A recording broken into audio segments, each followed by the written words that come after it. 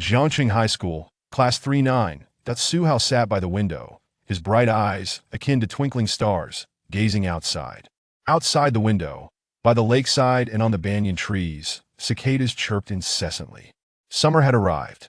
Yet Zhihu paid no heed to the scenery beyond. His thoughts had entirely submerged within the future technology system. He observed the progress bar displaying tech factory orders at 99,100. A gentle and warm smile flickered across his handsome face, tinged with excitement that in truth, he was not of this world. A year prior, due to an unforeseen accident, he had accidentally traversed into this realm known as Blue Star. Here, everything was remarkably similar to the world he had previously inhabited. The technology, culture, geography, and landscapes of Blue Star were strikingly alike. Like other protagonists of such journeys, he too had awakened a golden finger.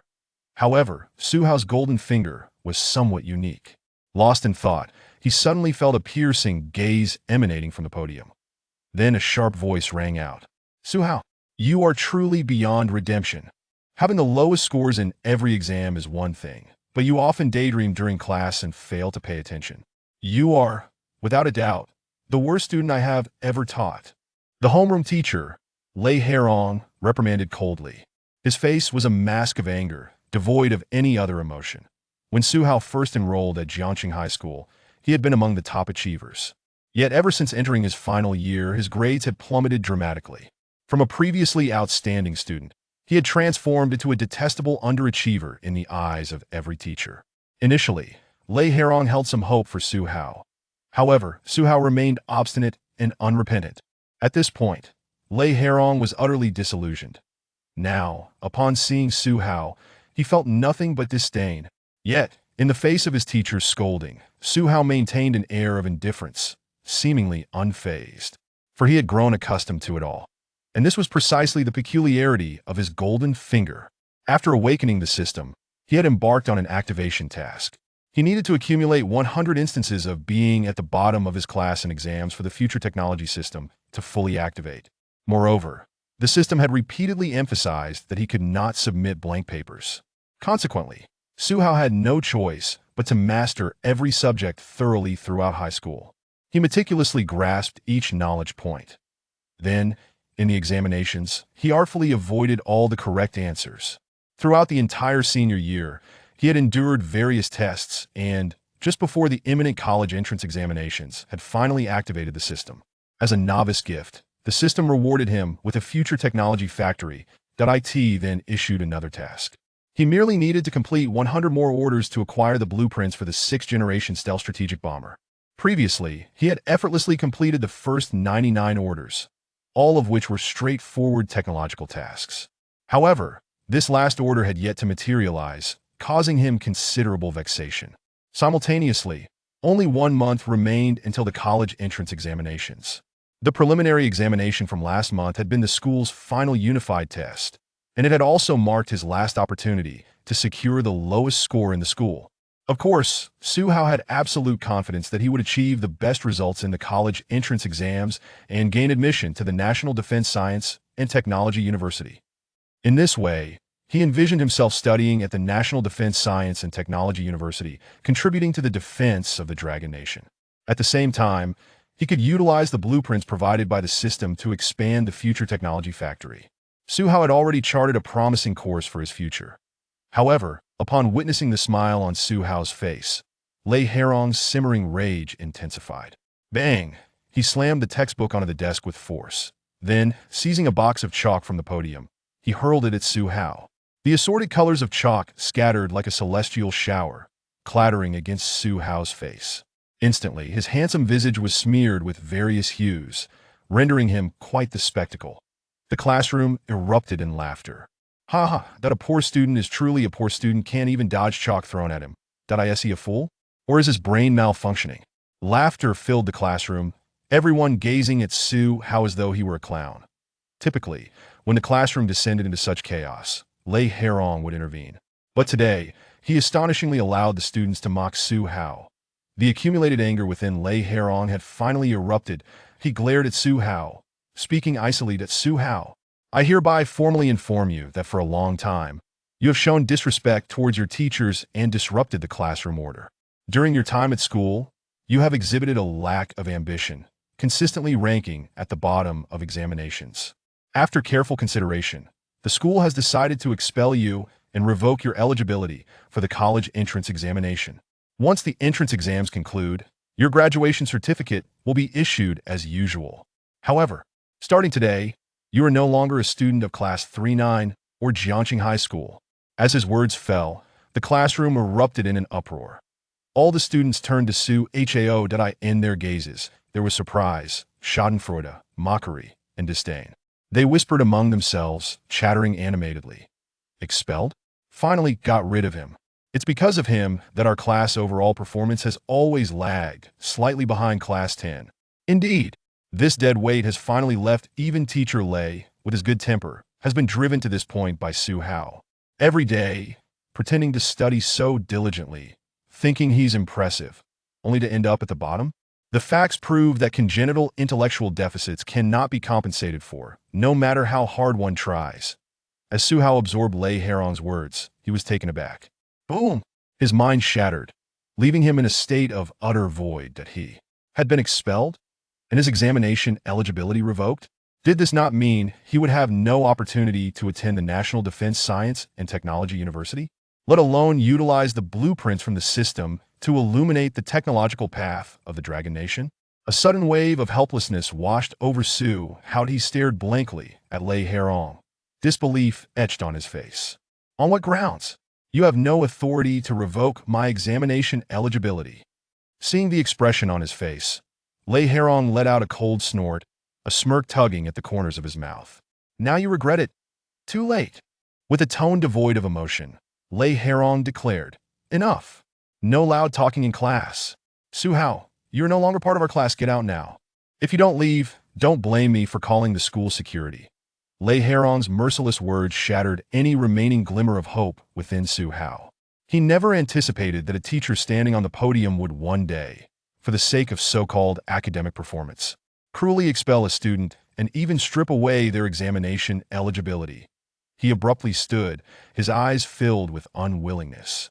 His fists clenched tightly, poised to leave his seat and confront the podium. To that moment, a pair of delicate, cool hands grasped his fiery, clenched fists. Then a gentle voice broke through to Zhihu. Don't be impulsive. Turning to see who had spoken, he found it was his desk mate, Tang Xiaoyu. Unlike Zhihu, Tang Xiaoyu was a genuine school beauty and an academic prodigy. She was well known throughout Jiangxing High School, cherished by both teachers and students alike. However, in his anger, Zhihu paid no heed to her status, seeing the slumbering beast on the verge of awakening. Tang Xiaoyu quickly stood, filled with concern, and addressed Lei Heron.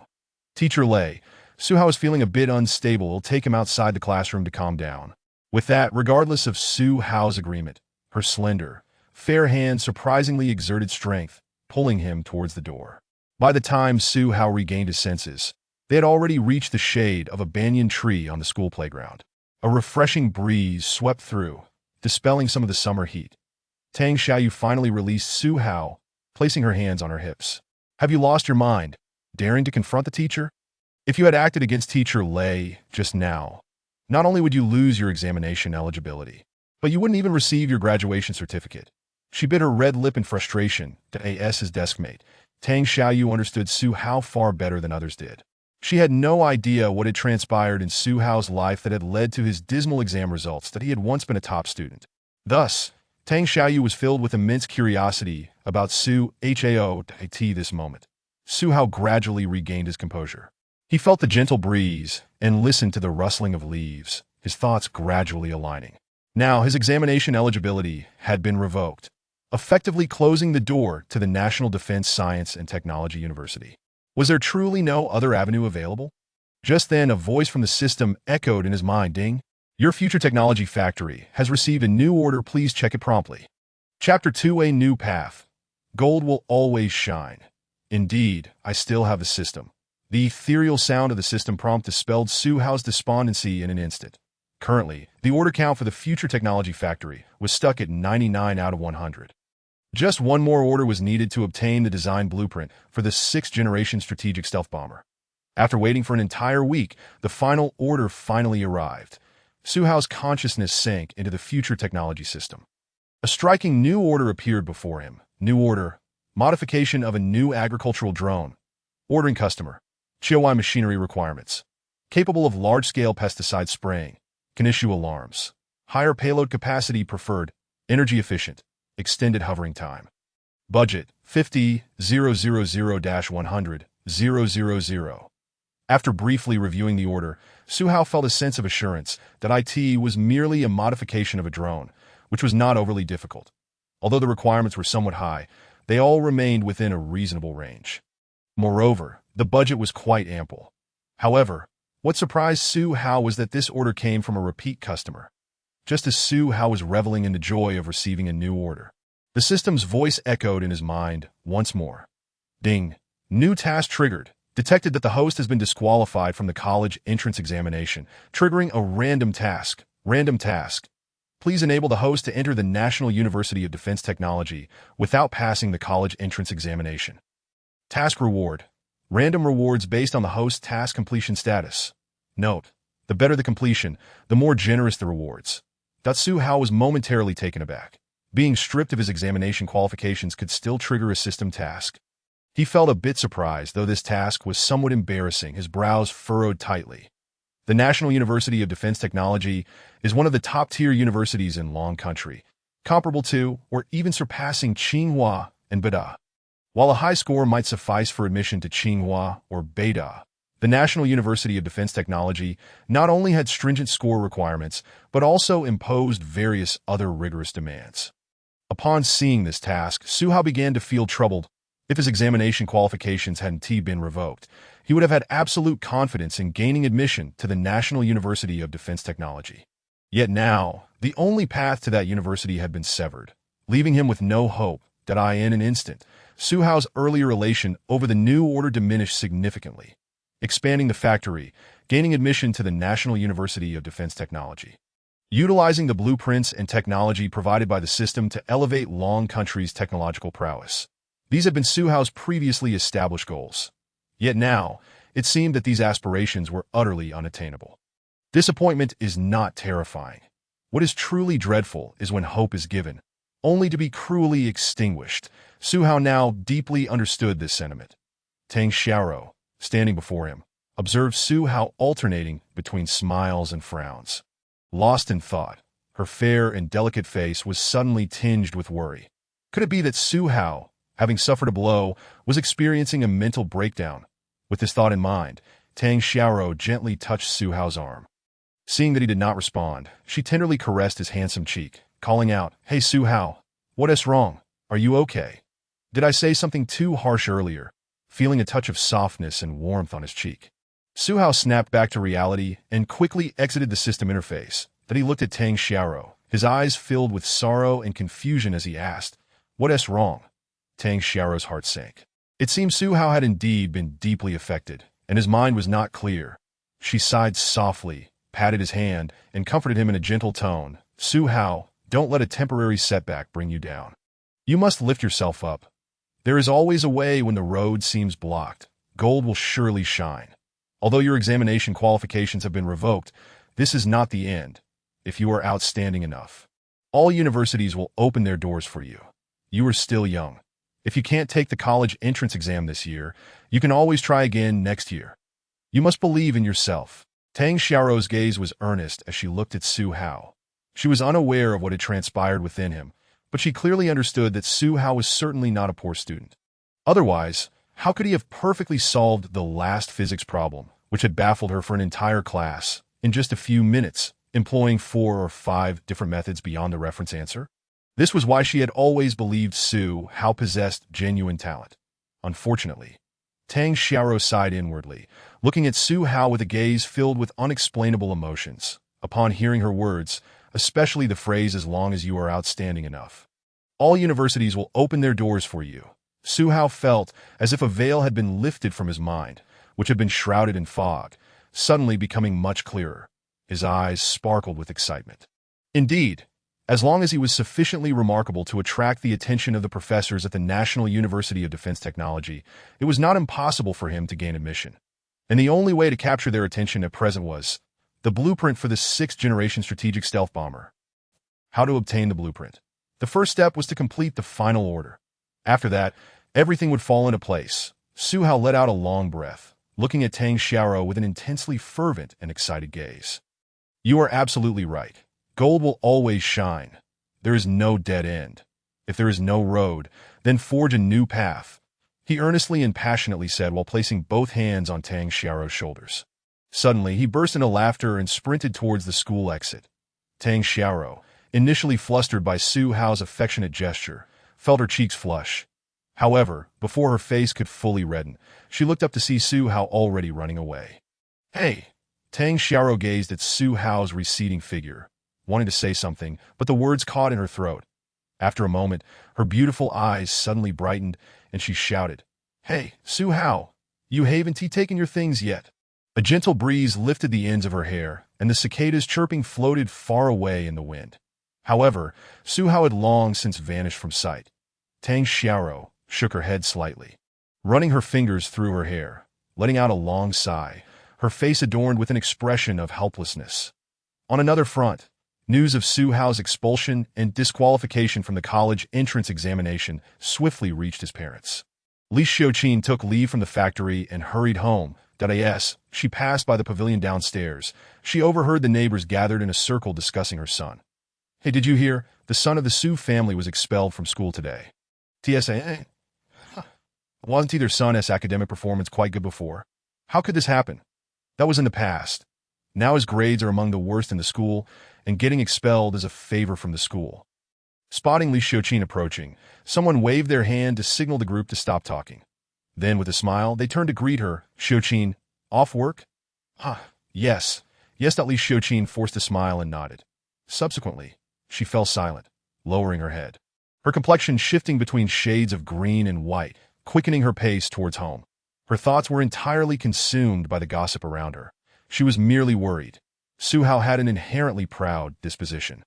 Such a significant blow from being disqualified from the examination. Would he be able to bear it? Chapter 3, Su Hao has gone mad. Upon returning home, Li Xiuqin found Su Hao's shoes neatly placed at the entrance, indicating that her son had indeed returned.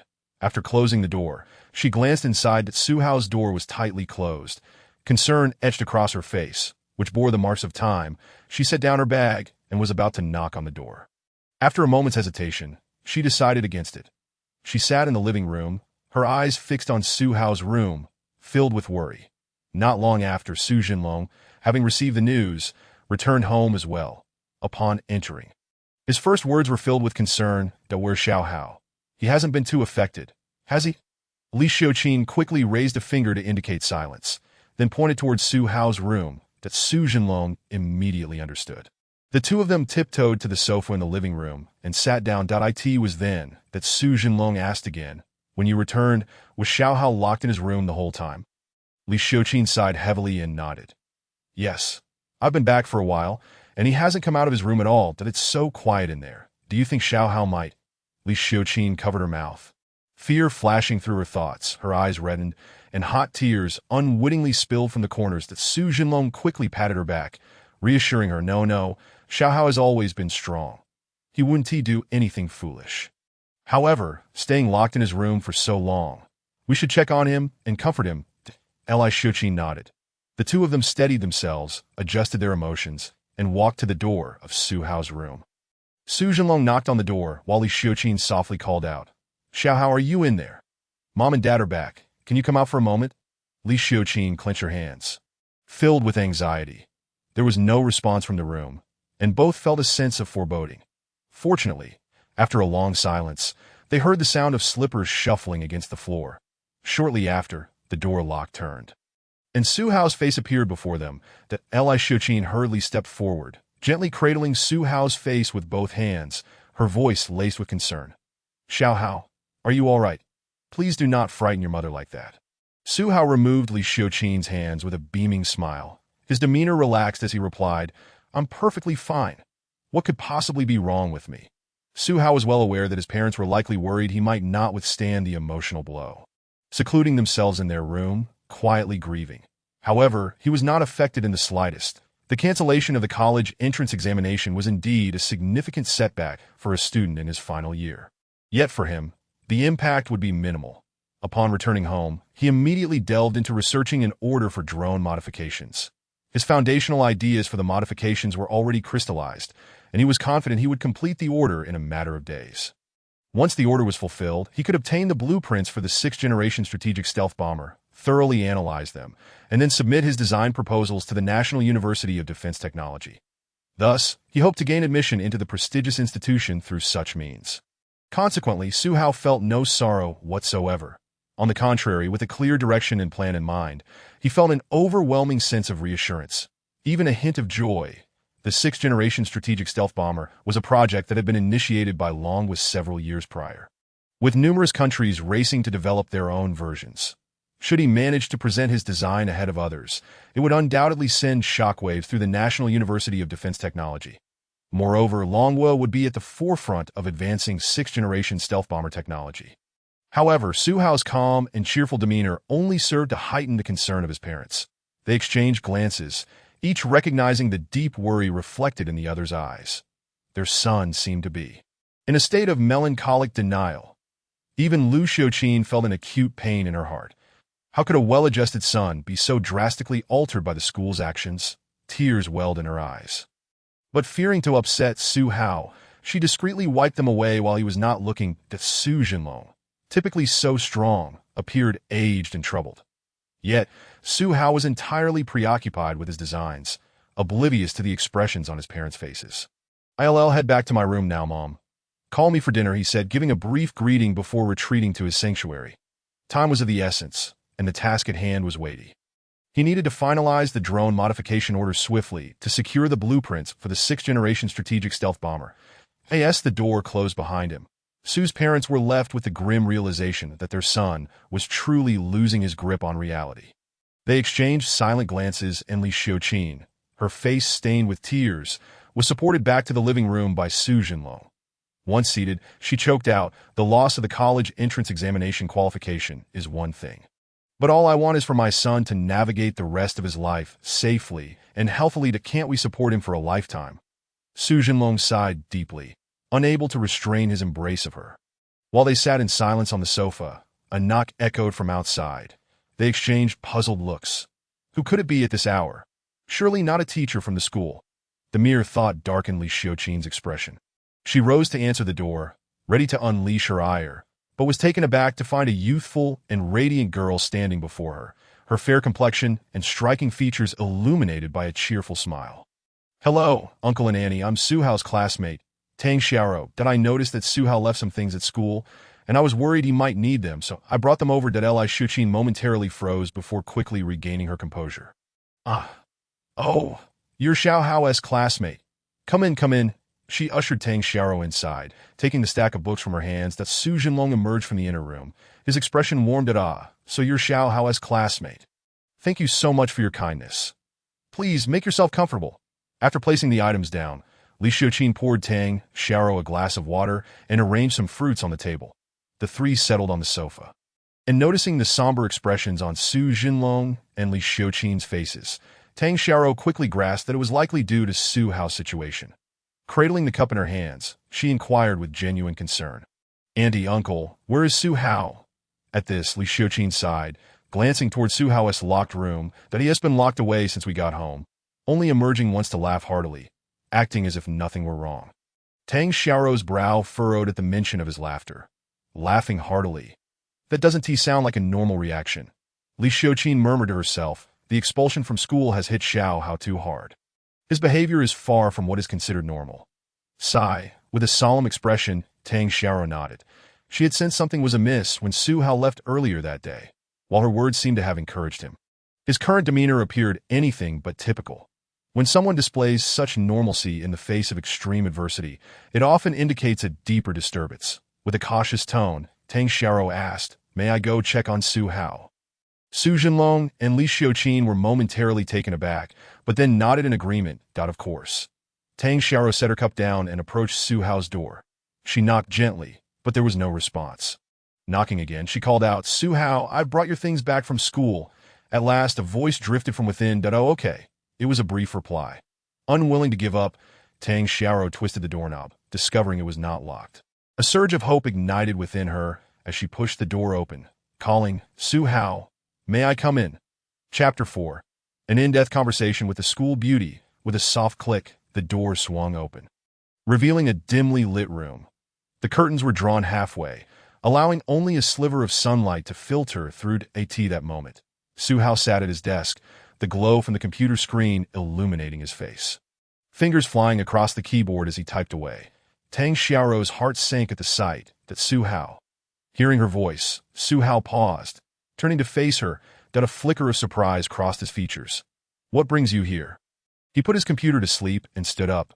Seeing this, a wave of unease washed over Tang Xiao. The curtains were drawn, the window closed, and he was secretly tinkering away on the computer. Surely he wasn't contemplating something drastic. Her palms grew clammy as she tightened her grip. I brought back your belongings from school. Didn't you hear me earlier?" Su Hao blinked, then shook his head apologetically. "Sorry, I didn't catch that, but thank you for bringing my things back." That he smiled gratefully. Throughout this period, most of his classmates had maintained their distance, yet his female classmate had shown him nothing but kindness. Warming his heart, Tang Xiao waved her hand dismissively, her gaze fixed on his slightly haggard expression. "Su Hao, are you really okay?"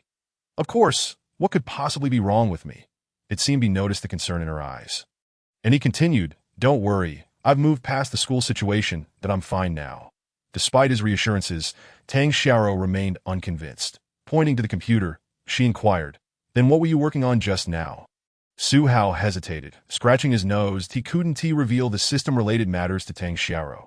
Thus, he struggled to find an explanation, finally opting for a vague response that I'm engaged in something of profound significance. Something truly great. A smile played on his lips, his face radiating determination. Completing the last order for the Future Technology Factory and obtaining the blueprints for the 6th-Generation strategic stealth bomber were indeed monumental endeavors in his eyes. However, this expression of fervor only caused Tang Xiao's brow to furrow deeper. Initially, during their conversation, seeing him speak normally had led her to believe he was genuinely okay. But now, it was clear, he was far from fine. This was a serious delusion. What could possibly be more important than the college entrance examination? Sighing softly, Tang Xiao's face reflected her concern. The loss of his examination qualification had undoubtedly struck Su Hao hard. After all, he was still a student, and facing such an abrupt setback was understandably overwhelming. With a gentle resolve, she bit her lip and offered, "You know, Su Hao, you really don't have to view the college entrance examination as the end-all. Be-all-as the saying goes, all roads lead to Rome. Many successful individuals have never taken the exam, that as long as you have direction and a clear goal, and you strive towards it, you can still achieve greatness." After a moment's hesitation, she pressed on, "If need be, we could approach Teacher Lei and sincerely apologize, allowing him to negotiate with the school on your behalf. Perhaps there is still a chance. If all else fails, there is always next year. Please don't let this setback consume you or diminish your self-worth." Tang Xiao's eyelashes fluttered slightly, her eyes filled with urgency as she witnessed Su Hao's current state. She too was uncertain as to why, yet she felt an overwhelming desire to assist him in emerging from the shadows that clouded his heart. Listening to Tang Xiao's heartfelt concern, he, having lived 2 lives, felt a twinge of emotion within him. Even the most stoic man could not help but feel an immense warmth at that moment. He smiled and said, "Do not worry, I have already devised a solution." Upon hearing this, Tang Xiao's downcast eyes suddenly lifted, widening in disbelief as she gazed at him. You have thought of a solution?" Tang Xiao was a mixture of surprise and why did I in such a short span of time? Su Hao had come up with a plan. "What solution do you have in mind?"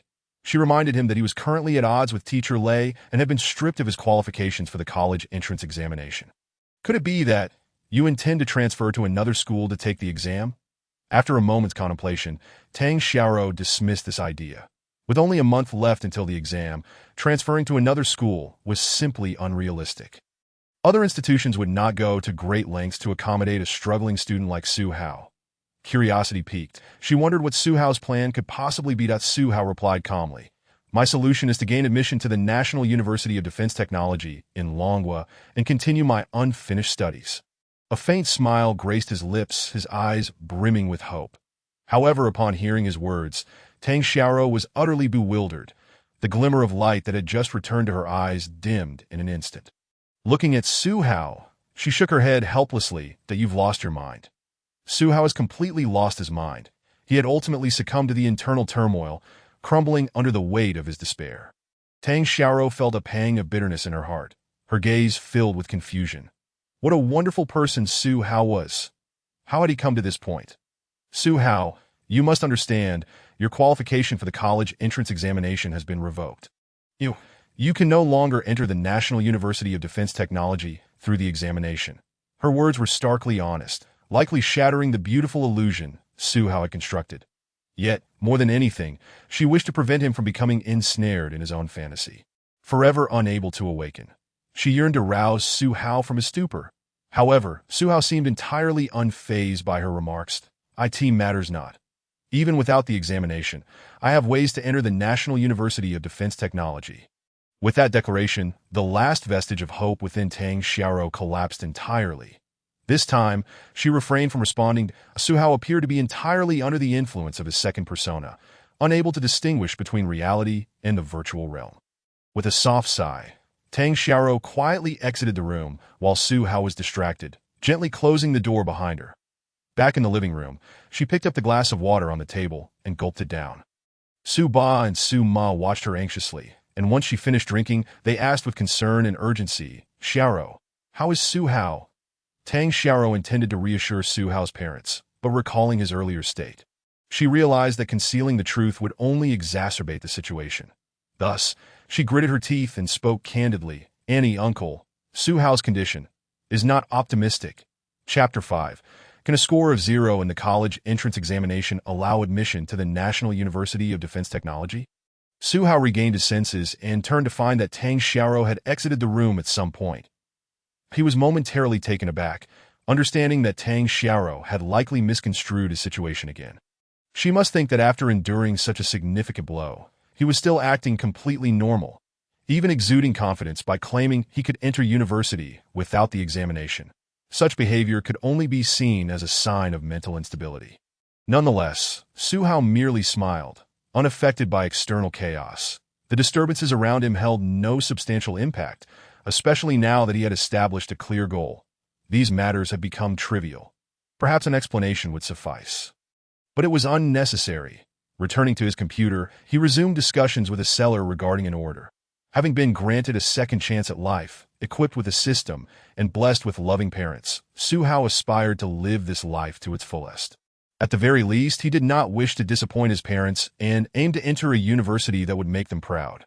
Subsequently, with the support of the Future Technology System at the National University of Defense Technology, he intended to develop a variety of advanced military products. This would serve to bolster both his future technology factory and the defense capabilities of Longhua. That a prosperous nation leads to a strong populace. Only when Longhua's defense capabilities are enhanced can its citizens enjoy peace, happiness, and stability. Those malicious foreign powers that seek to belittle and oppress Longhua would then be left trembling in fear. Filled with determination at the thought, Su Hao opened the dialogue box with his buyer and inquired, "May I ask if you have any additional requirements for the drone you ordered?" The buyer, a returning customer, had previously purchased other technological products from Su Hao's Future Technology Factory.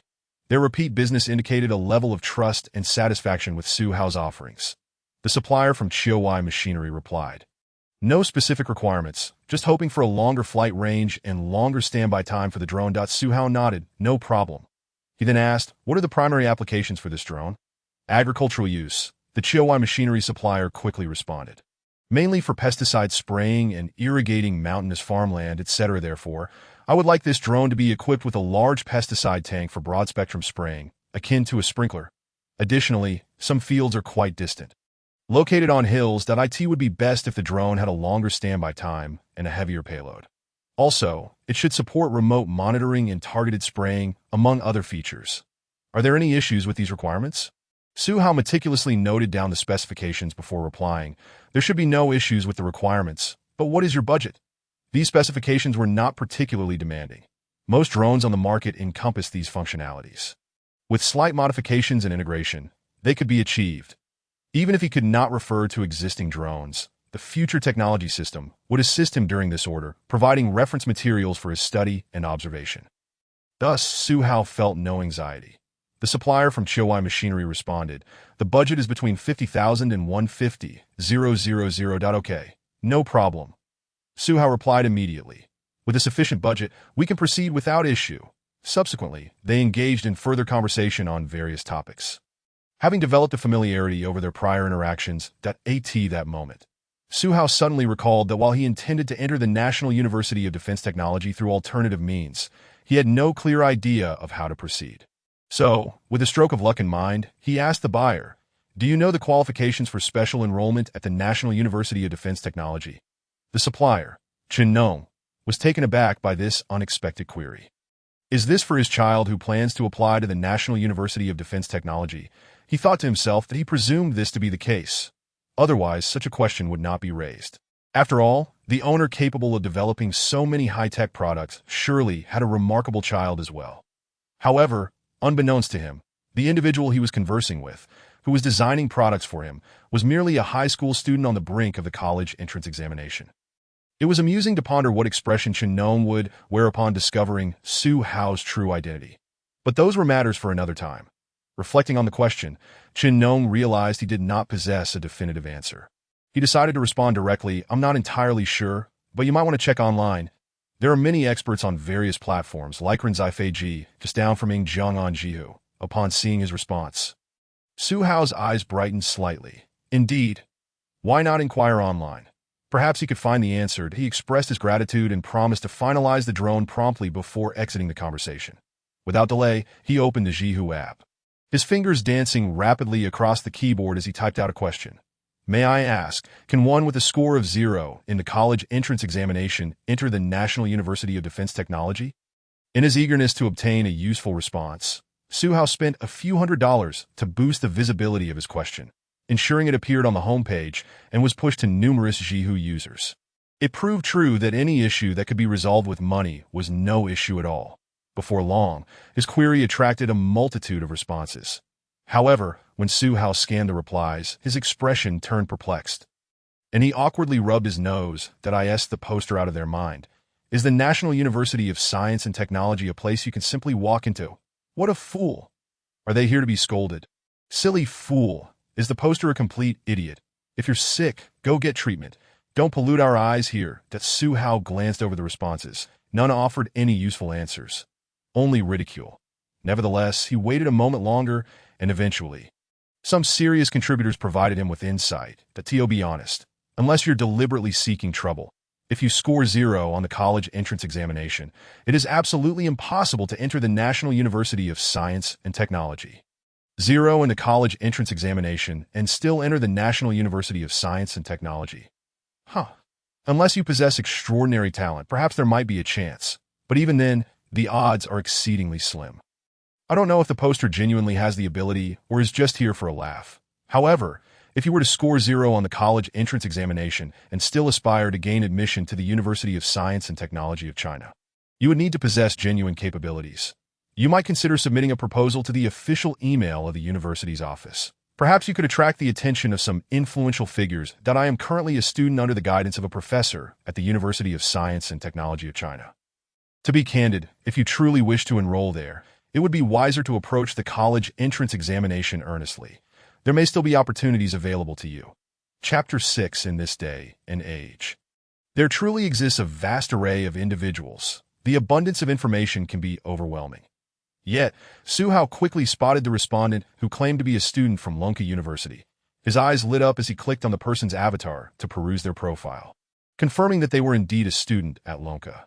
Delighted by this discovery, Su Hao promptly sent them a private message. "Hello, I heard you are a student at Lonka University. Would you be so kind as to provide me with Professor Lu's contact information? I have some research I would like to share with him." After sending the message, Su Hao anxiously fixated on the screen. His chance of entering Lonka University hinged on whether he could obtain the professor's contact details. Once he secured that information, he planned to share some schematics for this 6th-generation strategic stealth bomber directly with the professor, certain that it would capture his attention on the other side of the screen. Lonka University graduate student Zhu Pinghai was about to close his phone when a private message notification popped up on his screen that he paused for a moment, curiosity piqued, and opened the message. It was from a stranger. Upon reading its contents, he couldn't help but chuckle. Who is this person, asking me for Professor Lu's contact information right off the bat? Zhu Pinghai clicked on the avatar to view the stranger's information. Wasn't he this the same individual who had posed the question? Is it possible to enter Lonka University with a score of 0 on the college entrance examination? What a surprise! He had merely offered a casual remark. And now here was this person reaching out to him directly. It dawned on him why this individual was seeking Professor Lu's contact information. They were likely hoping to find an alternative route into Lonka University. This person was intriguing. Zhu Pinghai smiled. He discerned that the reason for such an absurd inquiry was likely an attempt to attract attention from Lonka University. Coincidentally, he had just happened to open his app and saw the question. On a whim, he had provided a simple answer, not expecting to be noticed. With newfound interest, Zhu Pinghai replied courteously, "May I inquire what field of research you are engaged in? Which research institution or academic organization are you affiliated with?" He believed that anyone bold enough to directly request a professor's contact information had to be a prominent researcher at a reputable institution. Moreover, they must have achieved some research to possess such determination to send this message. Thus, he approached the inquiry with a desire for deeper understanding. Zhu Pinghai recalled that Professor Lu had once mentioned there were many talented individuals in the community. One should adopt a learning attitude and regard them with equality. His message was swiftly sent, and within moments, he received a response. However, when he read the contents, his expression shifted from hopeful anticipation to utter disbelief. Zhihu user 775-8258. Hello, I am currently in my 3rd year of high school and have yet to take the college entrance examination. So, I am not affiliated with any research institution. Zhu Pinghai? In an instant, his expression froze. What does this mean? A high school student? They haven't even taken the college entrance examination yet. What a ridiculous situation. He could never have anticipated that the person who asked for Professor Lu's contact information would turn out to be a mere high school student. This revelation was so sudden that he found it difficult to process. Previously, he had harbored hopes that the individual might be a distinguished figure from a research institution, possessing exceptional research to share with Professor Lu. But now, it seemed all of that was merely his own fanciful thinking. A high school student. What could they possibly know? They were likely consumed by formulaic exam questions, with no time to engage in research at all. Taking a deep breath, Zhu Pinghai endeavored to calm himself. After a prolonged silence, he remained uncertain about how to respond. Ultimately, he opted to reply with a series of ellipses. However, he reconsidered. After all, this was just a child that a dismissive response might bruise their self-esteem. Furthermore, with the college entrance examination approaching, if his reply were to adversely affect their performance, he would bear a heavy burden of guilt. After a moment, Zhu Pinghai replied, "Dear student, you are still young. It would be wise to prioritize your studies and focus on completing the college entrance examination. Perhaps you could gain direct admission to Lonka University through your exam results? Once you finish your studies and are adequately prepared, we can revisit this conversation." His words carried a hint of encouragement. Zhu Pinghai believed this response was thoughtful and that the student would recognize his good intentions. However, to his surprise, the student replied almost immediately, as if they had been waiting for his message. Zhihu user 775-8258.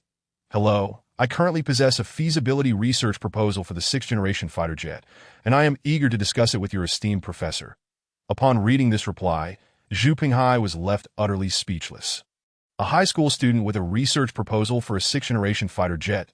This must be a joke. Could a high school student truly produce such work? This was a cutting-edge military project that several major nations were vying to develop. For a mere high school student to claim they had developed a research proposal was absurd. Zhu Pinghai felt as though he had encountered an oddity, and the whole situation was simply a source of amusement for the student. Frustration bubbled within him, with no outlet for release. Given that the person was a high school student, he found it difficult to respond harshly.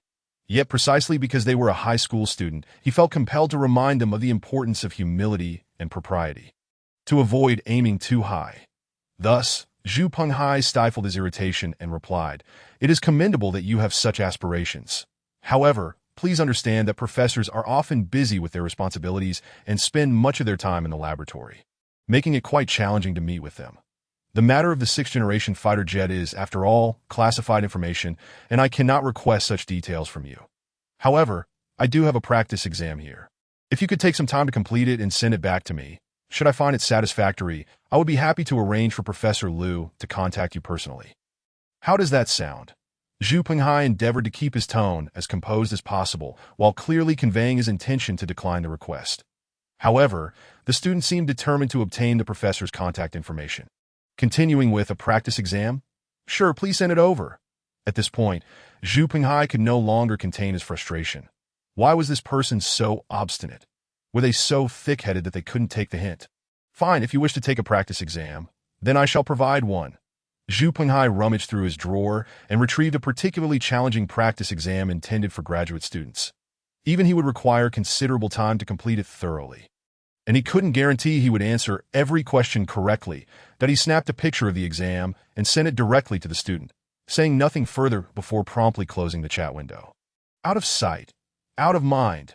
In this day and age, there truly exists a vast array of individuals that I should never have answered that question today.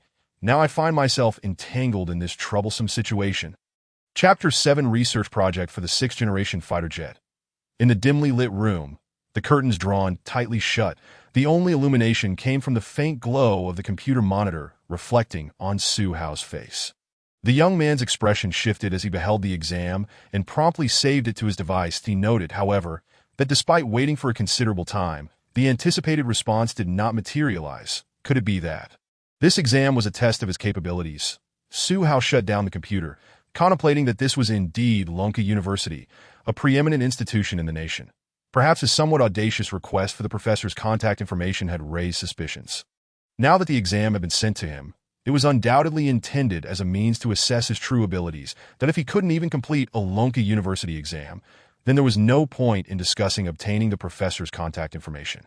With this thought in mind, Su Hao resolved to treat the exam with the utmost seriousness. He would find a time to diligently work through it. With a decision firmly in place, he tidied his desk, grabbed his backpack, and stepped out of his room to at that moment. His mother, Li Xiuqin, who was busy with household chores, noticed him leaving and hurried over to inquire. Xiao Hao, where are you going? Su Hao replied with a smile. Mom, I'm just stepping out for a bit. I'll be back in the evening. That he opened the door and walked out, leaving Li Xiuqin wanting to say something, but ultimately sighing in resignation, her face etched with concern. She knew her son well. Despite his cheerful demeanor and nonchalant attitude, he was clearly trying to spare them any worry. Unbeknownst to Su Hao, his mother's thoughts ran deep. After exiting the house, he located a printing shop to have the exam printed. Once that task was accomplished, he turned his focus to completing the final order for the drone project and tackling the Lonka University assessment. Upon finishing the last order, he would acquire the schematics for the 6th-generation strategic stealth bomber. This exam served as a stepping stone to gain entrance to the University of Science and Technology of China. Both endeavors were of utmost importance to him, requiring careful and dedicated effort. Simultaneously, this also pertains to one's academic journey, as well as the path to becoming a technological powerhouse among great nations. In terms of both emotions and logic, he ought to take this matter seriously. At this moment, on the other side, within the office of the Institute of Aerospace Physics at the National University of Defense Technology of Longhua, several individuals are seated around a small tea table. The foremost among them is Professor Liu Zhengwo, the dean of the physics department. Beneath his left and right hands, several middle-aged men clad in military uniforms are seated. Without exception, all present are gazing at Liu Zhengwo with expressions of utmost respect. Dean Liu, regarding the 6th-generation fighter aircraft. The sentiment expressed here is a desire to select a group of exceptional talents from the Institute of Physics at Longhua University to participate in the selection process. In your opinion, is this endeavor feasible? The speaker, standing at the forefront of the group, is named Li Weiguo, a colonel in the Northern Theater Command of Longhua. His visit to the National University of Defense Technology is solely aimed at expediting the initiation of the 6th-generation fighter jet project. In recent years, with the rapidly changing international landscape, the relationships between nations have become increasingly intricate. Most notably, due to the swift development of Longhua, Western nations, led by the Eagle Nation, have grown envious of its remarkable progress. To curtail Longhua's advancement, the Eagle Nation has allied with other countries to establish technological monopolies across various domains, particularly in the military high-tech sector. For instance, the Eagle Nation has forcibly mandated the Windmill Nation to prohibit the sale of cutting-edge photolithography machines to Longwa. It can be said that in their efforts to suppress Longwa, the Eagle Nation and its allies spare no effort. Moreover, in recent years, buoyed by its possession of the 5th-generation, long-range B-series bombers, the Eagle Nation has frequently provoked Longwa, intruding into sensitive maritime territories that lie in disputed areas between Longwa and other nations. They have repeatedly drawn attention to themselves, seeking to assert their presence. The reconnaissance and bomber aircraft of the Eagle Nation have often approached Longwa's air defense identification zone, attempting to gather intelligence on the surrounding conditions. Each time, the valiant and fearless pilots of Longwa's Air Force have engaged in aerial standoffs with enemy aircraft, driving them away. However, the repeated, shameless provocations have left the military of Longwa feeling quite humiliated. Simultaneously, to enhance its status as the strongest nation on Blue Planet, the Eagle Nation has begun to focus on developing 6th-generation strategic stealth bombers and 6th-generation stealth fighters. The Eagle Nation's proactive stance has shattered the delicate balance that had been maintained. Consequently, other nations have had no choice but to join the race to develop 6th-generation aircraft. Longwa has not blindly followed suit. After all, the development of 6th-generation aircraft is not a simple matter that can be accomplished with mere rhetoric. It is a colossal defense project that demands substantial funding, a wealth of talent, and mature technology. After several years of assessment, taking into account its developmental situation and industrial capabilities, Longwa has decided to initiate the 6th-generation stealth bomber project. The urgency of the situation cannot be overstated.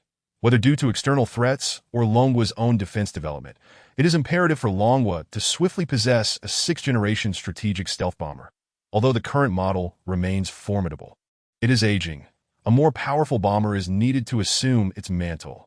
In the office, as Li Weiguo's voice faded, the atmosphere fell into profound silence.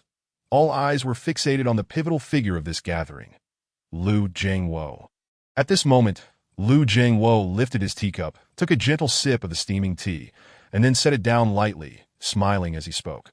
Colonel Li, the 6th-generation aircraft project is a key national defense endeavor, and this matter is of great significance. Rest assured regarding the selection of personnel. We will establish the highest standards to identify a group of exceptionally capable individuals among our outstanding researchers. In truth, the project for the 6th-generation aircraft had commenced several years prior. Liu Jiangwo had already begun the selection process for talent. However, he had not anticipated that the higher-ups would specifically dispatch personnel from the Northern Theater Command. It seems that the authorities are indeed taking this national defense project very seriously. This is only natural, considering that the 6th-generation strategic stealth bomber is a critical national asset, demanding the utmost diligence. With Liu Jiangwo's affirmation, Colonel Li Weiguo let out a sigh of relief, though his expression remained grave. Alas, the Eagle Nation's advances are alarmingly swift. Rumor has it that they will soon begin their first test flight. Li Weiguo lamented, his face etched with concern. Upon hearing this, Professor Liu Jiangwo furrowed his brow. The Eagle Nation, despite its recent decline, remains a formidable force that cannot be underestimated. The two men pondered this disheartening reality.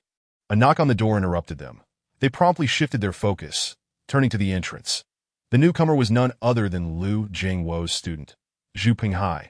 Upon entering and noticing the ongoing conversation, he appeared somewhat embarrassed. "Teacher, am I interrupting you?" He stood at the threshold, hesitating to step forward, and inquired apologetically. Liu Jiangwo chuckled heartily and waved his hand. "Not at all.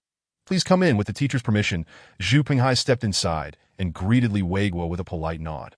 Although he was unfamiliar with the man, he recognized the military uniform he wore. Liu Jiangwo introduced him, saying, "This is my student Zhu Pinghai, who is also my current assistant. Having him around has made my work considerably easier." Hearing this, Li Weiguo scrutinized Zhu Pinghai anew, a glimmer of surprise crossing his eyes. Liu Jiangwo then turned to Zhu Pinghai, his expression tinged with curiosity. "Why did it take you so long to retrieve a document?" Zhu Pinghai's face displayed a look of helplessness that I encountered quite a perplexing situation just now. Chapter 8. Teacher Lei, you are a great benefactor. In the office, upon hearing Liu Jiangwo's inquiry, Zhu Pinghai did not conceal anything. Promptly recounting the incident he had encountered online, that he emphasized Su Hao's academic background, but he told me he hadn't even taken the college entrance examination yet, merely a high school student who hasn't graduated. Zhu Penghai chuckled wryly.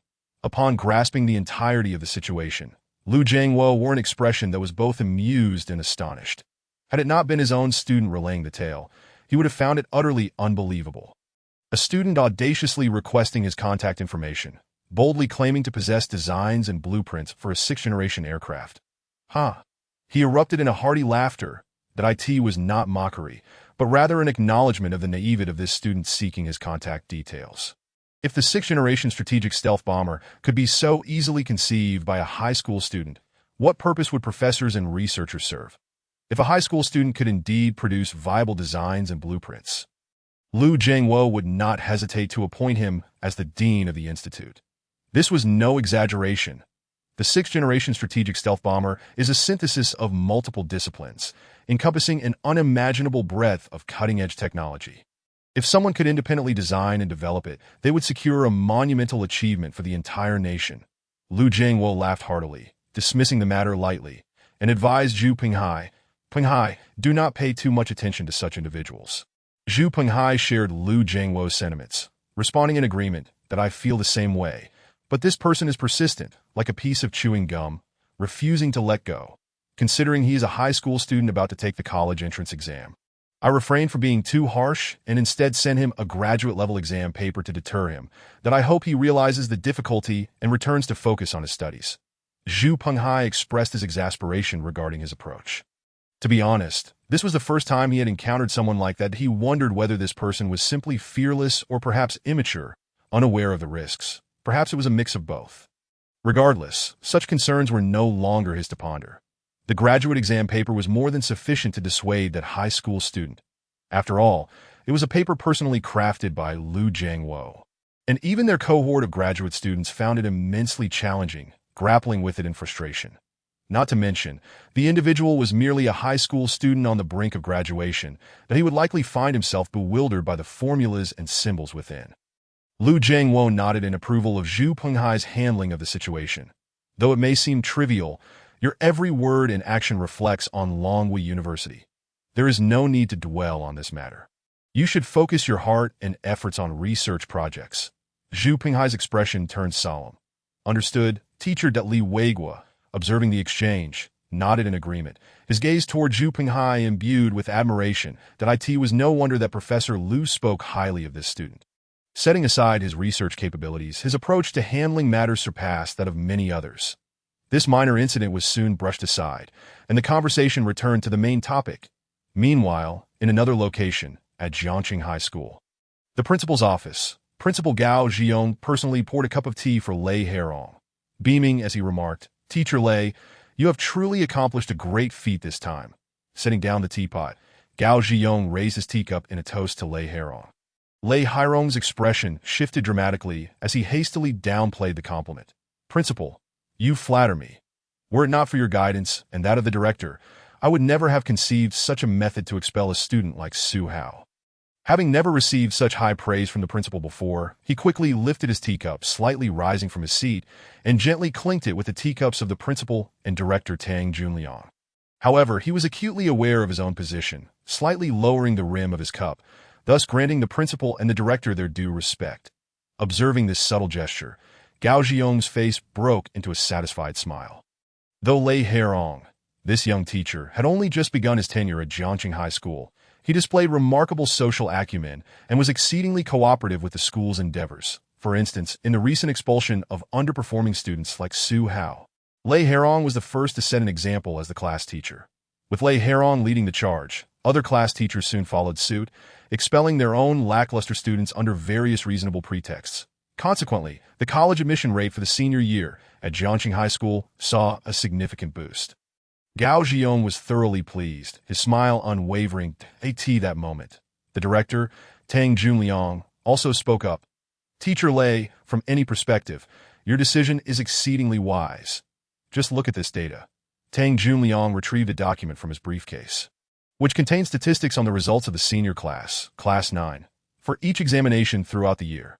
There were two sets of data.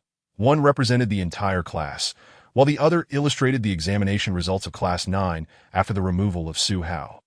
As Lei Herong examined the document, he immediately recognized the stark contrast.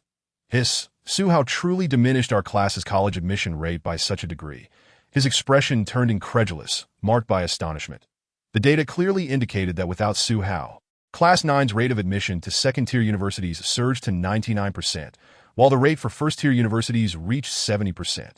The probability of admission to prestigious institutions, such as those classified as 211 or 985, soared to an astonishing 20%.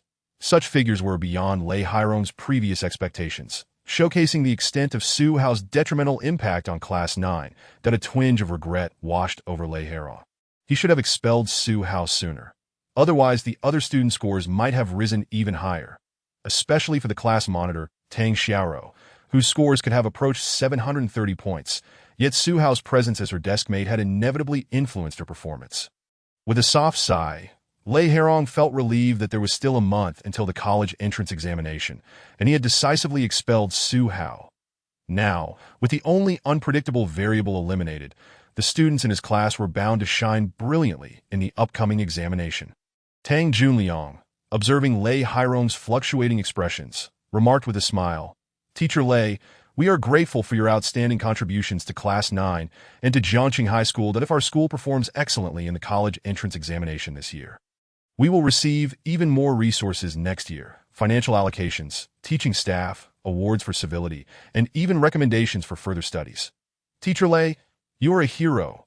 Tang Junliang patted his shoulder, generously showering praise that at this moment, Principal Gao Zhiyong added, "Teacher Lei, you may begin preparing the application materials for the outstanding class teacher of this semester."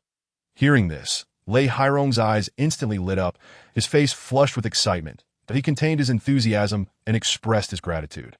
"Thank you, Principal and Director, for your guidance that I will wholeheartedly dedicate myself to Jiangqing High School." He never anticipated that he would accomplish such a remarkable deed. Lei Herong felt a mix of exhilaration and uncertainty. "Zhihu, at this moment, I hardly know whether to thank you or to condemn you."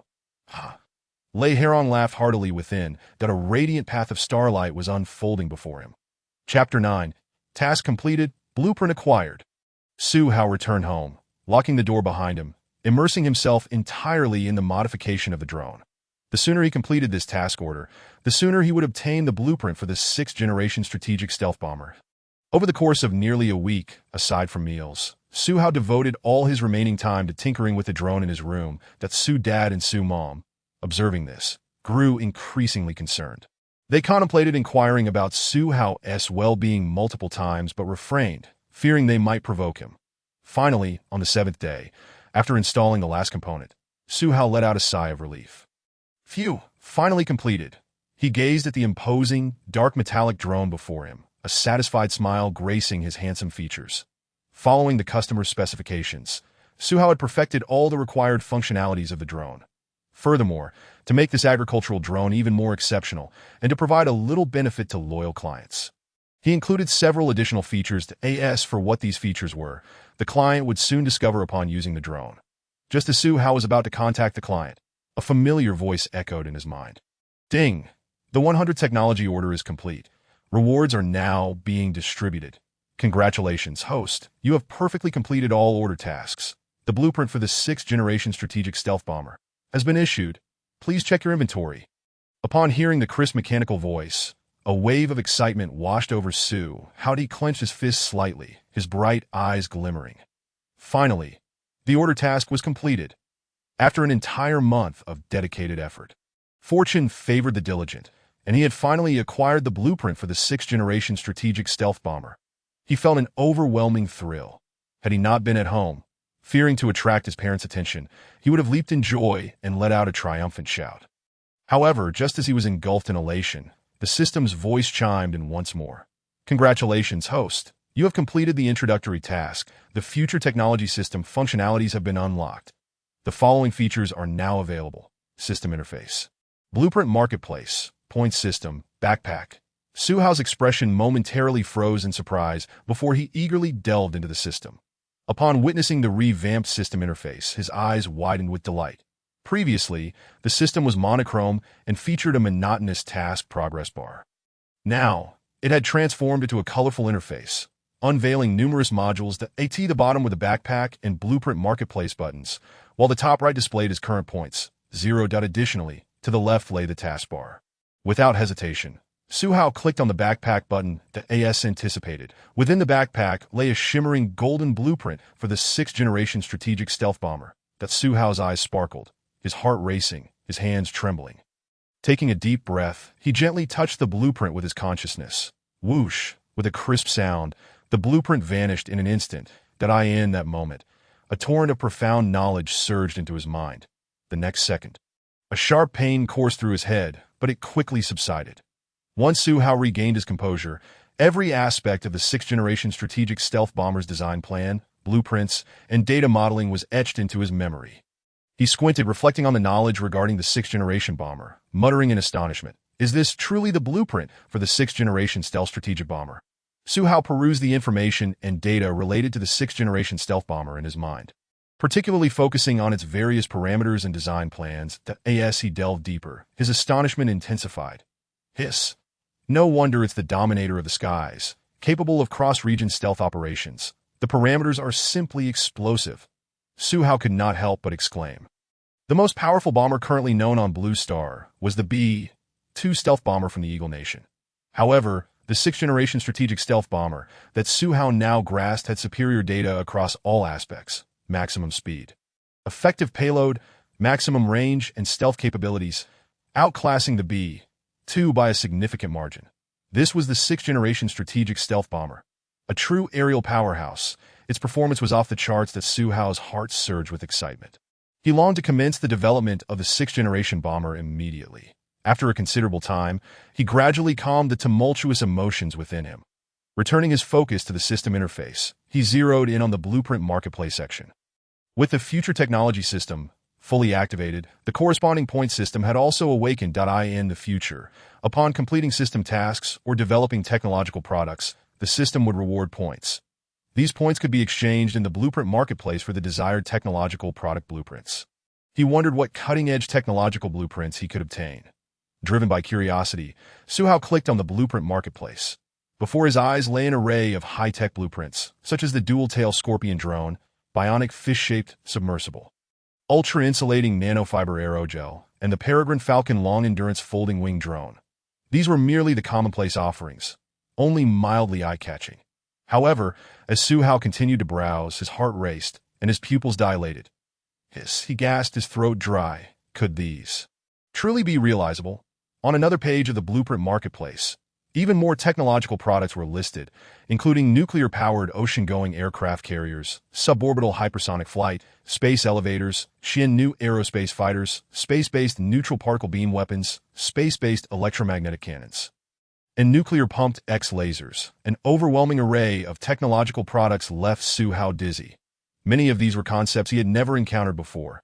Exhaling deeply, he suppressed his excitement, his eyes shimmering with fervor. As long as he accumulated sufficient points and met the necessary conditions, all these cutting-edge technological products could be redeemed.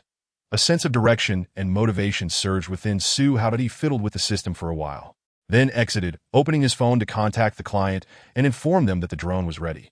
Subsequently, Zhihu meticulously packaged the drone and dispatched it to the customer's address, promptly sending him the tracking number. "So swift," exclaimed Xiaowei's supplier, Chen Nong, somewhat taken aback. "Considering your urgent need, I worked overtime to complete it." Zhihu replied that he then forwarded the electronic version of the user manual to the other party, assuring him that the drone would arrive in no time. Chen Nong acknowledged his understanding. After a brief conversation, Chen Nong suddenly recalled Zhihu's earlier inquiry about Lonka University and casually asked, "How did your consultation about enrolling at Lonka University go?" Upon hearing this, a faint smile graced Zhihu's face as his fingers danced across the keyboard, replying, "All sorted. I've secured the stepping stone." "Oh, that's impressive. Congratulations." Chen Nong expressed his surprise and extended his congratulations to Zhihu. After a while, their conversation came to a close. With the drone successfully arranged, Zhihu could now plan his time more effectively. Meanwhile, Chen Nong awaited the arrival of the drone in silence. Chapter 10. Sudden Crisis. A fire engulfs the mountain. 3 days swiftly passed. During this time, Chen Nong, The supplier for Chiu machinery was eagerly anticipating the arrival of the agricultural drone. As soon as it arrived, he would commence testing. Given the busy farming season, it was of utmost urgency. When the drone finally arrived, Chen eagerly unboxed it on site. Before him lay a sleek, glossy black drone, its metallic texture gleaming. Its design bore no distinction from the usual drones he encountered. However, its imposing appearance was striking enough to capture Chen attention, setting aside its functionality for the moment. Its exterior alone eclipsed many other agricultural drones on the market. This is remarkable. Chen mused as he stepped closer, caressing the pristine drone as if it were a beloved companion, that if all went as expected, this drone would serve the entire village for an extended period. However, before that, he needed to test its various functions. Following the manual, he powered up the drone while simultaneously checking its capabilities. Activation, takeoff, rotation, patrol, and so forth. These commonplace features were all present in the drone. Yet as Chen continued his testing, a furrow began to form on his brow. Wait a minute, I never specified so many requirements. Why is the manual so lengthy? The manual was in digital format, and after scrolling for what felt like an eternity, he still had not reached the last page, leaving him perplexed. Did he truly request all these features? Furthermore, many of the functions listed were unfamiliar to him. Features such as point patrol, intelligent monitoring, automatic mode, and integrated attack and defense spraying were all included. Chen felt utterly bewildered that is this truly a drone? Why does it seem so peculiar? Moreover, typical agricultural drones didn't need to have such a formidable appearance. Why did this drone exude an air of strangeness? Chen circled the drone several times, scratching his head. Although he felt something was amiss, he couldn't pinpoint the exact issue. Most importantly, despite having the manual, he still couldn't comprehend some of the extraordinarily unusual functions. Contemplating this, he decided to call the seller for clarification regarding the drone's peculiarities and advanced features. However, just as he picked up his phone to dial, a group of panicked farmers rushed towards him, shouting, "Fire! There's a massive fire in the mountains." Moments later, several farmers stood before Chen, their faces drenched in sweat. With bits of black ash scattered across their faces, their expressions were frantic, and they gasped for breath. Upon seeing Chen, they urgently exclaimed, "Master Chen, there's a fire in the mountains, a huge blaze. At this rate, it will soon reach the farmland, and if we delay any longer, the houses at the foot of the mountain will be consumed." Chen expression shifted dramatically. A fire? How could this happen out of the blue? He looked up and the blinding sunlight pierced his eyes, suddenly making sense of the situation. The heat in the mountains combined with the scorching sun likely ignited the easily combustible debris. Without hesitation, Chen grabbed his phone and called the fire department, providing them with a specific location before turning to reassure the farmers. "Lu Bo, don't panic. I've already reported the fire, and they will arrive shortly. The flames haven't spread far yet. Once they get here, they'll quickly extinguish it." Chen guided the two farmers to sit in the shade of a tree. Upon hearing this, they felt a bit more at ease. Earlier, while working at the foot of the mountain, they had noticed something falling onto their faces. Upon closer inspection, they realized it was ash. Looking up the mountain, they saw flames roaring from a hollow, rapidly engulfing a vast area. Realizing the urgency, they hurried down the mountain to seek assistance. As the farmers began to calm down, they noticed the drone resting nearby and curiously asked, "Master Chen, is this the new drone your factory ordered?" Chen replied, "Indeed, this drone is for agricultural use in the future. It will assist with pesticide spraying, irrigation, fertilization, and more. That is quite convenient, but surely a round trip must be expensive." Lu Bo inquired, initially delighted but then cautiously probing. "Rest assured, Lu Bo, our village is well aware of Chiu Machinery's commitment to assisting the local community. If anyone needs to use it, I will only charge the cost price," Chen assured, patting his chest. He established Chiu Machinery in this village not only because it was his hometown, but also to test the machinery's viability. Should it prove effective, large-scale orders could follow. Lu Bo's face lit up with joy upon hearing this. Chen truly understood the nuances of human interaction, being a local himself. After a brief exchange, the firefighters arrived promptly. However, by this time, the fire had already spread, engulfing the entire mountaintop. The intense heat could be felt from a distance, and the gathering crowd looked on with concern, realizing that they had a stake in this land, that if the fire continued, the trees would be decimated, and the entire forest could be lost. The villagers were anxious, and the firefighters understood their urgency to save the timber. However, the flames raged fiercely, the mountain paths were treacherous, and the fire trucks could not reach the site, while the water source was far away. They were at a loss. Just then, the fire chief's gaze fell upon the large drone positioned beneath a tree, and his eyes lit up. "Master, is this drone yours?" Chen Nong, perplexed by the sudden inquiry, nodded. "Yes, it is mine. Why do you ask? May we requisition your drone for firefighting?" the fire chief requested. Chen Nong's expression faltered, hesitating at the thought. Sensing his reluctance, the fire chief elaborated. "The paths in the mountains are narrow and rugged, making it difficult for our rescue equipment to access the area. Moreover, our manpower is limited, and the water source is too far away. Currently, the fire is not yet overwhelming, and there is still a chance to extinguish it. However, if we delay, the entire forest will be consumed, and the village's homes will be at risk." The situation was dire. Had it not been for the urgency, the firefighters would never have sought assistance from Chen Nong's drone.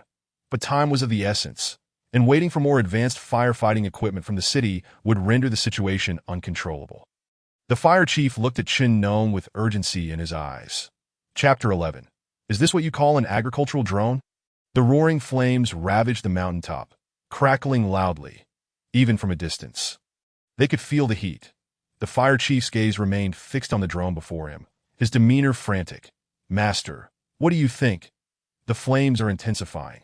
If we delay any longer, we will lose our optimal window for rescue," he urged. Noticing the hesitation on Chen Nong's face, the surrounding villagers began to chime in.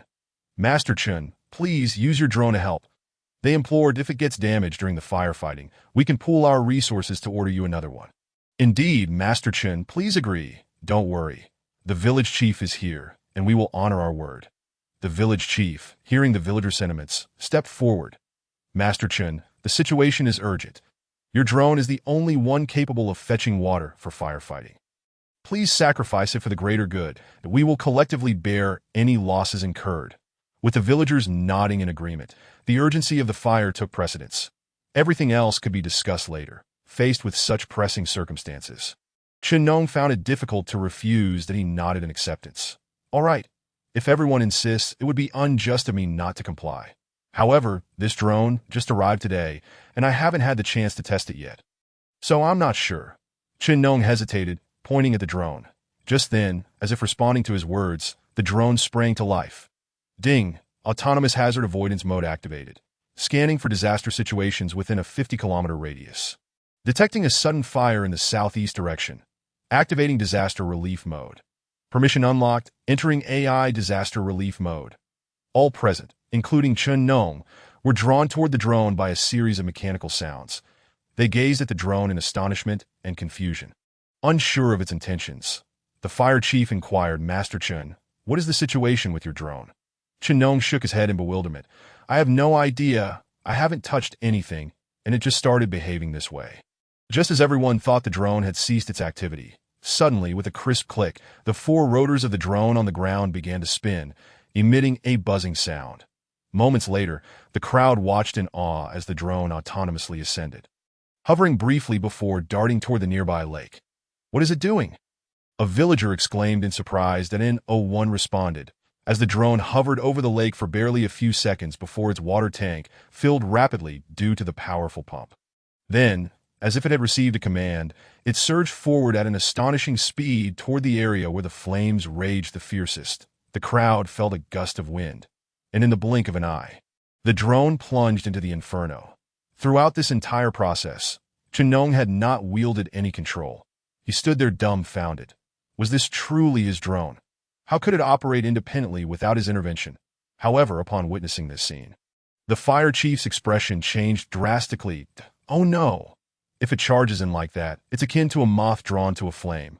The fierce fire will engulf it in an instant. That IT cannot withstand the scorching heat of the wildfire. The drone is in grave danger." The drone was heading straight for the most intense flames. Yet if that area could be extinguished, the wildfire could soon be contained. Unfortunately, the drone's structure was fragile. It should not have dashed in recklessly. If it had instead sprayed water from the periphery, There was still hope of extinguishing the blaze, but it was too late. Hearing the fire chief's words, the villagers' flickering hopes were instantly extinguished, their faces reflecting despair. Many villagers sighed repeatedly, mourning the loss of the ancient trees they had nurtured for years. Chen Nong's expression darkened as he gazed at the mountainside, waiting in vain for the drone to re-emerge. His heart sank. Sigh. He lamented, shaking his head in resignation. Just like that, a drone was lost. The atmosphere was heavy. Moments ago, everyone had pinned their hopes on the drone, only to see it consumed by flames in an instant. With hope shattered, the villagers' spirits were dampened. Nevertheless, the village chief comforted him, Master Chen. Although the drone did not fulfill its purpose, the promise made still stands that we are grateful for your generous contribution of the drone. After offering his consolation, the village chief instructed the villagers, "Everyone, we must devise a plan that if this continues, the entire mountain will be reduced to ashes. Return to your homes and fetch water buckets from the lake." Every little bit helps to alleviate the firefighters' burden. As the village chief spoke, he was about to head back to the village when a sharp-eyed villager suddenly noticed something unusual amidst the flames. His eyes widened as he pointed toward the inferno, exclaiming, "Look! What is that?" The crowd turned to follow his gaze there. Amidst the roaring flames on the mountainside, a dark, metallic glinting drone emerged from the firestorm, moving with a strange speed that seemed to tear through the flames. Then, to everyone's astonishment, the drone repeated its previous actions. Flying to the lake, drawing water, and returning to douse the flames that in and out, it continued its cycle. The gathered villagers, the fire chief, Chen Nong, and the firefighters who were fetching water all stood frozen, their eyes wide, captivated by the drone's remarkable operation that a young villager could no longer contain his astonishment, exclaiming, "Wow, what kind of high-tech drone is this? It's incredible. It fears no fire, autonomously patrols and extinguishes flames. Is there truly no one controlling it?" His words shattered the silence, and everyone snapped back to reality, turning their attention to Chen Nong. They noticed that he indeed held no control stick nor wore any operating device. This meant that the drone was genuinely extinguishing fires autonomously. The drone had made countless trips back and forth, gradually suppressing the fire's intensity. Seeing this, the fire chief exhaled a sigh of relief, casting a deep gaze at the drone before calling the city's fire department, saying, "City brothers, you can stand down. The wildfire is already under control." After hanging up, the fire chief hesitated for a moment before approaching Chen Nong, but the village chief spoke first. "Master Chen, your drone is remarkable. It has extinguished the fire in no time." "Haha, we owe it all to your drone. Otherwise, we would have no idea when this wildfire would be contained." The village chief grasped Chen Nong's hand, his face lit with gratitude. Chapter 12. "Could I borrow your drone for a few days?" Upon hearing this, the villagers gathered around, expressing their thanks to Chen Nong. "Master Chen, we owe it to your drone. Otherwise, all the old trees in our mountain would have been reduced to cinders. Indeed, this drone is truly impressive. It extinguished the fire in no time. Otherwise, I would have lost all the fruit trees I planted." Master Chen's drone is phenomenal. Did you see its speed? It treated the vast sea of flames as if it were nothing, swooping in to douse the fire. It's truly remarkable. The villagers' previously gloomy expressions brightened as they raised their thumbs in admiration for Chen Nong. The drone he brought today had indeed performed a great service, not only halting the blaze's spread, but also saving many farmers from significant losses. Chen Nong, still in a state of disbelief, listened to the villagers' praises and expressions of gratitude, scratching his head with a hint of bashfulness as he replied, "There is no need for such accolades.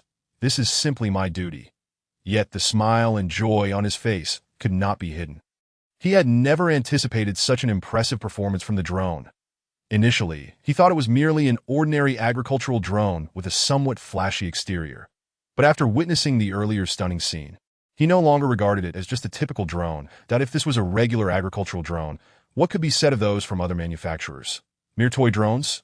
Chen Nong looked up to see the drone completing its task and returning to its original spot, followed by the familiar mechanical voice. "Ding, fire extinguished, AI disaster relief mode deactivated, remote control mode restored." As these voices faded, the drone resumed its docile demeanor, as if all that had transpired was of no concern to it. Meanwhile, the fire chief, Li Shuo, could no longer contain his curiosity and stepped forward, unable to resist asking, Master Chun, your drone is truly impressive. Would you mind telling us which domestic manufacturer you purchased it from? He had witnessed the drone's formidable performance firsthand. Li Shuo pondered that none of the known domestic drone manufacturers seemed to offer such a model, that he was intensely curious about where Chen Nong had acquired it. Chen Nong meticulously wiped the drone's body with a cloth, cautious not to damage it. While cleaning, he responded, I didn't purchase this drone from any of the well-known domestic manufacturers. Their products are too expensive. And they don't accept custom orders. That I had this drone custom-made from a small shop on a certain platform. They specialize in custom tech products, and I had previously ordered some items from them with great success. As the busy farming season was approaching, I decided to have this model made. Chen Nong did not conceal the details about the custom drone from Li Shuo. Upon hearing this, Li Shuo was taken aback. A small shop, small tech products. Did he truly consider this drone, which had fearlessly navigated the flames, autonomously sourced water, and extinguished the wildfire single-handedly, to be merely a small tech product? Was there a misunderstanding regarding the term small tech? Li Shuo mused. Taking a deep breath to clear his mind, he then looked at the drone, now gleaming under Chen Nong's careful cleaning, coughed lightly, and tentatively asked, Master Chun, I have a small request that I wonder if it's appropriate to bring it up. Chen Nong raised an eyebrow in surprise, turning to face Li Shuo with a warm smile. Firefighter, there is nothing you cannot say. Feel free to speak your mind. That Li Shuo's face lit up with joy as he said, Master Chun, could we borrow your drone for a few days? I see it's truly remarkable. At this, Chen Nong's smile faltered, and he replied, On the other side, Su Hao, having perfectly completed his order, finally had time to plan his next steps. Now, it was time to focus on completing this exam. Sitting at his desk, he spread out 2 exam papers before him. With the system fully activated, it was time to put the plan to enter Lonka University into action.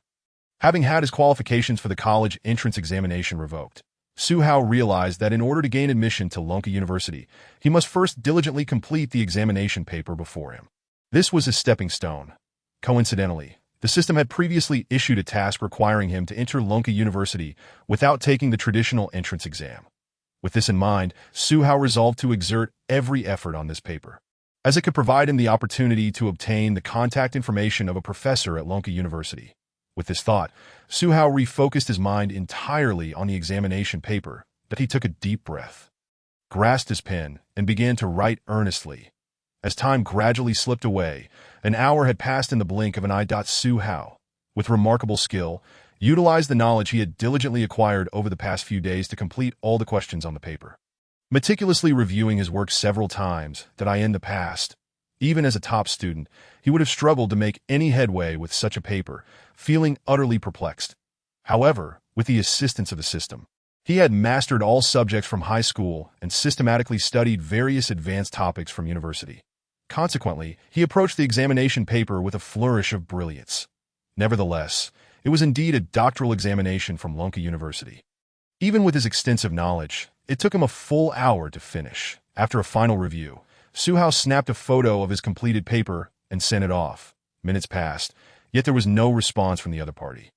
Perhaps they were busy. After all, being a graduate student at Lonka University meant juggling numerous projects and experiments, making it unlikely for them to constantly monitor their phone.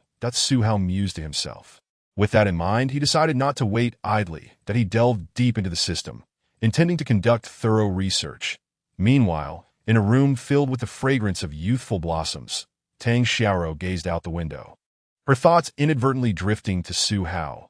She parted her red lips and murmured to herself, with the college entrance examination approaching, I wonder what his plans are, raising her fair wrist to check the time. She noted that it was still early and resolved to pay Su Hao a visit. After so many days, he should have recovered by now. Seizing this opportunity, she intended to inquire about his future plans. With this thought, Tang Xiaoro swiftly rose and made her way to Su Hao's home. Knock, knock, knock. She rapped lightly on the door, which opened in response. It was Su Hao's mother who had answered. Upon seeing the familiar face of Tang Xiaoro, Li Xiuqin's expression brightened, and she hurriedly welcomed her inside. Xiaoro has come. Come in, come in. With a cheerful smile, Tang Xiaoro greeted her and quietly asked, Auntie, where is Su Hao? Li Xiuqin, as if anticipating her question, smiled knowingly and pointed towards Su Hao's room, saying, He is in his room. You can go right in. Feeling a slight flush in her cheeks, Tang Xiaoro softly acknowledged her and proceeded towards Su Hao's room. Chapter 13. While one is being dismissive, you take it to heart. Tang Xiaoro knocked on the door of Su Hao's room and waited for a moment, but there was no response from within. Deciding to take matters in her own hands, she turned the doorknob with familiarity. With a click, the door swung open. Leaning against the doorframe, she peered inside and gently called out, "Su Hao." Her beautiful eyes scanned the room and landed on the desk. The computer screen was aglow, yet Su Hao remained motionless in his gaming chair, lost in thought. Seeing this, Tang Xiaoro stepped inside and closed the door behind her. "Su Hao, what are you daydreaming about?" She approached him and shook his shoulder. That moment, Su Hao's consciousness was blissfully wandering within the system when he suddenly felt someone calling for him from the outside world. Startled, he broke into a cold sweat and quickly withdrew from the system. Turning to see Tang Xiaoro, he asked in confusion, "Tang Xiaoro, what brings you here?" Given that it was a crucial time for the college entrance examination, he was puzzled as to why she would come looking for him. With her fingers interlaced behind her back, Tang Xiaoro smiled and said, "I've been studying so hard that I needed a break. I happened to be passing by your building, so I thought I'd come up and see how you were doing." Tang Xiaoro casually fabricated a reason. Then, she delicately sniffed the air, her brows furrowing slightly. Why does your room have an unpleasant odor?" With that, she tiptoed over to the window and pulled back the curtains. Instantly, the dim room brightened considerably. It was then that Tang Xiaoro finally took in the chaotic state of Su Hao's room. Compared to her last visit, it could only be described with one word: cluttered. Tools, wrenches, screwdrivers, and pliers were strewn across the floor, while on another desk lay scattered mechanical components, screws, nuts, and other mechanical items. Even on the desk and floor, one could vaguely see traces of oil stains. Tang Xiaoro finally understood that the unpleasant smell emanated from these parts and the oil. She was utterly perplexed. What on earth had Su Hao been up to in his room? Tang Xiaoro asked, "Su Hao, why is your room such a mess?" Su Hao was taken aback, awkwardly scratching his nose. After finishing the modifications on a drone, he had not yet had the chance to tidy up before diving headfirst into the examination paper. Only now, with Tang Xiaoro's remark, did he realize how untidy the room had become. "Oh, I was helping someone with a project and haven't had the chance to clean up yet," he explained. Since it wasn't something to be ashamed of, Su Hao had no reason to hide it. He then looked at Tang Xiaoro with a smile and asked, "So, what brings you here? What do you want to talk about?" He was not convinced that Tang Xiaoro had simply coincidentally found herself at his doorstep. Noticing that her intentions had been seen through, Tang Xiaoro playfully stuck out her tongue and cautiously inquired, "Su Hao, what are your plans moving forward? Now that your qualifications for the college entrance examination have been revoked, you won't be able to participate this year. Are you planning to repeat the year, or are you considering finding a factory job?" As she asked this, Tang Xiaoro's expression grew notably heavier. Su Hao should have been preparing for the exam, just like her. Waiting for the day of the college entrance examination to arrive. But due to his poor performance, he had been expelled and stripped of his qualifications. Tang Xiaoro felt a surge of anger towards the school's actions. However, she knew that her arms were no match for the thigh. Despite her dissatisfaction, there was little she could do. Looking at Su Hao, she felt a sense of injustice brewing within her. Yet Su Hao appeared utterly unfazed. He waved his hand dismissively and replied nonchalantly, "Did I not mention? I will find another way to enter Lonka University and continue my studies. You need not worry about me too much." Instead, he encouraged her, saying, "As for you, focus on your preparations for the exam and aim to perform exceptionally well, so you can gain admission to an even better school." That Su Hao smiled, turning the tables to motivate Tang Xiaoro. Upon hearing his words, Tang Xiaoro was momentarily taken aback. Was Su Hao still in denial? Why was he speaking such nonsense? With a soft sigh, she was about to engage Su Hao in a serious discussion when he seemed to read her mind. Raised a hand to stop her and walked over to his computer to open the chat interface. "Then I know you don't believe me, so why not take a look at this?" Su Hao gestured for her to come closer. Tang Xiaoro, puzzled, stepped forward to see what Su Hao was up to. Under his urging, she approached and began to read the chat history. "After being expelled from school for a few days, I came to a realization. Since my qualifications for the college entrance examination have been revoked, I must find an alternative path to enter Lonka University.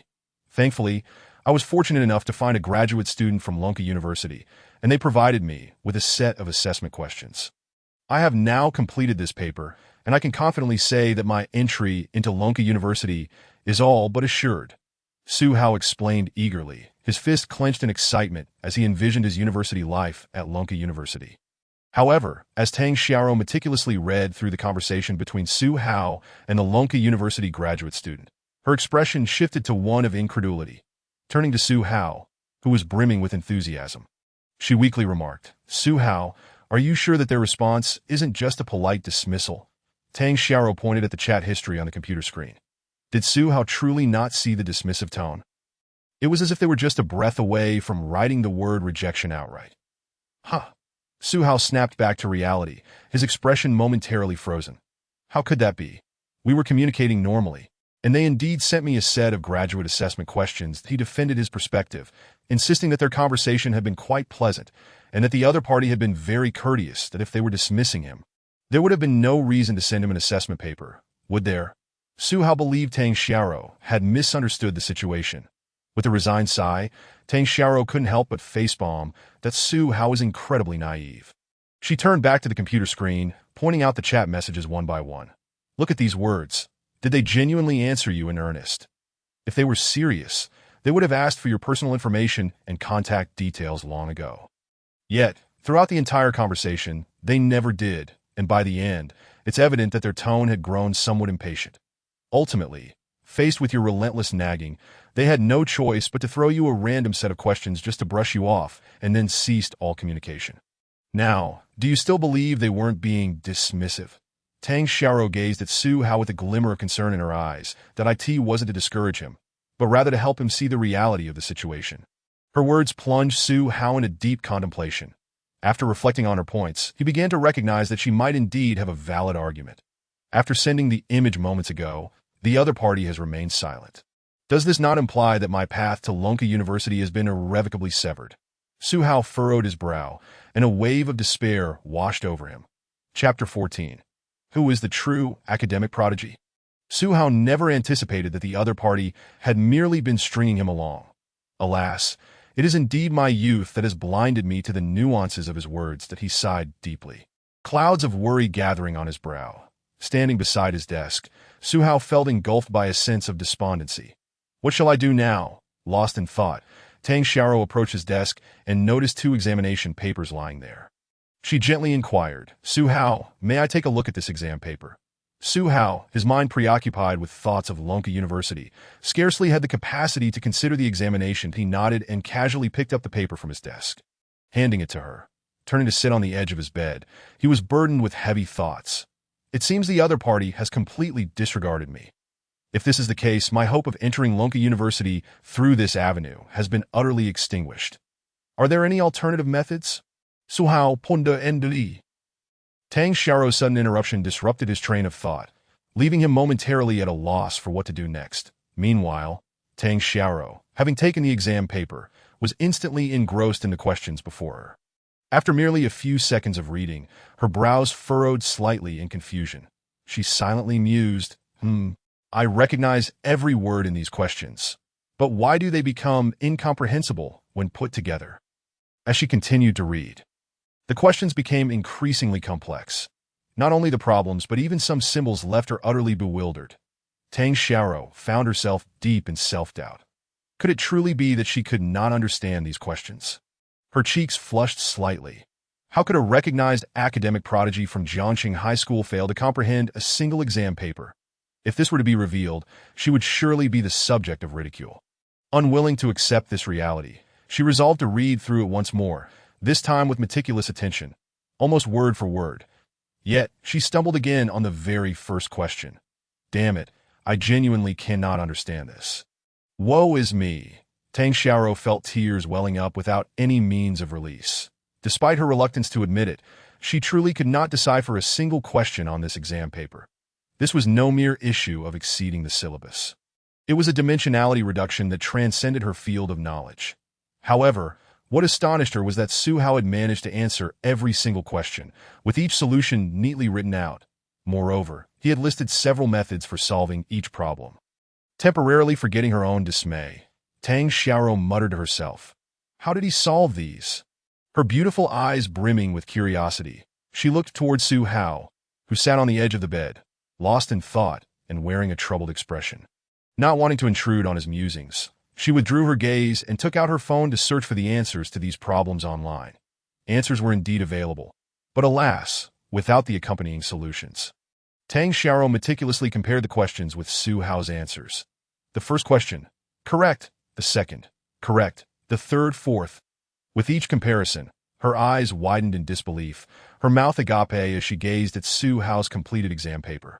To her astonishment, he had answered them all correctly. Her throat tightened, and she murmured in shock. Every question was answered correctly by Su Hao, accompanied by detailed, varied methods of resolution. This is simply extraordinary. Tang Xiaoro was overwhelmed. Her eyes glimmering with astonishment, Tio ensured she hadn't misread. She cross-checked once more. Minutes later, she took a deep breath, her chest rising and falling rapidly. Her fair complexion was suffused with a mixture of astonishment and admiration. At this moment, she was completely certain that Su Hao's answers were all correct, mirroring the reference answers perfectly. In fact, he had provided more steps and additional methods of reasoning than the reference answers. Tang Xiaoro was utterly taken aback. It should be noted that she was recognized as the academic elite of Jiangxing High School, consistently ranking first in every examination, and among the top in the city. Yet here she was, unable to comprehend the very paper before her, let alone solve it. How could Su Hao, a student who had yet to take the college entrance examination and had even had his qualifications revoked, manage to accomplish this? The shock within her lingered, and unable to contain her curiosity, Tang Xiaoro softly asked Su Hao, Su Hao, did you really complete this exam paper yourself? She desperately wished to hear him say no, to soothe her wounded pride. Unfortunately, after a moment of hesitation, Su Hao subtly nodded. Yes, I did it. This exam was somewhat challenging, and it took me an hour to finish, but now it's of no use. Initially, he had thought the exam paper was a form of assessment from a graduate student at Lonka University, but upon realizing he had merely been strung along, Su Hao lost all interest in the paper. What a waste of an hour, only to end up with a piece of scrap paper. Sigh. Su Hao felt a sense of regret. However, upon hearing Su Hao's words, Tang Xiaoro was struck by a thunderbolt of realization. Boom! Her expression was one of sheer incredulity. Not only had Su Hao completed the exam paper himself, but he had done so in just 1 hour. And he had gotten everything right. Tang Xiaoro was momentarily at a loss for words. Earlier, she had seen that the allotted time for the exam was 2.5 hours, that Su Hao had completed it 1.5 hours ahead of schedule. She looked at him with a mixture of admiration and disbelief. Was Su Hao showing off? But observing his pensive demeanor, it seemed he was genuinely unaware of the gravity of his accomplishment. Alas, Tang Xiaoro felt her confidence wane. Who then was the true academic prodigy? Comparing herself to Su Hao made her feel like a mere shadow, ethereal and fragile, easily shattered upon contact. After some time, she gradually accepted the reality and began to regain her composure. She observed Su Hao's dejected expression and, biting her lip, asked Su Hao, "Are you all right?" Su Hao snapped back to reality and feigned a smile. Saying, "I'm fine." Noticing Tang Xiaoro still clutching the exam paper, he inquired, "So, what do you think?" "I wasn't mistaken. This exam does have a bit of difficulty, doesn't it?" He had sensed that her focus remained on the paper, likely pondering the questions. Upon hearing his words, however, Tang Xiaoro's previously settled emotions flared back to life. Taking a deep breath, she clenched the exam paper tightly. She continuously reassured herself, stay calm. He is not intentionally trying to provoke you." After a moment, Tang Xiaoro forced a stiff smile and replied, "Yes, it is indeed a bit challenging. Haha. What is wrong? You seem a bit off." Su Hao observed her unusual pallor and asked with concern. "I am fine, really," Tang Xiaoro replied, feeling somewhat numb. She did not wish to delve further into the topic, fearing it would lead to her own unraveling. Yet she also could not bear to let the exam paper slip away easily. So she asked Su Hao, "May I take a photo of this exam paper to study it further? I find it quite intriguing." The last words emerged almost as a whisper, her cheeks tinged with embarrassment. Chapter 15. A drone can replace a fire station. After spending several hours at Su Hao's home, Tang Xiaoro rose to bid farewell to Su Hao. "If there is nothing else, I shall take my leave now." As she opened the door, she waved goodbye. "Be careful on your way." Su Hao replied with a faint smile, though it appeared somewhat forced. Seeing this, Tang Xiaoro sighed softly and spoke again. "You need not worry excessively. There are still ways to address this that don't keep your troubles to yourself. Find someone to confide in. If you can't find anyone, you can always talk to me. Tang Xiao tightened her grip on her phone. Since Su Hao had learned that the other party was merely stringing him along, his demeanor had soured, appearing listless and speaking weakly. Tang Xiao had tried to console him, but was uncertain if he had truly taken her words to heart. Listening to her caring words, Su Hao felt a warmth in his heart. Among all his classmates, only Tang Xiao genuinely cared for him. Not only did she frequently encourage him, but she had also come personally to comfort him on multiple occasions. Su Hao had taken all of this to heart. Did I understand? Thank you. Tang Xiao. He expressed his heartfelt gratitude. Simultaneously, he recognized the truth in her earlier words. He was indeed at a loss, with his path blocked. It was time to seek alternative routes to establish contact with Lonka University. Standing at the door, Tang Xiao hesitated. Her words caught in her throat before finally waving goodbye to Su Hao once home. She opened her phone to review the exam paper. Biting her red lip, her face a mask of curiosity. What indeed was the quality of Su Hao solutions? A sudden inspiration struck her, and she dialed her cousin's number. Her cousin was a doctoral student at Hucking University, and surely she would be able to discern whether Su Hao's answers were correct and whether his methods of resolution were sound. The call connected, and a melodious voice resonated from the other end. Hello, Xiao. What seems to be the matter? Tang Xiao replied sweetly, Sister Qining, I have a graduate exam paper here, and someone has answered it. Could you kindly take a look at the answers and see if they are correct? I mainly need to check the reasoning process. Upon hearing her words, Bai Qining's delicate brows furrowed slightly. Resembling willow leaves, with her crimson lips parted, her voice emerged coolly, no problem. However, I am currently occupied. Please send the photographs of the paper to me via WeChat, and I will review them later tonight when I return home. Tang Xiao's heart leapt with joy at this response. Thank you, my beautiful Sister Qining. I will send them to you shortly. That I truly appreciate your help. After exchanging a few brief words, they hung up. Subsequently, Tang Xiao sent the captured images to Bai Qining on WeChat.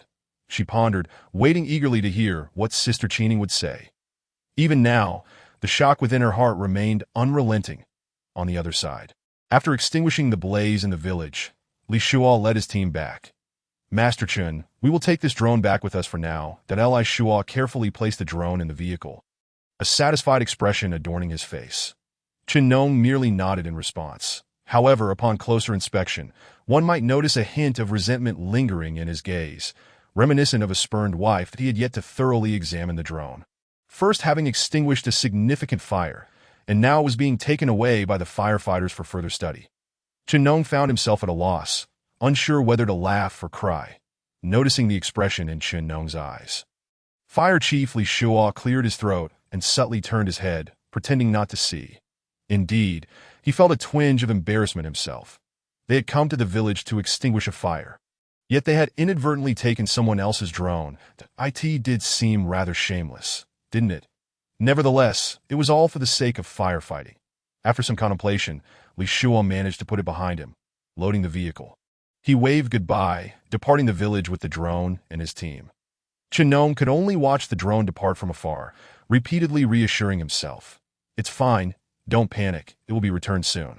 Perhaps they will even commend us for it. Upon returning to the fire brigade headquarters, Li Shuo was summoned by the captain.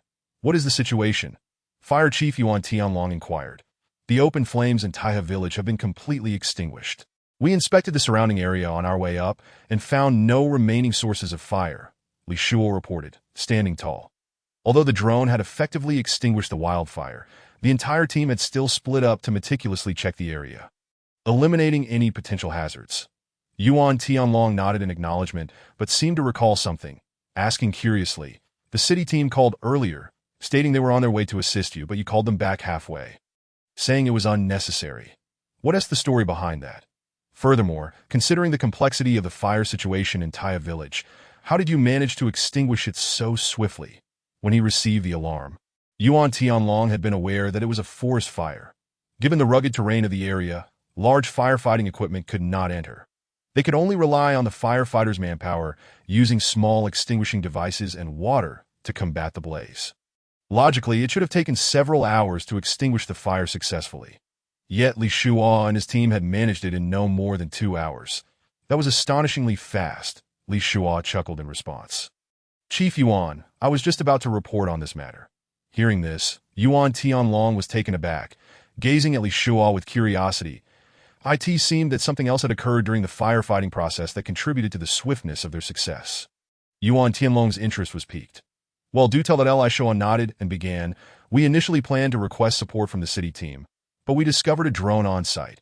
He highlighted the crucial points, explaining the drone's role in extinguishing the fire. Chief, you should have seen it. That drone was incredible. As he spoke of the drone, Li Shuo became animated, shaking off the fatigue of his back-and-forth efforts. He exclaimed excitedly, that drone, with its impressive maneuvers, not only took off automatically, but also, without any human control, retrieved water, located fire sources, and extinguished them precisely. Can you believe it? What happened? Yuan Tianlong asked, playing the part of a curious listener. Remarkably, that drone plunged into the inferno without hesitation, dispersing an entire tank of water. And then, with a swift motion, emerged unscathed, repeating its previous actions. Chief, that drone is truly formidable. To put it bluntly, its firefighting efficiency rivals that of our entire county's fire station, Chapter 16, like a precious treasure. The excited captain, Li Shuo's words left Yuan Tianlong utterly astonished that a single drone outperforming an entire county's fire station. Was that not an exaggeration? Their Taya County fire team had around 15 to 30 members. How could a mere drone surpass the capabilities of 30 firefighters? Yuan Tianlong furrowed his brow, looking at Li Shuo with skepticism, exclaiming, "Hey, Li Shuo, how come I never realized you were such a talented storyteller? You weave your tale so convincingly it sounds almost real that I'm here for a work report, not to hear a science fiction epic. Why not describe it as a shadow fighter? Where it goes. Not a blade of grass survives." Yuan Tianlong waved his hand in exasperation, returning to his seat that he had caught on. Li Shuo was just trying to amuse him that if there truly was such a remarkable drone. Where was it now? Upon hearing Yuan Tianlong's response, Li Shuo felt urgency rising within him. Chief, you must believe me. What I said is entirely true that if you don't believe me, you can ask my team members. They witnessed it firsthand. Li Shuo was almost on the verge of tears. Why did the captain not believe him? Although his words were somewhat embellished, the drone was indeed impressive. Yuan Tianlong chuckled derisively. Oh, keep acting, keep acting. Who doesn't know you're all in cahoots? You guys love to joke around. And now you're pulling a prank on me. Li Shuo. If I believe your nonsense today, I'll write my name backward. Yuan Tianlong regarded Li Shuo with disdain. Such tricks were easily seen through it. Seemed that today's rescue mission wasn't as daunting as imagined. Otherwise, Li Shuo wouldn't be in the mood for jokes. With that thought, Yuan Tianlong felt a little relieved. Realizing that Yuan Tianlong remained unconvinced, Li Shuo gritted his teeth and opted for his final gambit. Chief, if you don't believe me, why not come and see for yourself? I brought the drone back. Li Shuo spoke with utmost seriousness and unwavering determination. This drone was too valuable to ignore beyond any embellishment. Initially, Li Shuo thought Yuan Tianlong would relent, but to his surprise, he raised his head to find the captain's expression grave. Yuan Tianlong was slightly taken aback. Could it be that this kid was genuinely serious? With that thought in mind, Yuan Tianlong put down his pen, rose from his seat, and decided to investigate what this captain was truly up to. You stubborn mule? Humph, let us go. With that, Yuan Tianlong waved his hand and led the way outside. The two arrived at the training ground, where the drone was positioned on the open ground that Li Shuo introduced. Chief, this is the drone. Yuan Tianlong stepped closer, circling the drone several times. Its appearance was indeed quite striking, with a dark metallic sheen that exuded an aura of dominance, evoking a sense of science fiction. Yuan Tianlong nodded in approval. Setting aside other considerations, he was quite pleased with its impressive aesthetics. However, regarding Li Shuo's earlier claims about the drone's capabilities, he remained skeptical. After all, both domestic and international drones still fell short of such standards. Yuan Tianlong remarked, "Not bad. It looks cool and has a nice appearance." After that, he fell silent. That I asked that it. No more comments. After several seconds of waiting without receiving further feedback from Yuan Tianlong, Li Shuo, feeling somewhat perplexed, finally asked, "Do you want me to say something more?" Yuan Tianlong retorted, "Did you expect me to say anything else?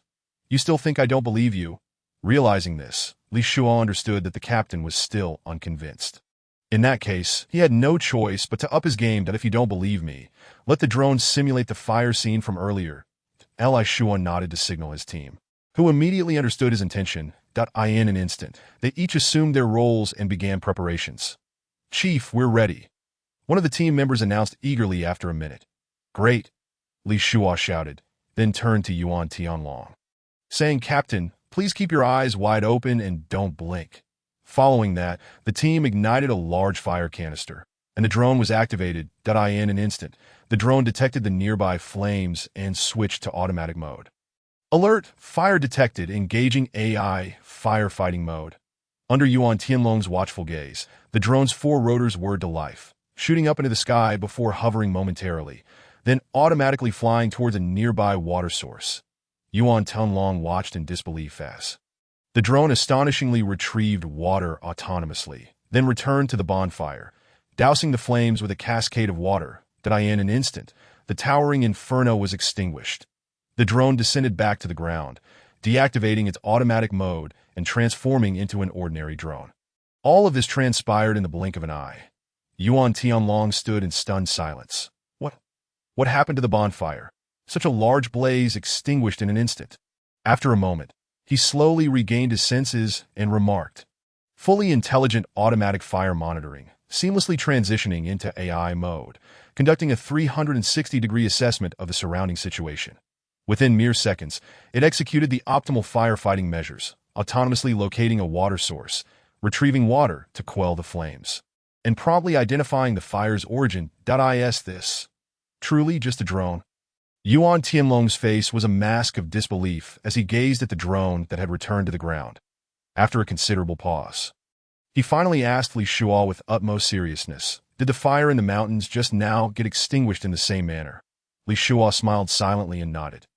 Yuan Tianlong gasped in realization, instantly grasping the gravity of the situation, that a single drone had extinguished a raging wildfire spreading across the mountains, that if this were revealed at the firefighting conference, it would undoubtedly leave everyone in shock.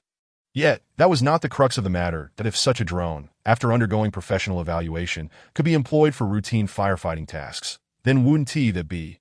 Yuan Tianlong's pupils constricted sharply, that if this type of drone were indeed deployed for firefighting missions, the efficiency of the firefighters would experience a remarkable enhancement, significantly alleviating their burdens. With capabilities for autonomous identification, AI control, and self-locating of both fire and water sources, as he recalled the functions demonstrated by the drone, Yuan Tianlong's breath quickened, and his pupils shimmered with excitement that he realized he needed to urgently consult with experts regarding this drone. With that thought, he sprang into action and instructed Li Shuo, "You have done a tremendous job this time. However, before anything else, find the owner of this drone and inquire where he purchased it." To his surprise, Li Shuo promptly replied, "I already asked. He ordered it from a small online tech store." Yuan Tianlong was taken aback. This was actually ordered from a small online shop. If not for past experiences, he might have thought Li Shuo was joking. But now, Yuan Tianlong believed it. Yet this was simply too incredulous. A small online store managed to produce such an extraordinarily functional drone. Who on earth was responsible for creating this drone? Yuan Tianlong's curiosity soared. Nevertheless, the drone remained the priority that he quickly urged. "All right, get in touch with the manufacturer of this drone as soon as possible. I will immediately seek out experts to study this drone, that if all the data meets the standards and passes inspection, this drone could very well join the firefighting team. Moreover, it has the potential for mass production. If the results are promising, this drone could be widely promoted across the country." As he concluded, Yuan Tianlong's excitement grew palpable. This was truly a treasure. Chapter 17. The person behind this exam paper is no ordinary individual. Meanwhile, Tang Xiaorou's cousin, Bai Qining, returned home in the evening, exhausted and collapsed onto the sofa, her mind utterly blank. As a doctoral student at Hucking University, she was either in the lab or on her way to it every day. Today, a project she was overseeing had concluded, granting her a rare window of time to rest. Reflecting on this, a hint of relaxation crossed by Chining's exquisite features, her delicate lips curving into a cold yet alluring smile. She shed her clothes and, feeling light, sauntered into the bathroom for a refreshing shower. After wrapping herself in a bathrobe and brewing a cup of coffee, she returned to her desk. Then she remembered her cousin Tang Xiaorou had asked her to review an exam paper earlier in the day. Almost forgetting, she seized the moment to see what kind of exam paper it was. With that thought, Bai Qining opened her phone and clicked into the chat with Tang Xiao. The chat history displayed 2 high-resolution images sent by Tang Xiao. She enlarged the images and began to peruse them casually. With just a glance, her long, thick eyebrows furrowed slightly.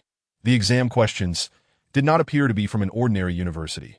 Bai Qining set her coffee down, retrieved some paper and a pen, and began to work through the questions. A few minutes later, she completed the first question, glancing at the answers written on the paper.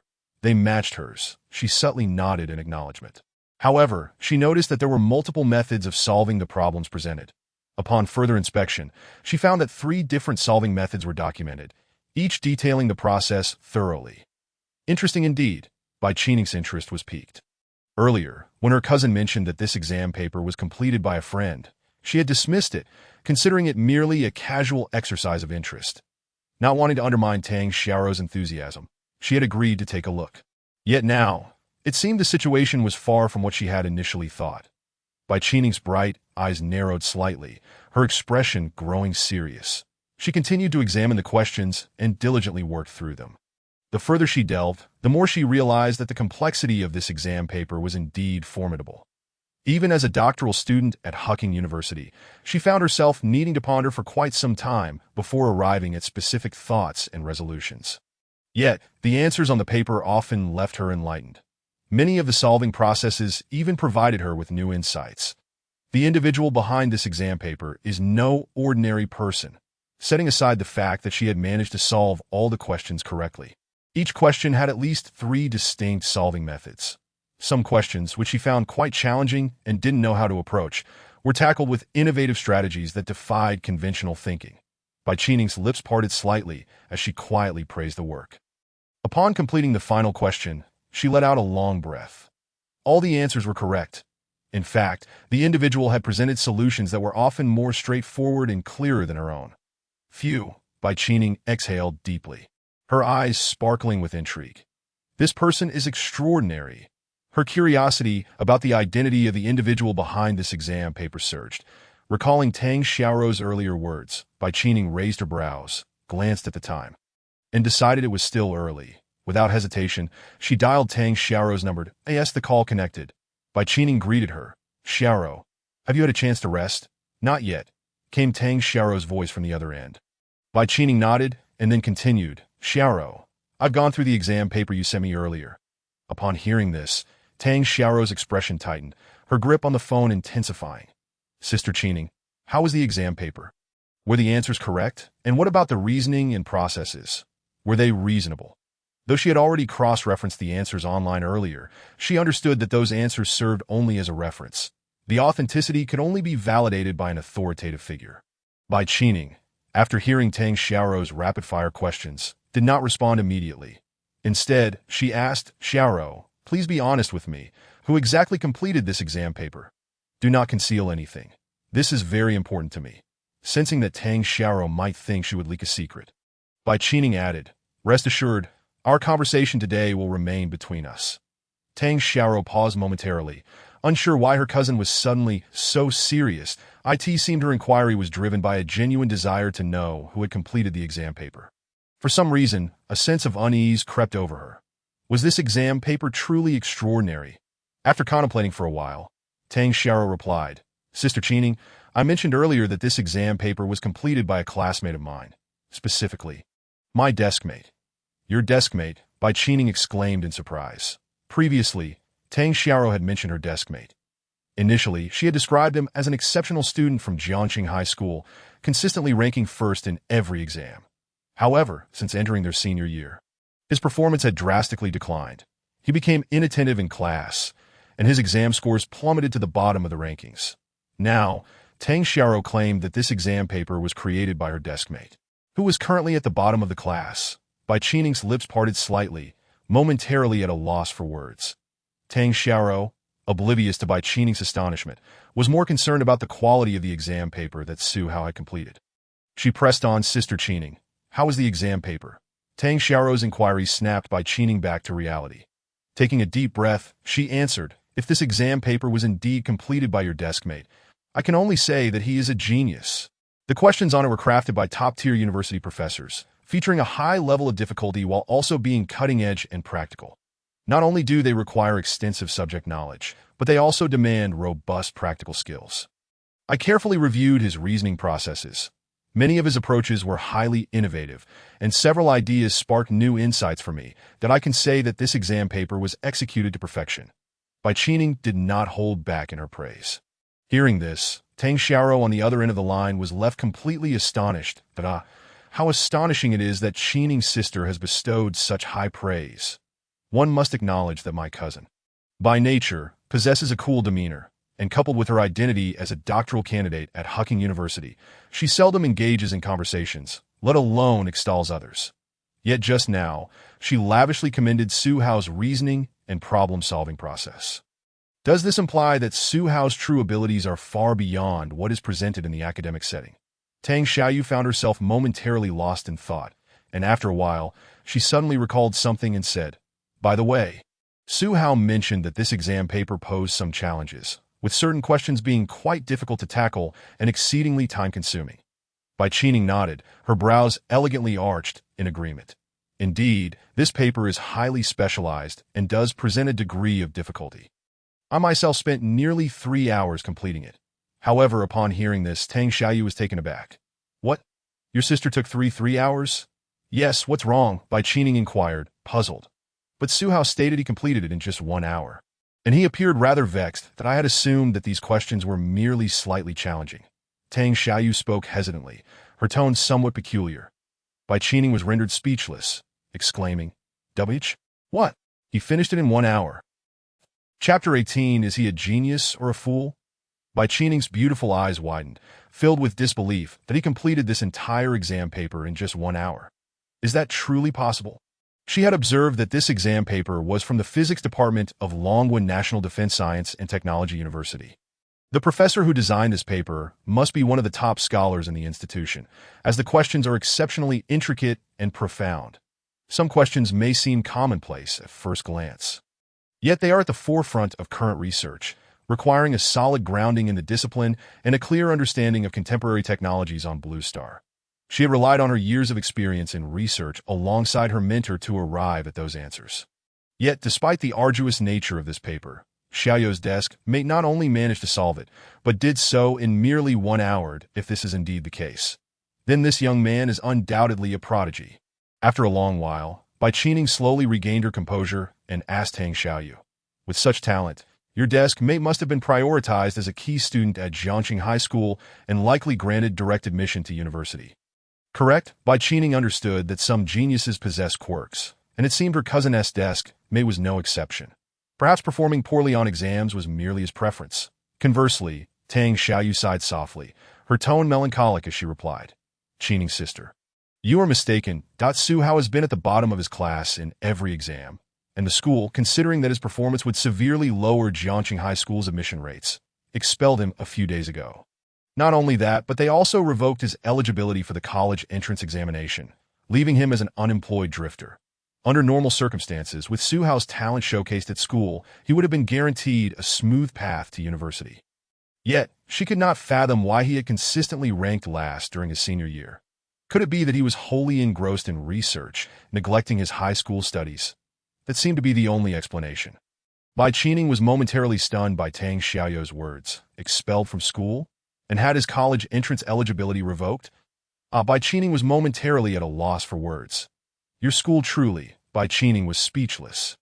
A student capable of tackling an exam designed by a professor from Longwu University does not seem like someone who would consistently rank at the bottom. How could the principal of Jiangxing High School be so short-sighted? Bai Qining began to question the teaching methods at Jiangxing High School. After pondering for a moment, she inquired, "So, where's your desk mate now? What is he doing?" Tang Xiaoyu responded, "Currently, he is unemployed at home, grappling with his future direction." Sigh. She let out a deep sigh, clearly troubled by Su Hao's predicament. That I see. Bai Qining fell into deep thought that a high school student who had completed an exam designed by a top university professor, achieving flawless answers and multiple innovative approaches. Yet now he has been expelled from school and stripped of his college entrance examination eligibility. That as she contemplated this, Bai Qining's beautifully shaped brows furrowed slightly. No matter how one viewed it, this high school student was extraordinary, or rather, He seemed to be a promising candidate for research. IT seemed a tremendous waste to let such a talent squander his potential. However, at this moment, she was uncertain of her next steps. After some thought, she resolved to consult her teacher the following day. Zhihu, please do not mention our conversation to anyone, not even your desk mate. For the time being, that I need to inquire further about his situation. Please rest now, and I will contact you when there are any updates. All right? Zhihu nodded, saying, sure. She had merely intended to ask Bai Qining about the exam paper. But it seemed the matter was unfolding in an unexpected direction. The next day, Bai Qining arrived early at her teacher's office. Good morning, teacher. She knocked on the door and entered, greeting her teacher. Xiueming looked up in surprise upon seeing Bai Qining. Oh, Qining, what brings you here? I thought the project was already concluded. Xiueming is a professor at Hucking University in the Mechanical Physics Department and currently Bai Qining's mentor. Bai Qining wore a cool expression, a hint of a smile gracing her features as she replied, Teacher, I have something to discuss with you. She spoke calmly, then proceeded to recount the events of the previous night to her teacher. After finishing, her tone was somewhat agitated. Teacher, judging by his performance on this long exam paper, this high school student is undoubtedly a genius that I have confirmed that he completed this paper in just 1 hour. And not only did he finish it, but he also utilized various methods to solve each question. Look, Bai Qining enlarged the images and presented them to Xiueming. Upon hearing this, Xiueming's expression grew serious. He donned his reading glasses and took Bai Qining's phone, examining the questions and their solutions meticulously. After a considerable time, he gently murmured an acknowledgement, nodding his head in appreciation, and remarked, quite impressive. The difficulty level of these questions is quite high, that I suspect it would take even you a bit of time to complete them. Bai Qining nodded in agreement, acknowledging the truth of his observation. Xiueming continued, the reasoning employed by this individual is also quite fascinating. Unconventional and innovative, his thinking and problem-solving approaches are remarkably original. Indeed, Xiueming nodded repeatedly, praising. If these answers and processes were genuinely crafted by a high school student, it can only be said that he is a rare genius, meticulous in thought, profound in understanding, and possessing a unique analytical ability. Upon hearing this, Bai Qining's delicate face brightened slightly. The teacher's assessment aligned perfectly with her own thoughts. It was indeed astonishing for a high school student to possess such understanding. Yet, just as her joy began to swell, she heard her teacher continue. However, that being said, regarding whether this exam paper's answers and solutions were genuinely produced by that high school student, we cannot ascertain, as it remains unverified. After all, you have only heard it from one person and have not witnessed him solve these questions yourself. Have you? Xiueming placed the phone down, removing his reading glasses, and looked earnestly at Bai Qining. While this exam paper is undoubtedly exceptional, he did not take Bai Qining's words at face value. One must see to believe, especially for those of their scholarly pursuit. Bai Qining furrowed her brow slightly. Although her teacher's words were blunt, they were indeed reasonable. Does that mean we should let this matter rest? Bai Qining bit her red lip, a hint of reluctance in her voice. Xiueming chuckled heartily, shaking his head. Qining, you seem a bit impatient. This is a major taboo in research and should be corrected gradually. After lightly admonishing Bai Qining, Xiueming continued, since we cannot ascertain the truth of this matter, why not seek verification? As your project is concluded, you have the time to return and investigate this matter thoroughly. If it turns out to be false, we will have lost nothing. However, if it is true, then Hucking University would be eager to recruit a genius. Upon hearing this, Bai Qining's beautiful eyes sparkled with excitement as she nodded eagerly. I understand, teacher.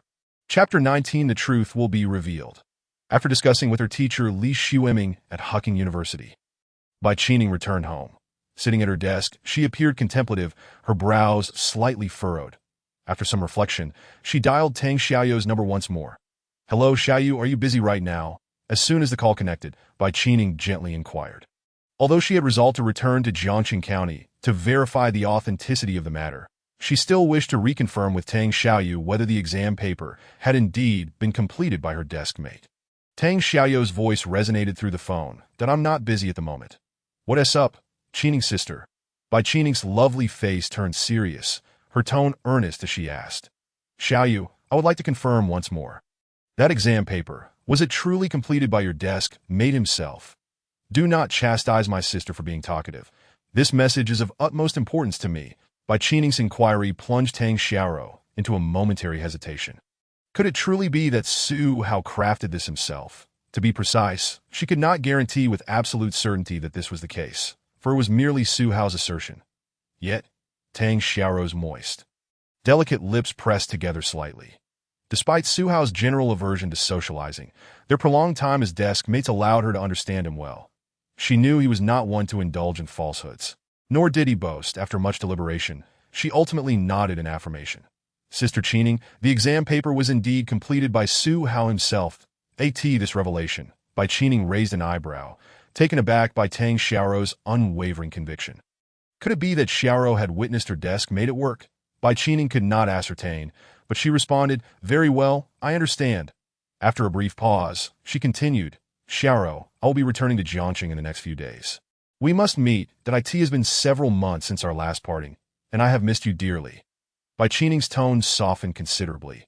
Setting aside the matter of verifying Su Hao's involvement, she indeed had not returned home in quite some time. Seizing this opportunity to visit home was timely. Tang Xiaoro felt a surge of joy upon hearing this. "Really, Sister Qining, you are coming back?" "Yes, it should be in the next couple of days," Bai Qining confirmed. "That's wonderful." Tang Xiaoro's cheeks flushed with excitement. After a leisurely chat, they ended the call. In her room, Tang Xiaoro gazed at the dimming phone screen, her earlier exuberance gradually fading. Soon, a contemplative expression crossed her face. Why had her cousin chosen this moment to return? She mused, falling into deep thought. Ordinarily, her cousin was quite busy with her studies and seldom had time to return home. It was indeed peculiar for her to suddenly announce a visit, especially right after discussing Su Hao. This seemed overly coincidental. Additionally, Bai Qining had repeatedly inquired about Su Hao during their conversation. Could it be that her sister's return was specifically to address matters concerning Su Hao? The thought ignited a flicker of excitement within Tang Xiaoro, that if this were the case, perhaps there was a glimmer of hope for Su Hao's situation. Her cousin, a doctoral student at Hucking University, was esteemed for her academic prowess and valued by her professors. That if she were to recognize Su Hao's talents, he might very well receive a special invitation to join Hucking University. Tang Xiaoro's beautiful eyes sparkled with exhilaration. After a moment, however, a trace of worry surfaced on her face as her slender fingers tightened around her phone. What if this exam paper was not truly crafted by Su Hao? Tang Xiaoro bit her red lips in distress. That if that were the case, all hopes would be dashed, leaving Su Hao's future as uncertain as ever. With a soft sigh, Tang Xiaoro felt torn, caught between joy and anxiety. Everything would have to wait until her cousin returned. She hoped for a favorable outcome. Tang Xiaoro prayed silently.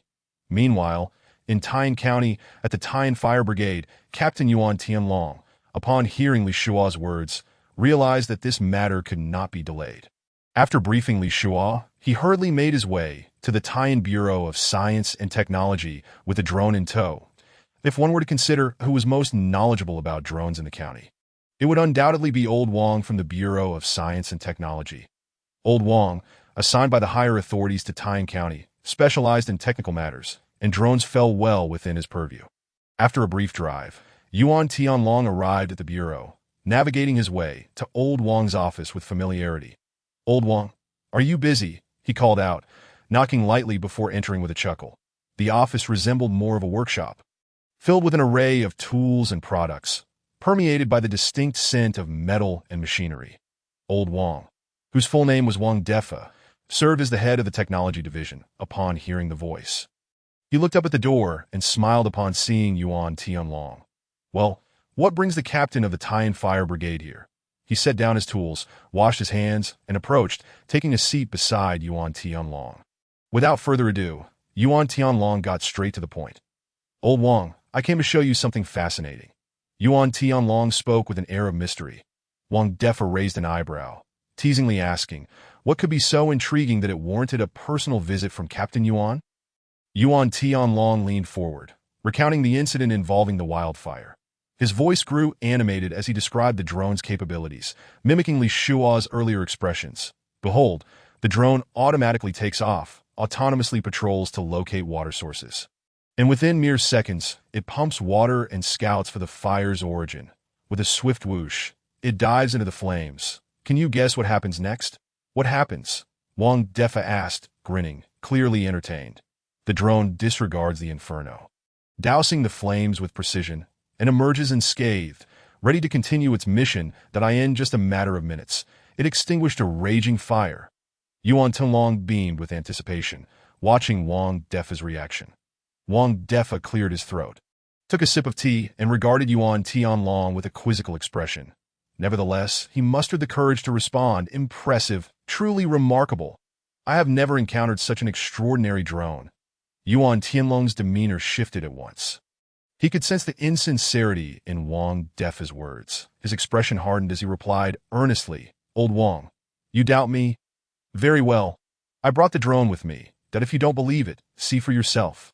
At this, Wang Defa was momentarily taken aback. Was Yuan Tianlong serious? Setting down his teacup, curiosity sparked in his eyes. All right, let's see if this drone is indeed as remarkable as you claim. They made their way to the workshop behind the Bureau of Science and Technology, where the drone lay quietly on the ground. Here it is, Yuan Tianlong announced. Old Wang, if you doubt it, the drone is here. You can verify its authenticity however you wish. He patted his chest confidently. Observing the drone in the workshop, Wang Defa's expression turned skeptical. It appeared unremarkable, lacking any distinctive features. Where did Yuan Tianlong's confidence stem from?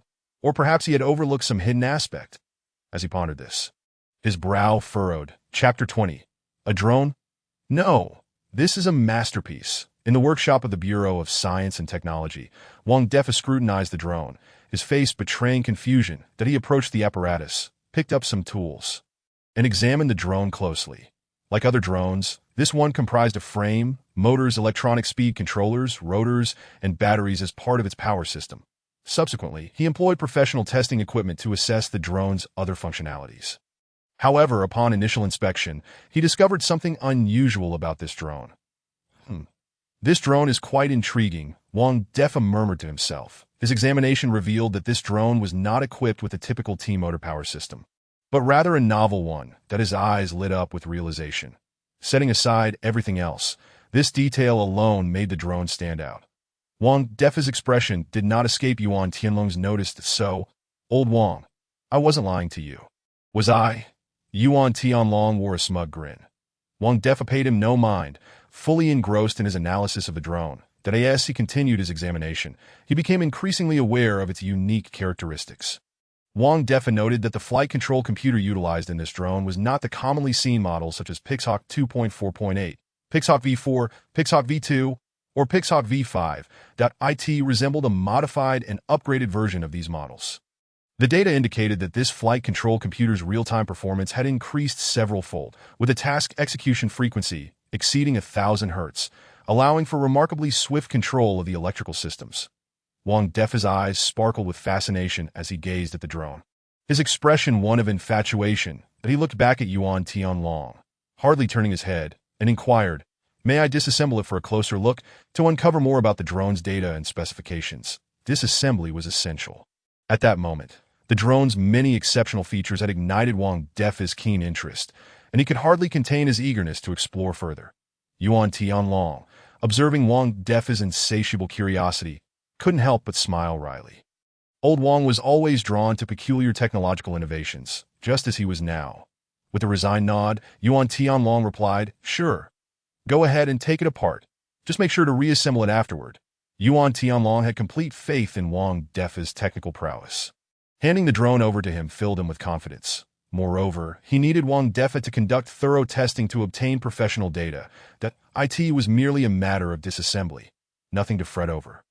Upon receiving Yuan Tianlong's consent, Wang Defa's gaze ignited with fervor as he promptly set to work, retrieving specialized tools to commence an extensive overhaul of the drone. As he gradually disassembled the components, a look of profound astonishment overtook his expression, prompting him to exclaim, This is something is amiss.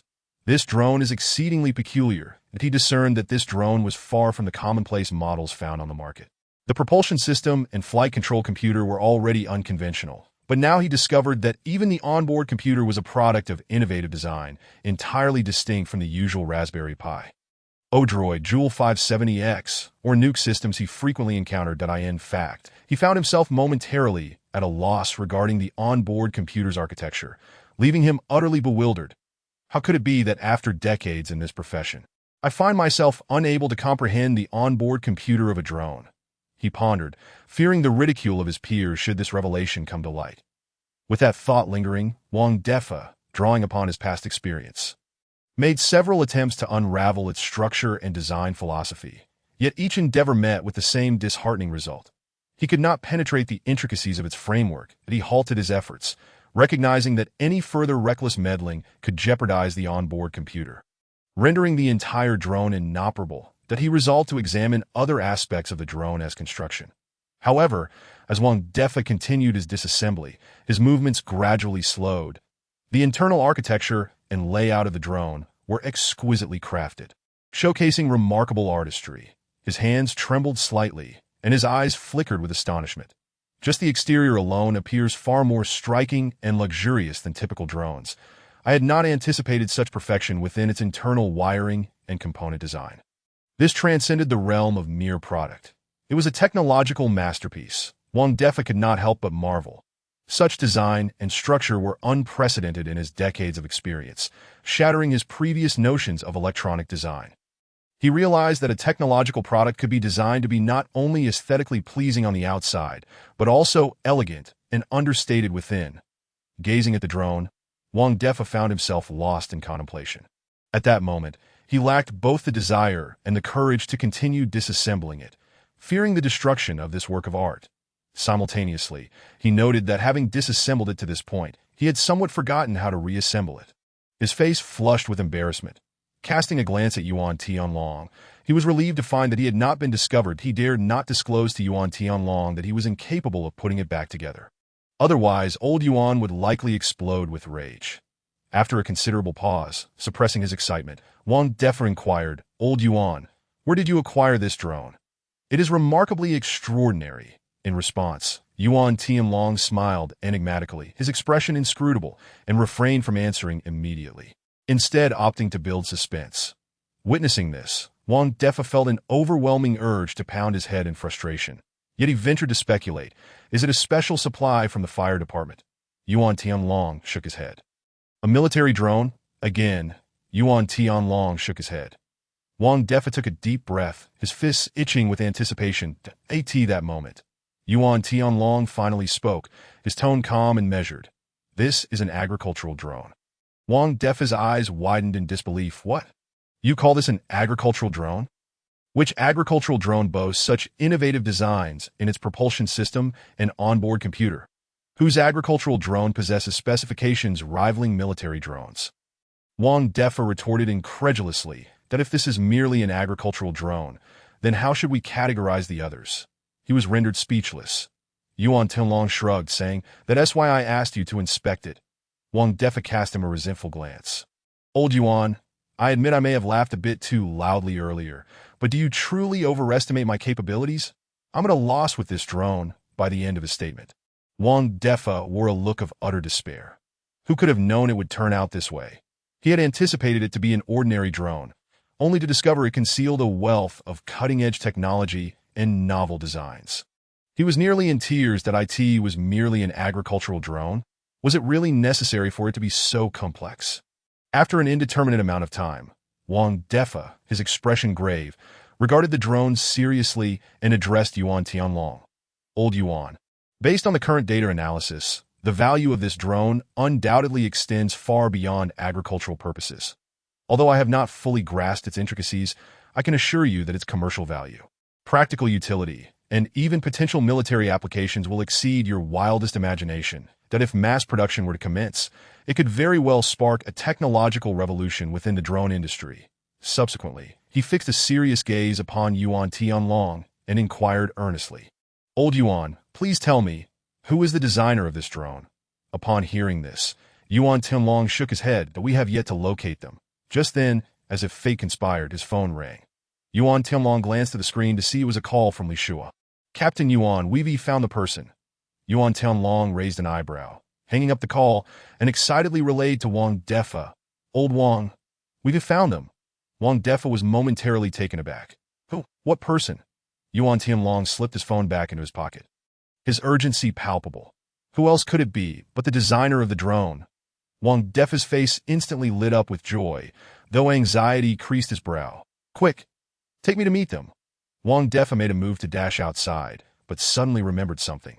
Pulling out his phone and saying to Yuan Tianlong, "Wait a moment. Let me call a few more people to join us." With that, he promptly dialed a number. Those individuals would likely be even more interested than he was. Chapter 21. A gathering of both parties, departing for Su Hao's residence. Time passed swiftly, and 3 days had elapsed. Throughout this period, Bai Qining had been preparing for her return to Jiangcheng. After such a long absence from home, coupled with the unique nature of this trip, she needed to make thorough preparations. Finally, today, after a long journey, she arrived at Jiangcheng County, stepping off the bus and inhaling the fresh air of her hometown. Bai Qining's delicate features relaxed slightly. As she exited the station, she spotted a youthful and radiant Tang Xiao clad in a white-gray JK uniform, standing at the entrance. Tang Xiao also saw Bai Qining, waving her hands with an excited smile. She stood on her tiptoes and called out, "Sister Qining, over here." Bai Qining smiled gently and approached her. "Xiao, it's been a while." The two sisters, having not seen each other for quite some time, naturally had much to discuss. Linking arms, they strolled out of the station. Tang Xiao chimed in, "Sister Qining, my mom heard you were back and prepared a grand feast to welcome you. Come on, let us head home and celebrate your return." With that, Tang Xiao was about to hail a taxi to rush home. Bai Qining gently patted Tang Xiao's arm, shaking her head lightly. "Xiao, there is no need to rush the welcome dinner. Just take me directly to your deskmate's house." All right. She had returned specifically to address matters concerning Tang Xiao's deskmate. Until this issue was resolved, she had no inclination to indulge in other activities. Tang Xiao paused, taken aback by her urgency. "So soon? You want to go to Su Hao's house right after getting off the bus?"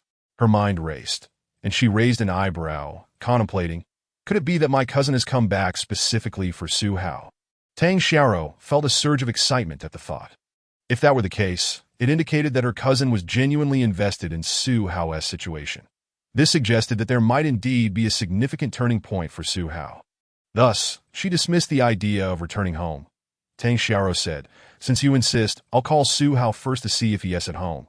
Bai Qining nodded in agreement and waited nearby. Tang Xiao took out her phone and dialed Su Hao's number. As soon as the call connected, she asked directly, "Su Hao, are you at home?" At home, Su Hao was momentarily startled upon receiving Tang Xiao's call. Why was she reaching out to him at this time? It was the most critical period leading up to the college entrance examination. Shouldn't she be focusing on her studies? "Nevertheless," he replied, "I am at home." "What is up?" During this time, he had been homebound.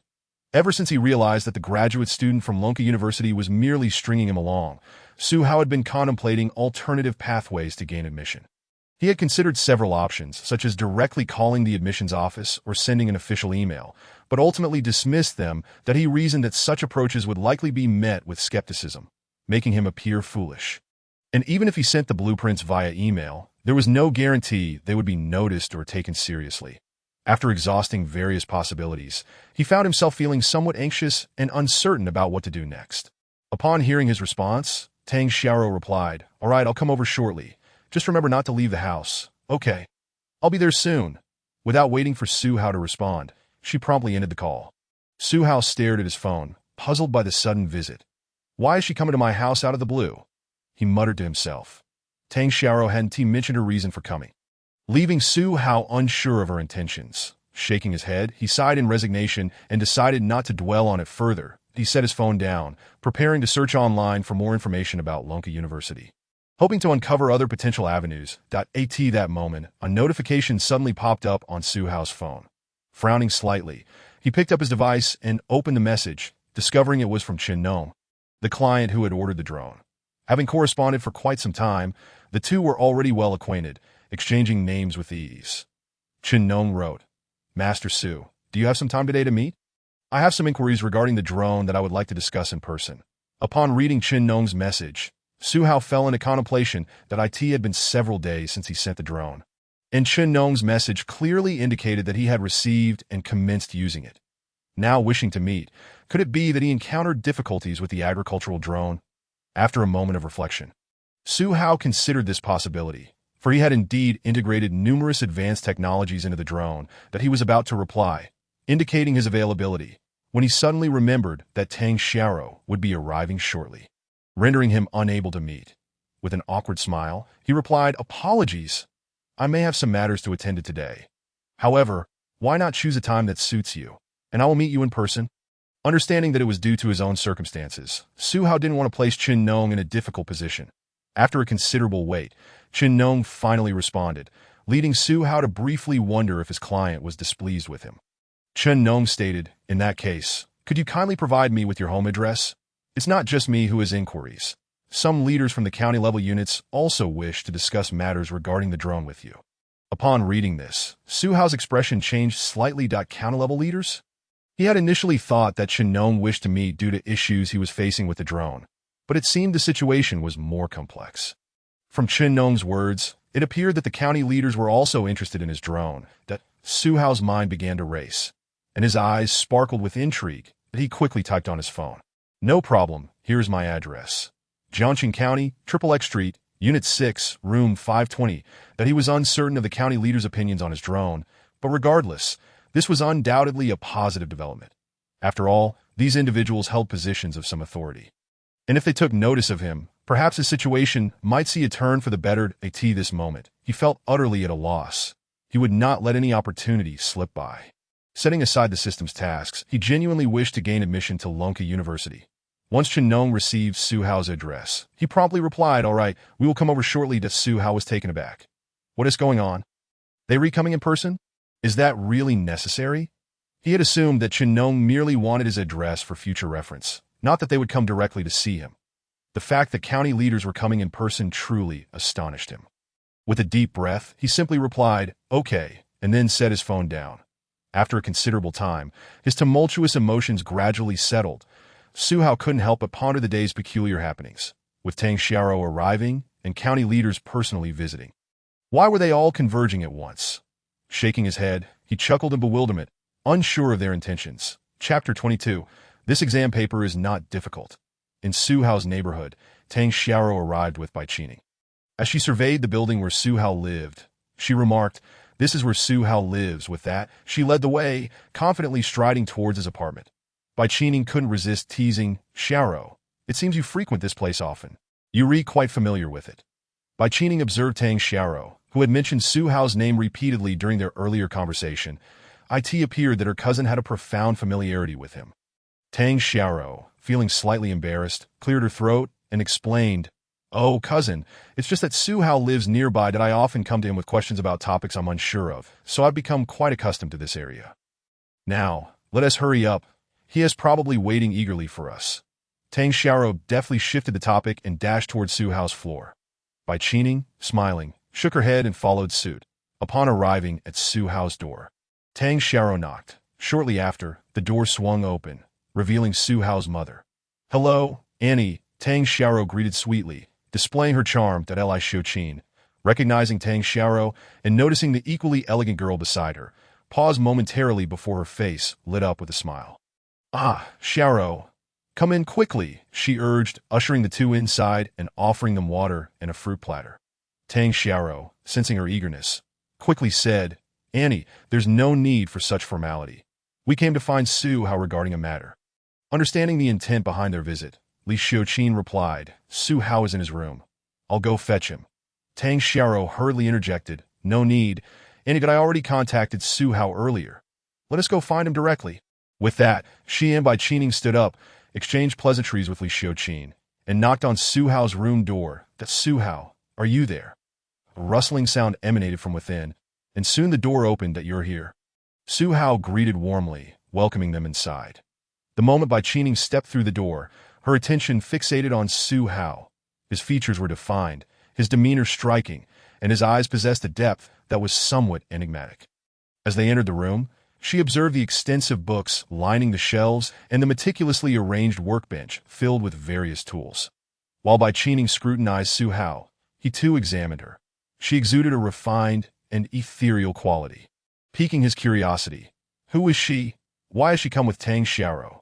Sensing Su Hao's apprehension, Tang Xiao introduced them. "Su Hao, this is my cousin Bai Qining." Subsequently, she introduced Su Hao to Bai Qining. "Qining, this is my desk mate." "Su Hao." They exchanged polite nods, acknowledging one another. Bai Qining then directly inquired, Su Hao, did you truly complete that exam paper yourself? Her straightforwardness reflected her preference for clarity and decisiveness, so she wasted no time in addressing the question that piqued her interest the most. Su Hao was momentarily taken aback. Exam paper? What exam paper? After pondering for a moment, his gaze shifted towards Tang Xiaoro, seeking clarification. With a sheepish smile, she explained, Su Hao, I showed that exam paper to my cousin after bringing it home. And then her eyes darted around, implying the significance of the moment. Understanding the situation, Su Hao surmised that Bai Qining had become intrigued upon learning about the paper, leading to the current scenario. However, it was merely an exam paper, and one that held no real value at that. Why did they come all this way just to confirm whether he had indeed completed it himself? He felt that perhaps Tang Xiaoro's cousin was overreacting. Nevertheless, he responded, yes, I did indeed complete that exam paper myself. Bai Qining, non-committal, nodded before saying, Su Hao, it's not that I don't believe you, but I would still like to verify. She produced another exam paper from her bag and handed it to Su Hao. Here is a paper of similar difficulty. Could you please complete this one for me? This paper was crafted personally by her teacher, Li Xueming, and was highly specialized, comparable in difficulty to the one from Lonka University. Since Bai Qining had come specifically to verify, she wanted to witness Su Hao's entire problem-solving process. However, Su Hao's brow furrowed slightly. To travel such a distance merely to validate whether he had completed that exam paper himself, and now to ask him to solve yet another. Even though Bai Qining was Tang Xiaoro's cousin, he felt a twinge of annoyance that he had completed the paper himself, yet he was not obliged to prove it to her. Noticing the displeasure on Su Hao's face, Tang Xiaoro quickly clarified. Su Hao, don't think too much of it. After seeing your exam paper, my cousin became extremely interested and found your problem-solving process unique. Furthermore, her teacher believes your approach to problem-solving is quite intriguing, so she wishes to observe your overall thought process. Tang Xiaoro refrained from stating outright that her cousin had come specifically for Su Hao, partly because she was unsure of Bai Qining's true purpose. And she also harbored some concern about Su Hao's actual circumstances. Upon hearing Tang Xiaoro's words, Su Hao's mood lightened somewhat. His mind began to race, and a brilliant idea flashed through his head. Tang Xiaoro's cousin was a doctoral student at Hucking University. She had mentioned that her teacher was also interested in his problem-solving approach. Did this mean that if he caught her teacher's attention, he might establish a connection with Lonka University through this avenue? With that thought, Su Hao's irritation dissipated entirely, but he took the exam paper from Bai Qining's hands and replied, Give me an hour. You both can take a break. Bai Qining, upon hearing his words, immediately froze, her delicate face displaying a mixture of surprise and disbelief. 1 hour, she thought, casting an odd glance at Su Hao, pondering. Is Xiao Rou's desk mate overly confident? To finish this exam in just an hour? Though such thoughts crossed her mind, she still offered comforting words. There's no need to rush. This exam has a considerable number of questions and a fair level of difficulty. We can take our time. Personally, she hoped Su Hao would diligently complete and correctly answer all the questions. After all, he was Xiao Rou's desk mate. Moreover, his problem-solving approach was indeed refreshing. Bai Qining wished that Su Hao truly possessed genuine talent and knowledge. Su Hao glanced over the exam paper, both front and back, a relaxed expression gracing his features as he smiled and remarked, Indeed, there are many questions. However, the difficulty is quite manageable. With that, he pulled out a chair, picked up his pen, and began to work diligently. Bai Qining stood frozen in her spot, her fair and perpetually cool countenance now displaying a hint of confusion. Bai Qining? No difficulty. Is he perhaps misinterpreting the term difficulty? Recalling the teacher's words when this exam was set, Bai Qining regarded Su Hao with an inscrutable gaze. Chapter 23. Excuse me. Is this Su Hao's home? In the room, Su Hao was deeply engrossed in the exam paper before him. Tang Xiaoro and Bai Qining exchanged glances as Su Hao entered his examination mindset, silently retreating from the room. However, to monitor Su Hao's progress closely, the two were careful not to close the door completely, allowing them to observe the situation from the living room. As they settled onto the sofa, Tang Xiaoro exhaled a sigh of relief, having held her breath. Curiously, she turned to her cousin and asked, Qining Jie, do you really think Su Hao can finish this exam in just an hour? Tang Xiaoro was somewhat intrigued, recalling Su Hao's earlier confident demeanor. In response, Bai Qining gently shook her head that's impossible. This exam was personally set by my teacher on short notice that I glanced at it. And if I were to tackle it, it would take me at least 3 hours. The questions, both in quantity and difficulty, as well as in specialization, are among the most challenging, according to my teacher. Even we, as doctoral students, would find it nearly impossible to answer every question correctly. Thus, Bai Qining refrained from elaborating further, her beautiful eyes glancing towards Su Hao, the meaning of her gaze clear. Su Hao's earlier assertion that the exam posed no difficulty was likely a pretense of confidence. Perhaps he hadn't even examined the questions closely. Upon hearing her cousin's words, Tang Xiaoro's small hands clenched slightly, her fair face etched with concern. Observing this, Bai Qining offered a knowing smile, attempting to reassure her. Do not worry. Based on his previous performance on the exam, even if he cannot achieve a perfect score, he should still be able to answer more than half of the questions correctly. As the two conversed, Li Xiuqin emerged from the kitchen, her hands carrying freshly cut watermelon and washed grapes. Approaching them, she said, "Come, have some fruit." Sitting opposite Tang Xiaoro and Bai Qining, she glanced at Tang Xiaoro. Then at Bai Qining, her expression slightly awkward as she hesitated to speak. "Xiaoro, this is..." Tang Xiaoro quickly introduced, "Annie, this is my cousin." Bai Qining did, "Oh, so she is Xiaoro's cousin." "Hello, hello," Li Xiuqin greeted with a smile. Bai Qining rarely displayed a warm smile, but she did so now. "Annie, has Su Hao been anywhere or interacted with anyone recently?" She casually inquired, hoping to glean insights about Su Hao's recent circumstances through his mother. Upon hearing this, Li Xiuqin sighed softly, a hint of worry appearing on her face. Ever since Xiao Hao was expelled from school, he has been hiding in his room almost every day that he either tinkers with something in his room or sits at his desk writing. With a sigh, she lamented, "Why doesn't the school give my son another chance? He has tried his utmost. It's not his fault that his academic performance hasn't improved." Li Xiuqin had witnessed Xiao Hao's efforts firsthand. Yet now he found himself expelled from school, stripped of his qualifications for the college entrance examination. She was deeply dissatisfied with the decision made by Jiangxing High School. Unfortunately, they were powerless to contend with the institution. Bai Qining's brows furrowed slightly at this, that if that were the case, there was a significant possibility that the exam was indeed completed by Su Hao himself. Thinking this, Bai Qining, for some reason, felt a slight sense of relief. Her expression easing, she smiled reassuringly. "Annie, please do not worry that Su Hao is quite intelligent, with a remarkably agile mind. But he is not as the school claims that on the contrary. He possesses considerable talent in certain areas." This statement was indeed true. Based on the exam Su Hao had completed, he exhibited extraordinary aptitude in research. Of course, this was contingent on the assumption that he had completed the exam himself. Upon hearing this, Li Xiuqin's initial astonishment quickly turned to dejection as she shook her head.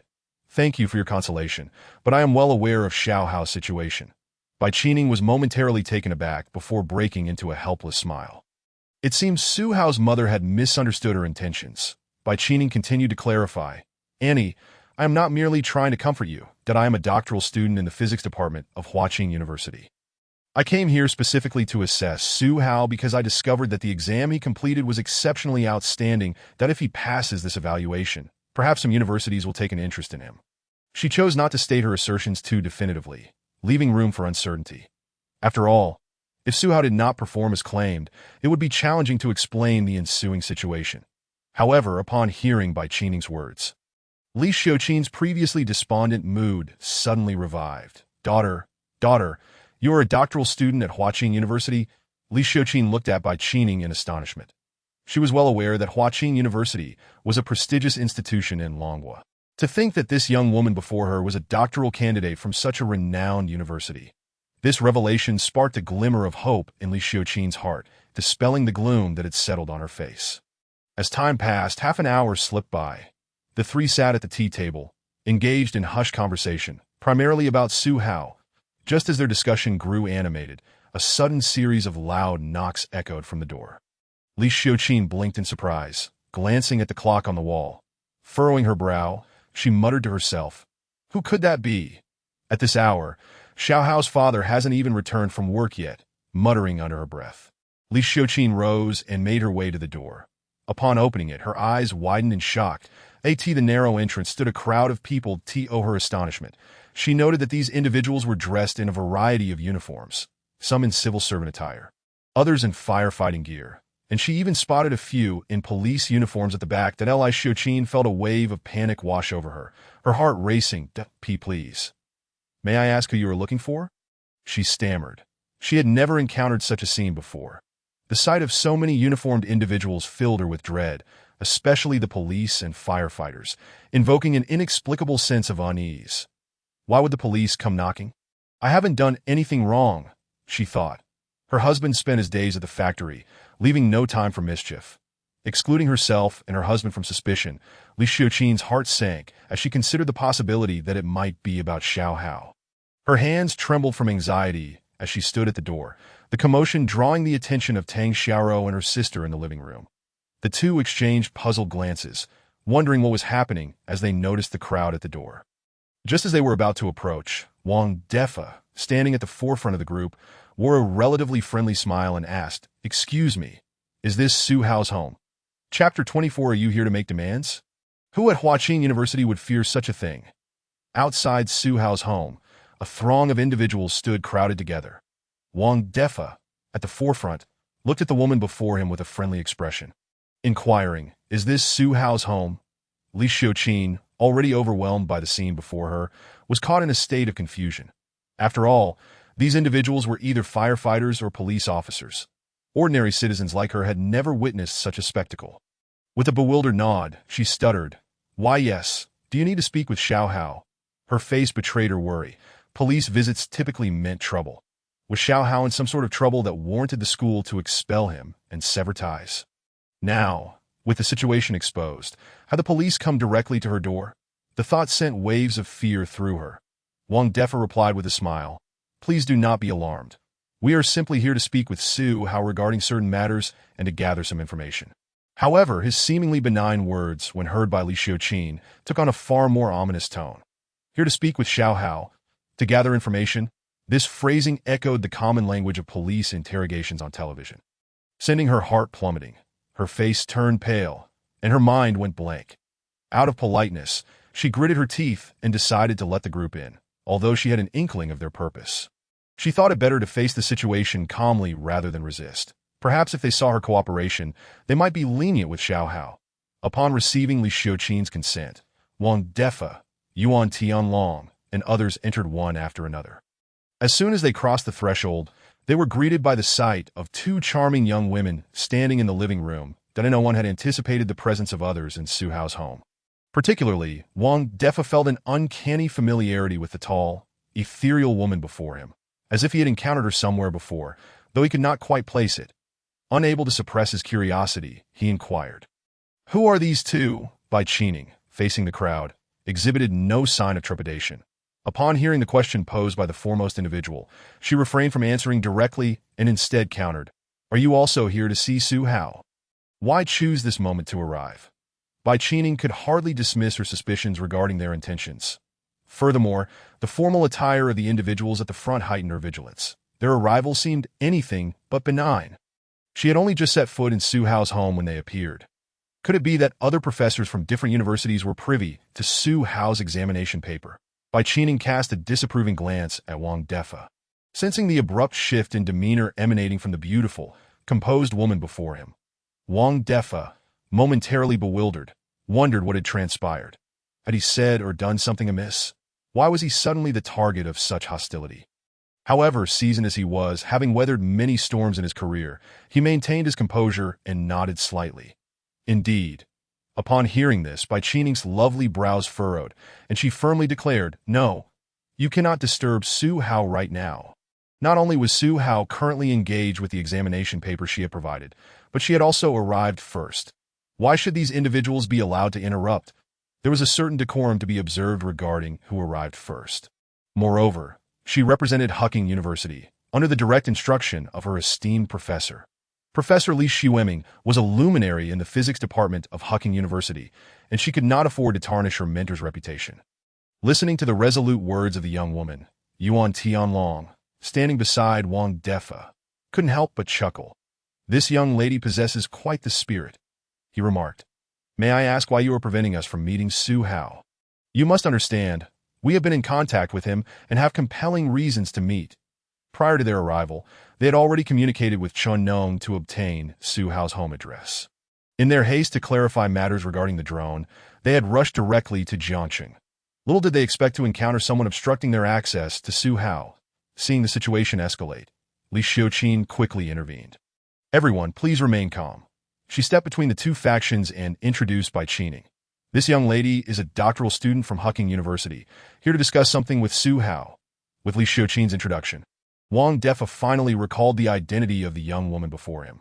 The realization dawned on him, and he exclaimed, "Ah, so it is you, the only top scorer from Jiangqing who gained admission to Huqing University a few years ago. No wonder you seem so familiar." Wang Defa's face was filled with astonishment. During the college entrance examination, this young woman had secured the highest score, earning her place at Huqing University. That IT was astonishing that. In the blink of an eye, she had ascended to the status of a doctoral candidate. Bai Qining, too, felt a measure of surprise that IT was unexpected that the other party recognized her identity, and her expression softened somewhat. She explained, "You may see Su Hao, but I am currently assessing him, so you will need to wait a moment." With that, she turned her gaze towards Su Hao's room. Wang Defa, Yuan Tianlong, and the others naturally followed her line of sight. Inside the room, Su Hao sat at his desk, engrossed in writing. Despite the commotion in the living room, he appeared utterly unfazed, his pen flying across the paper with remarkable speed. Reclaiming his gaze, Wang Defa's brow furrowed. "Assessment? What kind of evaluation necessitates the presence of a doctoral student from Huqing University?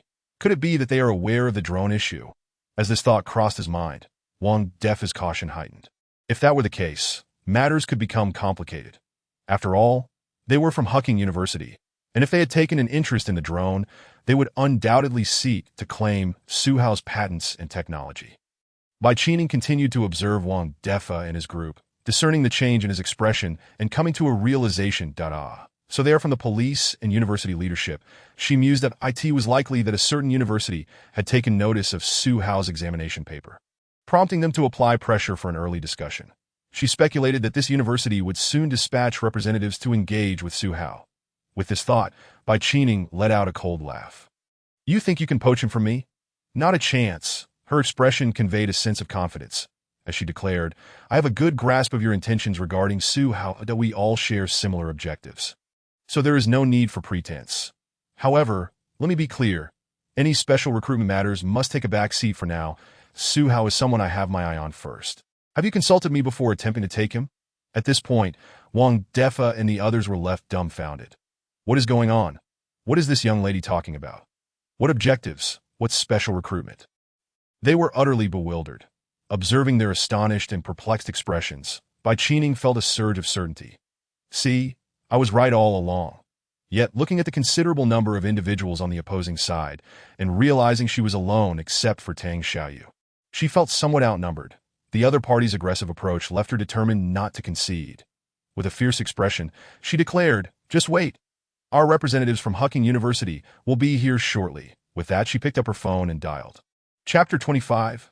A Genius or a Monster? In Su Hao's home, Bai Qining, witnessing the large and imposing group before her, felt a sense of urgency. Without hesitation, she dialed her mentor, Li Xiueming. Once the call connected, Bai Qining wasted no time. "Hello, Professor." She moved to a quieter corner, covering her phone, and succinctly reported the situation regarding Su Hao, highlighting the key points. "Professor, although Su Hao is yet to complete the examination paper, it appears he possesses genuine talent. Otherwise, what are the odds that another group would arrive at his home, just as I did? It seems too coincidental." After a brief silence, Li Xiueming responded, "Your analysis is sound. Their presence is indeed formidable. As a premier university in Longhua, we cannot afford to appear complacent or be underestimated. Wait there.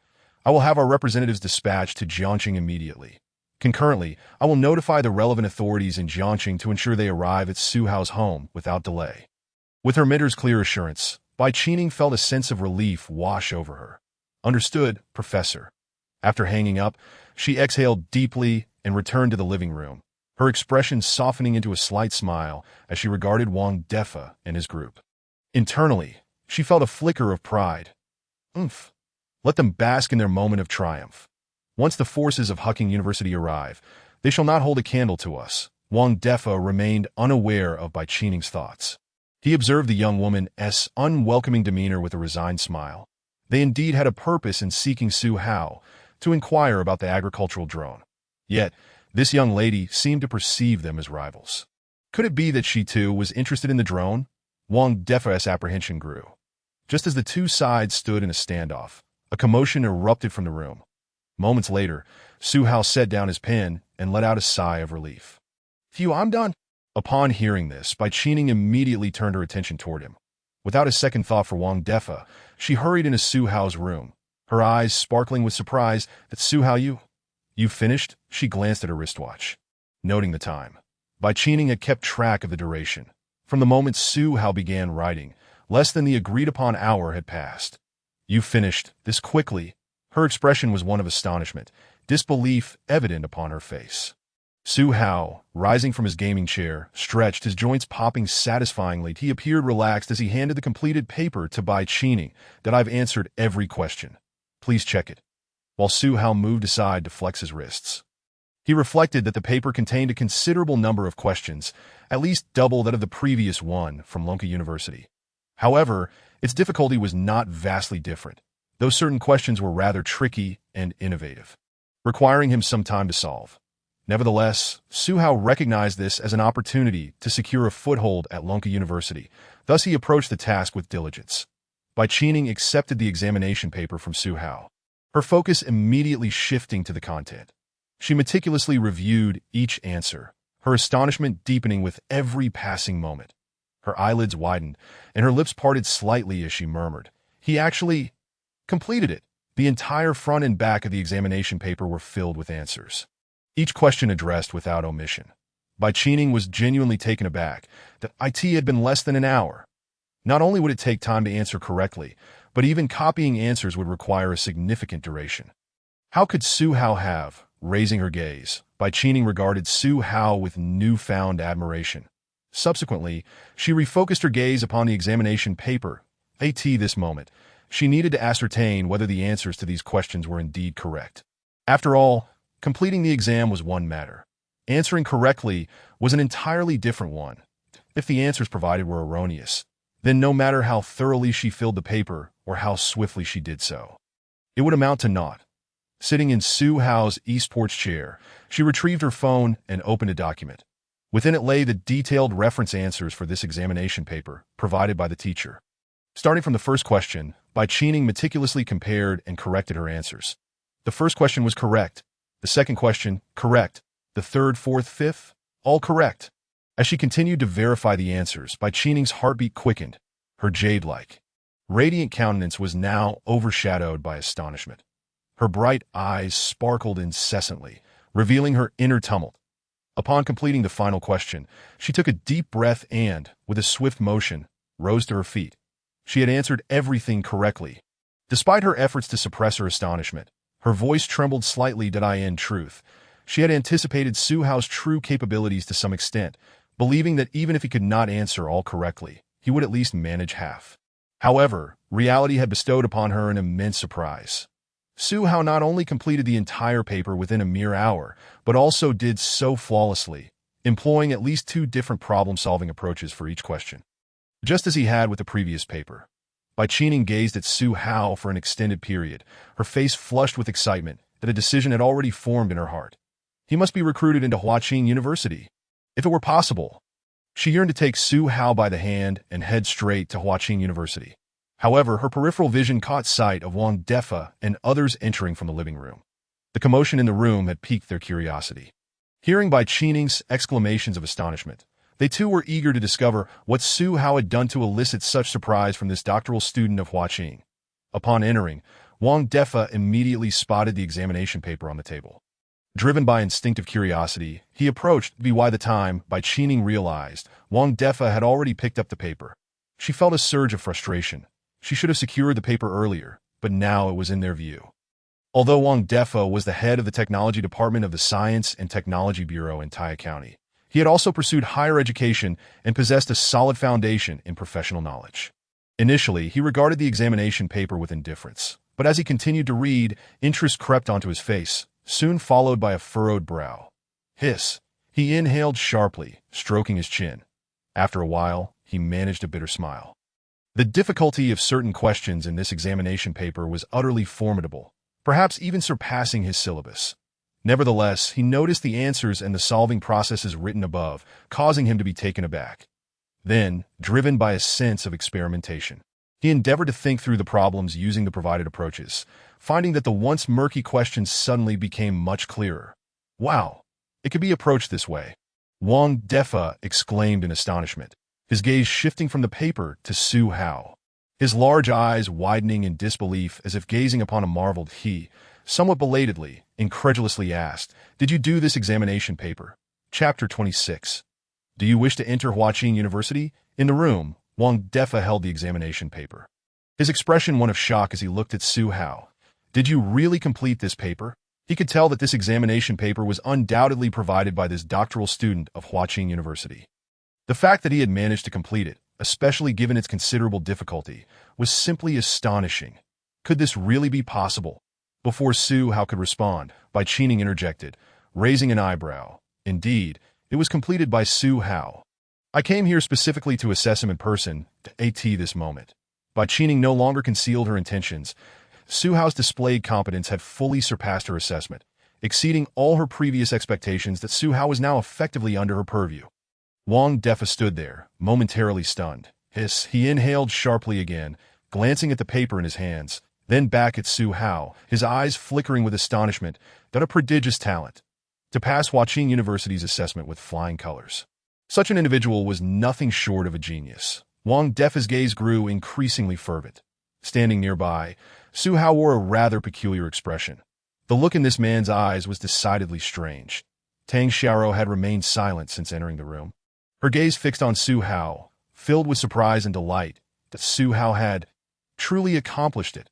A radiant smile blossomed on her face as she approached Su Hao, giving him a thumbs up. That Su Hao, well done. She felt genuinely happy for him. Throughout the past year, Su Hao had consistently ranked at the bottom in exams, earning himself titles such as poor student, underachiever, and fool at school.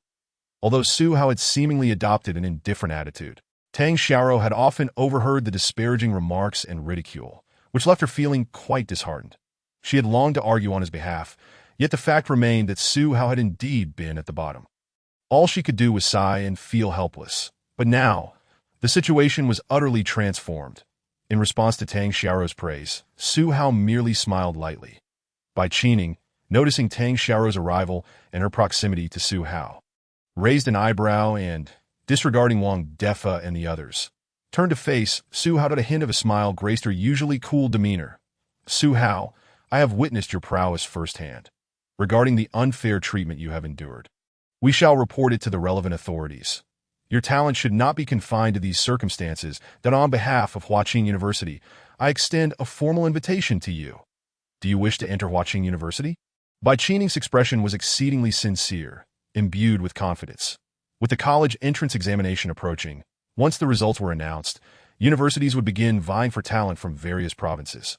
Bai Qining had gleaned Su Hao's situation through Tang Xiaoro and was convinced that if Huaqing University extended an olive branch, he would be more than willing to accept, especially given that he had been expelled from school and stripped of his qualifications for the entrance examination. Gaining admission to a university, particularly Huaqing University, was a rare opportunity. However, upon hearing Bai Qining's question, Su Hao found himself momentarily dumbfounded. Huaqing University? Why had he been directly invited to enter? He had merely completed an examination paper. Did this paper truly possess such high value?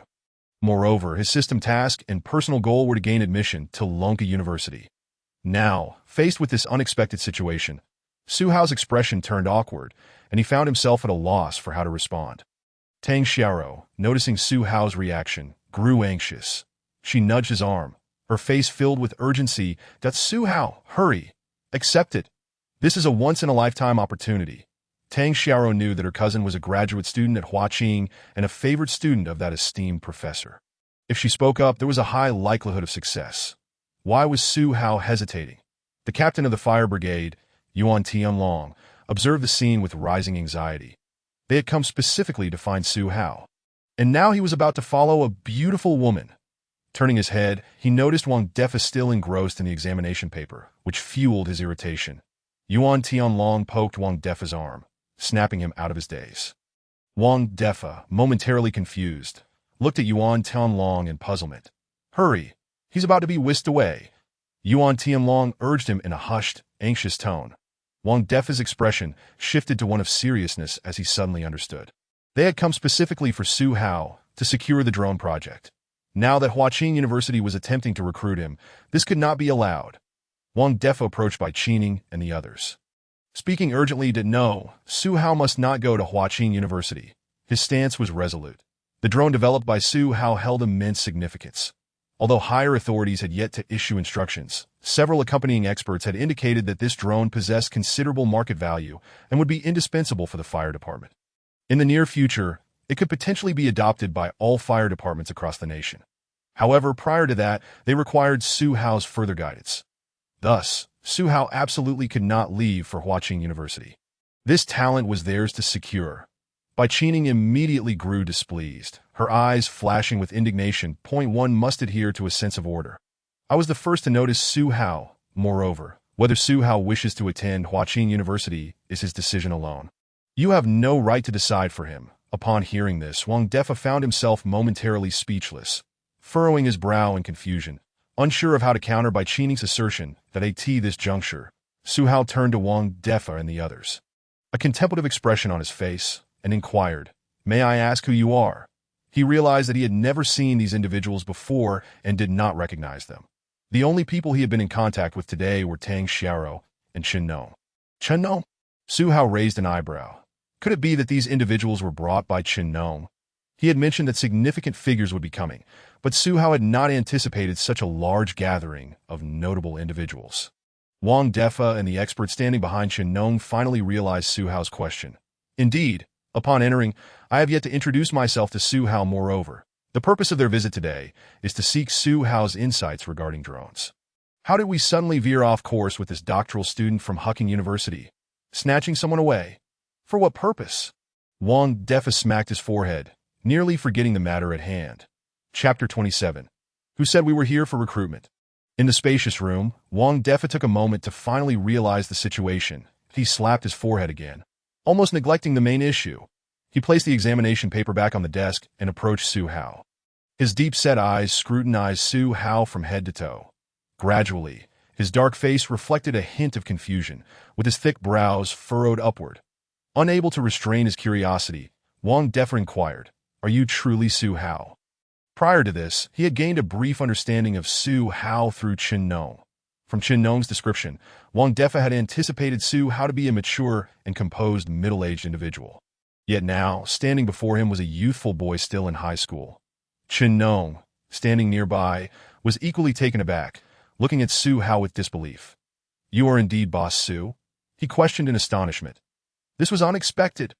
Based on their previous conversations, Su Hao should have been an adult man. Why, then, did a youth stand before him? This revelation left Chen Nong somewhat bewildered. Could it be that the technologically advanced products they had previously customized, including the agricultural drone, were all the handiwork of this young man? Upon this realization, Chen Nong felt a jolt of surprise. The present, Su Hao was equally puzzled by their inquiries. Was there anyone else in the room addressing him as Su Hao? Observing their expressions, it seemed they harbored doubts about his identity. It dawned on Su Hao that he had not disclosed his true age to Chen Nong. Their discussions had primarily revolved around customized products. Their reaction was thus understandable. Su Hao could only manage a wry smile. "Indeed, I am Su Hao."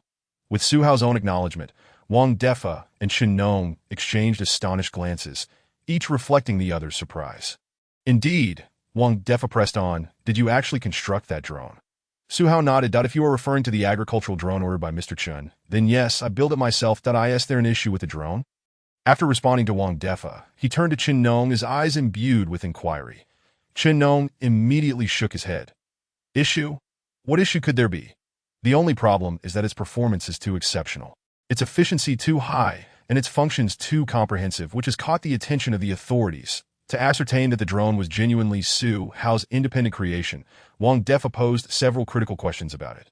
Su Hao's demeanor remained relaxed, and he answered effortlessly. Considering that the agricultural drone is intended for substantial agricultural applications, I did not utilize the conventional T-motor power system. Instead, I upgraded and modified it, integrating my own innovative ideas, which significantly enhanced its power conversion efficiency. Zhihu provided a succinct response based on Wang Defa's inquiries. Listening to Zhihu's professional explanations, Wang Defa was finally convinced of the drone's origin. As he gazed at Zhihu, his eyes sparkled with astonishment and fervor. Who would have thought that such a remarkable drone was developed by such a young lad? Truly astonishing. Beside them, Bai Qining listened intently to Zhihu's conversation with Wang Defa and the others. Her delicate features adorned with confusion, a myriad of questions swirling in her mind. What were they discussing? Drones? Fire extinguishing? The fire department? Were they not here for recruitment? Bai Qining furrowed her brows, unable to suppress her curiosity. Aren't you here for recruitment? If that were the case, why was the topic of discussion so peculiar? Moreover, observing Wang Defa and the others' earnest expressions, Bai Qining suddenly felt a sense of familiarity. This scenario, this sequence of events, seemed eerily reminiscent of her own experience when she learned of Zhihu's examination paper, prompting her to take notice and personally assess him. Her brows arched as understanding dawned upon her. Upon hearing Bai Qining's question, Wang Defa's expression faltered. Recruitment. Who claimed we were here for recruitment? He looked at Bai Qining, perplexed. Their purpose for coming was solely to clarify the matter regarding the drone and to invite Zhihu to guide them, to elucidate the intricacies of the drone. Throughout the entire encounter, they had never mentioned recruitment. Realizing this, Wang Defa comprehended that the young lady had mistakenly believed they were representatives from a university's admissions office. He offered a resigned smile, explaining to Bai Qining, "Young lady, you have misunderstood us. We are not here for recruitment at all." Subsequently, he recounted the details of Zhihu's drone development. Yuan Tonglong seized upon Wang Defa's narrative. Continuing, the drone Zhihu developed played a significant role during the recent forest fire. Not only did it successfully extinguish the flames, but it also mitigated the villagers' losses that he couldn't help but exclaim. Had it not been for Zhihu's drone, extinguishing that fire would have been far more challenging. Upon hearing their words, Bai Qining turned her gaze towards Zhihu. Zhihu rubbed his nose and nodded, acknowledging the truth of this statement. Speaking of the drone, Wang Defa became increasingly interested. Zhihu's drone was exquisitely crafted, both in appearance and in its internal structural design. It was truly a work of art. In order to study its internal design and structure, I disassembled it for a closer look. The internal configuration is utterly distinct from drones available on the market. That IT not only significantly reduces the space occupied by internal components, but is also aesthetically pleasing. Catching the eye, Wang Defa did not hold back his praise. Frankly speaking, although Zhihu's drone appears similar to those on the market, with perhaps a more imposing design and a robust metallic finish, its interior is flawlessly integrated. The layout of each component is meticulously considered. Yet, despite this, it does not compromise the drone's performance. In fact, it far exceeds the capabilities of conventional drones. Wang Defa remarked to Bai Qining. As a doctoral student at Hucking, you should be aware that achieving such a level of sophistication in a drone is no simple feat, especially considering this drone's outstanding performance in firefighting and other applications. It's quite rare. Bai Qining nodded, agreeing with his assessment. While drones are indeed advancing rapidly, their diverse characteristics make it challenging to consolidate all these features into a single unit. Based on Wang Defa's description, Zhihu's drone indeed appeared to be exceptional. Consequently, Bai Qining found herself perplexed. At this point, Zhihu had clearly passed Hucking's assessment and had thoroughly demonstrated his talent. Yet, how could such a genius consistently rank at the bottom in examinations? Did he have compelling reasons for doing so? Bai Qining's brows knitted in deep thought. Her curiosity piqued. Just as she was about to inquire further about Zhihu, her phone suddenly rang in her pocket. Chapter 28. Expelling a Genius. Is the school serious? In the room, Bai Qining was eager to question Zhihu about his situation at school when her phone rang. Just as she was about to speak, she swallowed her words and retrieved her phone. Upon glancing at the caller ID, her eyes lit up. It was her teacher calling.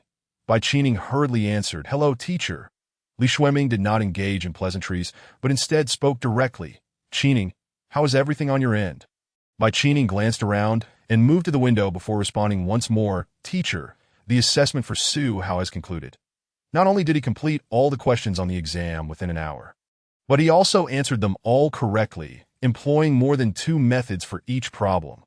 Bai Qining relayed the results of the assessment that Li Xueming was momentarily taken aback, his face registering astonishment. He finished everything in an hour and got them all right. Although Li Xueming was aware of Su Hao's capabilities, hearing the specifics of his true prowess from Bai Qining left him truly astounded. After a prolonged silence, his voice returned through the phone. Qining, you need to maintain control of the situation. Do you understand? I included some exceptionally tricky questions on that exam. For Su Hao to answer them correctly is beyond my expectations. He is a genius. Hucking University must recruit him. Li Xueming's tone was filled with excitement, and Bai Qining could even detect a tremor in his voice. His gaze sharpened, and his lips parted slightly. Normally so composed, it was surprising to see him so animated due to Su Hao. She quickly reassured him. Rest assured, teacher, I have everything under control. Good. Li Xueming exhaled deeply. I will be arriving shortly with the admissions office staff from Hucking University. Simultaneously, we will notify the Jiangxing Education Bureau to investigate the circumstances surrounding Su Hao's expulsion and the cancellation of his college entrance examination eligibility. That IT is utterly absurd and unfathomable for such a talent to be expelled from Jiangxing High School and have his examination eligibility revoked. Regardless of the circumstances, we must uncover the truth behind this matter. Bai Qining felt a chilling apprehension within her heart and slightly nodded her head. Understood, teacher. As she concluded the conversation, Li Xueming instructed Bai Qining. We shall take a private jet directly to Jiangxing. We will arrive shortly at that time. We will convene at Jiangxing High School. Bai Qining acknowledged the message and then hung up the phone. Taking a deep breath, she returned to Su Hao's side. Su Hao, my teacher just called that he has learned about your situation and will personally rush to Jiangxing. Furthermore, he has reported the unjust treatment you received regarding your expulsion and the cancellation of your college entrance examination eligibility to the Education Bureau. Rest assured, we will seek justice for you and help you regain your eligibility for the examination. We will collaborate with the relevant departments to meticulously investigate every detail and restore your dignity. It is unacceptable that such an outstanding student as you was overlooked by Jiangxing High School. To indiscriminately strip you of your examination eligibility without due process is an audacious act on the part of Jiangxing High School. Upon hearing this, Su Hao was momentarily taken aback, then smiled in resignation and shook his head. Thank you, but I would rather not pursue this. Investigating, that's too troublesome. Bai Qining, however, remained resolute that no, this matter must be thoroughly investigated. Not only must we restore your dignity, but we must also eradicate the school's detrimental practices. Tang Xiaoro chimed in. Exactly. Su Hao, do not feel embarrassed. This situation is not your fault, but rather the school's selfishness. Now that you have been expelled and stripped of your examination eligibility, should we allow others to laugh at you unjustly? Tang Xiaoro's delicate face was filled with indignation that Su Hao had never committed any wrongdoing against the school nor spoken ill of it. On the contrary, Jiangxing High School, in its relentless pursuit of so-called admission rates and undergraduate ratios, had unjustly expelled Su Hao, a student whose academic performance was not reflective of his true potential. Such actions contradict the very essence of a school that values teaching and education. With the support of the faculty from Huaqing University, Tang Xiaoro felt elated and was determined that Su Hao should not give up. Meanwhile, Wang Defa, Chen Nong, and others nearby were left in a state of bewilderment, their expressions a mixture of confusion and disbelief. Expelled? Cancelled examination eligibility. What? Wang Defa could not help but inquire. What has happened? What are you all discussing? Hearing his question, Su Hao and the others turned to him. Tang Xiaoro took the opportunity to briefly explain Su Hao's predicament to Wang Defa and the others. Recently, Jiangxing High School had taken drastic measures against Su Hao, leading to his expulsion and cancellation of his examination eligibility, all to maintain their own admission statistics. That Su Hao had remained at home for these reasons, and Tang Xiaoro's expression was laced with resentment. At that moment, Chen Nong finally grasped the situation. That's what happened. He slapped his thigh, his face lighting up with realization that a while back, when he had discussed drone customization with Su Hao, he had heard Su Hao inquiring about Lonka University. It turned out that all of this stemmed from such circumstances. Yuan Tianlong could only laugh in disbelief that this how we nurture the flowers of our nation? The principal and teachers of Jiangxing High School treat their students in such a manner. Yuan Tianlong stated bluntly, such individuals are unworthy of being teachers. The other accompanying experts, police officers, and public servants nodded in agreement, their expressions mirroring his outrage that a school should be a sanctuary of knowledge, and teachers must guide their students with care. To expel a student before the college entrance examination is an abominable act. At the doorway, Li Xiuqin listened to the chorus of support for her son, her eyes reddening with emotion as a smile of gratitude spread across her face. Indeed, how can the school treat my son this way? After hearing the full account of Su Hao's situation, Wang Defa's expression turned grave. How outrageous! Is the leadership of Jiangqing High School truly this selfish? Regardless of a student's performance, they should not arbitrarily abandon them before the college entrance examination. Is this still a place of enlightened teaching? Had he not heard it with his own ears, Wang Defa would never have believed such events could transpire within a school. Moreover, Su Hao had successfully passed the assessment of Huaqing University and independently developed a next-generation innovative drone. Could such a person truly be labeled as a poor student? The principal of Jiangqing High School must be blind. He was determined to confront this principal and discover the true nature of such audacity. Chapter 29. Thank you, but I must decline. In Su Hao's home, his room was filled with people. After hearing about his expulsion and the revocation of his examination eligibility, the expressions of Wang Defa and the others were filled with anger. They had never imagined that a place dedicated to education could commit such an injustice. Wang Defa approached Su Hao, his demeanor serious that Su Hao, do not worry. The actions of Jiangqing High School are unjust, and we will certainly seek justice for you. Yuan Tianlong affirmed, indeed, we cannot allow the hearts of diligent students to be disheartened. Such school leadership must face legal consequences. Behind Wang Defa stood several elderly experts who had remained silent until now, merely listening to the discussions. They were experts from Longdu, sent by higher authorities to provide guidance in Taihe County.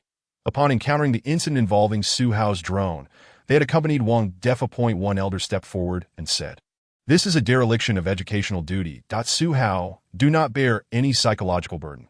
We will advocate for you with the school." He was Professor Zhao Guiyuan from the Institute of Computing Technology at the Academy of Sciences of Longhua. He had now grasped the gist of Su Hao's ordeal and felt genuine displeasure at the unfair treatment he had endured. How could a high school student be subjected to such discrimination? Poor student? Can a student be expelled and have their examination eligibility revoked merely for being labeled as such? Furthermore, a student who has passed the assessments of professors at Huaqing University and independently developed a new generation of multi-purpose drones cannot possibly be a poor student. The leadership at Jiangqing High School is truly short-sighted. At this moment, the two police officers who had been standing behind also stepped forward, their tone earnest that Su Hao, we now understand your situation clearly. Rest assured, this matter is not your fault, that we will collaborate with the relevant departments to conduct a thorough investigation into the leadership of Jiangqing High School and seek justice for you. Most of the individuals in the room, upon learning of Su Hao's predicament, were indignant. The actions of Jiangqing High School were utterly unacceptable. To expel a student without cause. Could such a thing be the actions of a school's leadership or its teachers? Su Hao's heart was filled with mixed emotions. These individuals had only met him a few hours ago, yet they were unreservedly determined to assist him in seeking justice. This warmth touched his heart deeply, even as his feelings remained complex. After a moment of silence, he sighed deeply and smiled appreciatively. Thank you all for your support and assistance. However, I feel that this matter may not warrant such a fuss. Let the past remain in the past. Su Hao's face bore a smile. Initially, he had felt a great deal of sadness and anger over the cancellation of his examination eligibility. However, with the issuance of tasks from the system and the acquisition of the blueprint for the 6th-Generation strategic stealth bomber, those negative emotions had gradually faded. Moreover, the task assigned by the system was to enable him to enter Longhua University without going through the college entrance examination. Thus, whether or not he had examination eligibility had become inconsequential to him. However, Su Hao's words were interpreted differently by those present.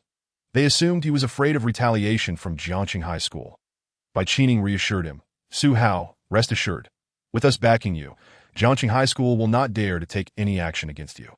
Besides, as long as you accept my invitation, you will soon be a student at Huaqing University, with the entire university supporting you. Your concerns are entirely unnecessary. Bai Qining reiterated her invitation, in response. Su Hao smiled slightly and politely replied, "Thank you for your concern and invitation, and I am grateful to Huaqing University for considering me and providing me with this opportunity. However, my goal is to enter Lonka University and contribute to national defense research." Upon hearing this, Bai Qining's expression shifted to one of shock that Su Hao had actually declined her invitation. She represented Huaqing University, one of the nation's top-tier universities, where countless students yearn to gain admission each year. Yet here was Su Hao, outright rejecting the offer. Bai Qining hurriedly urged him, "Su Hao, please do not be so hasty in your refusal. Consider it a bit longer. Huaqing University also has many research projects, and you can engage in related studies here as well." Bai Qining was growing anxious. She had come specifically for Su Hao, and now that he had perfectly passed the assessment, her teacher had instructed her to secure Su Hao's admission to Huaqing University. His unexpected refusal had caught her off guard. Tang Xiao also quickly joined in the persuasion that Su Hao, "Do not act foolishly. My cousin is a doctoral student at Huaqing University and knows the ins and outs of the institution better than anyone. Entering Huqing University is an extraordinary opportunity for you. Do not be foolish." Tang Xiao is nearly beside herself with anxiety that Su Hao has finally found a chance to re-enter university, and it is a prestigious one at that. Why would he suddenly decline? Huqing University. Among this year's college entrance examination candidates from Jiangxing High School, the number of those who can confidently secure admission does not exceed 10 fingers. Su Hao, faced with such an invitation, outright refused. If the teachers and students of Jiangxing High School were to hear this, they would surely be dumbfounded. Nonetheless, in response to the entreaties of the two charming sisters before him, Su Hao calmly shook his head. "There is no need for persuasion. My mind is made up. Lonka University has always been my goal, and it remains so even now." Su Hao's gaze was resolute. "Indeed, this is the case. Setting aside the system's tasks, entering Lonka University would allow participation in numerous national defense research projects, which Su Hao has pursued ever since activating the system." Upon hearing Su Hao's words, several esteemed professors, including Zhao Guiyuan, exchanged glances, nodding in mutual appreciation to that moment. Chenong suddenly had an epiphany and blurted out a question to Su Hao. "Su boss, so your inquiry about the special admission route to Lonka University last time was for this reason?" Previously, when Su Hao had inquired about the special admission pathway, it was presumed to be for the son of a boss. Who would have thought it was for Su Hao himself? "Su Hao not that happy my see." Indeed, I had contacted someone from Lonka University and even completed one of their examination papers. Unfortunately, after that, the news vanished in a thin air, and there was no response. He sighed, his expression revealing his concern. "The immediate plan is to get in touch with someone from Lonka University." Upon hearing this, Tang Xiao rolled her eyes, exasperated. They were merely brushing you off. Why would they bother to reply? However, upon hearing Su Hao's words, Professor Zhao Guiyuan appeared momentarily stunned, muttering to himself, "Lonka University. You had contacted them before?" Su Hao, bewildered, nodded. "Yes, but it has been several days, and there has been no further response." Zhao Guiyuan thoughtfully nodded and then slowly spoke. "Lonka University has many projects and heavy workloads. It is normal for them not to reply. However, I do have acquaintances there who can help you get in touch." As soon as he finished speaking, Su Hao's eyes sparkled with excitement. "Really?" Observing his expression, Zhao Guiyuan chuckled heartily. "Do not worry. I will contact them right away." With that, he picked up his phone, stepped aside, and dialed. Chapter 30. You refuse Huqing University? In the room, Zhao Guiyuan took his phone, walked to the window, and made the call. Bai Qining watched this scene with wide eyes, her heart sinking. This is it. They are truly starting to poach talent. For a moment, she was at a loss for what to do. Su Hao observed Zhao Guiyuan making the call, and the worry on his face finally eased. He expressed his gratitude to Wang Defa and the others. "Thank you, Director Wang, and everyone else." His expression was serious, heartfelt in his appreciation. Without their support, it would have been challenging for him to connect with Lonka University. Now, he was uncertain about the next steps. To be honest, this was an unexpected delight that he never imagined that his last drone order would lead to all these developments. That Su Hao thought to himself with a tinge of helplessness. Had I known that I could contact Lonka University this way? Why exert so much effort? However, who could foresee events yet to unfold? Wang Defa laughed heartily, his face brimming with joy. To Su Hao, there is no need for formality. Your talent and capabilities are evident, It is our honor and privilege to assist a future pillar of the nation. Subsequently, while Zhao Professor was on the phone, Wang Defa and the others moved to another part of the room to discuss other topics. Wang Defa, straightforward by nature and disliking circumlocution, directly addressed Su Hao. Su Hao, we have reviewed the drone you sold to Master Chun, that I must say, its performance is truly remarkable. Wang Defa could not help but give Su Hao a thumbs up at this moment. Chen Nong also chimed in, smiling at Su boss. The drone you sold me has indeed accomplished great things. He excitedly recounted how the drone automatically extinguished fires. After listening, Su Hao felt somewhat unsurprised, yet he was still amazed by the drone's actual performance. I am delighted that the drone can achieve such results. It seems my efforts were not in vain, haha. Su Hao joked he had indeed spent several days refining the drone, adding numerous new features and technologies. Thus, its performance was entirely within reason. Wang Defa seized the moment to speak that Su Hao, let me be frank, I will not indulge in frivolities. Given this drone's outstanding fire extinguishing capabilities, along with our department's analysis, it could significantly benefit future firefighting efforts that in fact, in certain small-scale fires, it could completely replace firefighters for high-risk extinguishing tasks. Wang Defa's excitement reignited as he spoke about the drone. His animated expression was astonishing to behold. He continued his analysis. Beyond mere extinguishing capabilities, I believe the drone's other functions hold immense potential in military applications. Its market value and military value are boundless. Therefore, I wish to consult with you regarding the drone's design, technology, and plans for subsequent mass production. Wang Defa's gaze was intense, filled with eager anticipation as he looked at Su Hao. The more impressive the drone's performance, the more he saw the extraordinary potential in this young man. Similarly, he yearned to collaborate or communicate with Su Hao, delving deeper into the subject of human-machine interactions. Upon hearing this, Su Hao appeared contemplative to be honest. Wang Defa's words surprised him, but he had not anticipated that by utilizing the system's assistance and having a moment of inspiration, modifying the drone and incorporating some cutting-edge technology would significantly enhance its performance and capabilities, garnering official attention. All of this was beyond his expectations. Yet, it was all good news. Observing Su Hao's silence, Wang Defa assumed he was concerned about subsequent technology, patents, and profit-sharing issues that he hurriedly reassured him. Su Hao, you need not worry that we are merely outlining the general concepts now. We can negotiate specifics later, that if we proceed with development and establish a company. Key positions such as chief engineer and technician will still require your direct guidance. After all, you are the developer of this drone, and all associated technology and designs belong to your patent.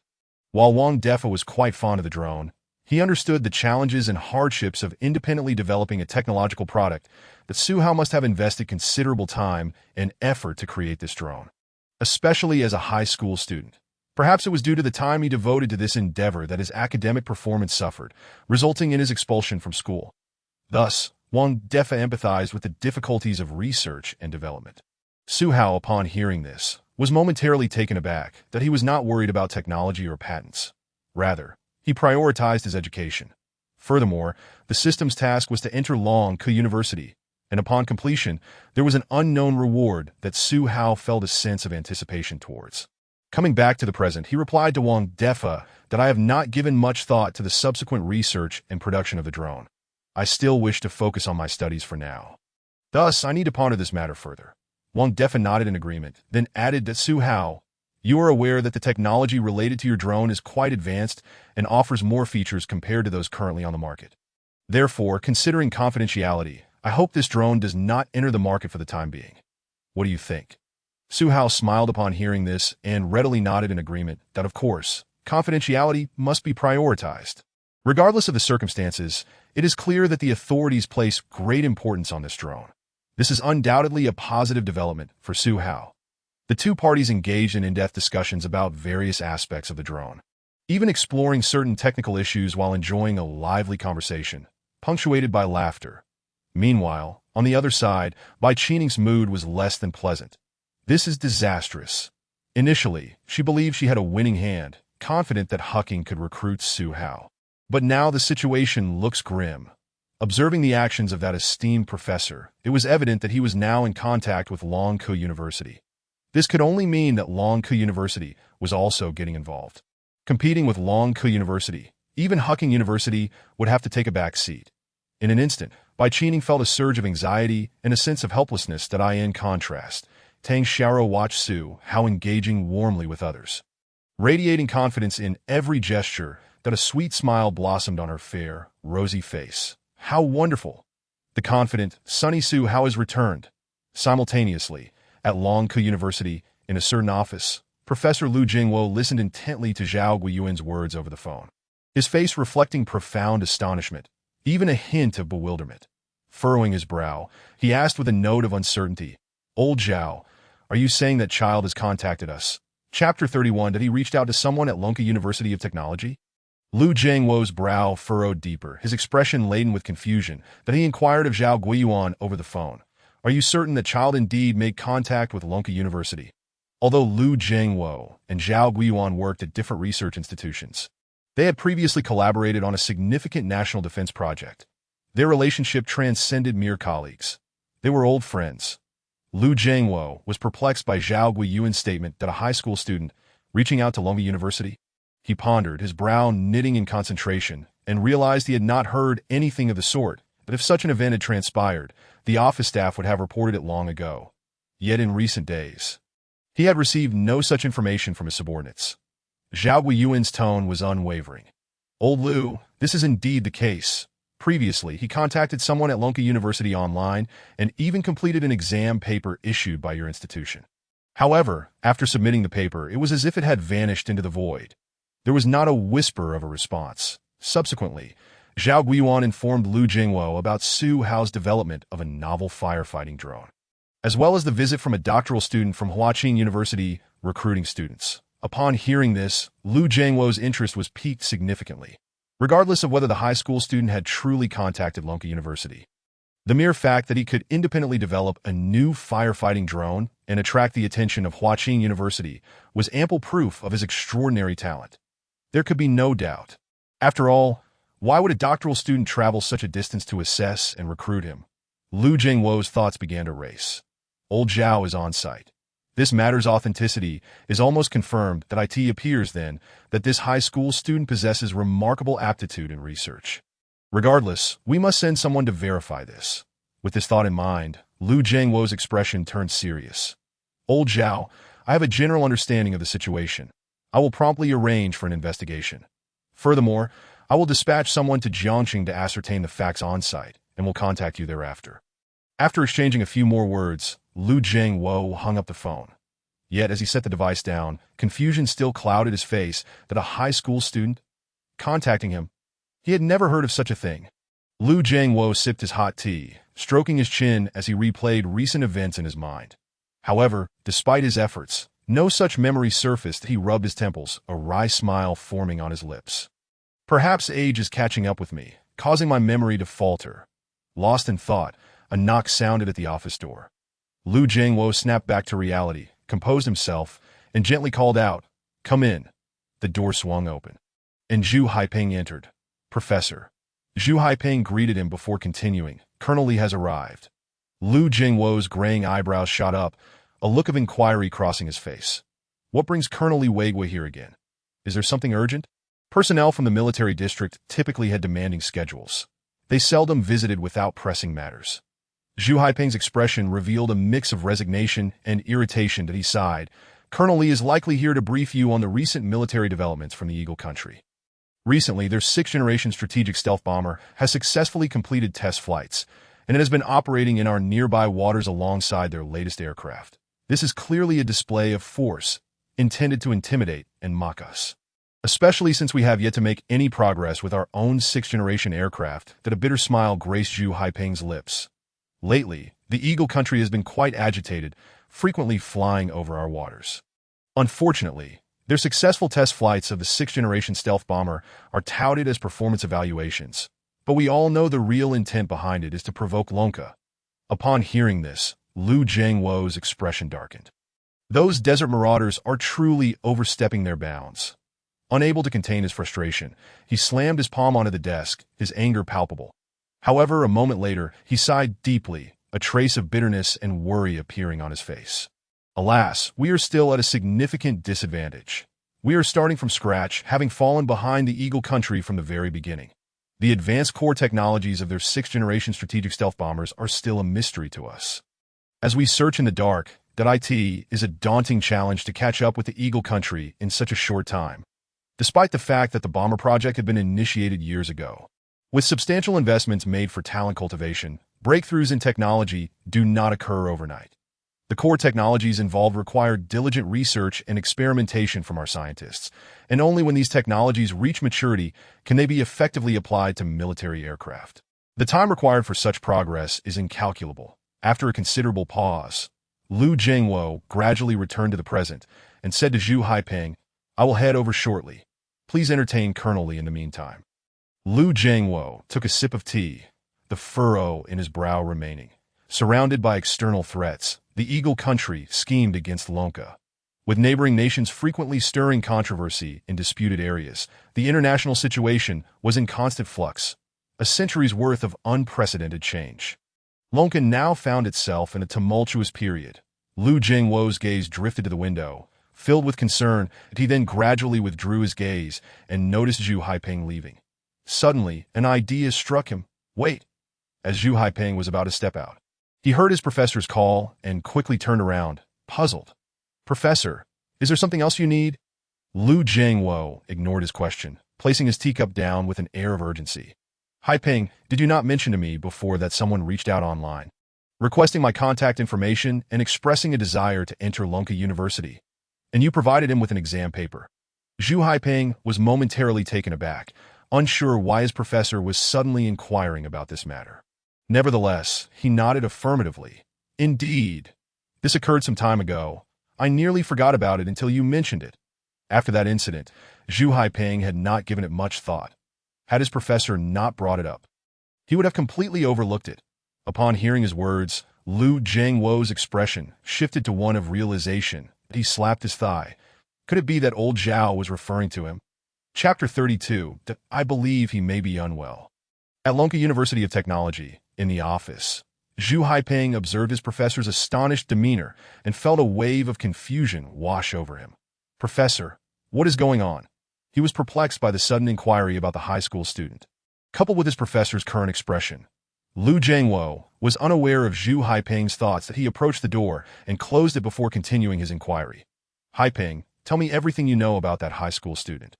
Lu Jingwo was convinced that the individual old Zhao spoke of was likely this very student. Otherwise, he could not recall anyone else who had proactively contacted Lonka University. Zhu Haiping hesitated for a moment. But upon seeing the seriousness etched on his professor's face, he cleared his throat and recounted the entire sequence of events in detail. "The high school student initially sought my assistance in acquiring the contact information of a professor at Lonka University, boldly claiming to have knowledge of 6th-generation aircraft." Zhu Haiping continued, "At first, I thought he was ambitious, aiming to gain admission to Lonka University. However, as our conversation progressed, I began to suspect that he might not be entirely sane." He gestured toward his head, his meaning clear. Zhu Haiping was uncertain why his professor had suddenly brought up this student to him. The high school student seemed naive and overly confident, embodying a fearless attitude typical of youth. Had it not been for his kind disposition, he would have bluntly dismissed the student. Such a person hardly warranted attention. Lu Jingwo furrowed his brow. And then, as I mentioned earlier, to rid myself of his persistence, I casually handed him a copy of the exam paper you had given to our cohort of graduate students, Zhu Haiping added, after he sent me the images of the completed exam paper. I didn't follow up with him that I've been preoccupied with experiments lately and haven't checked my messages. Recalling this, Zhu Haiping retrieved his phone, adeptly opened the messaging app, and noticed several notifications. Upon closer inspection, he realized they were from the high school student. With a mix of surprise and curiosity, Zhu Haiping opened the conversation. To his astonishment, he discovered several images sent by the student. Wow, he actually sent it. This revelation was unexpected. Zhu Haiping had initially thought that by giving the student the exam paper, he could dismiss him, but he never anticipated that a high school student would complete an exam meant for graduate students at Lonka University. Yet, now he saw proof before his eyes that in the image depicting the examination questions, the process is thoroughly detailed. Upon seeing this, an unrealistic conjecture suddenly arose in his mind. Could it be that this high school student has genuinely solved the problems? With this thought in mind, he hastily clicked on the image, eager to scrutinize the solution steps. Just then, a robust and wrinkled hand reached out, swiftly snatching the phone from Zhu Haiping's grasp without uttering a word. "Hand it over!" Lu Jiangwo disregarded Zhu Haiping's bewildered expression, turning to stride towards the desk. Clutching the phone in one hand, he donned a pair of reading glasses with the other. Zhu Haiping gazed at his empty hands, rubbed his nose, and smiled helplessly. Turning to observe Lu Jiangwo, who was intently examining the phone, he refrained from interrupting, opting instead to patiently stand by and wait. Lu Jiangwo's keen eyes meticulously scrutinized the examination questions. Indeed, these were the very questions he had authored specifically for Zhu Haiping and his peers, that he was exceedingly familiar with them. Subsequently, his thoughts shifted to the answers and the reasoning behind them. After a cursory glance at the solutions, Lu Jiangwo's previously unremarkable gaze momentarily sparkled with intrigue. Incredible. All the answers are correct, he murmured softly. Despite his quiet tone, Zhu Haiping, standing nearby, caught every word to a T that moment. His expression stiffened slightly. The answers are all correct? Zhu Haiping's eyes widened in astonishment. These were questions from the graduate program at Lonka University. How could a high school student possibly solve them? However, after a moment's reflection, his surprise gradually faded to it was merely a matter of having the correct answers. Typically, universities upload examination questions to their academic systems, in the spirit of resource sharing. Institutions sometimes make these questions available online. Thus, it was conceivable that this high school student had simply copied the answers. Otherwise, the notion of a high school student tackling graduate-level questions was utterly absurd. If that were the case, what would be the value of his own status as a graduate student? Yet, at this very moment, Professor Lu Jiangwo's heart was far from tranquil. After reviewing all the answers, he turned his attention to the steps and reasoning behind each question. The more he examined, the more astounded he became.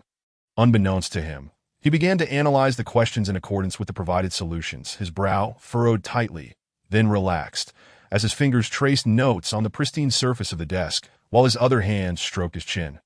Lost in contemplation, such behavior left Zhu Haiping utterly perplexed. Could it be? Was the teacher truly so engrossed?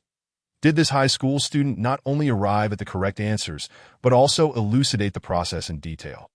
Once this thought entered Zhu Haiping's mind, it spiraled uncontrollably, engulfing his entire consciousness, that he suddenly felt that this matter was perhaps far more complicated than he had imagined. After all, why would the teacher remain so absorbed in this examination paper? Appearing to ponder so earnestly, Lu Jiangwo was unaware of his student's thoughts, that he was now completely captivated by the examination paper.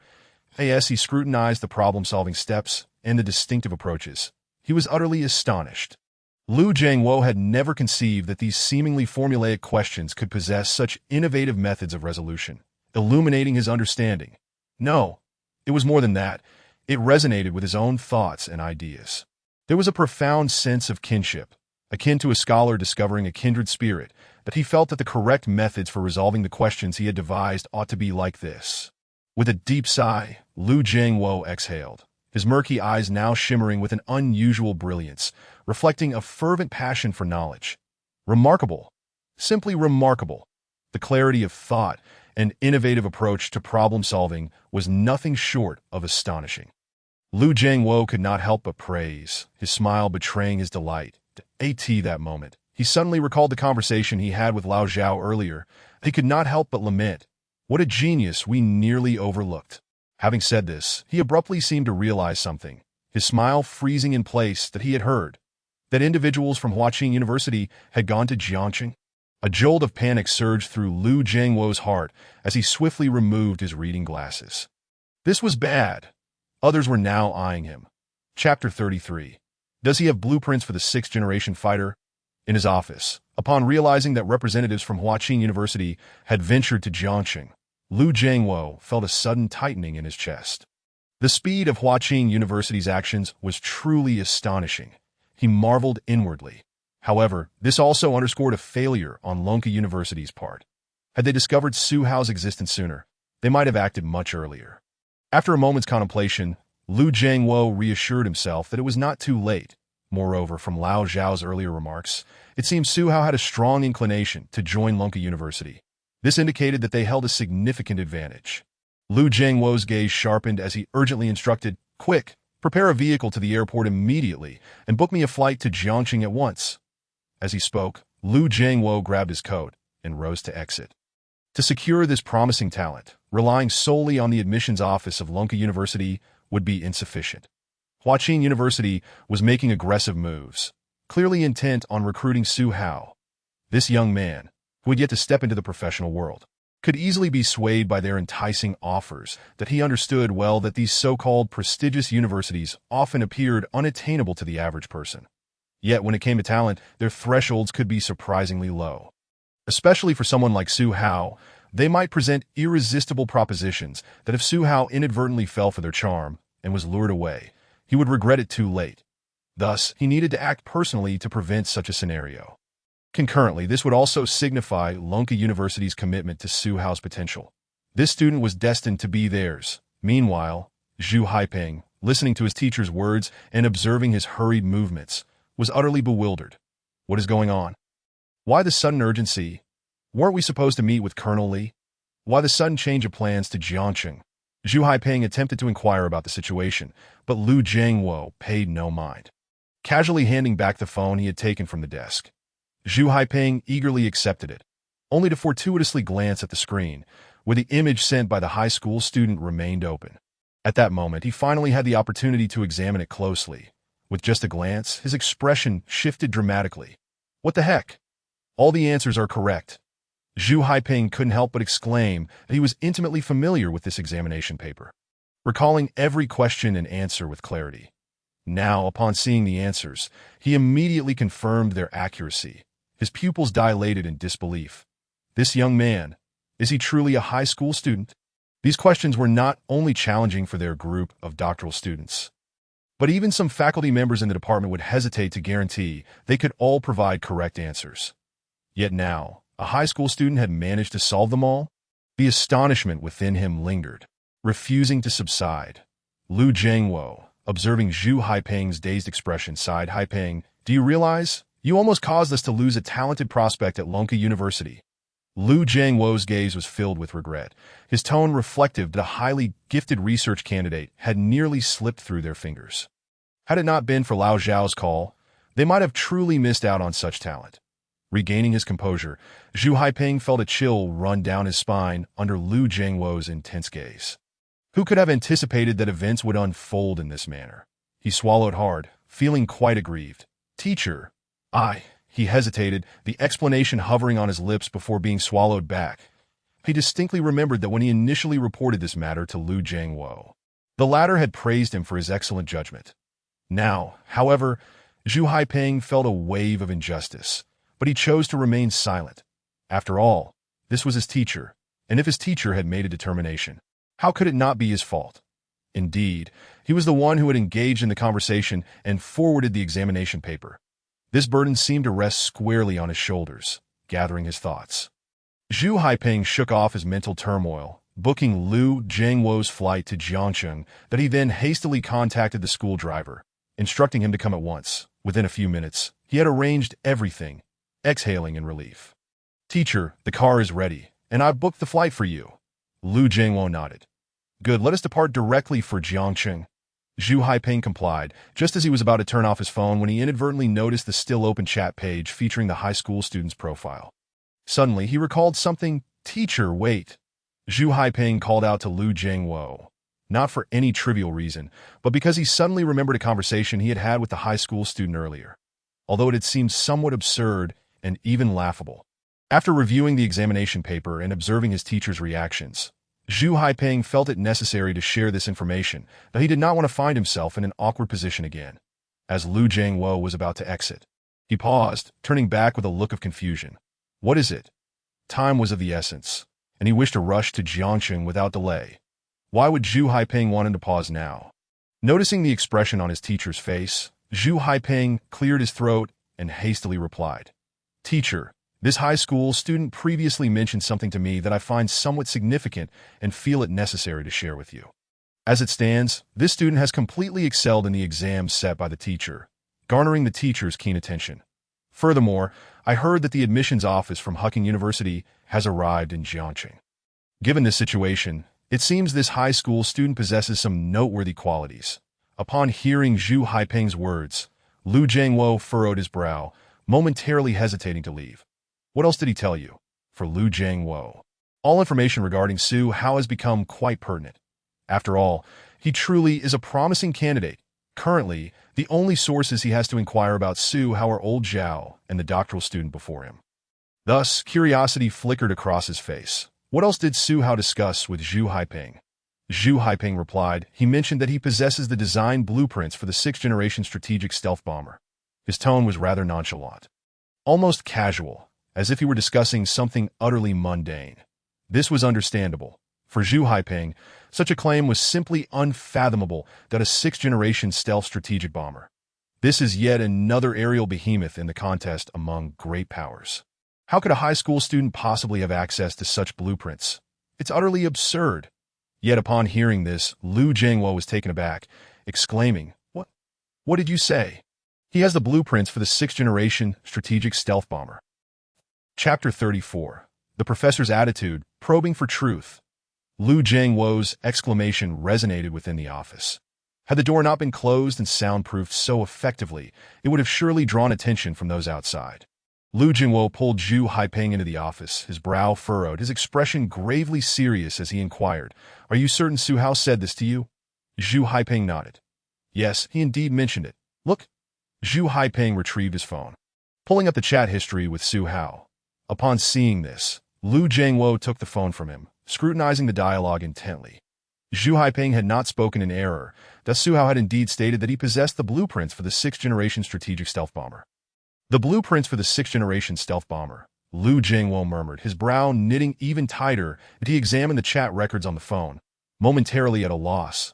He could not ascertain whether Su Hao's claim was genuine or merely an attempt to attract the attention of Longke University through jest. After all, the 6th-generation strategic stealth bomber is a key national defense project, involving an abundance of cutting-edge and advanced technology. Even the Eagle Nation had only recently succeeded in test flights, and that was based on upgrades to their original B-series strategic stealth bombers. Now, to be told that a high school student possesses blueprints for such a craft, it stretches credulity beyond measure. Contemplating this, Lu Jiangwo instructed Zhu Haipeng to tell the driver to hold off for now, as he needed to reconsider whether he should personally travel to Jiangqing. Had this been moments ago, he would have undoubtedly set forth without hesitation. But now, with Su Hao's unexpected revelation, he found himself wavering. As it stands, Su Hao exhibits some degree of talent. Otherwise, he would not have been able to complete the exam set by Lu Jiangwo, prompting Hucking University to send representatives to recruit him. However, upon reviewing the chat history with Haipeng, it appeared that Su Hao might have some issues. Having talent is one thing, but the field of national defense research demands more than mere aptitude. It necessitates a diligent and earnest spirit devoted to research. Furthermore, the gravest sin is to speak grandly. In the chat records, Su Hao's bold claim about possessing blueprints inevitably led Lu Jiangwo to question Su Hao's personal integrity and professional ethics. Momentarily, Lu Jiangwo found himself in a quandary. Observing his teacher's troubled expression, Zhu Haipeng could not help but inquire, Teacher, does Su Hao have a problem? Why has he suddenly instructed the driver to delay and not to set off immediately? The crux of the matter seems to lie within the recent chat records. Thus, Zhu Haipeng's curiosity was piqued. Lu Jiangwo wore a frown as he returned to his desk, lifting his teacup to take a sip. He spoke slowly. This student Su Hao indeed displayed some talent in completing that exam. However, to assert that he possesses the blueprints for a 6th-generation strategic stealth bomber, Lu Jiangwo snorted derisively, shaking his head with a cold smile. If it were that easy to break through the relevant technologies, what would be the need for our cadre of researchers? I suspect he is either deliberately lying to draw our attention or simply spouting nonsense without a shred of the earnestness required for research. Such a person, no matter how gifted, is not suited for high-level research. By the end of his statement, Lu Jiangwo's tone had grown decidedly frosty that he harbored a deep aversion to such individuals, even if someone possesses slightly less talent. As long as they are diligent and grounded, willing to invest effort in solving problems, they can still be regarded as an excellent talent. However, if one is highly gifted yet speaks recklessly, indulging in fanciful and impractical notions, what use is that? Research is a meticulous and sophisticated endeavor that allows for no trivial errors, but if such a person were to undertake a key national defense project, who knows what kind of trouble could arise. Therefore, Lu Jiangwo's impression of Su Hao had taken a sharp downturn. Zhu Haiping, seeing his teacher's worried demeanor, suggested timidly, "Teacher, since he claims to have the blueprints, why not directly ask him for them? You have seen the chat records.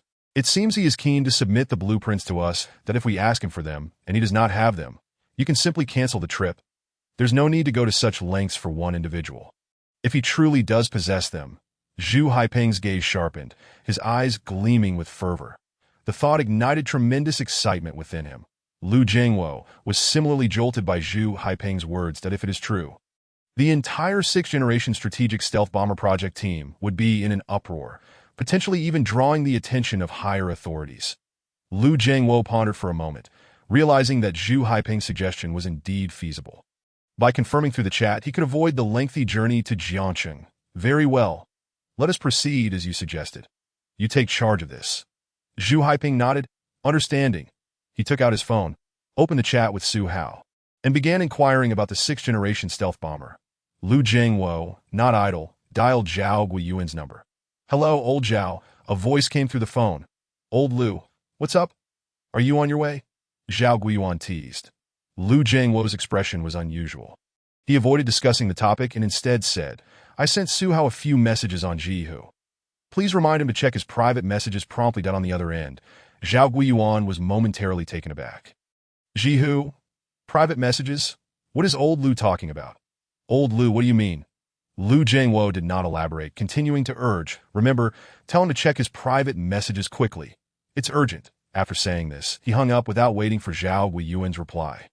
Meanwhile, in Jiangcheng, at Su Hao's home, after hanging up, Zhao Guiyuan was left in a state of confusion. Something feels off. Old Lu's tone is unusual. Under normal circumstances, he would have long been en route, so why isn't he mentioning it? Instead, he is asking Su Hao to check his Zhihu private messages that he frowned, perplexed, unable to fathom Lu Jiangwo's intentions. Why is he not rushing to Jiangcheng but rather urging someone to check their private messages? Is Su Hao no longer wanted by Longkou University? With this thought, Zhao Guiyuan did not forget Lu Jiangwo's instructions that he approached Su Hao and said, "Su Hao, Longkou University wants you to check your Zhihu private messages right now." The tone suggests urgency. Su Hao looked puzzled. Private messages on Zhihu? Why would he suddenly need to check those? Moreover, ever since realizing that the other party was being evasive, he had not opened Zhihu for quite some time. After pondering for a moment, Su Hao decided not to overthink it, but he took out his phone and opened Zhihu. Upon entering, he was surprised to find numerous new notifications in the private message section. What is going on? Bewildered, Su Hao clicked on the chat box. Chapter 35. Sending the blueprints for the 6th-Generation fighter. Su Hao's room was too cramped to AT this moment. Everyone had gathered in the living room to discuss matters in detail. When Su Hao pulled out his phone to check the new notifications on Zhihu, he was instantly bewildered. When did I receive so many private messages? And they were all from that doctoral student at Longkou University. Not understanding the situation, Su Hao curiously clicked on the chat box that as he read through the greetings sent by the other party. Su Hao furrowed his brow and replied, "Hello." Almost immediately, he received a prompt reply. "Hello, I am Zhu Haiping, a doctoral student at Longkou University." That Su Hao simply responded with a casual and awaited further communication. Shortly after, the other party replied again without delay.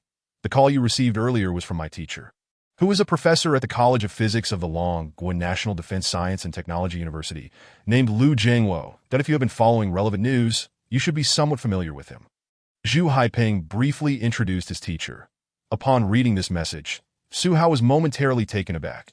Professor Lu Jiangwo from Longkou National Defense Science and Technology University. This name was not unfamiliar to him, as Lu Jiangwo had frequently appeared on CC7, that he had participated in numerous key national defense projects and was a well-known elder professor in the country, currently serving as the Dean of the College of Physics at Longkou National Defense Science and Technology University. Unexpectedly, the call that just came in was from him. This revelation took Su Hao by surprise, causing his expression to shift to one of seriousness. The fact that Professor Lu personally called suggested that the other party must have something of great importance to discuss with him. With this thought in mind, he took his phone and stepped into a nearby corner. The others, noticing his actions, were momentarily taken aback. What matter could require him to converse away from the group? Yet, despite their curiosity, they refrained from interrupting him, as everyone's focus was squarely on Zhihu. To disturb him rashly might provoke his displeasure, which would be an unwise move. After chatting for a while, Zhu Haipeng returned to the previous topic, that I reviewed the exam paper you sent over, and it was truly impressive. Zhu Haipeng spoke these words with genuine sincerity that Su Hao's performance was indeed exceptional, as he not only answered all questions correctly, but also detailed his thought process. Most importantly, he was merely a high school student. After a brief pause, Zhu Haipeng continued, Professor Liu has also seen the exam paper, and he was quite astonished and delighted by your ability to complete it. Particularly, your problem-solving steps and reasoning left him applauding in admiration. Zhu Haipeng was generous with his praise. After all, he had come with a purpose. Regardless of whether Su Hao possessed the blueprints for the 6th-Generation strategic stealth bomber or was willing to share them, it was wise to speak well of him. Who could truly dislike flattery? Su Hao chuckled softly that in truth, he no longer held the same regard for the exam paper from Lonka University as he once did. Initially, he viewed it as a stepping stone for gaining entry into the university, but upon realizing that the paper was merely a formality, his interest waned. Now, hearing the topic brought up again by Zhu Haipeng, he felt a sense of perplexity. However, judging by the tone of the conversation, it seemed the emphasis was not solely on the exam paper. Curiosity piqued, Su Hao wondered what the other party truly intended. After a brief exchange, Su Hao soon discerned their objective. Zhu Haipeng stated, I recall you mentioning you have the blueprints for the 6th-Generation strategic stealth bomber. Would it be possible for us to take a look? Professor Liu is eager to discuss related matters with you. Upon reading this message, a smile crept onto Su Hao's face. He had suspected as much. The fact that they had reached out via phone and took the initiative to message him could not simply be about an exam paper. After all, they were from the Longwood National Defense Science and Technology University, which boasted a plethora of talent within its ranks. It seemed rather excessive to make such a fuss over just an exam paper. However, if Su Hao had known that their keen interest was indeed due to his flawless answers, he might have felt quite differently. Su Hao smiled faintly, yet his brow furrowed slightly, that he had long prepared the blueprints for the 6th-Generation strategic stealth bomber. But how to send them? Certainly, he couldn't just send them over through an anonymous message. This was sensitive information concerning national defense. The anonymity associated with such messaging platforms made it hard to trust their privacy measures. Meanwhile, in the office of Lonka University, Liu Jiangwo glanced at his watch, noting several minutes had passed. His expression grew slightly impatient. Has the blueprint not been sent yet? Zhu Haipeng quickly responded, Not yet, after I asked him for the blueprints. He hasn't replied. Zhu Haipeng shook his head, his expression unreadable. Liu Jiangwo snorted softly, his demeanor turning unfriendly, that I doubt he is ignoring us. Perhaps he simply doesn't possess any blueprints for the 6th-Generation strategic stealth bomber. He added, Enough of this, let us not waste more time on him. Let us hurry to meet Colonel Li. With that, he stood and walked towards the door. Zhu Haipeng had no choice but to follow. However, just as he was about to put his phone away, Su Hao sent another private message. Su Hao, I have the blueprints, but how should I send them over? Upon reading this reply, Zhu Haipeng's pupils dilated slightly, as he quickly called out to Liu Jiangwo. Teacher, wait. Su Hao said he has the blueprints. How should we receive them? Zhu Haipeng was momentarily taken aback, unable to process the information. Did he truly possess the blueprints? Liu Jiangwo also halted, turning to look at Zhu Haipeng, then glanced at his phone to confirm the situation's authenticity. His eyebrows raised in surprise. Tell him to send the blueprints to your email. Immediately. Liu Jiangwo commanded with an authoritative tone. Zhu Haipeng promptly complied with his teacher's instructions, sending the request along with the email address. Meanwhile, at Su Hao's residence, observing the incoming message and email address from the other party, Su Hao's gaze reflected a mix of caution and skepticism. Given the sensitive nature of the 6th-Generation stealth bomber blueprints, he knew he had to exercise utmost care without any oversight. Thus, he turned off his phone, approached Wang Defa and the others, and quietly inquired of Zhao Guiyuan. Professor Zhao, can you confirm that the person who called you earlier is indeed a professor from Lonka University? Zhao Guiyuan appeared perplexed, unsure why Su Hao suddenly posed such a question. Tang Xiaoro and Bai Qining exchanged puzzled glances, wondering why Su Hao would ask this. What important discussions had Su Hao engaged in with Lonka University? The others remained unaware. Sensing Su Hao's serious demeanor, Zhao Guiyuan straightened up and assured him, "Su Hao, I guarantee that the individual is unquestionably affiliated with Longwen National Defense Science and Technology University. Should you doubt this, I will swear before these officers that if they are not from Lonka University and this matter causes you any impact or loss, I will take full responsibility for the legal implications." Zhao Guiyuan looked at Su Hao with utmost sincerity, but he realized that Su Hao might have discussed something of considerable significance with Professor Liu. Otherwise, Su Hao would not have inquired so seriously. Receiving Zhao Guiyuan's assurance, Su Hao nodded appreciatively. "Understood. Thank you, Professor Zhao." He then turned and swiftly returned to his room, shutting the door behind him. Acting quickly, he powered on his computer, opened his email, and sent a portion of the blueprints for the 6th-Generation strategic stealth bomber to the provided email address. Meanwhile, Lu Jiangwo and Zhu Haiping, who had been waiting anxiously, heard the familiar ding of a new email notification, and their eyes instantly lit up. Chapter 36. What are you waiting for? Act quickly. In the office, Zhu Haiping and Lu Jiangwo were eagerly anticipating Su Hao's email. Shortly after, Zhu Haiping's phone chimed with a new email notification. Ding! His eyes brightened as he swiftly took out his phone. Just as he was about to check it, Lu Jiangwo immediately intervened. "Log into my computer and check it." Seeing Zhu Haiping's stunned expression, Lu Jiangwo frowned and urged, "What are you dawdling for? Hurry up, don't waste any time." He was eager to ascertain whether Su Hao truly possessed the blueprints for the 6th-Generation strategic stealth bomber or was merely attempting to draw attention from Lonka University. Once Zhu Haiping regained his composure, he nodded and promptly moved to Lu Jiangwo's desk, skillfully logging into his account. "That I in the inbox." A single email lay quietly awaiting their attention. Sender: Su Hao. The two men exchanged astonished glances, each reflecting the other's surprise that Su Hao had indeed sent an email. Could it contain the blueprints for the 6th-Generation strategic stealth bomber? "Open it," Lu Jiangwo commanded, his gaze fixed intently on Zhu Haiping. Complying with his teacher's directive, Zhu Haiping clicked the mouse, and with a click, the email opened before them. Instantly, the title of the email was revealed. Design and Blueprints for the 6th-Generation Strategic Stealth Bomber, Part 1, Confidential. Upon reading this, Zhu Haiping's pupils constricted sharply. Just the title alone was enough to leave him in awe. He dared not breathe too loudly and gently opened the encrypted file, entering the password Su Hao had previously provided. In an instant, the contents of the document became clear. With a single glance, both their attentions were wholly captivated. The document began with a rendering, showcasing the unique design layout of Su Hao's proposed 6th-Generation strategic stealth bomber. Lu Jiangwo took over the mouse from Zhu Haiping and scrolled to the specific design plans. Upon seeing the cross-sectional anatomy diagram and the accompanying textual analysis, his murky eyes sparkled with excitement. "Incredible! It actually employs a blended wing-body configuration," Lu Jiangwo exclaimed. He quickly donned his reading glasses. Although Zhu Haiping was equally astounded, he respectfully stepped aside to allow his teacher to take a seat. Lu Jiangwo pulled up a chair and sat down, his gaze unwaveringly fixed on the computer screen. He scrutinized the design proposal in disbelief, meticulously analyzing the details contained within. The concept of a blended wing-body configuration struck him with immense surprise. This aerodynamic layout, while previously proposed by several nations, had seen little progress in practical application. Yet now, Lu Jiangwo spoke, his mind storming with revelations that it is essential to note that the B-series strategic stealth bombers from the Eagle Nation employed a flying wing layout throughout their design. Even the newly successful test flight of the 6th-Generation strategic stealth bomber, as they claim, is merely an enhancement of the B-21 strategic stealth bomber's design, with some modifications.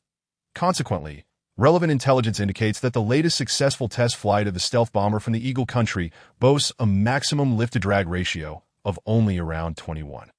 This exemplifies a common dilemma of the flying wing configuration: poor stability, limited maneuverability, and low control effectiveness. In stark contrast, the blended wing body layout offers exceptional lift-to-drag characteristics. Lu Jiangwo focused intently on the preceding text. Upon observing the data derived from Su Hao's electronic simulations, he tightened his grip on the mouse, his eyes widening and flickering incessantly. Utilizing Su Hao's proposed blended wing body design, the aircraft's lift-to-drag ratio could remarkably stabilize at 25. With potential for further enhancement, Lu Jiangwo's astonishment lingered, leaving him in a state of agitation. This was merely one breakthrough in technology. After reviewing this module, he proceeded to the next: stealth technology, stealth coatings. Buried engines, S-shaped air intake, and exhaust systems. Soon, the modules and structures underwent detailed analysis and design. After examining these designs and analyses, Liu Jianguo reached a decisive conclusion. These designs and technologies are entirely feasible. Should these cutting-edge key technologies be applied to the 6th-generation strategic stealth bomber, he could assure that its performance would be nothing short of explosive. Feasible. Completely feasible. Our 6th-generation stealth bomber has promise. Liu Jianguo's eyes burned with fervor. This moment, Zhu Haiping, gazing at the documents on the computer, felt a bit dazed that he could not comprehend it at all. Yet witnessing his teacher's reaction filled him with certainty. The design blueprints Su Hao sent over were likely authentic. Otherwise, his teacher would not have reacted so fervently. Reflecting on this, Zhu Haiping felt a wave of perspiration in his palms that he muttered to himself. What foolishness have I engaged in? I almost let Longke University miss out on such avant-garde blueprints. Zhu Haiping sank into profound self-reflection, remembering his earlier conversations with Su Hao and his opinions about him.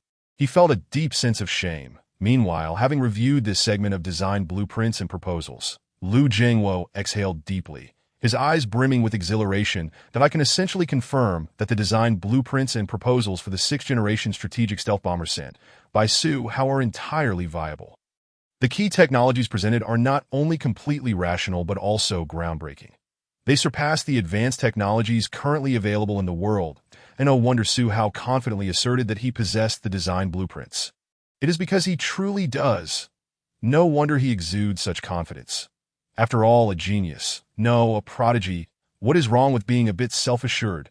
Based on merit, he is justified in his confidence. After a prolonged moment, Liu Jianguo finally regained his composure from the excitement and exhilaration that he promptly instructed Zhu Haiping. Haiping, quickly. Assemble all the professors and key faculty members in the institute. We must convene in the confidential meeting room immediately. As he issued the command, he printed out Su Hao's design proposal. However, noticing Zhu Haiping's lack of response from the corner of his eye, he frowned and turned to see Zhu Haiping lost in thought, nudging his arm. What are you dawdling for? Hurry up! At that moment, the dazed Zhu Haiping finally snapped back to reality. His face slightly flushed. He had been so engrossed in reflection that he momentarily zoned out. Thankfully, he regained his focus in time, that he hastily nodded in agreement. Yes, teacher. I will instruct all the professors to head to the confidential meeting room at once. With that, he rushed off. Chapter 37. The Blueprints. From a high school student, Longke University, the office door swung open, and Zhu Haiping stepped out, hurriedly. His eyes sparkled. The blueprints for the 6th-generation strategic stealth bomber. This news was utterly shocking. He never anticipated that such a breakthrough in 6th-generation bomber technology would occur under these circumstances. He murmured to himself, feeling inexplicably excited, unable to conceal his enthusiasm, that he raced towards the faculty office to inform the professors and key faculty members to gather in the confidential meeting room. Meanwhile, Liu Jianguo had printed a copy of the documents sent by Su Hao, neatly placing them in a file folder that he then saved the electronic version onto an encrypted USB drive. Taking a sip from his teacup, he attempted to suppress the tumult of emotions within, exhaling deeply, and briskly made his way to the confidential meeting room. That on the way, he passed the reception room. Inside, Li Weiguo, who had been waiting, noticed Zhu Haiping rush past and then caught sight of Liu Jianguo hurrying along. His brow furrowed in confusion. What was happening? He had been sitting there for most of the day without seeing either of them, and now they were off to some other place. Frowning, he wondered what was amiss. With that thought, he donned his hat, stood up decisively, and hurried out, calling after the swiftly moving Liu Jianguo. Professor Liu, wait a moment. Hearing the familiar voice behind him, Liu Jianguo halted, turning around. Upon recognizing Li Weiguo, his wrinkled face showed a momentary surprise. Colonel Li? Ah yes, Colonel Li is here to discuss the 6th-generation project with me. I had become so engrossed in Su Hao's matter that I neglected him. Li Weiguo approached Liu Jianguo with a puzzled expression, inquiring, Professor Liu, what is happening? Why are you both in such a rush? Although he had not interacted with Liu Jianguo for long, he understood that the professor was a highly respected and steady figure. It was quite rare to see him in such an anxious demeanor. Lu Jiangwo cleared his throat and, to prevent any eavesdropping, leaned in to whisper, "Colonel Li, we have made a significant breakthrough in the related technologies of the 6th-generation strategic stealth bomber." At these words, Li Weiguo's pupils widened in astonishment. What? The breakthrough? He was so overwhelmed with excitement and surprise that he almost blurted out the sensitive term 6th-generation aircraft. Fortunately, he regained his composure quickly. Lu Jiangwo nodded. "I just had a preliminary look, and conservatively estimating, the ideas and technologies provided in the design proposal are highly feasible. We must not delay. I am summoning all professors and key faculty members for a top-secret discussion." Lu Jiangwo said no more. These matters could not be succinctly explained in a few words. Furthermore, while this was Long Country's National Defense Science and Technology University and confidentiality measures were stringent, it was prudent to remain vigilant. Discussing certain classified topics was best done in the secure confines of the confidential meeting room that Li Weiguo observed Lu Jiangwo walking ahead with purpose, contemplating the gravity of the situation. The 6th-generation strategic stealth bomber. This was a project of paramount interest to the government and military leadership. Now that a critical breakthrough had been achieved in the related technologies, did it not imply? With this thought, Li Weiguo's gaze flickered, and his excitement was palpable. Without hesitation, he quickly followed suit. The confidential meeting room was typically reserved for high-priority defense meetings. All individuals entering the meeting room underwent stringent checks, and the room was equipped with various shielding devices to prevent eavesdropping and information leaks. Within minutes, the professors and key faculty members summoned by the urgent notice had gathered in the meeting room. Lu Jiangwo entered through the door.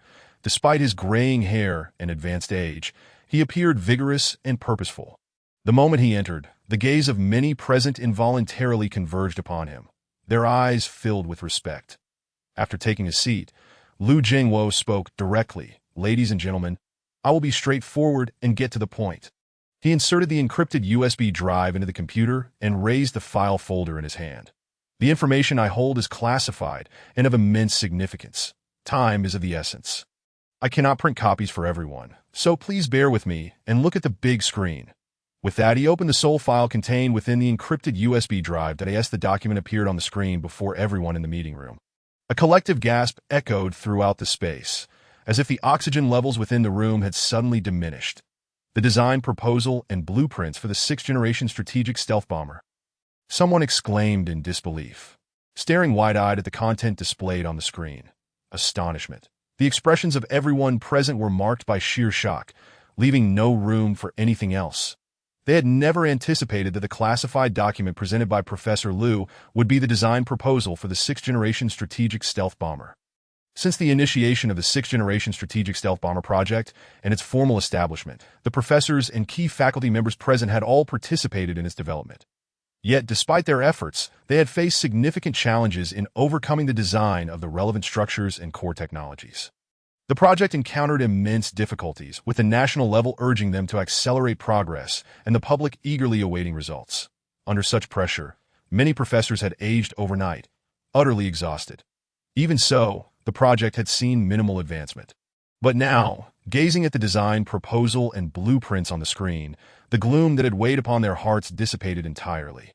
Their previously murky eyes now sparkled with brilliance. One professor, visibly invigorated, asked Lu Lao, "Have you finally made a breakthrough in the critical technology of the 6th-generation strategic stealth bomber?" Others quickly echoed in agreement. Lu Lao, indeed a master in his field, has finally overcome the technological hurdles associated with military aircraft. The strategic stealth bomber of the Dragon Kingdom will now bear the profound mark of Lu Lao's contributions. Everyone gazed at Lu Jiangwo with eager anticipation. The blueprints and plans were presented by Lu Lao himself. As the foundational figure behind numerous key defense projects of the Dragon Kingdom, it was clear that if anyone could conquer the core technology of the 6th-generation aircraft, it could only be him. Thus, they all believed that this proposal and its accompanying designs must surely be the fruits of Lu Jiangwo's research. If the blueprints for the 6th-generation strategic stealth bomber were not developed by Lu Lao, who else could it be? However, to their astonishment, they witnessed Lu Jiangwo on stage, gently shaking his head in response to their inquiries. He then spoke softly, "This is not my research outcome. The blueprints did not originate from my hand." His expression was calm as he delivered a shocking revelation that left everyone present in disbelief. This set of blueprints came from a high school student who is yet to take the college entrance examination. Chapter 38. The journey begins. Destination: Jiang City, Lonka University, confidential conference room. Liu Jingwo announced that the blueprints were the work of a high school student. All present were taken aback, their eyes wide with incredulity. A high school student? Blueprints? How could that be possible? Even some of the older professors, after recovering from their initial shock, wore expressions of skepticism. They began to speak in unison. Lu Lao, please do not be modest. These blueprints are clearly your handiwork. Indeed, Lu Lao, if you are going to find an excuse, at least make it a plausible one who would believe that a high school student could produce blueprints for a 6th-generation stealth bomber. None of them believed Lu Jingwo's words, convinced he was being humble and deliberately downplaying his contributions. Listening to their comments, Lu Jingwo smiled helplessly. Ladies and gentlemen, while I would love to claim these blueprints as my own, the truth is, they are not my research outcomes.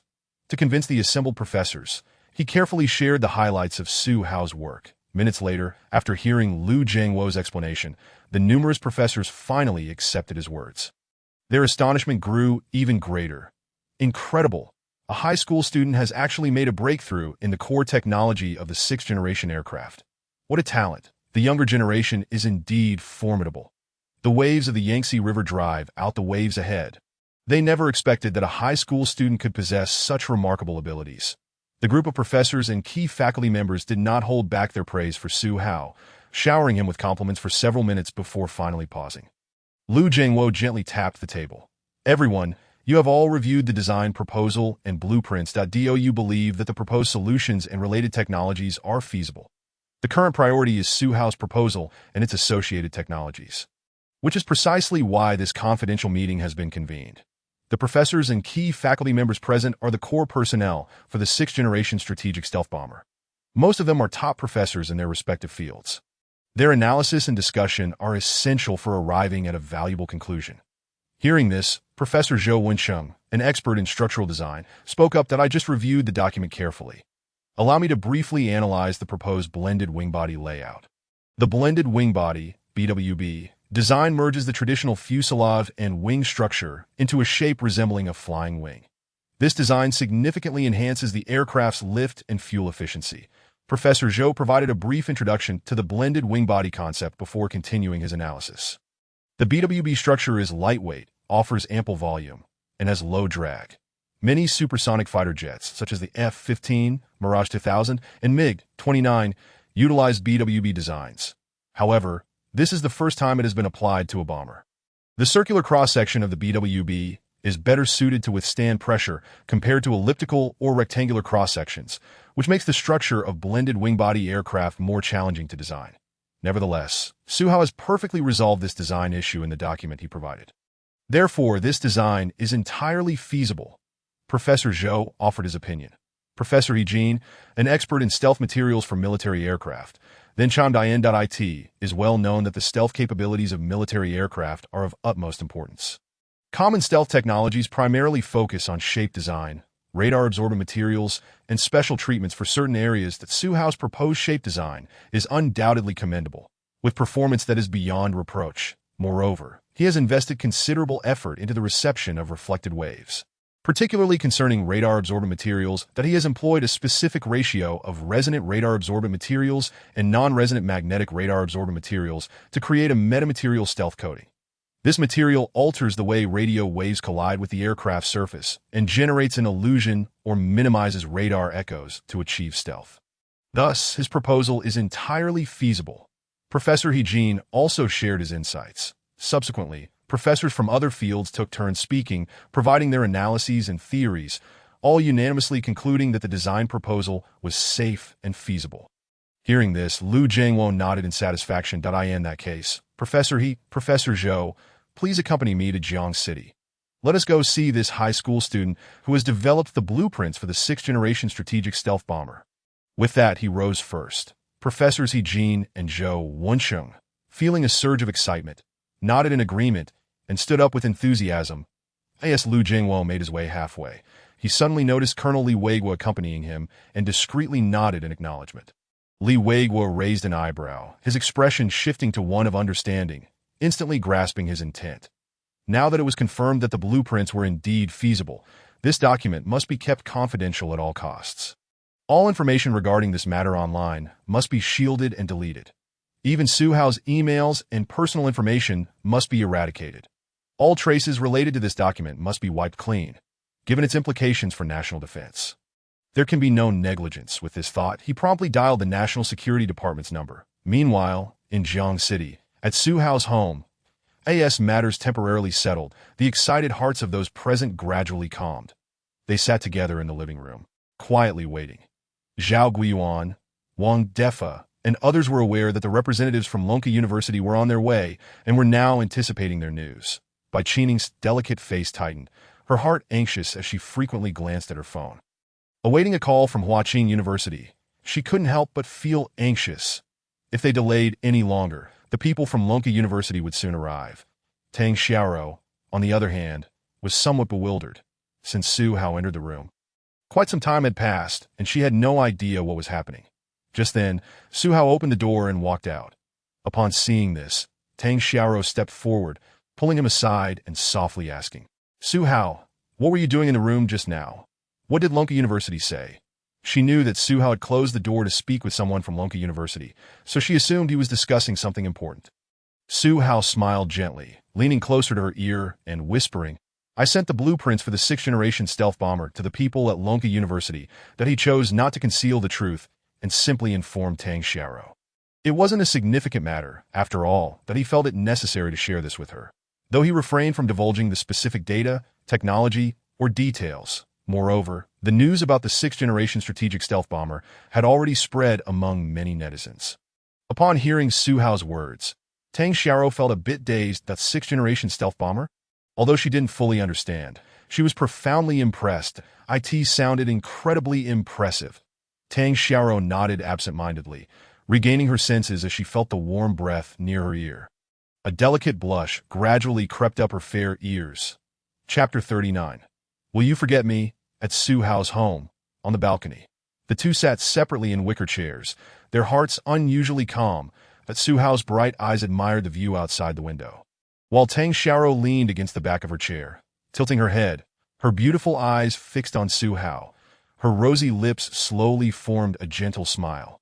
Seeing Zhihu in this moment, her long-held worries gradually dissipated. "How wonderful," she murmured softly. That Zhihu, caught off guard by her seemingly nonsensical words, turned to ask, "What?" His sudden movement caused Tang Xiaoro to flinch. Their gazes intertwined for a moment.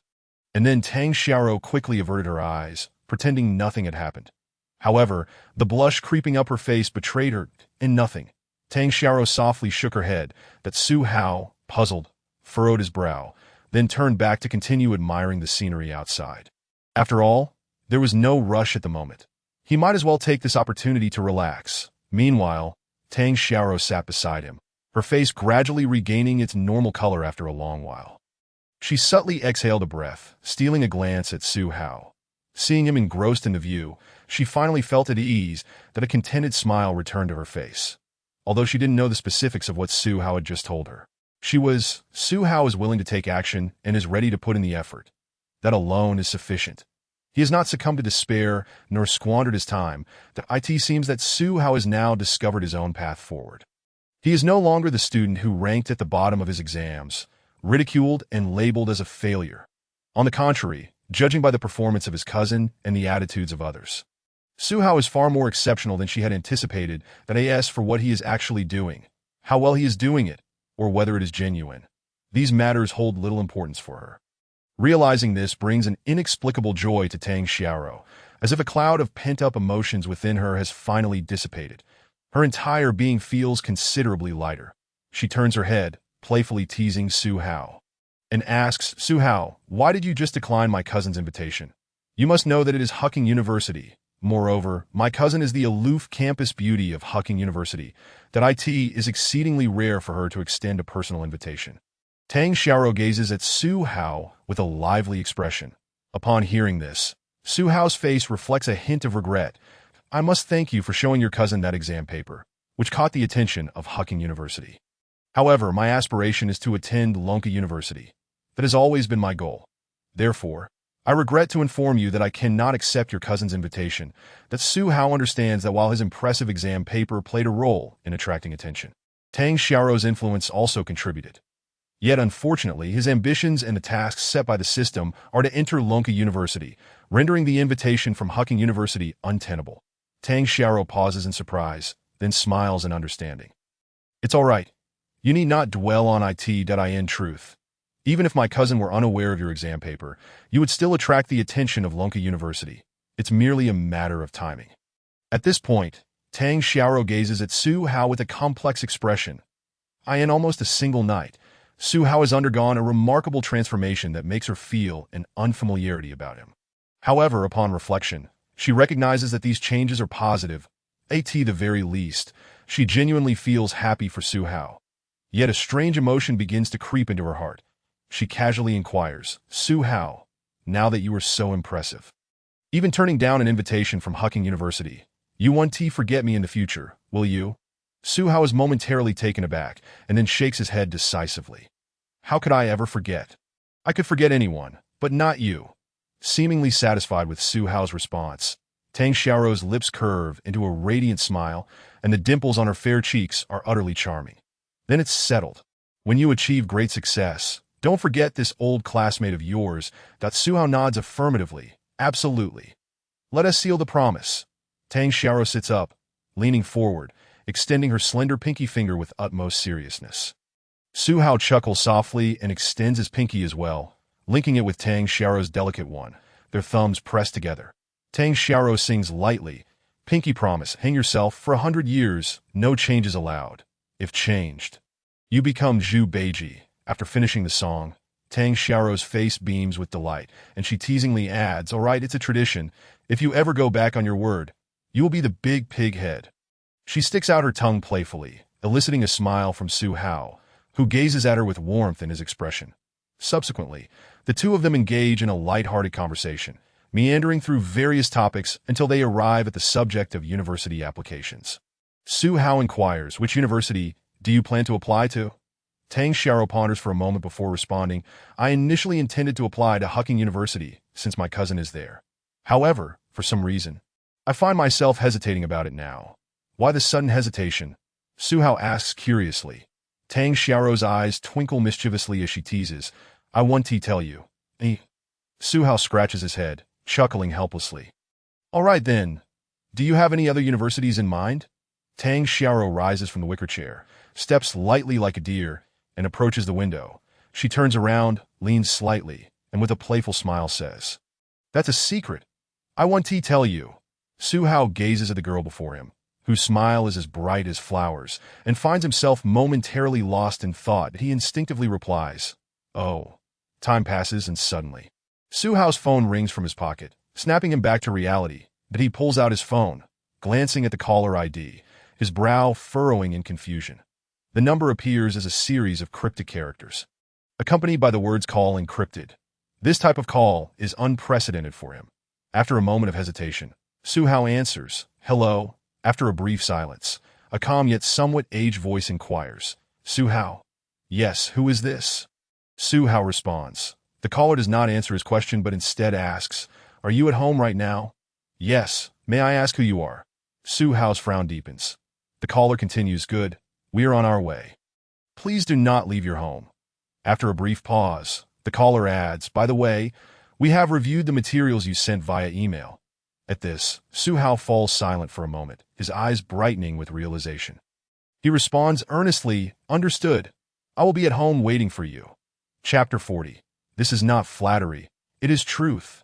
On the balcony, Su Hao ends the call, his gaze flickering with intrigue from the content of the phone conversation.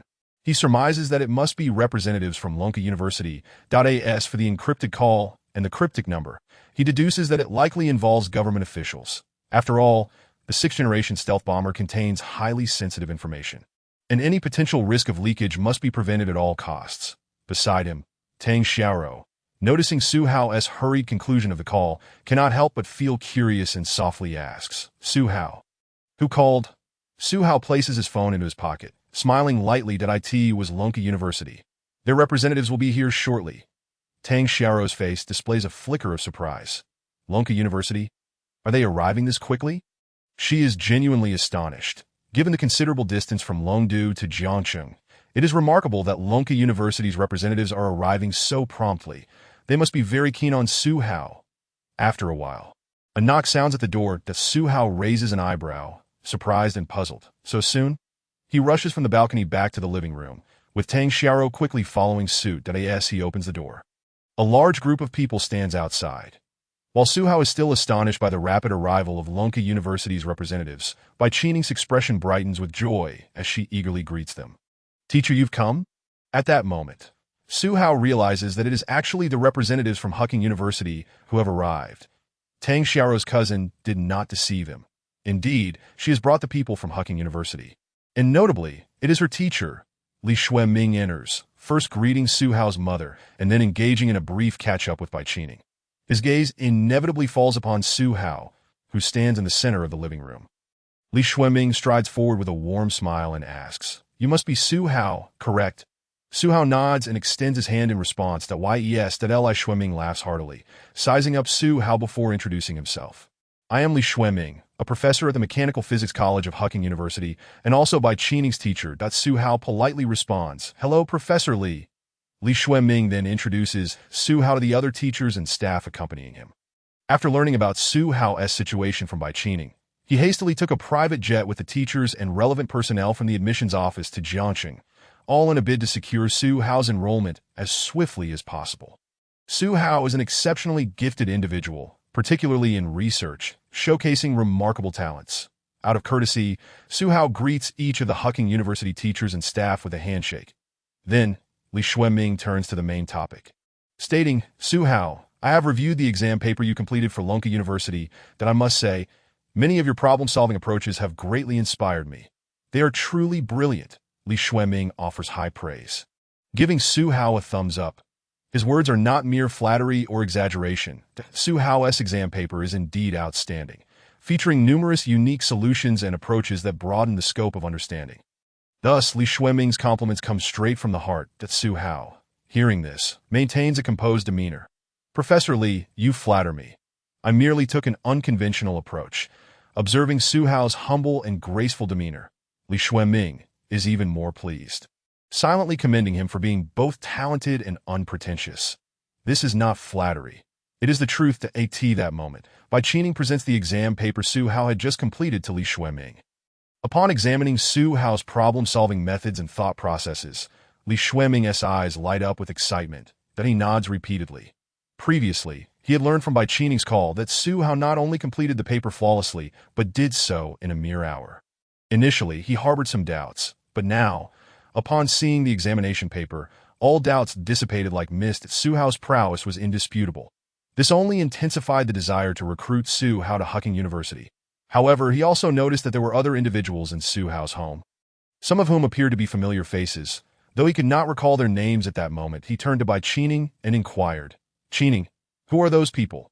Li Xueming gestured towards Wang Defa and others seated across the living room.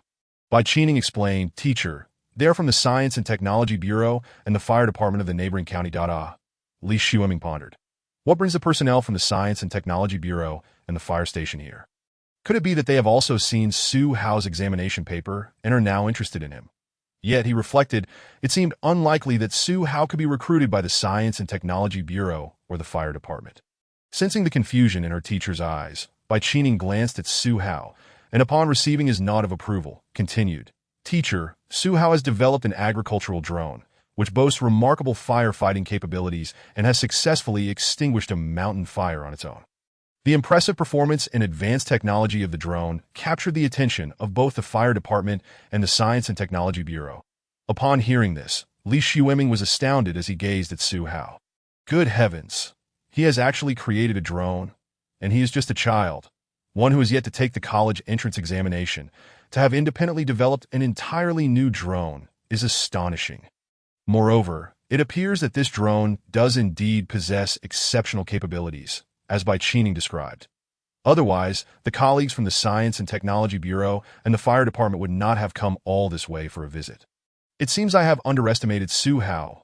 Li Xueming's eyes sparkled with intrigue. He was eager to discuss the drone with Su Hao, but Bai Qining promptly reminded him, "Teacher, Those gentlemen are also professors from the Longdu Research Institute, and they have already been in contact with Lonka University that, if I am not mistaken, the representatives from Lonka University are hastily on their way here.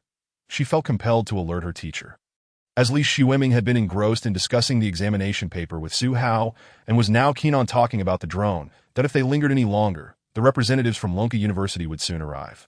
Realizing this, Li Xueming quickly responded, "Indeed, my primary purpose for coming here was to recruit Su Hao, to invite him to join Hucking University, that I almost let the main objective slip away." Clearing his throat, he adopted a serious demeanor. Given the current circumstances, Su Hao had evidently become a coveted asset. Lonka University was approaching with great determination and was intent on securing Su Hao to win him over. Li Xueming knew he needed to demonstrate sincerity. With genuine earnestness, he asked Su Hao, "Would you be willing to join Hucking University?" In the living room, silence enveloped the atmosphere, so palpable one could hear a pin drop. Only Li Xueming's voice reverberated among the gathering. "Su Hao, would you be willing to join Hucking University?" His tone was calm, yet the flicker in his eyes and the subtle tremor of his voice betrayed the turbulence within. Li Xueming fervently hoped Su Hao would nod in agreement. After all, from every perspective, Su Hao was an exceptionally talented researcher, and at such a young age, with proper cultivation and experience in significant research projects. His future was boundless. However, to Li Xueming's disappointment, Su Hao shook his head apologetically, declining the invitation. "That I'm sorry. Professor Li, I truly appreciate your journey from afar to visit me in Jiangcheng, and I am immensely grateful to Hucking University, to you, and to my dear sister by Cheaning for recognizing my potential. However, as I mentioned earlier, my aspiration is to attend Lonka University." That Su Hao understood that Li Xueming's journey across great distances indicated Hucking University's genuine interest in him. Nevertheless, his own ambitions remained unchanged, and the mission assigned by the system could not be altered. Thus, Lonka University would always be his ideal institution. Li Xueming sighed softly, pursing his lips, feeling a tinge of reluctance. "Su Hao, could you share why you have made this choice? Is there a compelling reason behind your decision for Lonka University? You desire cutting-edge laboratories, and we have them. You seek large-scale research projects, and I can provide those as well. That we even offer substantial scholarships, financial aid, and stipends for outstanding talents, alongside research grants. Anything you desire, we can accommodate." Li Xueming made one final appeal. These incentives were unimaginable luxuries in the eyes of outsiders. Yet they flowed effortlessly from his lips, offered without hesitation to Su Hao. Were anyone present to hear these words, they would surely be taken aback, overwhelmed with joy. However, Su Hao remained unfazed, his expression steady as he shifted his gaze from Li Xueming to Wang Defa and the firefighters clad in their uniforms. A warm smile graced Su Hao's face as he replied calmly, "Because I hope that one day, the research achievements in my hands can tangibly assist the people, support the bravest of warriors, and contribute to those who defend our nation's borders." Indeed, Hucking University is an esteemed institution in our nation. Yet if I can enter Lonka University, I would be better positioned to dedicate myself to national defense, contributing my efforts to this rapidly growing country. Professor Li, this is something Hucking University cannot offer me. Su Hao's eyes burned with passion as he met Li Xueming's gaze. Once again, the living room fell into silence. Then Li Xueming appeared contemplative, his furrowed brow showing no signs of easing. He sighed softly on the verge of speaking when Wang Defa and the others, having heard Su Hao's words and sensing the intensity of his gaze, felt their spirits lift, elated by the prospect of being the day's biggest winners. Su Hao's declaration prompted a cascade of thoughts and emotions within them, inspiring reflections on how his research could aid those in need. "Excellent. What you said resonates profoundly. How could we not express our support?" Wang Defa stepped forward, speaking with conviction. "That Su Hao, your words have enlightened me. Rest assured, the drone you developed will undoubtedly become a steadfast support for our soldiers on the front lines." From the current analysis, Su Hao's agricultural drone indeed possesses significant military value that in the future, not only could fire departments across the nation deploy such drones for complex firefighting tasks, but after evaluation and testing by the military, they could also be integrated into specific units to undertake special missions. Particularly in harsh environments and complex terrains along the borders, the drone may exhibit capabilities beyond imagination. All of this is entirely feasible. Su Hao, upon hearing this, chuckled softly that he did not doubt Wang Defa and the others would misuse the agricultural drone. On the contrary, given Wang Defa's enthusiasm for the drone and his diligent character, Su Hao believed it could be utilized to its fullest potential under his guidance. Nevertheless, Su Hao nodded in agreement. Director Wang, with your assurance, I feel at ease. Truth be told, the drone still had a long journey ahead, being merely in its nascent stages. However, as Wang Defa previously mentioned, this agricultural drone is not solely for pesticide spraying, fertilization, or firefighting that if fully explored and comprehensively evaluated, with some modifications and the addition of special equipment, its potential applications could be even greater. With this thought in mind, Su Hao suddenly felt a spark of interest. Perhaps it truly can be developed further, he mused inwardly, depending on the nature of individual missions. He could pursue multi-purpose modifications. For instance, for the firefighting department, the design could focus on meeting all firefighting needs, enhancing water capacity, increasing AI sensitivity, and strengthening situational awareness. Should modifications be made for military applications, he could rationally and effectively adapt it according to the requirements of individual soldiers and group coordination, such as making it more lightweight, increasing payload capacity, and integrating AI-operated features that as these ideas raced through Su Hao's mind. His gaze grew increasingly fervent. Unbeknownst to Wang Defa, Su Hao's thoughts were beginning to blossom like a computer virus, branching out into a complex web of considerations regarding the future development of the drone. Wang Defa's face beamed with joy, fully immersed in Su Hao's earlier remarks. Clearly, he was overwhelmed with happiness, his smile seemingly unending. Today was indeed a day of great joy. Initially, he thought he would have little connection with such a talented individual. However, Su Hao's declaration reignited his hope, and that spark of hope was embodied in the agricultural drone.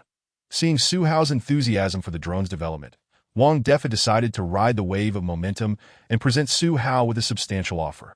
Su Hao, we fully comprehend your aspirations. While we may not have abundant resources, we have spent over a decade navigating these departments, and our words carry weight with some individuals. Moreover, we have cultivated long-standing friendships with the leadership of Jiangxing County. Thus, we would like to present you with a gift, a modest yet meaningful gesture. After a brief pause, Wang Defa added, this is related to your college entrance examination. Chapter 42, Expulsion of Students. Who do you think you are? Jiangxing High School. Unable to withstand the persistent demands of Wang Defa and others, Su Hao ultimately arrived at Jiangxing High School. Wang Defa claimed that a grand gift awaited them at the school and insisted that they must make Jiangxing High School aware of the gravity of the situation today. In truth, Su Hao had a vague idea of what this gift might be. However, he shook his head, choosing not to ponder it further. Since he was already here, he might as well make the best of it. Yet, he had previously promised the representatives from Lonka University that he would remain at home, and now, finding himself at Jiangxing High School, felt somewhat awkward, seemingly noticing the worry etched on Su Hao's face. Professor Zhao Guiyuan approached him with a warm expression, offering reassurance that Su Hao, you need not be concerned about the representatives from Lonka University, that I have already informed them to gather at Jiangxing High School. Upon hearing this, Su Hao felt a slight sense of relief. Thank you, Professor Zhao, he expressed gratefully. Zhao Guiyuan waved his hand dismissively. At this moment, Wang Defa turned to Tang Xiao. Tang, could you kindly guide us to Su Hao's classroom? His reason for not asking Su Hao directly was that he suspected Su Hao might feel hesitant due to his own reservations. Conversely, the charming and intelligent girl who had always stood by Su Hao's side had repeatedly defended him, especially regarding the injustices he faced from the school. Thus, Wang Defa wisely addressed her directly, that I asked the true belle of Jiangxing High School. Tang Xiao was quick-witted and soon grasped Wang Defa's intentions. To go to Su Hao's class? That was obviously class 3-9. That as for their purpose, her eyes lit up with excitement. With great fanfare, they were set to present Su Hao with a grand gift. Clearly, this was an opportunity to stand up for him. Tang Xiao wholeheartedly supported such a cause. Jiangxing High School had long overdue a reckoning. She nodded her head slightly, exclaiming, absolutely, follow me. Taking the lead, Tang Xiao moved ahead.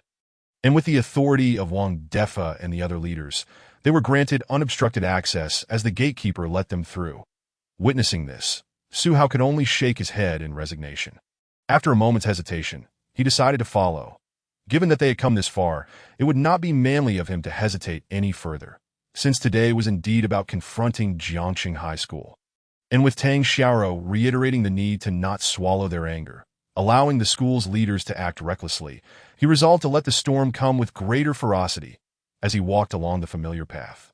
Observing the multitude of bicycles parked in the shed, Su Hao remarked casually, "Isn't today the weekend? Surely, everyone isn't back at school for revision?" This seemingly innocuous comment, however, held deeper implications for Wang Defa, Zhao Guiyuan, and the accompanying Li Xueming that a flicker of insight passed through their eyes.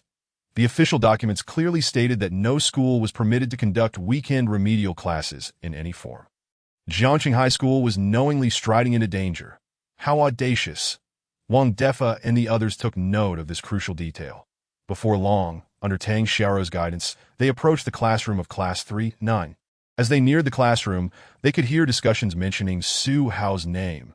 At that moment, within the confines of Class 3-9, it was indeed the weekend. Logically, students should be at home resting. However, the principal, leaders, and teachers at Jiangxing High School unanimously believed that weekends were optimal for academic advancement, insisting that students forego leisure and relaxation to continue their studies relentlessly. The mantra was, as long as one can learn. Learn to the utmost. This relentless pursuit was aimed at significantly boosting the school's admission rates. Moreover, by seizing the opportunity for weekend classes, the school could collect exorbitant fees for tutoring sessions, serving dual purposes that the leadership was more than willing to embrace. Standing at the podium, Lei Hailong clutched a piece of chalk between his fingers, leaning against the edge of the desk. "Students, as the college entrance examination approaches, you must remain vigilant. Never let your guard down. The final stretch requires you to maintain composure and work even harder. Look to your exemplary classmates for guidance. There is a saying, those who associate with vermilion will become red. Those who associate with ink will become black. Just observe our top student, Tang Xiaoro, who has never missed a weekend tutoring session. Yet, since befriending Su Hao, the student who perpetually ranks at the bottom and has been expelled, she no longer attends weekend sessions. Such behavior is utterly unacceptable." Lei Hailong thumped the desk emphatically, adopting a serious demeanor as he straightened up, hands behind his back, surveying the classroom with a stern gaze. "You must take heed and not follow her example. Su Hao is nothing but a parasite at Jiangxing High School. The decision to expel him has the unanimous backing of the school leadership and faculty. Keeping someone like him in class will only hinder your learning and tarnish the school's reputation." After a brief pause, Lei Hailong softened his tone slightly that in just a few days, the college entrance examinations will commence. The troublesome Su Hao has been eradicated. You must all strive to perform well and not disappoint your parents or squander your teachers' hard work. Should you fail and lower Jiangxing High School's admission rates, you will all bear the blame. He pointed to the wall of shame, where your names would be inscribed. "Do you all understand?" he queried. "Understood, teacher. We will certainly take the examination seriously to repay your guidance," the students chorused. "Yes, we will not be like Su Hao, wasting our time." The students below nodded vigorously, expressing their agreement. Seeing this, Lei Hailong felt a swell of satisfaction. "Exactly. That's the attitude and mindset we need. Su Hao's future is bleak, but you are different. Through your efforts in the college entrance examination, you will transform your lives. Furthermore, tomorrow marks the final mock exam, and those who perform poorly will also face expulsion." Looking at this group of high-achieving students, none of whom were lagging behind, Lei Hailong felt immense gratification. The expulsion of Su Hao, along with several other underperforming students, had now resulted in a class with a third of the students excelling. The remaining students were more than capable of securing places in prestigious universities. His class's admission rates were now at an impressive 100%. A feeling of invincibility washed over him as he envisioned himself on stage, receiving accolades as an outstanding homeroom teacher. Suddenly, a commanding voice boomed from outside the classroom, reverberating through the space. "Who do you think you are? Do you think you can expel students at will? Who gave you that authority?" Chapter 43. Do you deserve this teaching platform? Outside the classroom of Class 3-9, a powerful voice echoed, resonating throughout. With his back to the door, Lei Hailong froze mid-sentence. Before he could turn around, his expression became rigid, his brows furrowing tightly. With hands clasped behind his back, he turned to face the entrance, where a man with slightly dark skin, dressed in plain clothing, yet exuding vitality and spirit, stood at the threshold.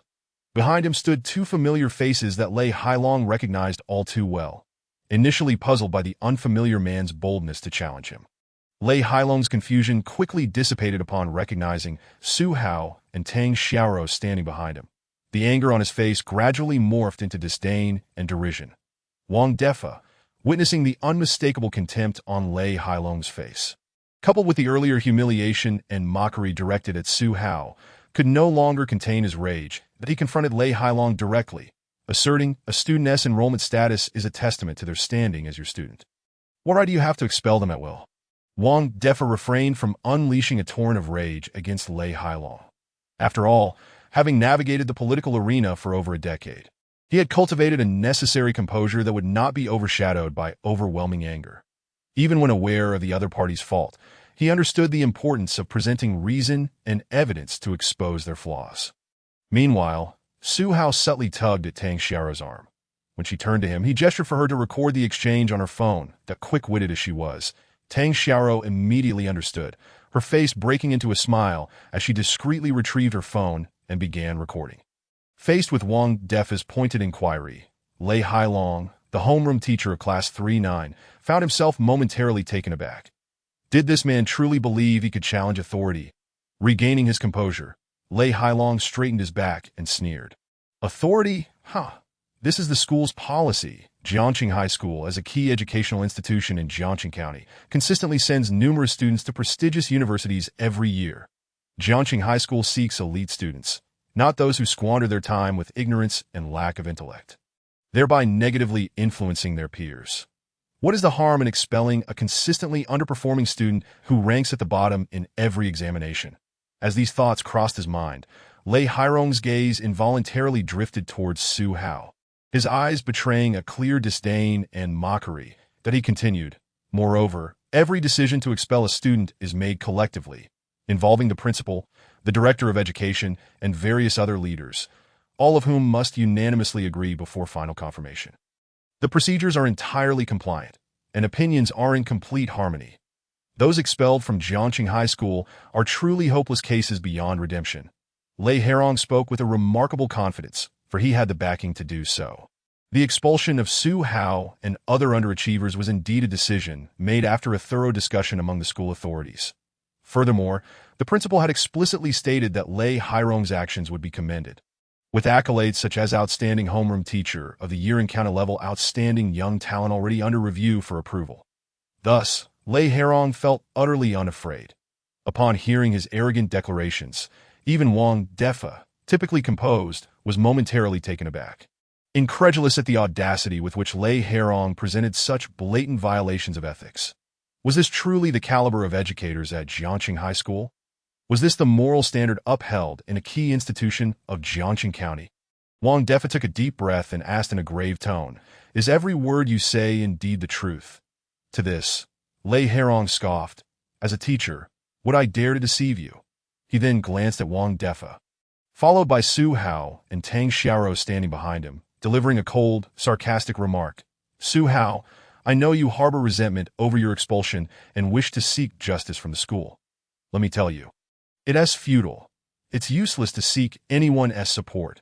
Lei Hailong, elevated on the podium, surveyed Wang Defa with an air of superiority, noting his modest attire and weathered skin, indicative of someone accustomed to hard labor. Without hesitation, he surmised that Wang Defa was most likely a relative of Su Hao, one of the few among Su Hao's many relatives who wielded some influence, attempting to support Su Hao in his quest for redress. He had encountered such individuals far too often. Nonetheless, even the highest authority would be of no consequence in his domain. To assert his standing as a future exemplary homeroom teacher and a distinguished young talent of Jiangqing County, Lei Hailong then turned his attention to Tang Xiaoro, donning an expression that mingled perplexity with a sense of disappointment. "Tang Xiaoro, you are among the top students in the class and have a great chance of being admitted to a prestigious institution like Hucking University. However, associating with Su Hao will inevitably lead you astray. No, you are already being led astray, as evidenced by your absence from weekend tutoring sessions. Do you still aspire to enter a renowned university?" After delivering a scathing reprimand to Tang Xiaoro, Lei Herong feigned the demeanor of a conscientious educator, lamenting, "Ah, you must understand the teacher's noble intentions. The reason I expelled a student like Su Hao is for your own good. Without the detrimental influence of students like him, you can focus on your studies." His words were directed not only at Tang Xiaoro, but also subtly aimed at the other students in the class. Unsurprisingly, upon hearing this, many students looked at Lei Herong with expressions of gratitude. Sensing their admiration, Lei Herong felt a sense of triumph as he cast a sidelong glance at Su Hao that moment. Wang Defa was genuinely incensed by Lei Herong's words that he had encountered shamelessness before, but never to such an extent. Was this truly a teacher? It was an affront to the very title of teacher. Had he not spent decades in the bureaucratic sphere, cultivating a sense of decorum, he would have long since confronted Lei Herong with a punch to teach him the meaning of sincere concern for students. Wang Defa, filled with righteous indignation, retorted, "I believe I now understand.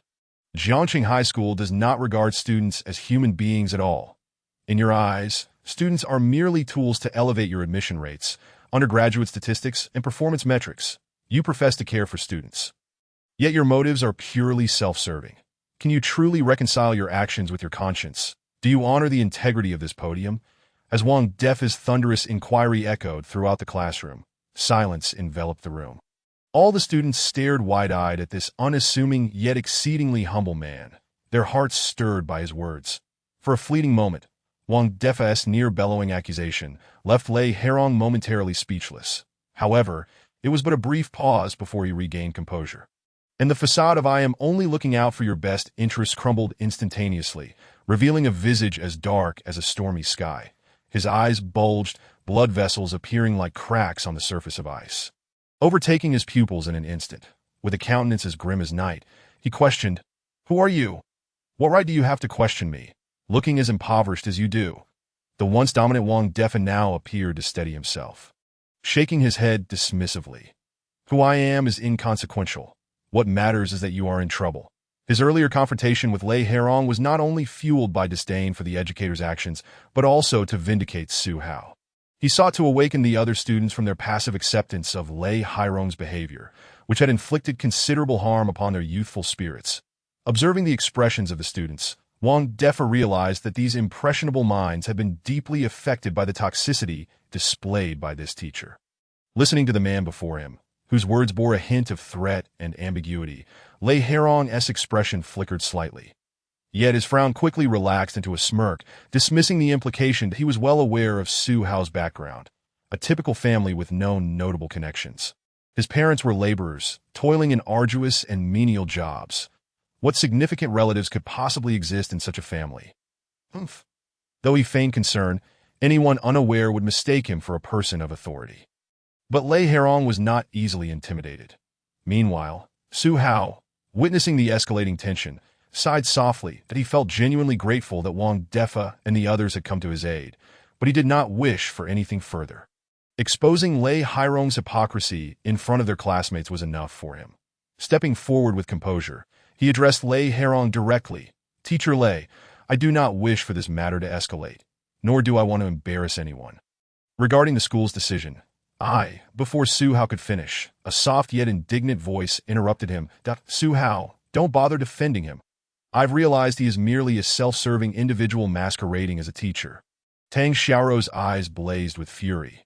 Previously, she had perceived Lei Herong as a somewhat commendable teacher, but after the incident involving Su Hao, she had come to see through his facade. Su Hao, helplessly amused, had initially intended to mildly reprimand Lei Herong, but now the situation had spiraled out of control. Wang Defa, noticing the uncertainty on Su Hao's face, stepped forward. "Tang, the atmosphere here is rather tense. Why don't you take Su Hao for a stroll around the school?" Tang Xiaoro paused momentarily before nodding in agreement.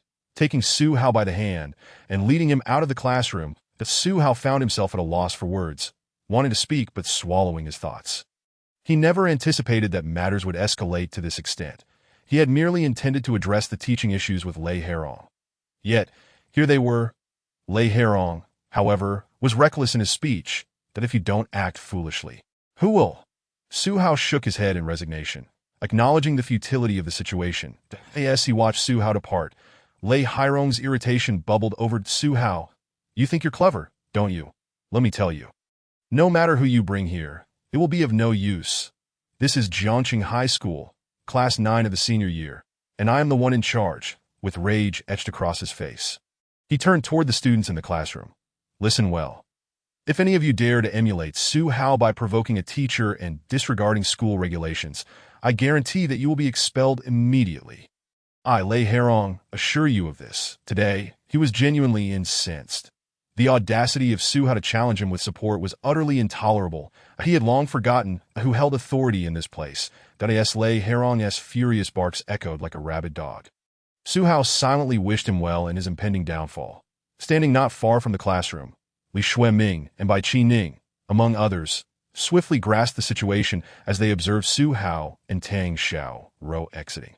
After suggesting that Tang Xiaorou take Zhihu for a pleasant stroll outside, they turned around, and Li Xueming and his companions entered the classroom in unison. Upon entering, Li Xueming's gaze fixated on Lei Hairong, his eyes blazing with a slowly accumulating fury. Very well. Indeed, very well.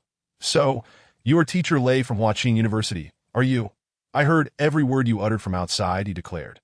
Although Li Xueming's posture was slightly hunched, he stood with his hands clasped behind his back, exuding an undeniable aura that momentarily startled Lei Hairong. Continuing, Li Xueming remarked, I possess some knowledge regarding Jiangqing High School, that it's true that your institution boasts a commendably high admission rate and an impressive undergraduate percentage. Moreover, your school consistently sends numerous students to our university. However, I never anticipated that these students would gain admission in such a manner. To be frank, the admissions office at Huaqing University indeed pays special attention to Jiangqing High School, as they produce several outstanding students each year. Huaqing University often recruits from your school, even granting a few spots for guaranteed admission. Yet, I am astounded to discover that the teachers at Jiangqing High School exhibit such behavior. Far from being role models, they engage in morally reprehensible actions. Upon witnessing Li Xueming's entrance, Lei Hairong initially dismissed him, giving him little thought. However, upon hearing his words, he could not help but scoff.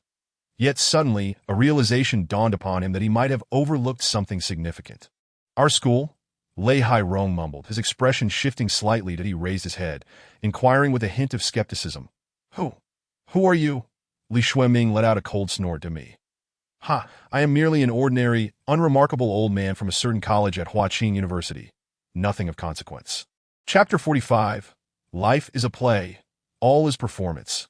As Li Xueming's words echoed in the classroom, the color drained from Lei Hairong's face upon realizing the implications. His eyes widened, lashes trembling, as he stared incredulously at the elderly man before him.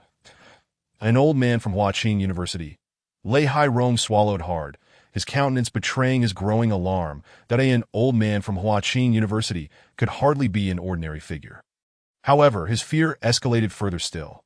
After Li Xueming revealed his identity, Bai Qining and the accompanying representatives from the admissions office at Huaqing University introduced themselves in turn. Wang De Fa, Yuan Tianlong, and others followed suit, each unveiling their credentials. Lei Hairong had long been curious about their identities, and now he had the answers. As one by one they revealed who they were. Lei Hairong stood rooted to the spot, utterly bewildered. At that moment, a voice emerged from the back of the group. I am Xiao Bing, Deputy Director of the Education Bureau of Jiangqing County. Teacher Lei, I heard everything you just said. Li Xueming had previously contacted colleagues from the Education Bureau, and upon learning that a professor from Huaqing University was personally visiting, Deputy Director Xiao Bing hurried to accompany him to Jiangqing High School. However, confronted with such distinguished individuals, he felt somewhat out of place, positioning himself slightly behind. Yet, having overheard Lei Hairong's remarks, he felt compelled to step forward and assert his identity, signaling the Education Bureau's stance. He never expected to encounter such a teacher at Jiangqing High School. Upon hearing this, Lei Hairong felt as though he had been struck by lightning, his face paling further. The Education Bureau personnel. Panic surged within him. While he felt a measure of trepidation towards the representatives from Huaqing University, he was genuinely terrified of the Education Bureau. They held the power to strip him of his position and livelihood. As a teacher, the Education Bureau was the one entity he feared most. At that moment, the classroom erupted in a frenzy among the students. Wow, there are so many important figures today, professors from universities and members of the Education Bureau. When have they ever witnessed such a scene? The chatter intensified, with students speculating whether all these prominent leaders had come at Su Hao's behest. It seems so, but I've been to Su Hao's home. It's just an ordinary household. How does he know such high-ranking officials? Could it be that Su Hao is struck lucky? How is that possible? These high-ranking officials wouldn't come to confront a mere nobody like him. I think perhaps Su Hao felt humiliated at school and purposely gathered these people to stage a performance. The whispers among the students were subdued, yet Lei Hai-rong, standing at the edge of the podium, could not help but overhear their speculations, particularly when they suggested that these individuals were merely actors hired by Su Hao. He raised an eyebrow, his eyes narrowing. Indeed, how could that little brat possibly have the clout to summon professors from Huaqing University and the deputy director of the Education Bureau to support him? It was utterly implausible. Leaning back, Lei Hai-rong felt his tension eased. He exhaled deeply, his legs steadying, his back straightening, and his throat no longer dry. Everything seemed to revert to normal. His eyes regained their sharpness. Filled with disdain as he returned to the podium, hands clasped behind his back, looking down at the so-called actors below him. Continue your charade. I must admit, your performances are quite convincing. I almost fell for it. Just how much did Su Hao pay you to act so diligently, so confidently pointing fingers at me? But do continue showcasing your acting skills and that imposing demeanor. Very impressive indeed. However, it is class time, so I kindly ask all you Hollywood actors to leave immediately, lest you disrupt my lesson and my students' learning. If you do not depart, I shall summon security by the end of his tirade. Lei Hai-rong nearly shouted, his indignation palpable, that he was genuinely infuriated. For a fleeting moment, Su Hao's hired actors had indeed intimidated him. Had it not been for the students' timely reminders, he might still be trembling under their verbal assault. How dare they? Lei Hai-rong cursed inwardly, glaring at Li Xueming and the others who had yet to leave. Do you think you can keep this act going, just because I complimented your performances momentarily? You truly believe you possess talent, don't you? Well, allow me to be forthright. Your acting is nothing but a pile of rubbish. If you were indeed professors from Huaqing University or deputy directors from the Education Bureau, would the school not have issued a notification? Would the school leaders not come to welcome you personally? Why would you walk here on foot and confront me like this? Everyone, if you intend to act, at least be more convincing. Otherwise, you come across as rather ignorant. Having spoken his piece, Lei Hai-rong grew increasingly impatient. His expression darkened as he issued a final ultimatum to Li Xueming and his group. Let me make myself clear. Do not use your pathetic acting skills to deceive me again. Furthermore, vacate Class 9 of Senior 3 immediately, or I will call the police. Once they arrive, there will be no absolution for you, even if you jump into the Yellow River. Lei Hai-rong's gaze was fierce as he fixed it on them. However, just as he finished speaking, two police officers accompanying Wang Defe pushed through the crowd and stepped forward, hands on their belts, standing tall and straight. You wish to call the police? By all means. I would love to see if the call center will connect you to me. The two officers stood before Lei Hai-rong.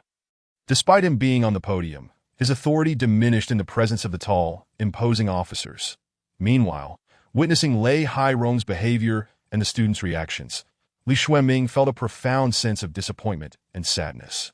How could a key teacher in a county's prominent high school exhibit such a lack of ethics, prioritizing personal gain over integrity? What kind of students could such a person possibly teach? Li Xueming surveyed the classroom, noting that whenever his gaze met the students, they instinctively lowered their heads, unable to meet his eyes. With a sigh, he reflected that regardless of academic excellence, should a student lack virtue and integrity, they would only contribute to societal chaos when wielding power. Li Xueming stepped forward, shaking his head as he addressed Lei Hai-rong. Whether our identities are genuine or not, you are free to verify as you wish. However, he paused for effect, casting a somber glance at the students. Having witnessed your behavior today, I am profoundly disappointed that I even have reason to suspect that your entire school's academic ethos has significantly deteriorated. As for the guaranteed admissions and acceptance rates concerning your school this year, we shall reconsider after our return. Chapter 46. Have you really expelled students on your own accord? Having witnessed Lei Hai-rong's actions firsthand, he was filled with an intense dislike for him. This was hardly the demeanor of a teacher. More accurately, he resembled a self-serving merchant, solely focused on personal gain, having long since discarded the noble ideals of education. Lei Hairong met Li Xueming's gaze without flinching. Compared to earlier, his demeanor was less aggressive, particularly with two imposing police officers standing before him. Although he remained uncertain of the officers' true identities, it was wise to avoid escalating tensions with them. After all, a gentleman resolves disputes with words, not fists, lest one find themselves embroiled in a physical confrontation. Furthermore, the officer's robust physiques reminded Lei Hairong of his own chicken breast stature. He judiciously concluded that patience in this moment would serve a greater purpose later. For now, he could allow them their bravado. However, while he may have been at a disadvantage physically, he would not yield in verbal exchange. Listening to Li Xueming's words, Lei Hairong retorted with a hint of sarcasm. "Old man, your words suggest you have the final say here. Staring at each other in this stalemate resolves nothing and only hinders my teaching that if you are so confident in escalating the situation, then by all means, summon the principal and the security personnel. Should you utter even a single lie during this confrontation, I shall ensure the security takes you to the police station." Lei Hairong's words were laden with a fierce determination. Continuing down this path would lead to utter disgrace before his students, undermining his authority as a class advisor. Thus, he proposed bringing the principal into the fray, certain that once informed of the matter's intricacies, the principal would staunchly support him, that he had significantly contributed to the school's academic success and graduation rates, that Li Xueming, however, seemed unfazed by Lei Hairong's suggestion that in fact, he expressed a desire to meet the esteemed principal of Jiangxing High School. Curiosity evident on his face. With a relaxed demeanor, he casually remarked, "Then please, Mr. Lei, do summon the principal of Jiangxing High School at your earliest convenience. And while you're at it, feel free to invite other school leaders and subject teachers as well." This would present a splendid opportunity to familiarize ourselves with the selfless leaders of our great nation. Rather than feeling intimidated by Lei Hairong's proposal, Li Xueming's expression conveyed intrigue. Conversely, Lei Hairong began to feel a twinge of anxiety. Noticing the relaxed expressions of the old man and those behind him, that a sense of foreboding crept into his mind, as if something was amiss. Within the classroom, the students were watching with a mix of curiosity and anticipation. Initially, they assumed these individuals were merely actors hired by Su Hao, but now they sensed the lack of tension and began to question the reality of the situation. Why aren't they nervous at all upon hearing the principal is coming? Could they truly be high-ranking officials? That seems implausible. My father always said that prominent leaders are met by designated personnel for such occasions. Look at them. Is there anyone from the school to receive them? The truth would soon be revealed when the principal arrived, that Su Hao, the troublesome student who had been expelled yet continued to disturb the school's peace, was a source of frustration for them. As the students murmured among themselves, they did not have to wait long before the principal, Gao Zhiong, and the head of the senior grade, Tang Junliang, arrived at class 9 of the 3rd year. Upon witnessing the crowd gathered inside and outside the classroom, their expressions turned grave. What was the meaning of this? In broad daylight, a throng congregated at the classroom entrance. What kind of situation was this? Who were these people? However, as Gao Zhiong approached, he suddenly recognized a familiar figure within the crowd. His furrowed brow relaxed, and he hastened forward, smiling broadly as he extended his hands in a flattering gesture. "Director Xiao, you didn't notify us of your arrival in advance. As a member of the leadership team at Jiangxing High School, Gao Zhiong was well acquainted with the comrades from the Education Bureau, particularly the deputy director, Xiao Bing. Tang Junliang also stepped forward respectfully to greet Xiao Bing. "Director Xiao, what brings you here today?" Xiao Bing, however, was not pleased by their flattery. Instead, his expression reflected disdain that he did not even extend his hand, dismissing the gesture with contempt. "What brings me here? Allow me to enlighten you. It is the rampant moral decay within Jiangxing High School, the narrow-mindedness that fails to distinguish right from wrong, and the insidious influences that have drawn me to this place. Gao Zhiyong and Tang Junliang have done quite well." The last words dripped with malice, each syllable laced with barely contained fury. Confused, Gao Zhiyong stood there, utterly bewildered by Xiao Bing's accusations that he stammered, "Director Xiao, what on earth is happening?" Tang Junliang echoed his sentiment. "Yes, Director Xiao, what exactly has transpired? Our school has always adhered to its duties and regulations, never engaging in any misconduct." Xiao Bing was momentarily amused by their protest that he inhaled deeply, his eyes burning with anger. Principal Gao, Director Tang, is it true that you conducted unauthorized supplementary classes over the weekend? Is it true that you expelled a student without due process? Is it true that when unethical teachers emerged within your ranks, you failed to investigate? He interrupted Gao Zhiyong, who was about to defend himself. Do not attempt to deny it. The evidence is irrefutable. All occurrences have been recorded and documented. Principal Gao, Director Tang, you should save your breath for when you are ready to clarify these matters. The expressions of Gao Zhiyong and Tang Junliang shifted dramatically. Beads of sweat began to form on their foreheads, silently trickling down their faces to the floor. Gao Zhiyong opened his mouth, wanting to speak, but fear rendered him mute, as if a fist had lodged itself in his throat, preventing any words from escaping. Having witnessed this entire scene, Lei Herong stood frozen in shock, his mind reeling. It felt as if his brain had erupted in chaos. He recalled his recent actions and was instantly struck with horror, his face paling in an instant. How could this be happening? Chapter 47. A helicopter suddenly appears at Jiangqing High School. Lei Herong stood at the podium, bewildered and terrified. His eyes were filled with disbelief. How could this be? The individual before the principal and the head of the department was none other than the deputy director of the Education Bureau. Their identities were indeed genuine. Lei Hairong's mind felt as if it had exploded. His legs turned to jelly. Leaving him rooted to the spot, he raised his head, and his gaze met the deputy director, Xiao Bing's cold stare.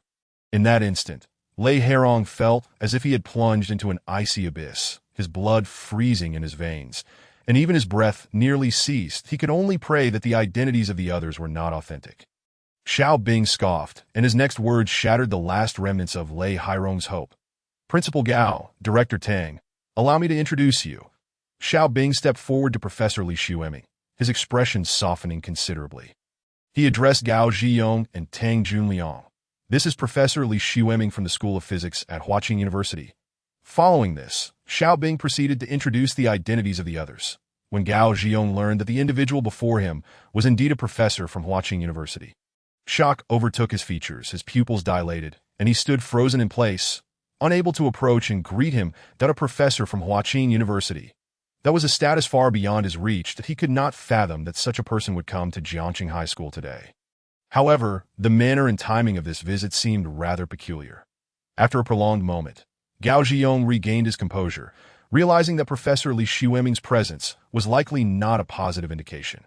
Recalling Xiao Bing's earlier words, his heart raced, and his legs trembled uncontrollably. That he forced a smile, his trembling legs carrying him forward as he extended his hands to greet Li Xueming. Professor Li, hello. Yet, in response to his overtures, Li Xueming did not even spare him a glance. With his hands clasped behind his back, he acted as if Gao Zhiyong was invisible. Tang Junliang, standing beside him, was reduced to a state of speechlessness, cold sweat soaking through his shirt. They had truly made a grave error, a monumental blunder. With both the deputy director of the Education Bureau and a professor from Huaqing University present, it was evident that something significant was about to unfold at Jiangqing High School. Yet, the one most terrified and perplexed was undoubtedly Lei Hairong. Upon realizing that the elderly man before him was genuinely a professor from Huaqing University, his body trembled uncontrollably. Sweat poured down his face as if it were flowing freely. Terror filled his eyes, leaving no room for anything else. That it was over. Completely over. Lei Hairong's face turned ashen, devoid of any expression, resembling a corpse. Seeing Professor Li, our weekend remedial classes are solely for the benefit of the students, allowing them to maximize their time for diligent revision in pursuit of excellent results. As for expelling those students, we do so with their best interests at heart. After all, with their current scores, the prospect of attending university is virtually non-existent. That we are actively planning to assist them in finding vocational schools to help them continue their education. Moreover, Gao Zhiyong's attempts at further debate only served to deepen Li Xueming's scowl. With a dark expression, he interrupted. Enough, Principal Gao. Your words may fool yourself and the students, but do you believe we are fools? Save your breath for the courtroom with the law enforcement officials. Upon hearing this, Gao Zhiyong's face turned ashen. Panic surged within him as he felt utterly at a loss, realizing the gravity of the situation had escalated beyond control. The students in the classroom witnessed this unfolding drama. and the trajectory of events became clear to them that a peculiar tension settled within their hearts, leaving them utterly bewildered. How did Zhihu come to know such prominent figures? They whispered among themselves, speculating incessantly. How did Zhihu establish connections with these influential individuals? Who could say? This was a complete disaster. That elderly gentleman is indeed a professor at Huqing University, judging by his tone earlier. It seems our school's guaranteed admission quotas may be revoked, and the number of accepted students might be reduced as well. This is utterly exasperating. Damn Zhihu, with so many powerful connections, why was he still expelled from school? Now we find ourselves embroiled in this mess. That why Dream University has always been Huqing University. Hearing the students' hushed conversations, Gao Zhiyong keenly grasped the critical information that Zhihu. That name was familiar to him. When Lei Herong set a precedent by expelling Zhihu, he had even commended Lei Herong for his decision. Little did he expect that this casually expelled student would have such extensive connections. The thought filled Gao Zhiyong with regret, wishing he had known about Zhihu's background. He would never have dared to expel him. With a venomous glare, he fixed his eyes on Lei Herong. If looks could kill, Lei Herong would have been mercilessly slain. Damn Lei Herong, you've caused us irreparable harm. Lei Herong met the principal's gaze, feeling a mix of helplessness and profound fear that he hadn't anticipated matters would escalate to this extent. Who could have foreseen that Zhihu possessed such a significant background and connections? Had he known, even 100 or 1,000 times over, he would not have dared to expel Zhihu. Yet now, the deed was done. However, what he still could not comprehend was how Zhihu came to know these individuals of influence. His family was ordinary, with no ancestors or relatives in positions of power. How had he met these people who now stood behind him in support? Could it be that Zhihu reported the school to the Education Bureau? After some contemplation, Lei Herong dismissed this theory. Even if there were a report, it would likely only result in officials from the Education Bureau coming. There was no need for representatives from Huqing University to be involved. How strange. Too strange. Lei Herong was filled with questions, yet no one was there to provide answers. Instead, their predicament had already placed them on the edge of a precipice. That moment, Xiao Bing spoke up. Let us go. Principal Gao, Director Tang, and Teacher Lei, come with me to the Education Bureau for a thorough investigation. That if there is anything else you need to disclose, you can do so at the Bureau. There's no rush. We have plenty of time. With that, Xiao Bing extended a courteous hand, inviting them to leave. Gao Zhiyong and the others felt a chill run down their spines, their expressions changing dramatically. This was the end. However, just as they were about to step outside, a sudden cacophony of whirring helicopter blades filled the sky above. They looked up to see several helicopters rapidly approaching against the azure backdrop. Flying directly toward Jiangcheng Middle School, Chapter 48. They will be here soon. By the lakeside of Jiangcheng Middle School, Tang Xiao led Zhihu away from the classroom and directly to the small lake on campus. They strolled along the gravel path surrounding the lake, chatting and laughing. Time truly flies in the blink of an eye. Their high school days were coming to an end. Tang Xiao, walking ahead, sighed. Today, she donned a gray checkered JK uniform. Her feet clad in white sneakers, her long, fair legs strikingly eye-catching. She turned around, lightly tapping her toes to back away step by step, playfully teasing Zhihu with a small twig in her hand. Upon seeing Zhihu's helpless expression, she couldn't help but giggle, revealing two adorable dimples. Be careful. Don't trip, Zhihu cautioned, his concern evident, to be honest, in his 3 years at Jiangcheng Middle School. He had never truly explored the campus. Today marked the first time he seriously wandered the lakeside, and it was all the more enjoyable with Tang Xiao by his side that he relished the warmth and tranquility of the moment. As the gentle breeze carried the fragrance of flowers and the fresh scent of the girl beside him. Gazing at the smiling girl before him, Zhihu's heart felt inexplicably calm. Their eyes met in the air, only to quickly dart away, both silently acknowledging the unspoken connection. They then effortlessly shifted to other topics of conversation. Unbeknownst to them, the dialogue circled back to Zhihu.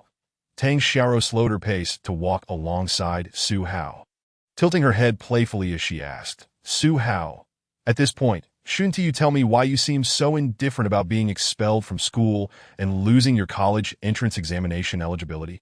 Her bright eyes fixed intently on Zhihu, making it clear she wasn't going to let him sidestep the topic. Zhihu rubbed his nose and smiled gently. Well, How should I put this? For a moment, he was at a loss for how to respond to Tang Xiaoro's question. The matter concerning the 6th-generation stealth strategic bomber was a national defense secret, even with their close relationship. He could not divulge it.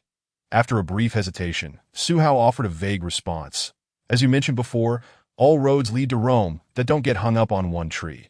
Since my college entrance examination eligibility has been revoked, I'll simply seek another path. Besides, I always have my own ways to reach my goals and stand atop the mountain. Tang Xiaoro regarded Su Hao with suspicion, her eyes darting with curiosity as her slender fingers rhythmically tapped her chin. Are you talking about drones? She speculated, recalling the only invention of Su Hao she knew of, the agricultural drone that successfully extinguished fires. She assumed that was what he referred to.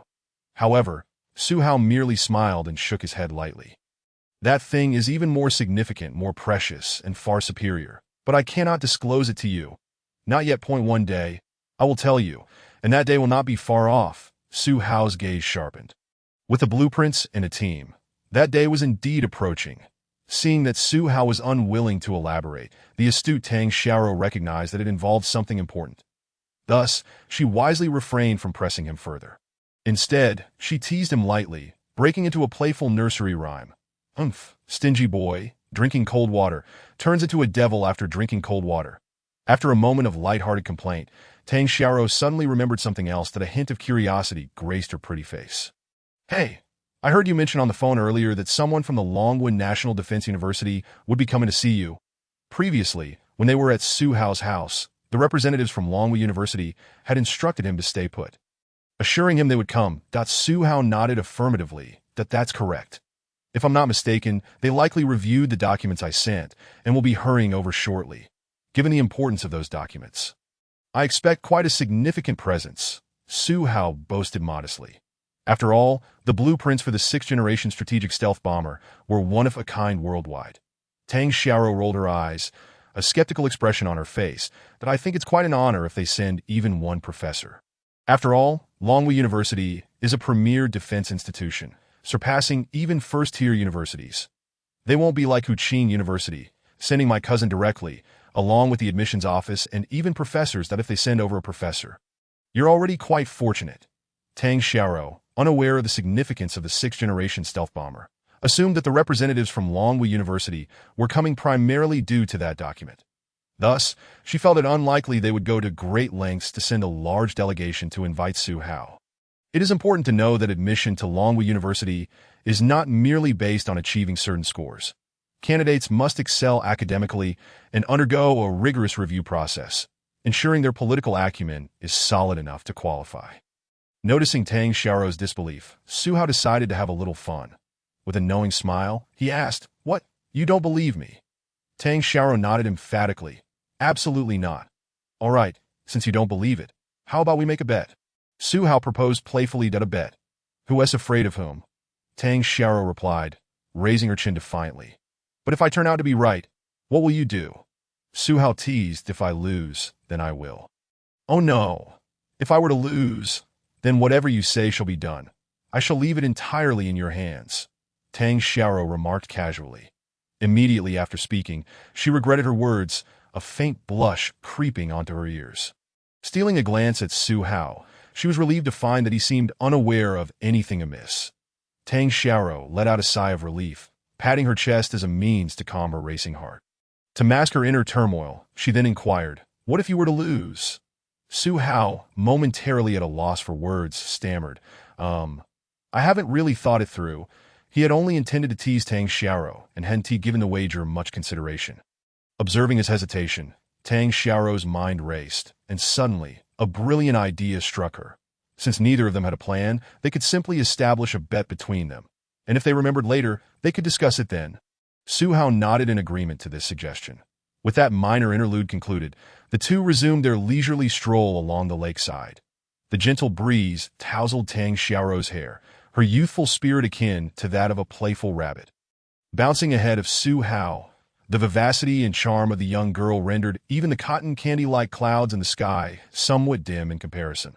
This heartwarming scene lingered in Su Hao's mind, causing him to momentarily lose his focus. That it wasn't until the thunderous roar of helicopter blades filled the air that they both halted in unison. instinctively looking up. Chapter 49. Special Forces clear the way. Military personnel arrive. Above Jiangqing High School, a sudden cacophony of thump, thump, thump echoed through the air. Shortly thereafter, 4 or 5 helicopters sped toward them from the azure horizon. Residents in the vicinity of Jiangqing High School collectively glanced skyward, astonished to see helicopters approaching the school. What on earth are helicopters doing here at Jiangqing High School? They exclaimed in bewilderment at the lakeside of Jiangqing High School as the thump, thump, thump grew increasingly loud. Su Hao and Tang Xiaoro paused to observe. Standing on a rock by the lake, Tang Xiaoro shielded her eyes from the setting sun's rays and gazed up at the sky. She spotted several helicopters, silhouetted against the evening glow, racing toward Jiangqing High School with remarkable speed. Her lips parted in surprise, her delicate face reflecting her excitement as she exclaimed, "Su Hao, look! Helicopters! Military helicopters, no less! They're flying toward Jiangqing High School." Tang Xiaoro's beautiful eyes sparkled with wonder. It was her first time witnessing helicopters up close. Arranged in a precise formation, it was utterly breathtaking. As the helicopters drew nearer to Jiangqing High School, she could even feel the gusts of wind generated by their rapidly spinning rotors. The powerful wind stirred the air, causing her hair to dance in the breeze. Su Hao stood beside Tang Xiaoro, his keen eyes fixed on the approaching military helicopters. He remained composed, standing straight as he turned his gaze back to her. Smiling, Tang Xiaoro gently brushed her tousled hair aside, her brows slightly furrowed. She stepped down from the rock and waved her hand in front of Su Hao. "What's wrong?" she asked, her face filled with curiosity. Su Hao replied coolly, "They've arrived." Tang Xiaoro paused, asking, "Oh, the personnel from the National Defense Science and Technology University. They have arrived," Su Hao explained. Considering the time, they should be here soon. Upon hearing this, Tang Xiaoro gasped, her expression one of utter astonishment. "Are you saying that these military helicopters came specifically to find you?" She pointed towards the helicopters that were gradually slowing down nearby, her heart racing with unease. How could that possibly be? Sending so many helicopters just to find Su Hao? Doubt lingered in her mind, but Su Hao offered no further explanation, and both turned their attention back to the helicopters that moment. The helicopters began to rotate their blades, landing skillfully on the spacious playground. Witnessing this spectacle, Tang Xiaoro felt a pang of anxiety. No way, no way. They can't truly be here for Su Hao, can they? Her bright eyes flitted between the helicopters and Su Hao. And for an instant, she felt as if the boy beside her had become somewhat enigmatic, shrouded in mystery. Just as the military helicopters settled, the rumble of engines and the sound of tires skidding against the ground echoed from the school gate. Tang Xiaoro, curious, turned her gaze there. At the expansive entrance, 2 police cars with flashing lights led the way. Following closely behind were several armored riot control vehicles, their dark exteriors gleaming ominously, resembling fierce predators, rendering the entire street somber. Trailing them was a military green bulletproof pickup truck. Military vehicles? Upon seeing this, Tang Xiaoro gasped in astonishment, her eyes wide with disbelief. Even the military is here. However, that was not the most staggering sight. In the heart of this grand procession were several sleek, black, bulletproof luxury cars, their surfaces glossy and seamless, with their license plates obscured by crimson cloth, exuding an air of mystery. The entire convoy entered the school in an orderly manner, leaving the crowd outside in a state of shock. Goodness, such a grand display. Could it be that there's a prodigy within Jiangqing High School? Tang Xiaoro stood transfixed, taken aback by the sight before her.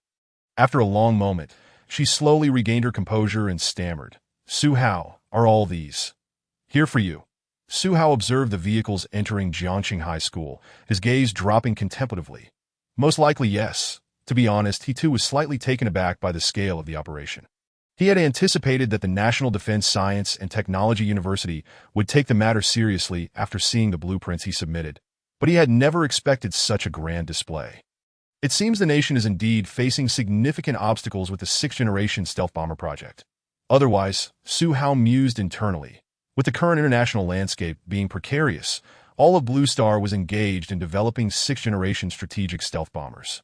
The Eagle country was upgrading its existing B-series stealth bombers, branding them as 6th-Generation strategic stealth bombers.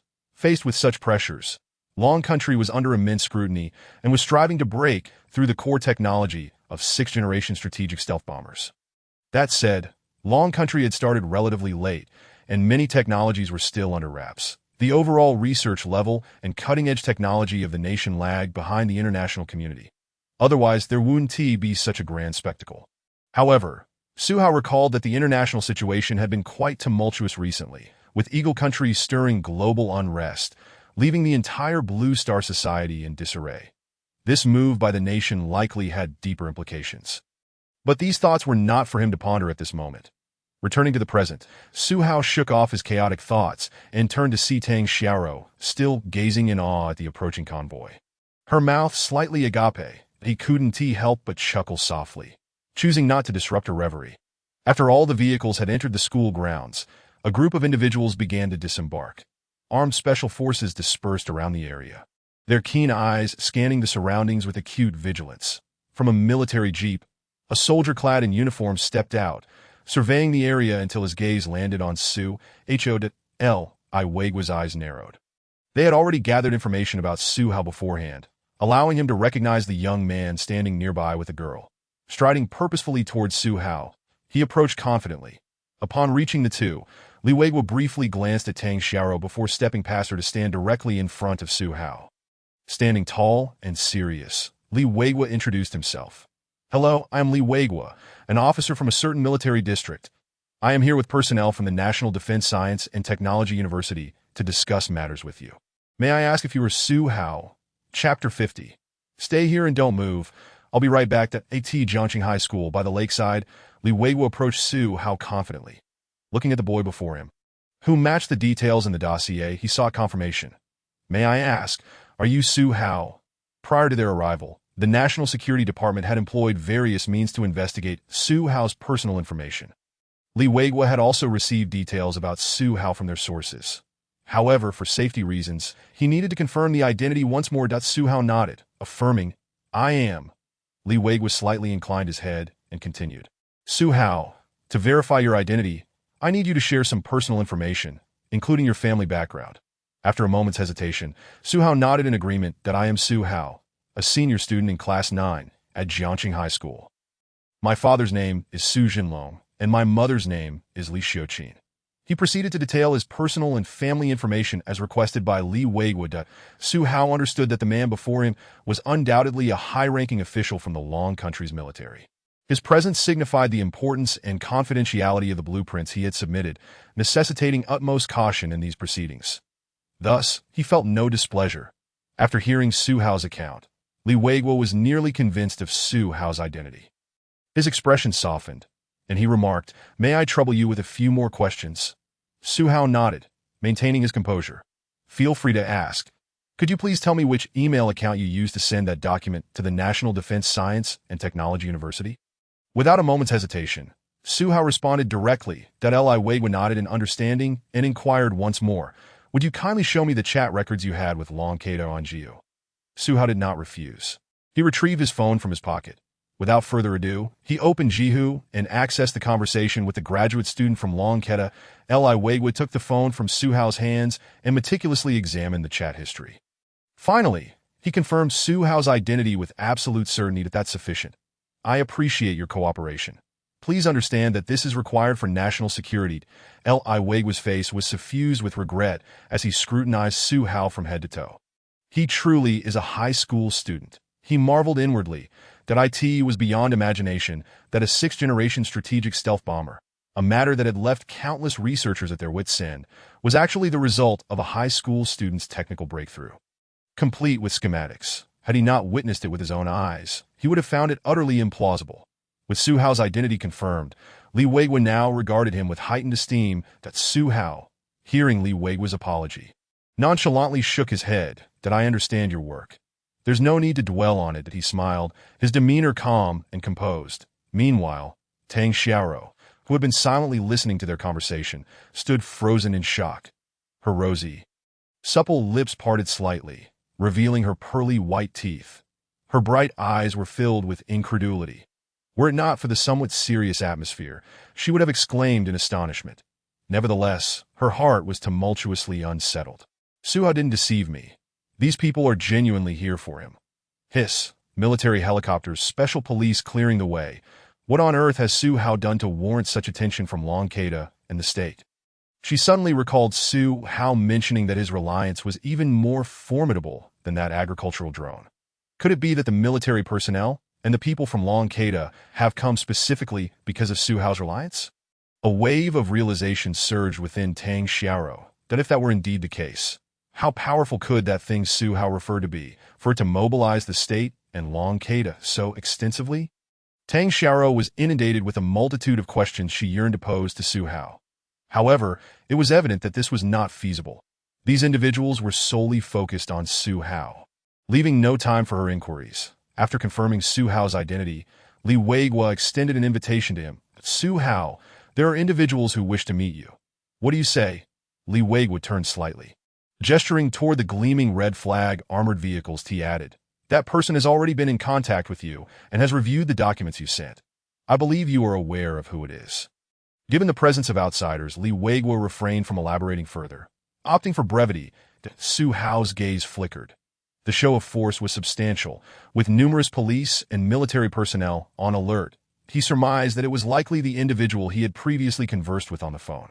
A faint smile appeared on his face as he nodded in agreement. All right. Su Hao turned to face Tang Xiaoro, noticing her expression of confusion and curiosity in her eyes, that he smiled gently and reassured her. Stay right here. I'll be back shortly. It won't take long. However, Li Weiguo interjected, Su Hao, this young lady is your classmate, correct? During your absence, I will ensure her safety, and my colleagues need to discuss a few matters with her. Li Weiguo had gathered some information about Tang Xiaoro's identity. Yet, for the sake of national security and to ensure Su Hao's safety, he needed to exercise utmost caution, eliminating any potential risks. Even those close to Su Hao were subject to his security scrutiny. Su Hao furrowed his brow at this. Colonel Li, she knows nothing. I am aware of the seriousness and security involved. I haven't disclosed anything regarding the documents to her. Su Hao was unwilling to put Tang Xiaoro in a difficult position. Li Weiguo reassured him, rest assured, Su Hao, I want to impose on your classmate that I will only ask a few questions and take some notes. That Li Weiguo noticed the concern etched on Su Hao's face and couldn't help but smile. Su Hao hesitated, wanting to say something, but Tang Xiaoro spoke up at the right moment. That Su Hao, you don't need to worry about me. Hurry along. Colonel Li is just inquiring about some details. There is no need for concern. Go on. Don't keep them waiting too long. Tang Xiaoro smiled encouragingly, urging Su Hao to proceed. She was a bit nervous, but not overly so, fully aware that these individuals were here because of Su Hao and would not harm him. Moreover, this man before her was from the military and posed no threat. Seeing this, Su Hao could only nod in agreement. However, just as Su Hao stood to approach the red flag armored vehicles, a large group of people suddenly strode towards them. Chapter 51. Is all this grandeur for Su Hao? The commotion caused by the helicopter was significant. Li Xueming and others had also heard the news and arrived at the campus lakeside. Of course, Gao Zhiyong, Lei Herong, and others had no choice but to follow suit. They realized that if they did not comply, not only would they lose their garments, but they might also end up on a luxurious, all-inclusive package. To be on the safe side, they were now considerably more obedient. Li Xueming and Wang Defa hurriedly approached. From a distance, they spotted a row of military helicopters parked on the playground. The military green helicopters glinted coldly under the sun. Beside each helicopter stood fully equipped Special Forces soldiers, their vigilant eyes scanning for any signs of disturbance. Meanwhile, at the school gate were parked several special police riot control vehicles, military jeeps, and a few darkly gleaming red flag armored cars. From the outside, it was impossible to discern what was happening inside, nor could they ascertain who was involved. Observing Su Hao standing with a man in military attire filled Li Xueming and Wang Defa with excitement, prompting them to step forward. However, just as they took a step, they were halted by armed military personnel beside them. Comrades, please stop. A strong arm was positioned firmly before them, the expression on the soldier's face serious and implacable. It seemed that any further advance would compel them to take necessary action. Li Xueming halted, astonished and perplexed. What had Su Hao done to warrant such a heightened state of alert from the military? Meanwhile, Su Hao had already noticed the arrival of Li Xueming and the others. Seeing them being stopped, he quickly addressed Li Weiguo. Colonel Li, they are with me. That is Professor Li Xueming from Huqing University. And beside him is a student by Qining. The others are Minister Wang Defa from the neighboring county Science and Technology Bureau and Professor Zhao Guiyuan. Su Hao succinctly introduced their identities to Li Weiguo. Upon hearing this, Li Weiguo raised an eyebrow and gestured to his assistant. The assistant understood and promptly turned to verify the identities of these individuals. Shortly thereafter, having confirmed their identities without error, he nodded to Li Weiguo. It was only then that Li Weiguo permitted the guards to let them through. Gao Zhiong and the others, who were at the back of the line, were astonished, their minds swirling with turmoil. Gazing at the military helicopters, the riot control vehicles, and the mysterious red flag armored cars, they found themselves struggling to regain composure. What exactly was Su Hao's identity that had drawn such a plethora of notable figures to Jiangqing High School? At this moment, even the most ignorant among them understood that Su Hao's true identity was surely far from simple. He must possess some extraordinary background. Among them, the most anxious was undoubtedly Lei Herong. Ever since he had identified the leaders of the Education Bureau, his heart had been in turmoil. Now, witnessing these figures he could never hope to reach, especially the military leaders and the armed police. His heart plummeted. Initially, he had hoped to salvage his current predicament, but now, it seemed that not only his clothes, but even the stability of his future was in jeopardy. Lei Herong was filled with regret. If only he could turn back time, he would never play the role of a model and thoughtlessly expel Su Hao. However, there is no remedy for regret. Now, he could only silently pray that Su Hao would spare him. Considering their teacher-student bond, these individuals were all here for Su Hao that if he could just nod, they would certainly not take action against him. Li Xueming and the others were oblivious to Lei Herong's thoughts. As they approached Su Hao, they noticed that security was tightening even further. Every few steps, there were armed guards, and within 3 meters of Su Hao stood several fully armed soldiers, who were unwavering in their protection of him. Li Xueming was utterly astonished. As a professor at Huqing University, he was well-versed in military protocol, but it was precisely this knowledge that intensified his astonishment. Military personnel are rarely mobilized without direct orders from high-ranking officials. And yet here they were, assembled solely to protect Su Hao. The scale of this operation was astonishing. Bai Qining's surprise was no less than that of her professor. She understood that in order to secure the exceptional talent Su Hao, Long University undoubtedly exerted considerable effort. However, she could never have anticipated the grandeur of the arrangements made. Such a level of security is typically reserved for high-ranking officials of national departments. It is simply astonishing that such a lavish spectacle is being orchestrated in front of Su Hao. Shortly thereafter, Bai Qining, accompanied by Li Xueming, approached Su Hao and his companions. With the intention of probing the situation and inquiring about the reason for their presence, Bai Qining gently posed a question. "Excuse me, may I inquire what brings you here to see Su Hao?" She was aware that individuals from Long University would be coming, but the presence of military personnel was indeed perplexing. Li Weiguo, having received reports from his subordinates, was already aware of the identities of Li Xueming, and Bai Qining got a hint of apology flickered across his face that I apologize. We were assigned on short notice to accompany relevant personnel from Long University. We regret any intrusion this may have caused. However, due to the sensitive nature of this mission, we are unable to disclose any further details that I hope Professor Li can understand that Li Weiguo succinctly explained the purpose of their visit, refraining from elaborating on the specifics. After all, this pertained to the 6th-Generation stealth strategic bomber, a matter of national defense secrecy that no one is permitted to know such information without the approval and directive of higher authorities.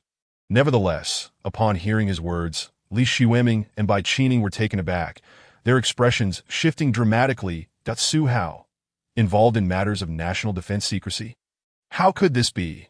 Surely, the representatives from Long University were here solely because of that examination paper. Weren't they? Why had it suddenly escalated to national defense secrecy?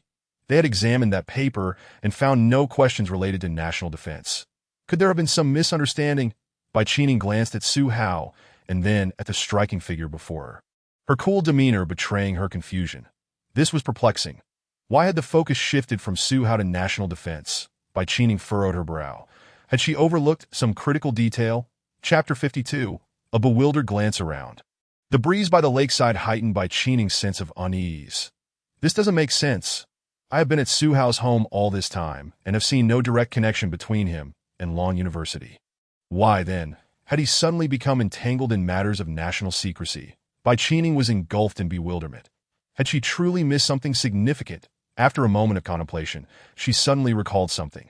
The only unclear aspect is that after Su Hao spoke with the representatives from Long University, he sent them an email.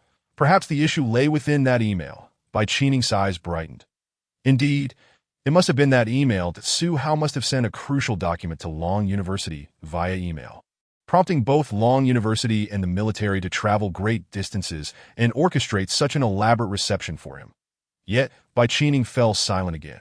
What on earth had Su Hao sent in that email to warrant such attention from Long University and the military? Her curiosity was piqued at that moment. Wang Defa and the others also began to realize, their eyes flickering with understanding. They comprehended that Su Hao's prominence among the representatives from Long University and the military was likely due to that email. Otherwise, the mere mention of the agricultural drone and that examination paper would hardly justify such a grand assembly. However, the contents of that email remained a mystery to Wang Defa. He could only entertain a bold conjecture. That email was surely of great significance. Just as they were lost in speculation, the door of the red flag armored vehicle swung open, and the nearby armed police and special forces assumed a more serious demeanor. Then, an elderly gentleman with slightly graying hair stepped out of the vehicle. The moment he descended, numerous armed police and special forces surrounded him, vigilantly scanning the vicinity. The old man was none other than Liu Jingwo, who had hurriedly come over. Although he was somewhat advanced in age, he appeared vigorous, swiftly making his way to Su Hao. Initially, he looked to Li Weiguo and asked, "Major Li, what is the situation? Why has there been such a delay in boarding?" He had come specifically for Su Hao. But upon finding Su Hao surrounded by a crowd, he had no choice but to disembark and investigate. That Li Weiguo explained, "Professor Liu, these are Su Hao's friends, inquiring about his situation." He briefly introduced Li Xueming and the others to Liu Jingwo. At that moment, when Li Xueming saw Liu Jingwo step down, he was utterly astonished. Professor Liu Jingwo was a leading figure in many national defense projects. That to encounter him here today was unexpected. A gasp escaped Li Xueming's lips. Despite being a professor at Hucking University, he felt compelled to show respect to Liu Jingwo. This was a true pioneer in national defense projects. Many of the country's defense initiatives had benefited from Liu Jingwo's involvement. He was a prominent figure in the academic world. Realizing this, Li Xueming took a step forward and introduced himself. "Hello, Professor Liu. I am Li Xueming from the Mechanical Physics Department at Hucking University." Li Xueming extended his hand, bowing slightly, his demeanor exceedingly respectful. Liu Jingwo paused momentarily, slightly surprised by the name. Although he had heard of Li Xueming, his impression was not particularly strong. Nevertheless, he shook hands with Li Xueming. "Hello." Afterward, Liu Jingwo withdrew his hand, unwilling to engage in lengthy conversation. That Li Xueming understood the purpose of Liu Jingwo's visit and did not take offense. With this thought, he cast a more astonished gaze towards Su Hao. What on earth had Su Hao sent to Long University that even Professor Liu had come in person? After shaking hands with Li Xueming, Liu Jingwo's gaze fell upon Zhao Guiyuan, who stood further back. Noticing Zhao's cheerful demeanor, Liu Jingwo couldn't help but chide. "Old Zhao, why are you standing so far back? Are you afraid I might cause you trouble?" Upon hearing Liu Jingwo's voice, Zhao Guiyuan was momentarily taken aback, then laughed heartily as he stepped forward. "It's not that. I just didn't expect you to come in person, Professor Liu." Though Zhao Guiyuan did not hold a particularly high position, he was of similar age to Liu Jingwo. The two had collaborated on projects in the past, fostering a rapport that had grown over time. By the way, why did you suddenly have me assemble at Jiangqing High School?" Liu Jingwo inquired. Previously, he had explicitly stated that they would gather at Su Hao's home.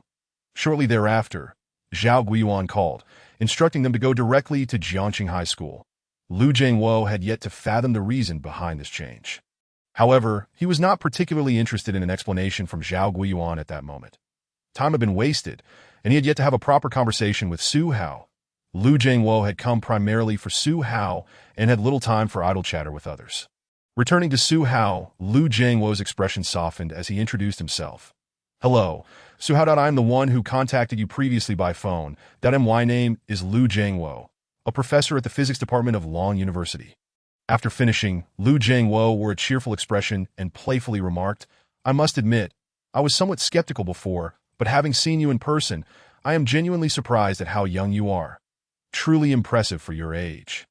Lu Jiangwo examined Su Hao from head to toe, his eyes filled with admiration and satisfaction. That Su Hao, upon hearing this, felt a slight stir within him and responded, "Hello, Professor Lu. I have seen your esteemed name and accomplishments many times on television. It is an honor to meet you in person today." Su Hao's face radiated joy, and his enthusiasm was genuine.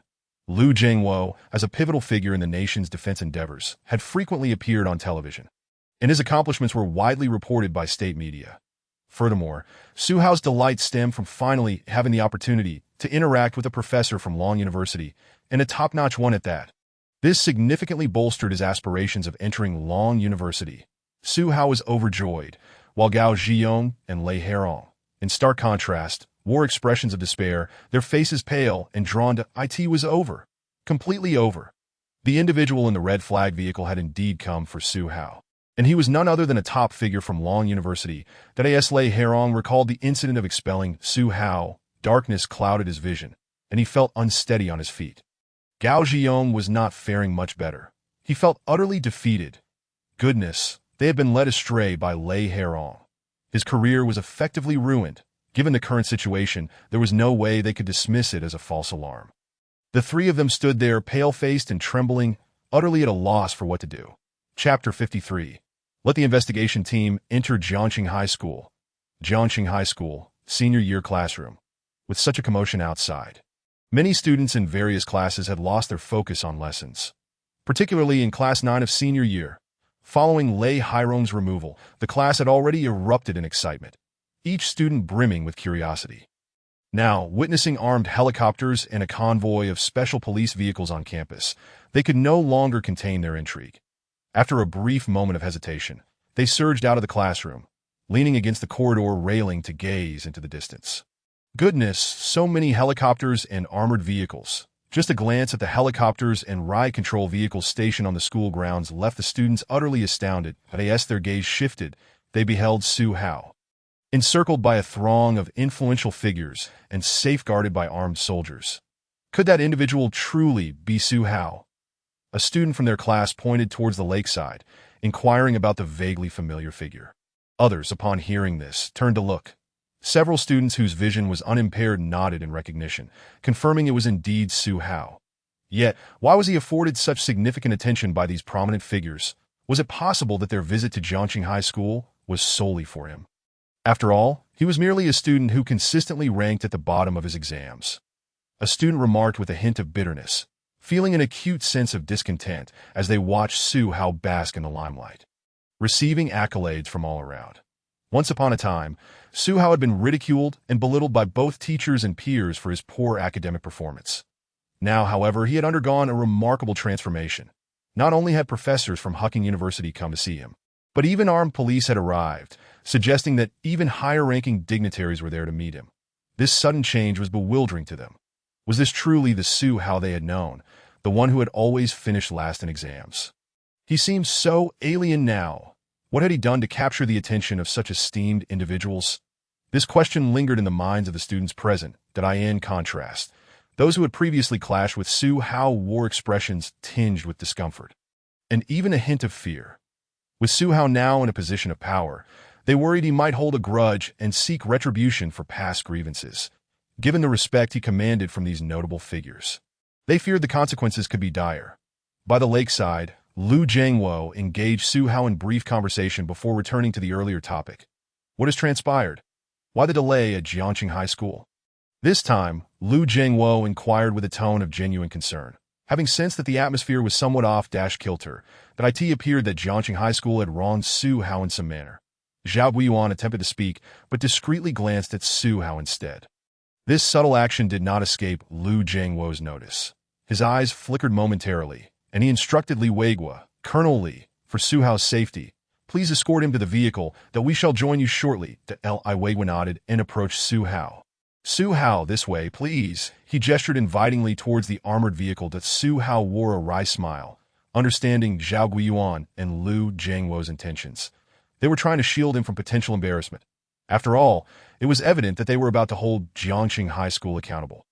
particularly individuals like Lei Herong, Gao Zhiyong, and Tang Junliang.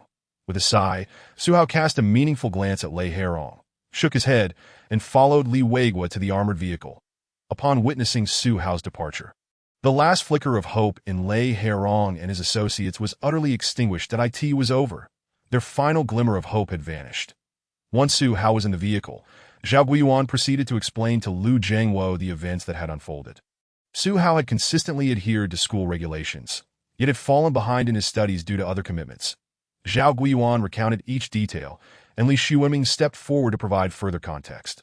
Su Hao had intended to utilize this final month to diligently review and seize every opportunity to prepare for the college entrance examination.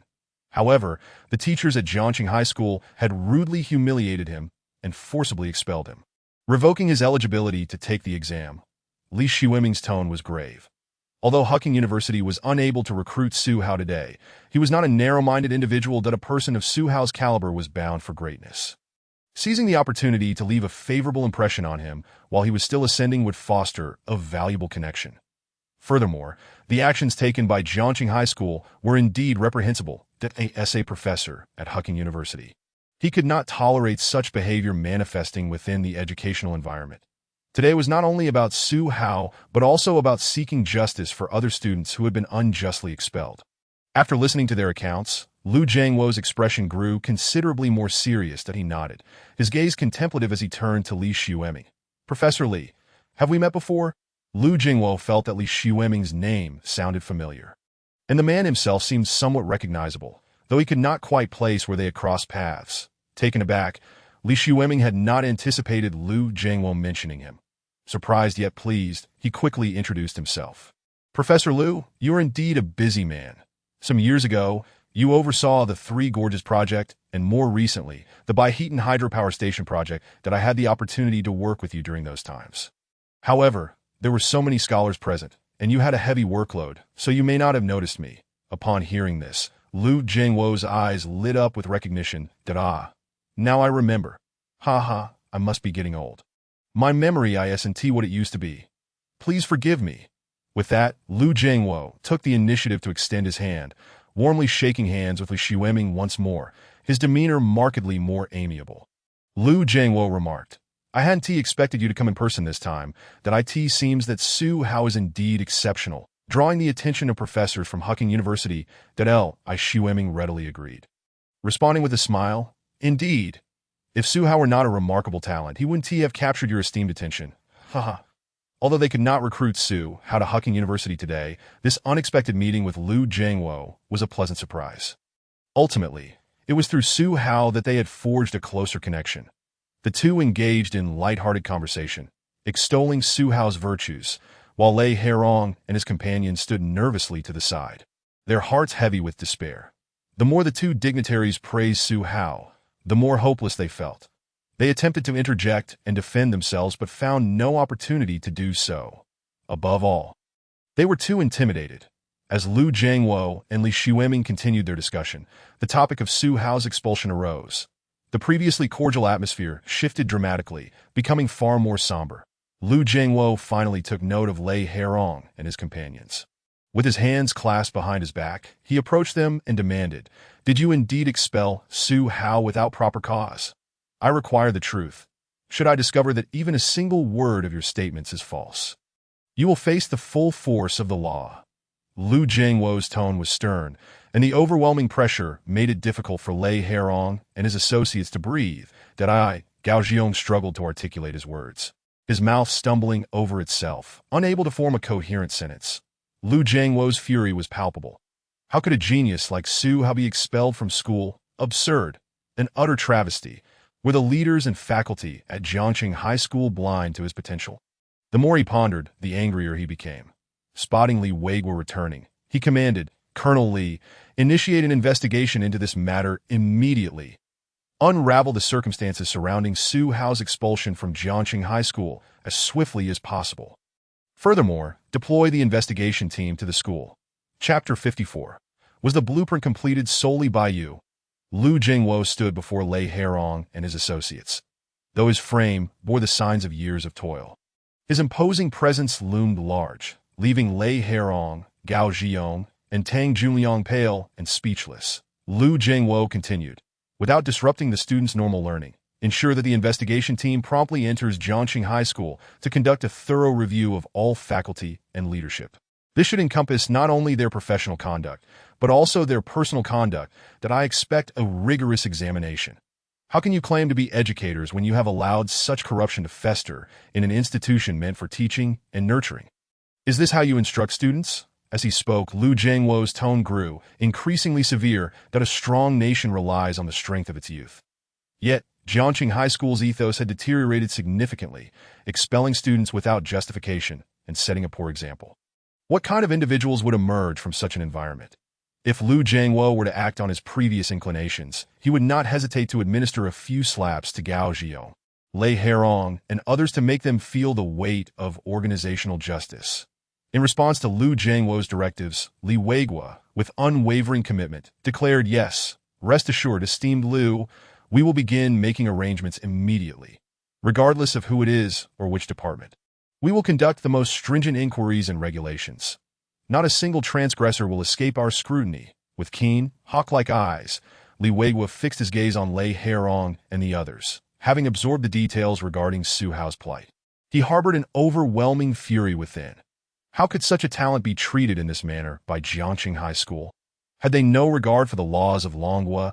Observing the trepidation etched on the faces of those before him, Li Weiguo felt no sympathy.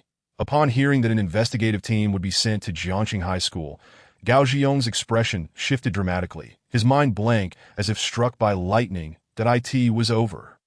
Completely over. The arrival of the investigation team meant that he might not escape unscathed. Reflecting on his years as principal of Jiangxing High School, he alone knew the extent of his misdeeds. He had witnessed the iron-fisted approach of the inspection team, that IT was not merely matters of favoritism or injustice. Even if one were to sneak into a barbershop in a certain alley at midnight, he could uncover it. Gao Zhiyong's face turned ashen. His body seemed to deflate, swaying as if he might collapse at any moment. While Lei Herong did not appear as utterly broken as Gao Zhiyong, the pallor on his face suggested that his heart was far from tranquil. His mind was a tumult of chaos.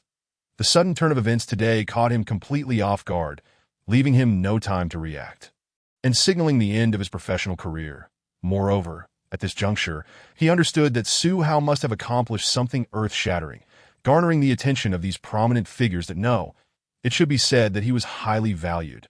That was why they had traveled such a distance to personally pay a visit and steadfastly stand behind Su Hao, advocating for justice on his behalf. Reflecting on what he had done concerning Su Hao, Lei Herong let out a long sigh, a bitter smile creeping onto his lips, his expression one of numbness. IT was over. Everything had come to an end.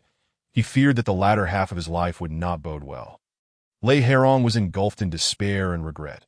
Had he known it would come to this, would he have acted differently? Alas, with a sigh, it seemed as if he had aged considerably throughout this ordeal. Tang Junliang remained silent. That it was not that he had nothing to say. Rather, he was rendered speechless by fear. Especially upon hearing that the inspection team was to enter Jiangxing High School, he was consumed by anxiety, his expression lost in a daze. Lu Jingwo, on the other hand, paid no heed to their reactions or emotions. Once matters here were settled, he was eager to return to the vehicle to discuss the 6th-Generation strategic stealth bomber with Su Hao. Turning back, his expression softened as he addressed Zhao Guiyuan and Li Xueming. "Old Zhao, Professor Li, I have some matters to discuss with Su Hao, so I must excuse myself for the time being." Lu Jingwo hinted at his departure. Li Xueming smiled in response. "Ha, Lu Lao, go ahead and attend to your business. Your matters are of utmost importance." Zhao Guiyuan, being well acquainted with Lu Jingwo, could not resist teasing him. "Old Lu, it seems Su Hao has presented you with something extraordinary from Longhua University, hasn't he? Otherwise, with your unflappable demeanor, I've never seen you so anxious." Zhao Guiyuan was very familiar with his old friend-esque character. Typically, when faced with urgent situations in research, Lu Jingwo remained composed and unfazed. Yet now, from the moment he laid eyes on Su Hao, he appeared restless, almost desperate to engage with him. Lu Jingwo, not one to hide his feelings, walked with a certain pride. Indeed, the document submitted by Su Hao pertains to national defense secrets. Even I must tread carefully. With that, Lu Jingwo waved his hand, no longer delaying, and swiftly made his way toward the armored Hongqi vehicle. His words left Zhao Guiyuan and Li Xueming's expressions slightly altered, stirring a ripple within their hearts. Involvement with national defense secrets? They had never considered this angle, merely thinking that Su Hao had offered a valuable piece of research technology or a new conceptual idea in some field. But now, Lu Jiangwo had informed them that Su Hao provided a document concerning national defense secrets. How could that be possible? Even novels of pure fiction would not dare to write such a plot. Su Hao was merely an ungraduated high school student, yet he had produced something related to national defense secrets. Have today as high school students become so astonishingly capable? The group collectively turned their gaze toward the armored vehicle, unable to see or hear Su Hao, but their eyes were filled with shock. However, upon further reflection, they found some rationale in it. Had Su Hao not developed something at the cutting edge, Lu Lao would not have come in person, nor would such a grand arrangement have been made. Zhao Guiyuan could not help but exclaim, "Truly, the waves of the Yangtze River push the waves ahead. This young man is remarkable." After a moment, Li Xueming regained his composure and sighed softly. Alas, if only Hucking University could recruit such talent, it would be. He did not finish his sentence, letting out another long sigh, his tone filled with regret and yearning. To miss out on such a talent, perhaps it was simply Hucking University's lack of fate. Inside the Hongqi armored vehicle, after a brief catch-up with Su Hao, Lu Jiangwo's expression grew somewhat serious as he delved directly into the topic. "Su Hao, I need you to answer me earnestly, honestly, and accurately. Did you truly complete the design of the 6th-Generation strategic stealth bomber all by yourself? Or did you have outside assistance in its development? Remember, I want the truth. There can be no concealment." Chapter 55. In the realm of scientific research, strength is paramount. Inside the Hongqi vehicle, Lu Jiangwo's demeanor was exceedingly serious as he fixed his gaze on Su Hao. "Su Hao, please answer me honestly. Did you truly complete the design of the 6th-Generation strategic stealth bomber on your own?" Lu Jiangwo's inquiry was remarkably straightforward, devoid of any ambiguity. This was characteristic of his nature. He had always been forthright. As long as sensitive issues were not involved, he spoke plainly and addressed problems directly. Typically, such candor would have led to exclusion in other industries, hindering significant achievements. Yet Lu Jiangwo was the exception. Through his exceptional talents and unassuming yet assertive demeanor, he had gradually ascended to his current position. Most in the academic circle referred to him as Lu Lao, or Chief Engineer Lu. Faced with Lu Jiangwo's inquiry, Su Hao remained unfazed and he nodded affirmatively. "Professor Lu, the design of the 6th-Generation strategic stealth bomber, from the initial conception to the drafting of the blueprints and the technological innovations of various modules, was indeed completed solely by me. To be precise, it was provided by the Future Technology System. However, this was a reward earned after completing a system task, and I have fully absorbed and internalized it, making it an integral part of my knowledge. To claim that I completed it independently does not seem unreasonable." Lu Jiangwo's eyes widened slightly in surprise that Su Hao's confidence revealed no trace of deceit on his face.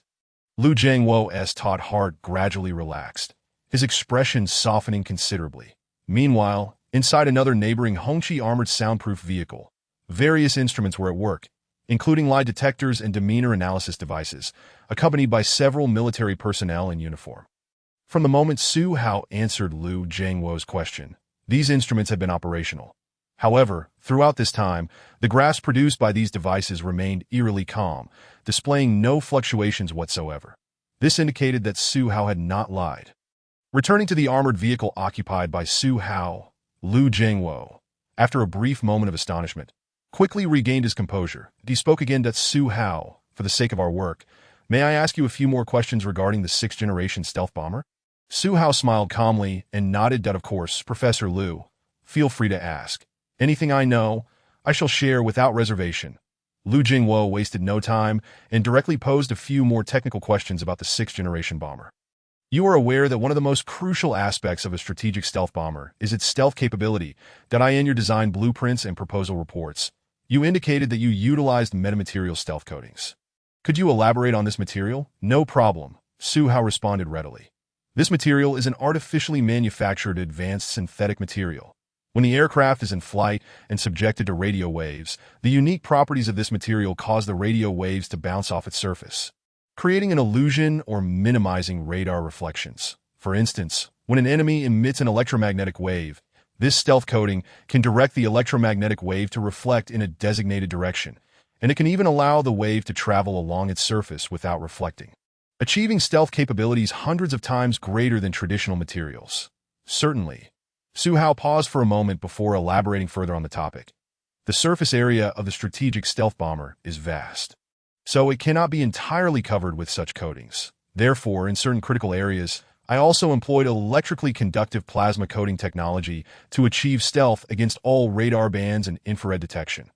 Additionally, in some complex structural areas of the aircraft, such as the radar antenna cover, pilot cockpit, engine intake, and tail nozzle, I implemented various stealth measures. For example, on the radar cover, I utilized an artificial electromagnetic structure with frequency-selective capabilities, allowing it to transmit its radar wave signals while blocking other radar detection signals. Zhihu eloquently detailed the stealth technologies related to the design of the 6th-generation strategic stealth bomber, covering both the broader framework and smaller modules. Liu Jiangwo listened intently, nodding occasionally, his face reflecting profound interest. Once Zhihu finished, he remained deep in thought, furrowing his brow for a while before a look of clarity washed over him. He understood. Liu Jiangwo had been fully engaged, resembling a diligent student in a classroom. Now, as he looked at Zhihu, his gaze radiated increasing admiration and astonishment, a hint of respect lingering beneath the surface. But more than anything, he was in awe. To achieve such accomplishments at such a young age, Longhua has a promising future. Given time and proper cultivation, Zhihu would undoubtedly become a pioneer in the new generation of national defense endeavors for Longhua. For some reason, Liu Jiangwo felt an inexplicable sense of anticipation. It is highly probable that Zhihu will lead Longhua to elevate the nation's defense endeavors to unprecedented heights. This sensation arises inexplicably, yet seems remarkably rational. Liu Jiangwo continued to pose inquiries to Zhihu. Unsurprisingly, Zhihu not only provided detailed responses but also, as before, methodically analyzed the feasibility and design concepts of the technology from the ground up. Liu Jiangwo was utterly captivated, even taking out his phone to record and jot down notes. These insights had not been covered in the proposal. Upon returning, he would need to ponder them thoroughly. The two engaged in conversation for nearly an hour, finally reaching a satisfactory conclusion that IT was exhilarating. Truly exhilarating. Liu Jiangwo had never felt so at ease. During their exchange of questions and answers, he had at times believed he was conversing with a leading researcher. Yet, the reality was that the individual before him was merely a high school student yet to take the college entrance examination. This left Liu Jiangwo somewhat disoriented and curious, prompting him to ask, "Forgive my boldness, Zhihu, how did you come to acquire such knowledge and skills?" It is worth noting that a significant portion of the technology within is yet to see breakthroughs from the leading teams in Longhua. Upon hearing this, Zhihu was momentarily taken aback. This query indeed posed a challenge for him. How had he acquired such knowledge? He could hardly claim it was bestowed by a system. To say so would risk him either being sent to a mental institution or finding himself on some dark dissection table one day. Observing Zhihu's hesitation, Liu Jiangwo quickly realized he had been somewhat abrupt. Everyone harbors their own secrets. Zhihu's mastery of this technology was undoubtedly his own merit. Moreover, he had reported directly to the state. And regardless of how he obtained it, it was beneficial to Longhua. Great achievers do not concern themselves with trivialities. Most importantly, it was now abundantly clear that Zhihu had singularly completed the design of the 6th-generation stealth bomber. Given this, Zhihu was entirely justified in being regarded as a student to know. More precisely, in certain realms of research, Zhihu's displayed prowess even surpassed his own. Perhaps one day, he might find himself addressing Zhihu as teacher. In the realm of scientific inquiry, merit reigns supreme. The title of teacher signifies respect. Shaking off these fanciful thoughts, Liu Jiangwo took a deep breath and posed the question he had long been eager to ask. "Zhihu, the blueprints you submitted only contain the upper portion. Do you have the complete set of blueprints?" Inside the red flag vehicle, Liu Jiangwo expressed his nervousness, laden with anticipation, as he inquired, "Zhihu, do you possess the complete blueprints for the 6th-generation strategic stealth bomber?" The documents Zhihu had sent only pertained to the upper half of the blueprints. Hence, he had come in person today. both to confirm Su Hao's identity and to ascertain whether he had the complete blueprints. That Su Hao calmly nodded. Yes. His response was succinct, yet it sent tremors of excitement through Lu Jingwo's heart. The tension he had felt dissipated entirely, and the worry etched on his face vanished in an instant that a joyful smile blossomed upon his countenance. Ah, splendid. Absolutely splendid. Lu Jingwo exclaimed repeatedly, his elation evident. With Su Hao's affirmative reply, he finally felt a sense of relief that as for whether he might suspect Su Hao of deceit. He may have harbored doubts earlier, but after their recent dialogue and observing Su Hao's demeanor, such concerns felt wholly unwarranted. However, another question arose in his mind. Given Su Hao's willingness to so generously provide the blueprints for the 6th-Generation strategic stealth bomber, the conditions he might propose could be exceedingly stringent. Otherwise, he wouldn't have submitted only the upper half while withholding the lower half. Should Su Hao demand material rewards, even if he were to make exorbitant requests, the state could fulfill them unconditionally. Yet, he feared that some conditions proposed by Su Hao might contravene legal stipulations or ethical standards, that if such were the case, it would pose a dilemma. Lu Jingwo felt an inkling of concern but couldn't help but ask. Su Hao, the state is currently making every effort to tackle the challenges posed by the 6th-Generation strategic stealth bomber. Your blueprints could indeed resolve the country's predicament. May I inquire what conditions you require for the release of the lower portion of the blueprints? The current international climate is quite dire. The Eagle country, having the advantage of the B-2 strategic stealth bomber, has already achieved a technological breakthrough with their 6th-Generation stealth bomber. In light of this, the subordinates of Eagle country have been celebrating wildly, leveraging their power to intimidate, frequently provoking tensions along Longwa's borders and in sensitive regions. Surrounded by wolves, their intentions are far from benign. Longwa's situation is far from favorable. As Su Hao listened to Lu Jingwo's words and observed the hint of worry and conflict on his face, his eyes narrowed slightly, that he realized that Lu Jingwo had misunderstood him. He had assumed that Su Hao's reluctance to provide the lower blueprints indicated ulterior motives. However, it seemed he might indeed have some motives.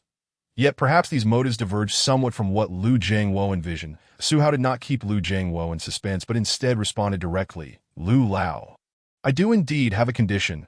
Upon hearing this, Lu Jingwo felt a surge of anxiety, but he had never experienced such tension during his previous research endeavors. That Su Hao's seemingly mundane statement tightened his chest.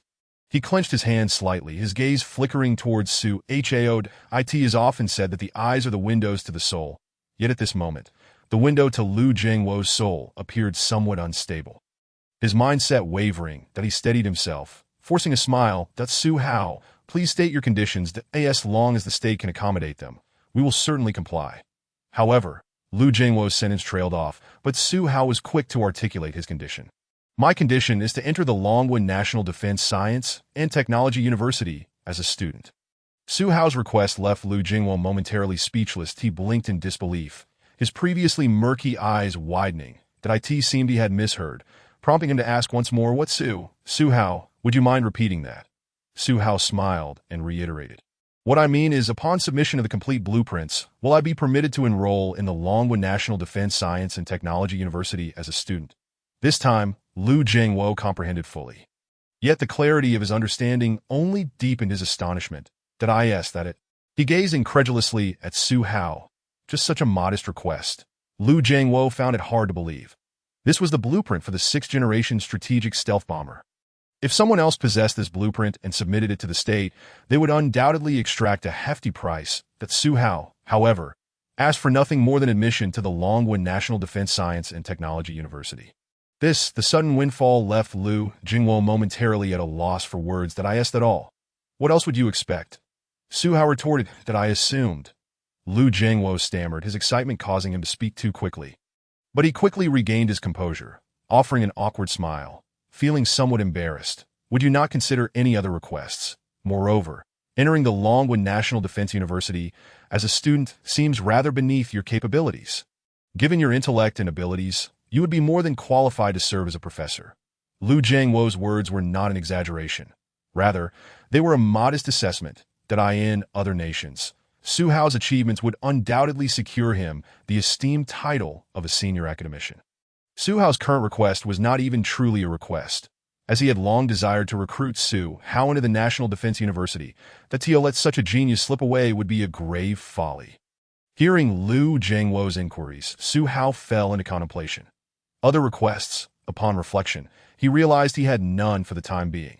His desire to enter the National Defense University stemmed partly from fulfilling a system task and partly from the abundant resources and conditions available there, which would facilitate his future experiments. That as for anything beyond that, he had not given it much thought. Progress must be made step by step, and even with the system, he did not wish to be overly ambitious or to ascend too quickly. Observing Su Hao deep in thought, Liu Zhengwo refrained from rushing him. Instead, he offered reassurance. There is no need to hurry. Take your time to think it through. The admission notice from the National Defense University will be personally delivered to you as soon as the college entrance examination concludes. Furthermore, regardless of your willingness, your development of the 6th-Generation strategic stealth bomber constitutes a significant achievement, and I shall report it to the higher-ups and relevant organizations. Your commendation will certainly not be overlooked. Liu Zhengwo's expression was notably earnest. Whether or not Su Hao requested it, the recognition he deserved was imperative. That Su Hao, upon hearing this, could only smile wryly and nod in acknowledgement. That on the other side, Tang Xiaoro was similarly escorted into a bulletproof, soundproof red flag vehicle. Not long after, a national security officer opened the door and entered the vehicle. Noticing Tang Xiaoro's pale complexion, the officer offered a comforting smile. Tang Xiaoro, do not be anxious. We merely wish to ask you a few questions. Tang Xiaoro nodded. Although she was unaware of the specific department the officer represented, being brought into such a secure vehicle for questioning undoubtedly involved highly confidential matters. To claim she was not anxious would be disingenuous. The seemingly simple question she anticipated might, in fact, prove quite complex. However, simultaneously, upon reflecting on the attitudes of those individuals towards Su Hao, Tang Xiaoro felt little concern. Within moments, she regained her composure. This reaction surprised the national security personnel slightly. This young lady is quite impressive. In such an environment, she managed to maintain her calm.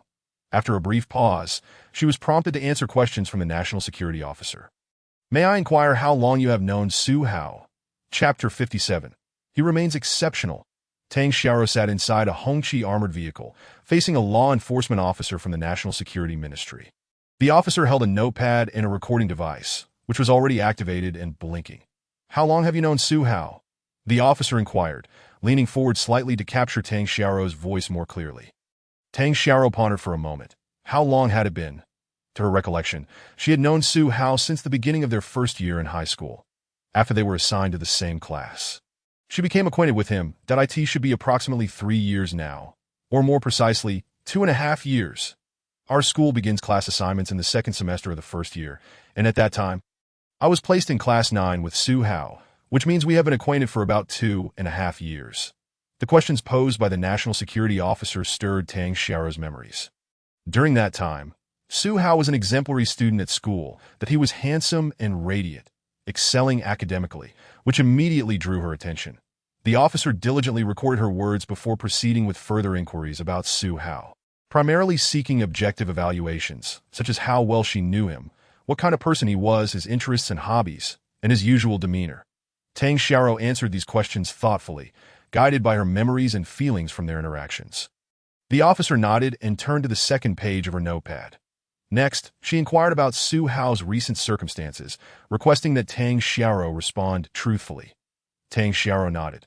What was Su Hao's reaction when he learned of his expulsion from school and the revocation of his college entrance examination eligibility? How did he feel?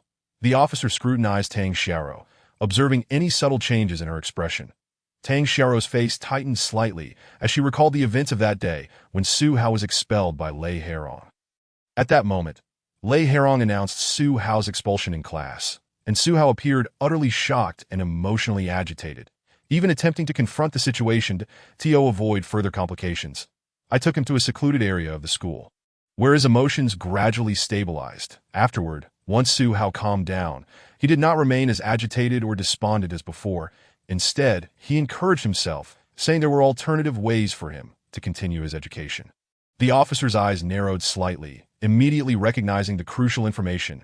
Do you know what Su Hao meant by alternative ways? Tang Xiaoro shook her head, that Su Hao did not elaborate, so I am not entirely sure. He merely showed me his chat history with Longwood National Defense Science and Technology University, which made me aware that he had contacted them privately, that he also mentioned discussions about military aircraft, expressing a desire to enter Longwood National Defense University through this means, but they did not respond. The national security officer's demeanor grew serious as she noted Tang Xiaorou's statement in her notebook.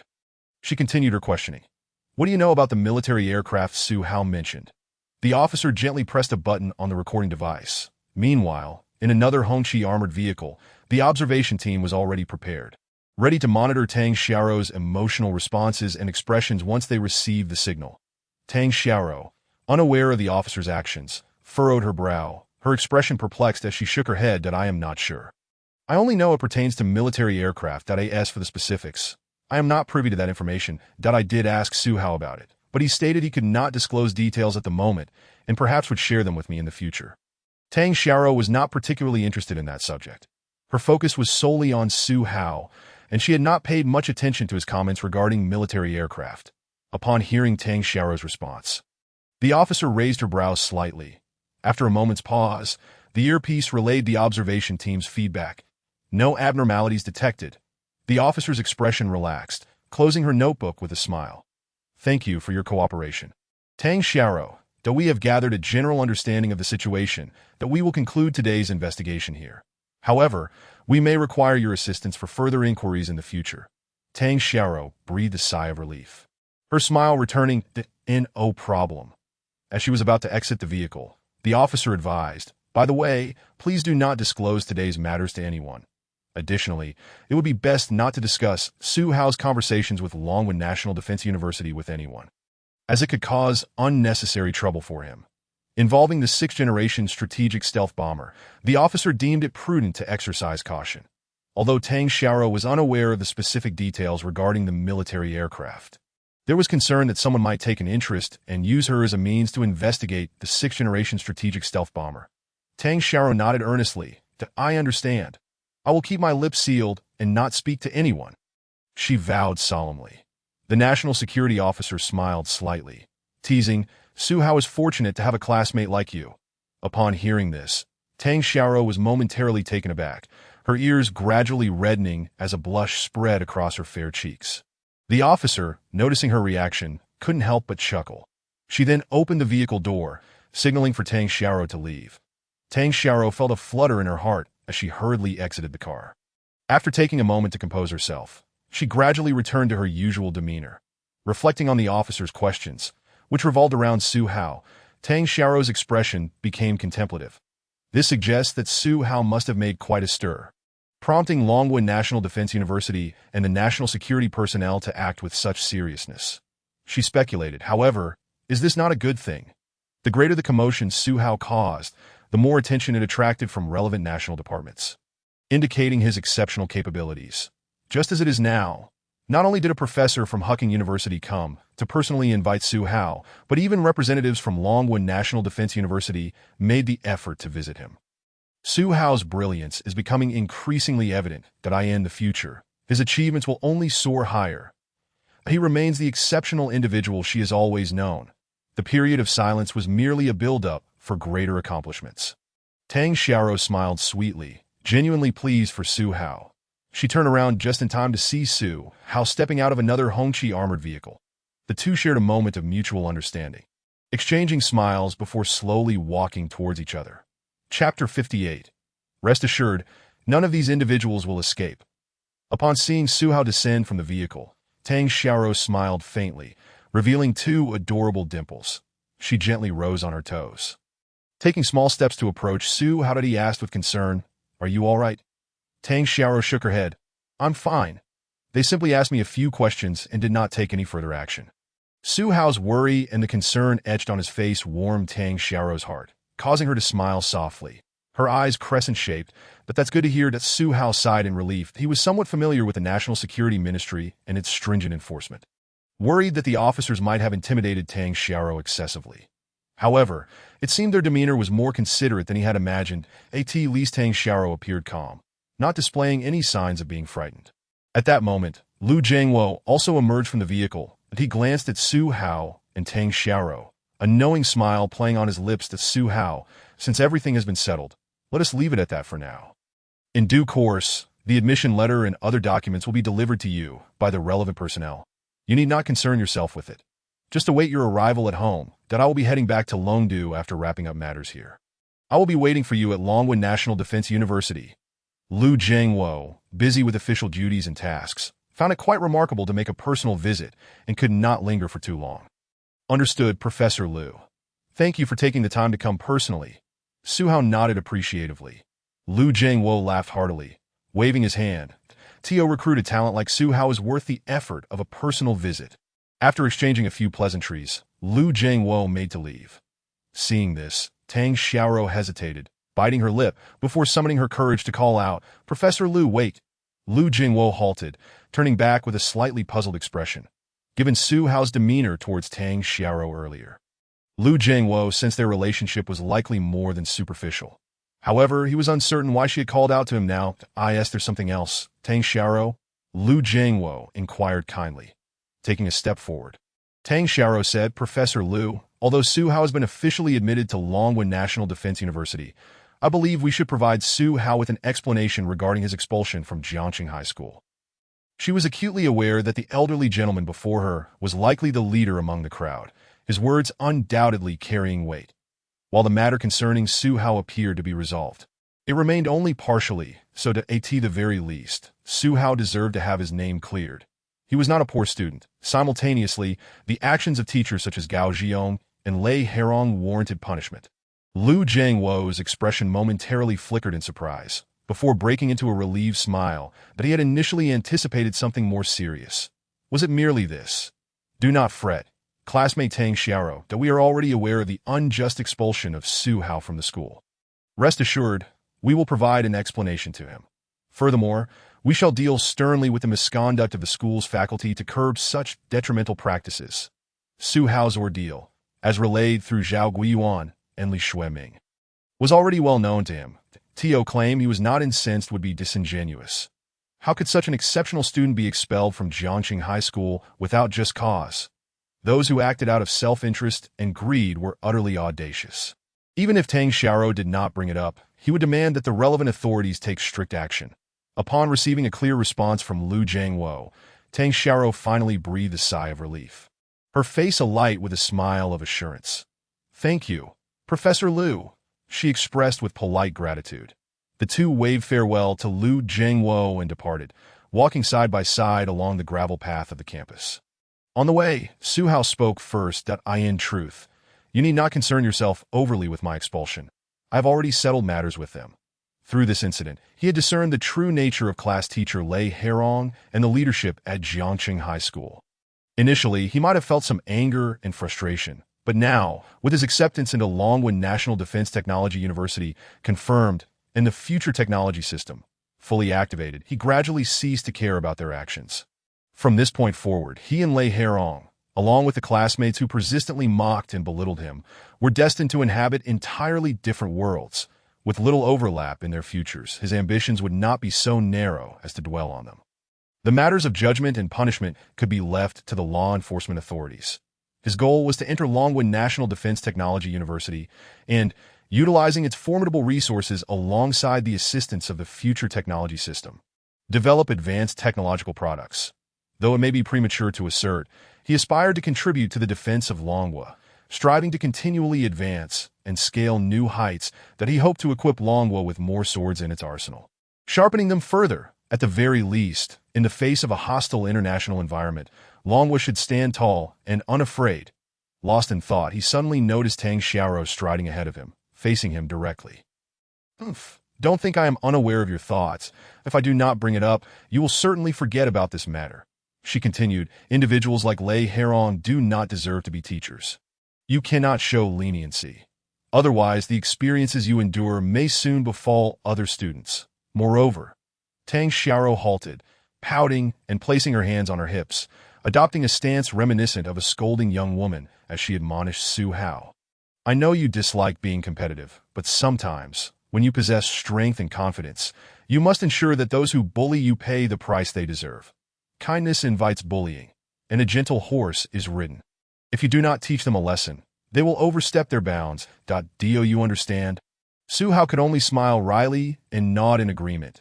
That I got it seeing Su Hao acquiesce. Tang Xiaoro finally relented.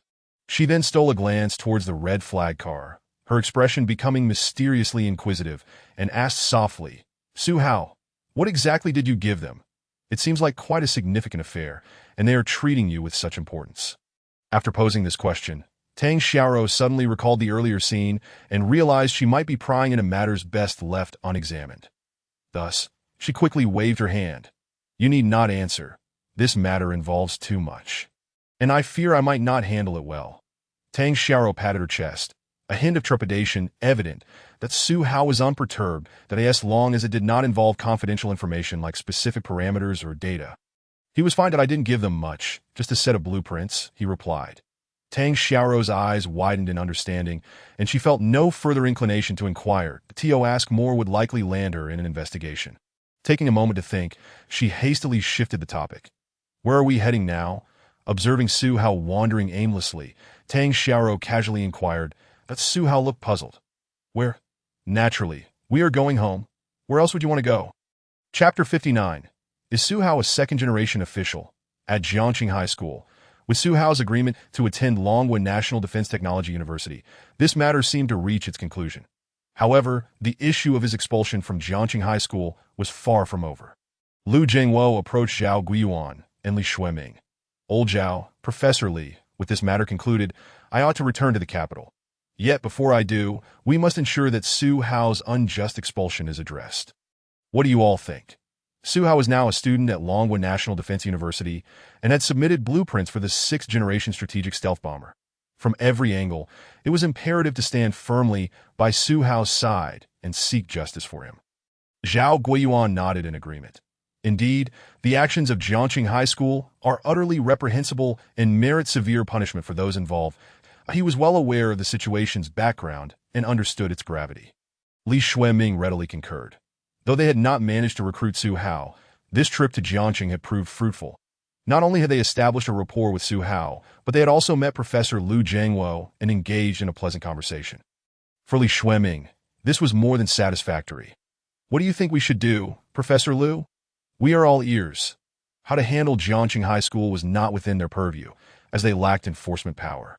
However, they could report the matter to higher law enforcement authorities, urging a thorough investigation. At that moment, Xiao Bing, the deputy director of the Jiangxing County Education Bureau, stepped forward and said, Professor Lu, as well as Professor Zhao and Li. We at the Jiangxing County Education Bureau are fully aware of Su Hao's expulsion. Upon our return, we will adhere to regulations and conduct a rigorous investigation. Such incidents carry an undeniable responsibility for the Education Bureau. Xiao Bing thought it prudent to avoid escalating the situation, fearing they too might face significant repercussions. However, Lu Jingwo clearly discerned Xiao Bing's intentions. The situation at Jiangxing High School is already exceedingly grave. Relying solely on the Jiangxing County Education Bureau may not suffice to uncover all the intricacies that he proposed. I suggest we collectively report this matter to the national-level relevant departments, allowing the Disciplinary Inspection Committee, the National Tax Bureau, and the Education and Sports Bureau to jointly investigate Jiangxing High School. This incident requires a thorough examination from top to bottom, inside and out. Lu Jingwo's tone was resolute. He understood the character of local departments all too well. They often hesitated to escalate issues, leading to punitive actions from national authorities. This tendency to avoid trouble and fear repercussions had allowed many organizations to downplay serious errors, ultimately leading to unresolved issues and emboldening wrongdoers with an ever-decreasing sense of accountability. The actions of Jiangxing High School served as a prime example. Lu Jingwo resolved not to permit such occurrences to transpire. Zhao Guiyuan and Li Xueming, upon hearing this, nodded in agreement. Absolutely, we firmly support this course of action. Professor Lu is correct. When one discovers a cockroach, there is often an entire nest nearby that we must follow the leads and eradicate all unlawful individuals. Both expressed their sentiments. Xiao Bing's expression changed slightly, and he wisely refrained from further comment. Meanwhile, not far away, Gao Zhiyong, Lei Herong, and Tang Junliang listened intently, their faces paling and hearts filled with despair that it was over. Absolutely finished. As the discussions drew to a close, Lu Jiangwo and the others gradually departed. Jiangqing High School returned to an unsettling calm. However, this tranquility felt distinctly unusual, as if it were brewing something ominous. The calm before the storm weighed heavily in the air, with many students sensing that misfortune was approaching. In Class 9 of the third year, since Lei Herong had left, the lesson had devolved into a study period. Yet, the classroom was now filled with a cacophony of chatter and speculation. Few of those important figures have finally left. They had departed, yet a lingering feeling suggested that the matter was far from resolved. Alas, with the impending college entrance examination, this turmoil has disrupted our focus on studying that if it weren't for Su Hao, we would be calmly reviewing for the upcoming exams. Exactly. It's all that Su Hao's fault for being so troublesome, ruining our study mood. The conversation among the students shifted from the prominent figures to Su Hao. They dared not confront the influential individuals, but felt emboldened to speak about Su Hao. Besides, they were merely gossiping behind his back, unaware that he could not hear them. Li Chong, the vice-class monitor of Class 9, was among the top students, aiming for Hucking University in the upcoming exams. Initially, I believed that with my outstanding academic performance and the impending expansion of enrollment at Hucking University, my admission to the institution would pose no significant challenge. However, the circumstances have drastically shifted. The professor who claimed to represent Hucking University candidly revealed that the admission quotas for Jiangqing High School would be curtailed or potentially eliminated altogether. This revelation implies that my chances of entering Hucking University have dramatically diminished. The root cause of this predicament is none other than Su Hao. Contemplating this, Li Chong's eyes darkened with malevolence. Damn Su Hao, it's all your fault that I cannot attend Hucking University, with a face marred by resentment. Li Chong muttered a few curses under his breath. His simmering fury remained unabated as his eyes glimmered with a sinister light. A chilling smile crept across his face, observing his classmates engaged in animated discussions. He seemingly remarked, I fail to comprehend why Su Hao chose this moment to stir up trouble at school. While it is understandable that he cannot swallow the humiliation of expulsion, he could have waited until after the college entrance examination. Couldn't he? It is hard not to suspect that he is doing this purposefully to disrupt everyone's studies and ensure that we cannot gain admission to our desired universities. Such a person as Su Hao is truly despicable. Isn't he? After all, we were once classmates. Yet he has acted so ruthlessly. Li Chong's words ignited a fervent discussion among his peers, elevating their collective outrage towards Su Hao to unprecedented heights that I concur with Li Chong. Su Hao harbors resentment and is intentionally sabotaging our chances of attending university. What a loathsome individual. How can such a repugnant person exist? Su Hao indeed possesses remarkable influence to summon such prominent figures. Upon hearing their discourse, Li Chong snorted derisively. Su Hao could not possibly have such clout to invite these dignitaries that I believe he must come from a privileged background, perhaps a bureaucrat's offspring, leveraging familial connections to recruit these influential figures to support him in reclaiming his dignity. Otherwise, as a mere underachiever, how could he have enticed representatives from Hucking University and the Ministry of Education to visit? Pausing for a moment, his expression grew grim as he continued. Su Hao is harboring deep-seated resentment towards the school's decision to expel him. And he is seizing this opportunity to deliberately tarnish the school's reputation, that he even chose to disrupt our weekend study sessions, compounding the school's woes that Su Hao truly possesses a cunning mind for someone so young. Engaging in such unscrupulous behavior, I believe we must expose Su Hao's actions. We cannot allow someone like him to tarnish our esteemed educational institution and deprive us of a conducive learning environment. What do you think, fellow classmates? As the vice-class monitor of the third year, Class 9, Li Chong, coupled with his stellar academic record, enjoyed considerable popularity among his peers. With his proposal to expose Su Hao's actions, the students erupted in fervent agreement. Support. We must ensure that Su Hao's behavior is made public online. They expressed indignation, believing that Su Hao could no longer rely on his family's influence to intimidate others. We will expose his actions online, allowing the broader community to pass judgment upon him in due course. He and his family shall face severe repercussions. We will heed the Vice Monitor's counsel and collectively unveil Su Hao's misdeeds online. Rallying public support. Justice may be delayed, but it will never be absent. They say Su Hao is clever for utilizing his family's connections to pressure the school. Yet, how foolish of him to orchestrate such a grand spectacle. Blatantly entering the school, as if to flaunt his connections. Li Chong beamed with delight as he witnessed the unanimous support for his decision. Excellent. United in purpose, we shall expose Su Hao's transgressions and reclaim a fair and just learning environment. We must not allow someone like Su Hao to bring disgrace upon our school. Justice shall prevail. At that moment, Li Chong's heart swelled with satisfaction that Su Hao had thwarted his chances of attending Hucking University. Thus, he would ensure Su Hao's disgrace. Ideally, he would find himself incarcerated for a few days, forever unable to hold his head high. Later that day, the school issued a notice instructing all students to return home. In light of the recent events, the administration dared not allow weekend study sessions to proceed. Consequently, resentment towards Su Hao swelled among the students, who believed that his actions had robbed them of valuable time for revision. The college entrance examination is a fiercely competitive arena, where every minute of preparation could mean the difference between success and failure. Upon returning home, students began to share their grievances regarding Su Hao online. Composing heartfelt narratives, posting images, and uploading videos in rapid succession, Li Chong even hastily organized a group chat dedicated to exposing Su Hao's behavior online, assigning roles to each member. Some were tasked with crafting narratives, others with editing images, and yet others with creating accounts. Together, they flooded various social media platforms, Douyin, Shanshu, Xiaoshu, TopTiao, Xiaopabizin, and more, with posts and videos. Some students, armed with their phones during classes, captured footage of the school, sharing these images while distorting facts and fabricating rumors to paint Su Hao as a bureaucrat's offspring. They claimed that he wielded his connections to pressure, disrupt, and defame the school, hindering students from engaging in their studies. Under their organized and disciplined exposure, although they did not pay for publicity, the sheer volume of their efforts soon propelled the issue into local trending discussions, capturing the attention of nearby residents. Many locals, upon viewing the videos on platforms like Douyin and Shanshu, were astonished by the spectacle that I initially thought it was a military exercise, they exclaimed, as they witnessed a procession led by special police vehicles. Flanked by several high-end armored cars, and even an armed helicopter, creating a truly breathtaking scene. Wow! This student's family must hold considerable power to orchestrate such an event.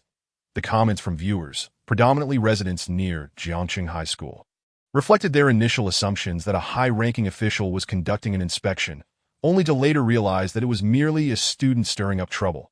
Moreover, the students' familial connections only amplified their discontent. Consequently, many local netizens expressed their disgust, fueled by existing class tensions and dissatisfaction with bureaucratic practices. This is what public servants do, exploiting their power for personal gain. My father is Li Gang. This student has certainly hit the jackpot. Learning to leverage family connections at such a young age, impressive. He is bound to become a good official in the future. How despicable. If he cannot excel academically, he should not hinder others. Such a student is utterly reprehensible. He is merely a high schooler.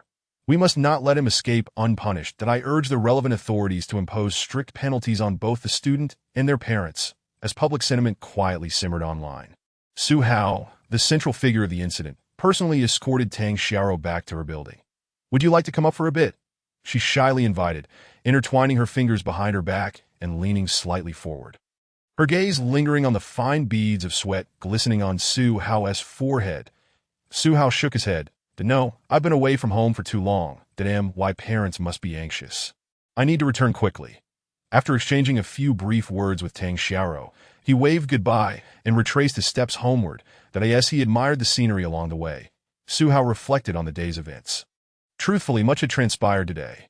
First, Wang Defa and his colleagues had come to discuss agricultural drones, followed by a visit from Hucking University inviting him to enroll, just when he thought matters had settled. Professor Liu from Longwa National Defense University and personnel from the National Security Department arrived, leading to a series of events at school that he had already sent the first half of the blueprints for the 6th-Generation strategic bomber to Professor Liu. And now he was certain of his acceptance into Longwa National Defense Science and Technology University that he planned to organize the second half of the blueprints soon, sending them off without delay.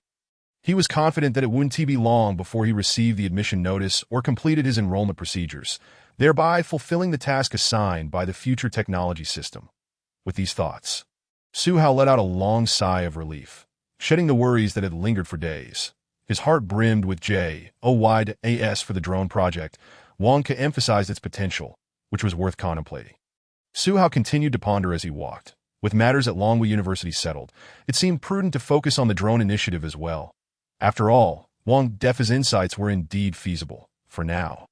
However, he should hurry home to share the joyous news of his acceptance in a Longwu National Defense Science and Technology University with his parents. They had been wearing worried expressions lately, and he was certain that this news would bring them immense joy. With that thought in mind, Su Hao composed himself. Hasten your steps, accelerate your journey home. Chapter 61. My son has achieved success. Mom, I'm back. Su Hao shouted at the entrance. After escorting Tang Xiaoro home, Su Hao made a beeline for his own house. Having been away for such a long time and causing quite a stir, he feared that his mother had been exceedingly worried. Su Hao did not linger on the way. He hurried back home with great urgency. The front door swung open, revealing Li Xiuqin. The moment she laid eyes on Su Hao, her face was filled with concern. Little Hao, you've returned? Yes, I took care of everything before coming back. Su Hao nodded and stepped inside. In the living room, Su Jinlong, who had just returned from work, was sipping water. He appeared to have taken a shower, having changed into a fresh set of clothes, yet the fatigue on his face was still evident. Upon hearing that Su Hao had resolved his matters, Li Xiuqin's curiosity was piqued. Resolved? So, what did the leaders say? Su Jinlong also set down his teacup and looked at Su Hao. Having just come home, he had already learned of the events of the day from Li Xiuqin. At this moment, he too was deeply concerned about Su Hao. Their son had been expelled from school and had lost his qualification for the college entrance examination. His academic prospects seemed bleak. Su Hao smiled faintly, walked over to the sofa, poured himself a glass of water, and gulped it down. Only then did he respond with a beaming expression. Dad, Mom, I can go to university now. I have been officially accepted. Su Hao shared this joyous news with them. For quite some time, his mother had been preoccupied with worries, although she tried to console herself by saying that it would be fine if he didn't attend university. One could still discern the concern and a hint of disappointment etched on their faces. Now that he had confirmed his acceptance into the Longwu National Defense Science and Technology University, it was time to share this delightful tidings with his parents.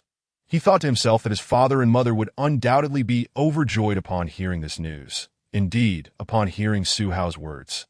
Both Su Jinlong and Li Xiuqin were momentarily taken aback before erupting with joy.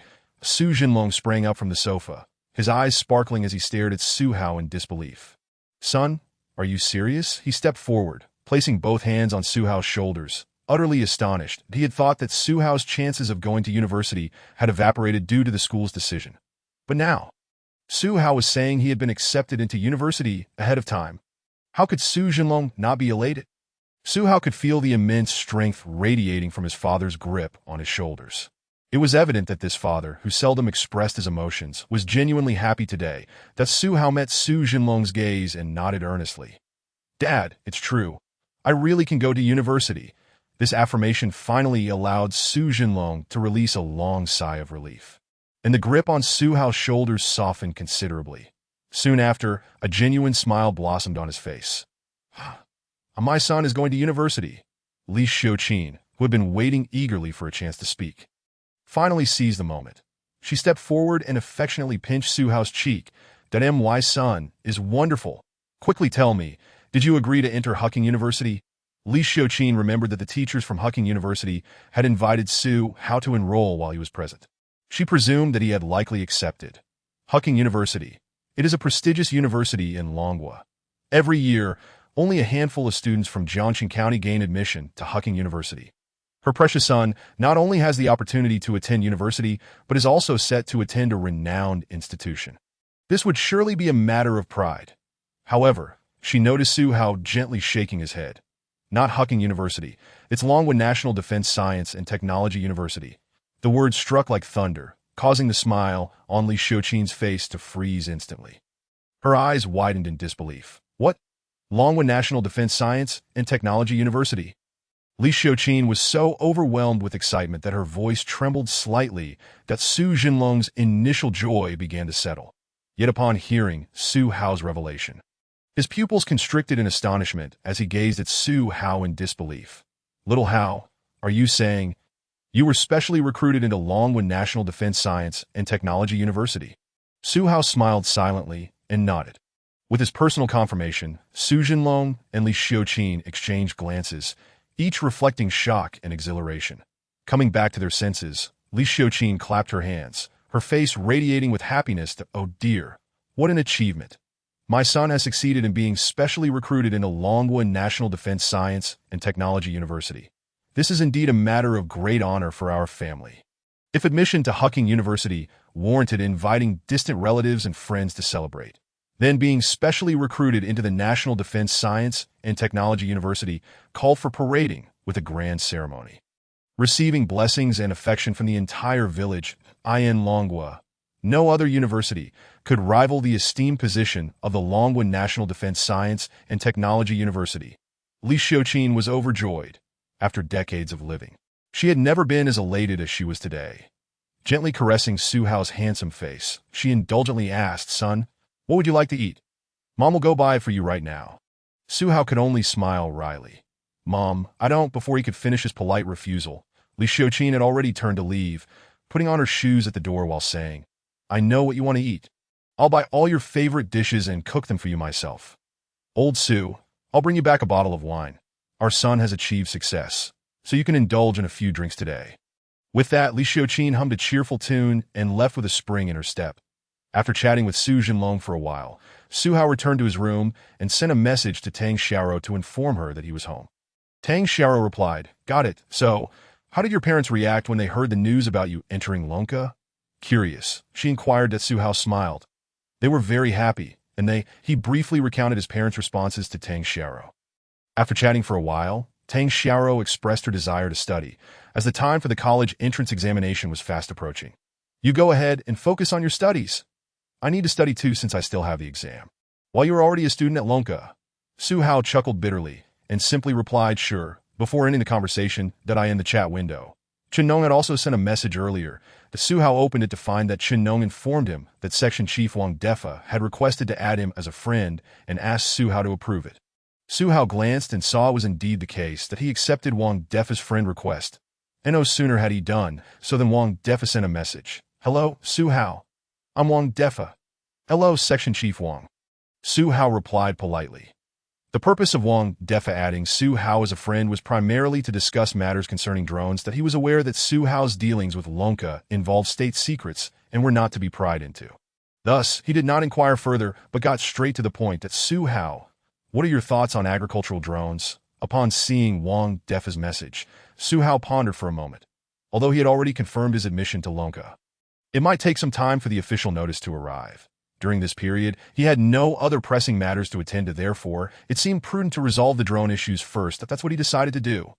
Su Hao replied, "I happen to have some free time these days. Shall I come to see you tomorrow? Does that work for you?" On the other end, Wang Defa's face brightened upon reading Su Hao's message. "Absolutely.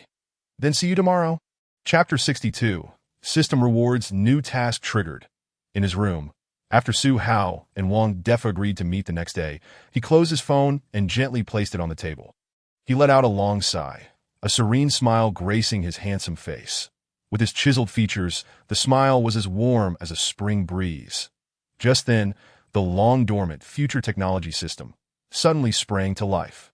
Ding! Detected that the host has successfully gained the favor of Longwan National Defense Science and Technology University and will soon enter the university. Congratulations, host. The task is completed. Issuing system rewards. Congratulations, host. You have obtained fragments of a new nuclear-powered aircraft carrier blueprint. Please check your rewards. That Su Hao's eyes sharpened slightly. The system task was completed just like that. He had assumed he would need to wait for the acceptance letter or his entry into Longwan National Defense Science and Technology University before the future technology system would recognize the task as complete. However, it seemed that the future technology system was quite intelligent, acknowledging his confirmed admission to Longwan National Defense Science and Technology University and directly deeming the task complete. Not bad. That Su Hao quietly praised the system and then turned his attention to the reward. Fragments of a new nuclear-powered aircraft carrier blueprint. Su Hao raised his eyebrows slightly. That a nuclear-powered aircraft carrier. This was a formidable project that Longwa had been striving to develop, but had yet to make significant progress. Currently, Longwa's maritime aircraft carriers mainly relied on conventional power, in the Blue Star. Only the Eagle Nation and the Shilon Federation possessed nuclear-powered aircraft carriers. The Shillong Federation's Charles de Gaulle nuclear-powered aircraft carrier is the only nuclear-powered aircraft carrier in Blue Star aside from the Eagle Nation. However, the Charles de Gaulle has numerous issues and is often jokingly referred to as the slope foot, spending far more time in dry dock than at sea performing missions. The defense minister of the Shillong Federation, Perry, even announced that the Charles de Gaulle would be retired in the next 20 to 30 years. Thus, the Eagle Nation stands unrivaled in the realm of nuclear-powered aircraft carriers, with no other country being able to compete. Longwa had also attempted to develop nuclear-powered aircraft carriers in the past, but due to the complexities of establishing a massive industrial system, progress had been slow, not merely a matter of structural design. The nuclear reactor within poses a significant headache, as the pertinent core technological issues remain unresolved. Compounding this predicament is the deliberate encirclement and suppression of the rise of the Dragon Nation by the Western powers. Led by the Eagle Country, which impose comprehensive sanctions on certain technologies and materials. They spare no effort in persecuting key scientific personnel within certain confidential departments of the Dragon Nation, employing insidious tactics that remain largely concealed. These myriad factors have effectively rendered the Dragon Nation's nuclear-powered aircraft carrier project nearly stagnant, with no definitive news to date. Even the higher-ups and military authorities have all but relinquished hope. However, now, the situation appears poised for a transformation. Zhihu gazed at the fragments of the cutting-edge nuclear-powered aircraft carrier blueprints within the future technology system, his eyes sparkling with fervor.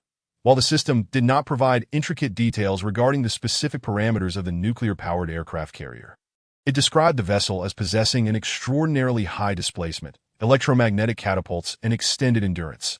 The overall assessment indicated that it far surpassed all existing models of nuclear-powered aircraft carriers, including those on Blue Star. Were such evaluations made by others, he might harbor doubts. Yet, this was the description of the future technology system, which lent an entirely different weight. If this were indeed the case one day in the future, the Dragon Nation would possess its very own nuclear-powered aircraft carrier. Moreover, based on the system's assessment, the performance of this aircraft carrier would likely rival, if not exceed, that of the Eagle Country. Taking a deep breath, Zhihu felt his eyes blaze with intensity, his fists clenched slightly, igniting the youthful ardor within him. Who does not desire to see their nation grow strong? Who does not yearn to wield a powerful weapon? These national defense instruments are all meant to protect the citizens of the Dragon Nation. There is no such thing as too much or too strong. After a moment of contemplation, Zhihu gradually regained his composure. For now, he had merely obtained fragments of the nuclear-powered aircraft carrier blueprints. Considerable effort was still required to procure the complete designs. Nevertheless, given the system's arrangement, he believed it was only a matter of time before he obtained the blueprints. Having spent some time interacting with the future technology system, it appeared, at least for the moment, to be quite reliable. Just as Zhihu intended to exit the system for a meal, the future technology system emitted its cold, mechanical voice once more. Ding, new task triggered. Task 1. The road to national defense engineering is long and arduous. Complete the national defense mission for the 6th-Generation strategic stealth bomber. Reward, to be determined based on completion. Note, this task is related to a prior task. Please approach with caution. Zhihu had anticipated the system would cease, but after a moment of silence, it issued another task. Task 2. Assist relevant departments in the establishment and production of the drone production line. Reward. Corresponding rating rewards, selectable by the host.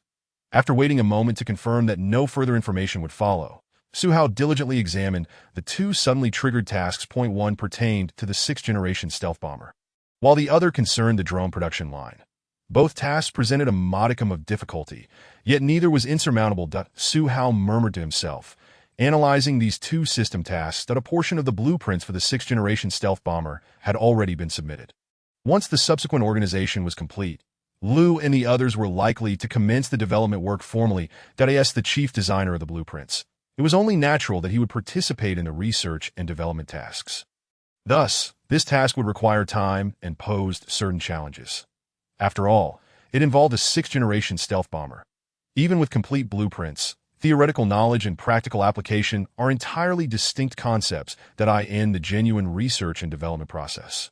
Various difficulties and unforeseen obstacles will arise, necessitating time and effort for gradual adaptation. Therefore, this task cannot be rushed. Haste would be futile. As for the drone task, it seemed relatively simpler. Coincidentally, he was scheduled to meet Wang Defa tomorrow, allowing him to discuss matters within confidentiality and address the production line and related issues. Following established protocols, the construction of the production line should pose no issues that, of course, he would not need to oversee every detail personally. As the custodian of core technology, he could simply instruct them. Thus, this task could be completed swiftly. Evaluating both tasks, they were not overly daunting. Excellent, 2 tasks acquired without effort. Zhihu smiled slightly.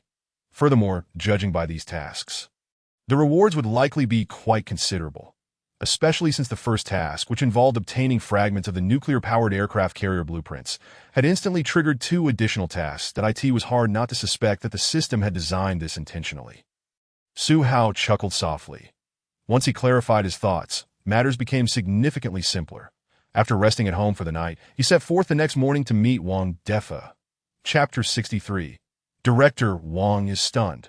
Is this possible? Tyne County is adjacent to Jiangxing County, with the 2 counties being very close.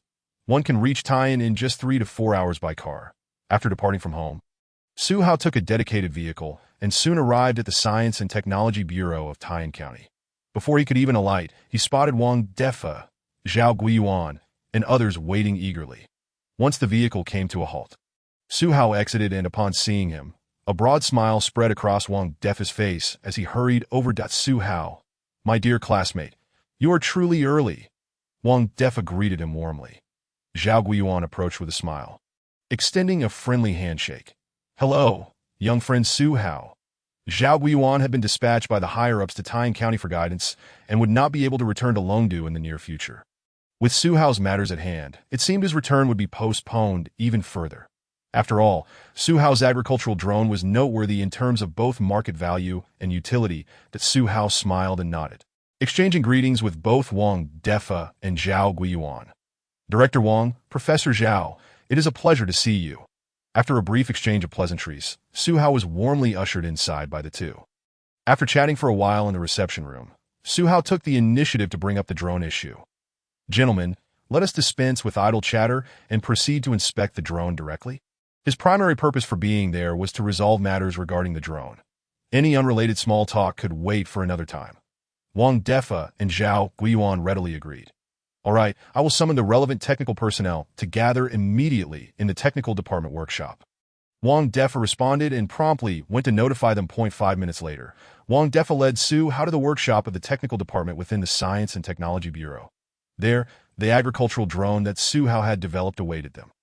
However, compared to before, the drone now appeared somewhat incomplete. Zhihu's expression faltered slightly upon seeing it. What happened? In just a few days, it has become fragmented? Noticing the bewilderment on Zhihu's face, Wang Defa looked a bit sheepish and explained. Well, Zhihu, out of curiosity, we disassembled it to take a look. However, when we attempted to reassemble it, we encountered a bit of difficulty.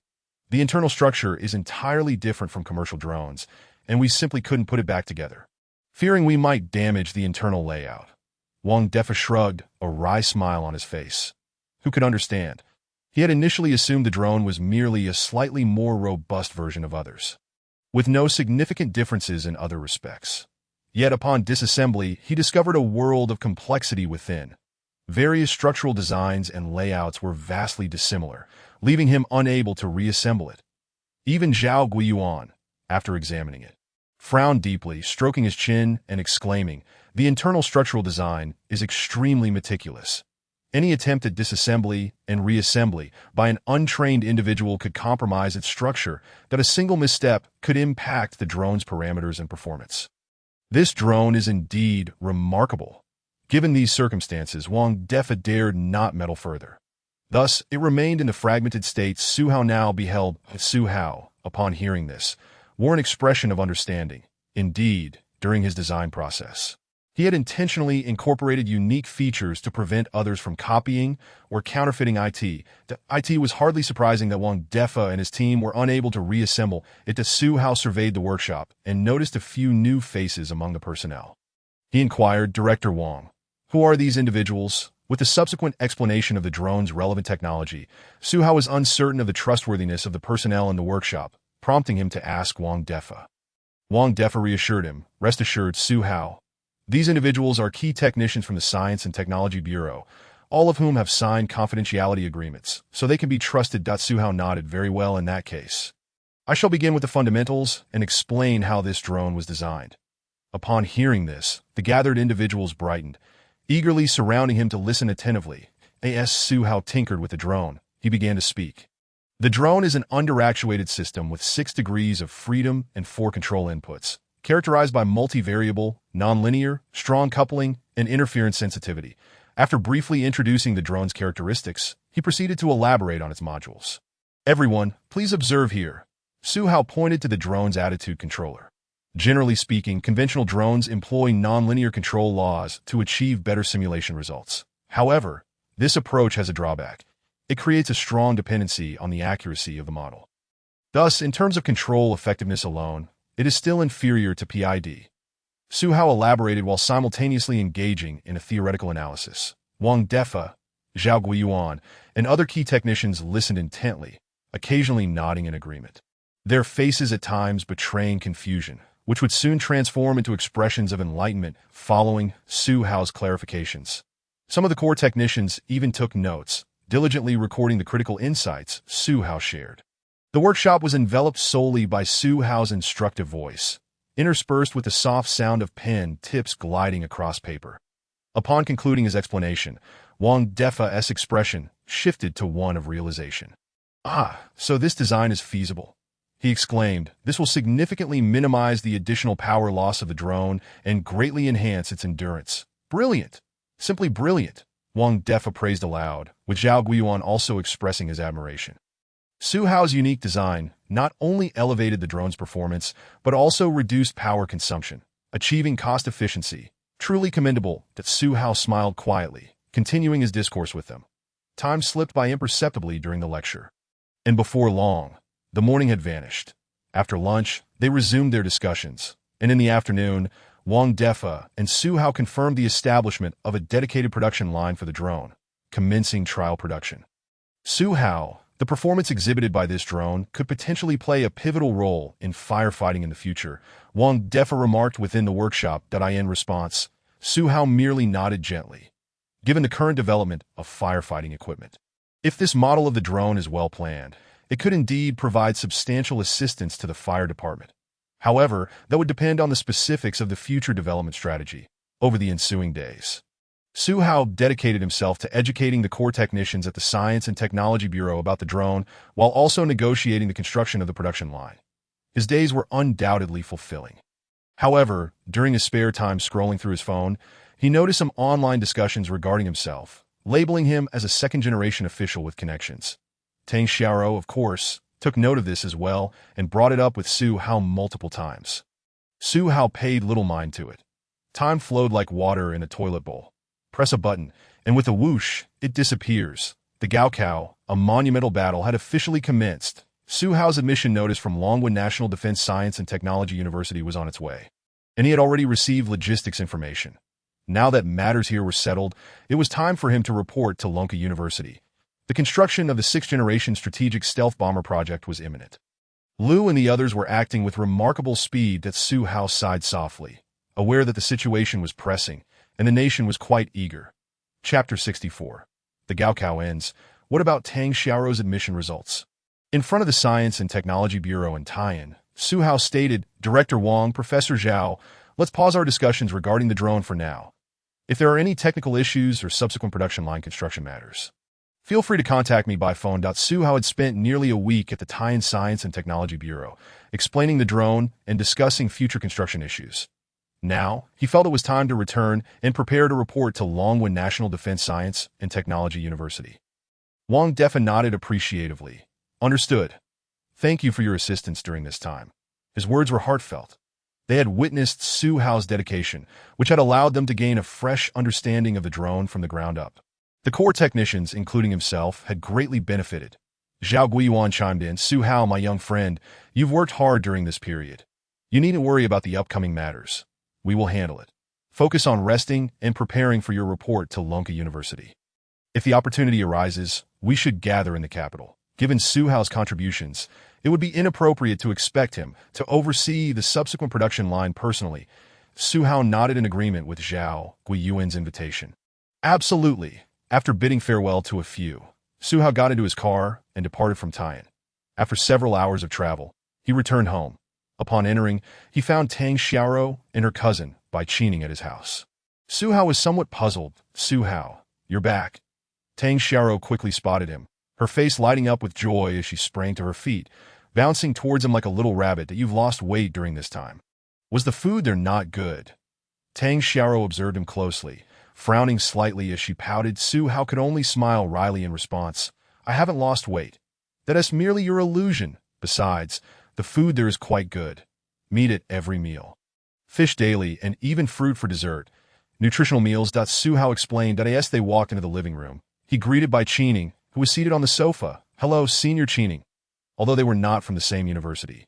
Addressing her as senior seemed fitting. Today, Bai Qining wore a flowing white dress, which contrasted with her usual mature demeanor. Yet this juxtaposition added to her unique charm.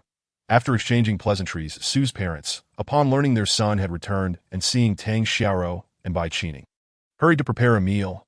Seated on the sofa, Su Hao curiously inquired, What brings you both to my home so suddenly? He had merely informed Tang Xiaoro via text that he would be back today, never anticipating their personal visit. Tang Xiaoro sat beside Su Hao, her legs crossed, her fair hands resting on her knees, gazing at him with a mysterious smile. Guess what? Su Hao sighed, rubbing his nose in exasperation. Upon seeing his reaction, Tang Xiaoro burst into laughter. All right, I won't tease you anymore. I'm here with good news. My admission results are out. Tang Xiaoro beamed with pride. Oh, which university? Su Hao inquired with keen interest. Curious to know the school that seemed to delight her so much. Longwood National Defense Science and Technology University. Tang Xiaoro's answer rendered Su Hao momentarily speechless. Lonka University? Didn't you previously mention wanting to attend Hucking University? How did you suddenly switch to Lonka University? And you got accepted? Before Tang Xiaoro could respond, Bai Qining chimed in with a teasing smile. Isn't that because of you? Tang Xiaoro's smile faltered instantly as she hurried to cover Bai Qining's mouth. Cousin you, her cheeks visibly flushed a deep crimson that Su Hao was equally surprised by Qining's sudden remark. He cleared his throat, feeling somewhat awkward. After a moment, he regained his composure and congratulated her. Congratulations. Getting into Lonka University is no easy feat. Truly deserving of being a top student from Jiangxing High School, Su Hao sincerely praised her. The admission to Lonka University was indeed challenging, requiring not only meeting the score threshold, but also passing various evaluations. It was clear that Tang Xiaoro had surpassed the admission score and successfully cleared all her assessments. That Su Hao felt genuine admiration. Tang Xiaoro's face returned to normal, her lips curling into a smile. Su Hao, from now on, will be at the same school. It was evident that Tang Xiaoro was elated, her dimples seemingly glowing with happiness. That Su Hao nodded slightly, his face equally radiant with joy. Observing their lively conversation, Bai Qining felt reluctant to interrupt, but eventually spoke up. Su Hao, I primarily came to update you on the results regarding Jiangxing High School, following a preliminary review by the relevant departments. The initial findings indicated that Principal Gao Zhiyong and Director Tang Junliang had both been suspended pending investigation, and they were currently undergoing joint scrutiny by multiple departments, including the Discipline Inspection Commission and the Taxation Bureau. Your homeroom teacher, Lei Herong, has also been suspended and is currently under strict examination. Upon hearing this, Tang Xiaoro's face lit up with delight. That's wonderful. Those who have violated professional ethics deserve to face legal consequences. Given the severity of their actions, they should at least be expelled, right? Tang Xiaoro said, shaking her small fist, her expression one of indignation. Expulsion is likely inevitable, especially since a senior review team from the capital has arrived. Their issues may be even more serious than anticipated that we will only know for certain after the relevant departments conduct a thorough investigation and the law enforcement agencies make their determinations. Bai Qining explained. With that topic concluded, Bai Qining cast a curious glance at Su Hao. After a pause, she softly inquired, Su Hao, have you truly given no further thought to attending Hucking University? Although the Gaokao had concluded and admission notices were being dispatched. Exceptional talents could still enjoy certain privileges that if Su Hao were willing, Hucking University could still arrange for his admission notice and related documents. However, it depended on Su Hao's willingness. That Su Hao shook his head. "Senior, I expect to receive the admission notice from Lunka University in a few days." He smiled, his meaning clear. Bai Qining understood, recognizing that she had merely made one last attempt, and she held little hope in her heart. The conversation then shifted, and the atmosphere returned to its usual state. Before long, Su's parents completed the meal and brought it to the table. Dinner is served. Chapter 65. The Bustling World, All for Profit. The next day, as Su Hao awoke from his slumber, a notification flashed on his phone. Rubbing the sleep from his eyes, he discovered a message from Tang Xiaoro. "Su Hao, take a look. The handling results for Gao Zhiyong and Lei Herong have been published on the Education Bureau's official website." Although the message was merely text, Su Hao could almost envision the elation radiating from Tang Xiaoro's face. Soon after, she sent another link, and upon clicking it, he found himself on the Jiangxing Education Bureau's official site. The homepage bore the title, "Regarding the handling results for Principal Gao Zhiyong and others at Jiangxing High School." Given his connection to the matter, Su Hao scrutinized the entire announcement with earnestness. The gist of it was that Gao Zhiyong, Tang Junliang, and Lei Herong, as leaders and educators of Jiangxing High School, had flouted the law by conducting unauthorized remedial classes with grave circumstances, violating educational standards, and unlawfully expelling students from the school. Article 27 of the Compulsory Education Law stipulates that schools must not expel students without just cause. Consequently, the principal Gao Zhiyong, the director Tang Junliang, and the homeroom teacher of Class 3-9, Lei Herong, were dismissed from their positions. Any additional illegal activities committed by the trio would be referred to the Disciplinary Inspection Committee and the Tax Bureau for further investigation. Furthermore, a month-long rectification and inspection would be conducted among all faculty and staff at Jiangxing High School. After perusing the announcement, Su Hao exhibited little emotional response. The contents were factual. They had indeed transgressed relevant laws. However, he was somewhat astonished to realize that, aside from their educational missteps, Lei Herong and his associates seemed to be entangled in other questionable dealings. Su Hao lowered his gaze, contemplating the age-old adage. "In this world, all are bustling for profit." He shook his head, pondering what additional errors Lei Herong and the others had committed. He speculated, but was surprised to uncover that the seemingly upright and virtuous teachers had indeed engaged in some unsavory profit-driven interactions. Sighing, Su Hao refrained from further commentary, merely lamenting the situation. After all, throughout his life, he had regarded teachers as a sacred and noble profession. Yet it appeared he was beginning to understand that while the profession itself is indeed great, the individuals within it may not always reflect that greatness. Following the Jiangxing Education Bureau's announcement, various official media outlets, local news agencies, and television stations promptly disseminated this information across social media platforms. Particularly short video platforms such as Douyin and Kuaishou swiftly released videos detailing the incident. Soon, residents of Jiangxing were made aware of the events that transpired at Jiangxing High School that fateful day. The comment section flooded with reactions from netizens that, "Oh, so that is what happened. The principal and teachers at Jiangxing High School have gone too far, expelling students without cause, especially when they have done nothing wrong. All for the sake of improving their statistics. Their actions were indeed excessive. That weren't there rumors previously about parents causing a ruckus? Where are those voices now? It's easy to spread rumors, but much harder to dispel them. I hope, while punishing the school, they do not forget to hold accountable those who initially spread the falsehoods." Thanks to the official report, the residents who had previously viewed the misleading video were now fully informed of the truth. They unanimously condemned the school's actions, with many parents of the victims applauding in the comments, expressing relief at the removal of the pests plaguing the educational system in a certain neighborhood in Jiangxing. After the college entrance exams, Li Chong had been staying home recuperating. Unfortunately, his performance had faltered, failing to meet the admission threshold for Hucking University, and even missing the first-tier line by 2 points, forcing him to begrudgingly settle for a second-tier institution. This had left him quite irate during this period as usual. He took out his phone to scroll through Douyin as he continued. He stumbled upon the video regarding the handling of Jiangxing High School. Upon seeing it, he abruptly sat up from the sofa, disbelief etched across his face as he absorbed the news. What? How could this be? Teacher Lei and the others are being punished. After watching several times, he finally resigned himself to the reality that his homeroom teacher Lei Herong, along with the principal and director, had indeed been sanctioned by the Education Bureau. In stark contrast, Su Hao seemed to have escaped unscathed. He opened the comment section, only to find it brimming with praise for the punishment. Some even suggested pursuing those who had spread the earlier rumors. An unsettling feeling gripped Li Chang's heart as he pondered this development.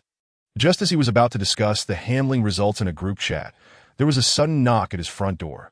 The heavy thuds resonated like a hammer, exacerbating his anxiety.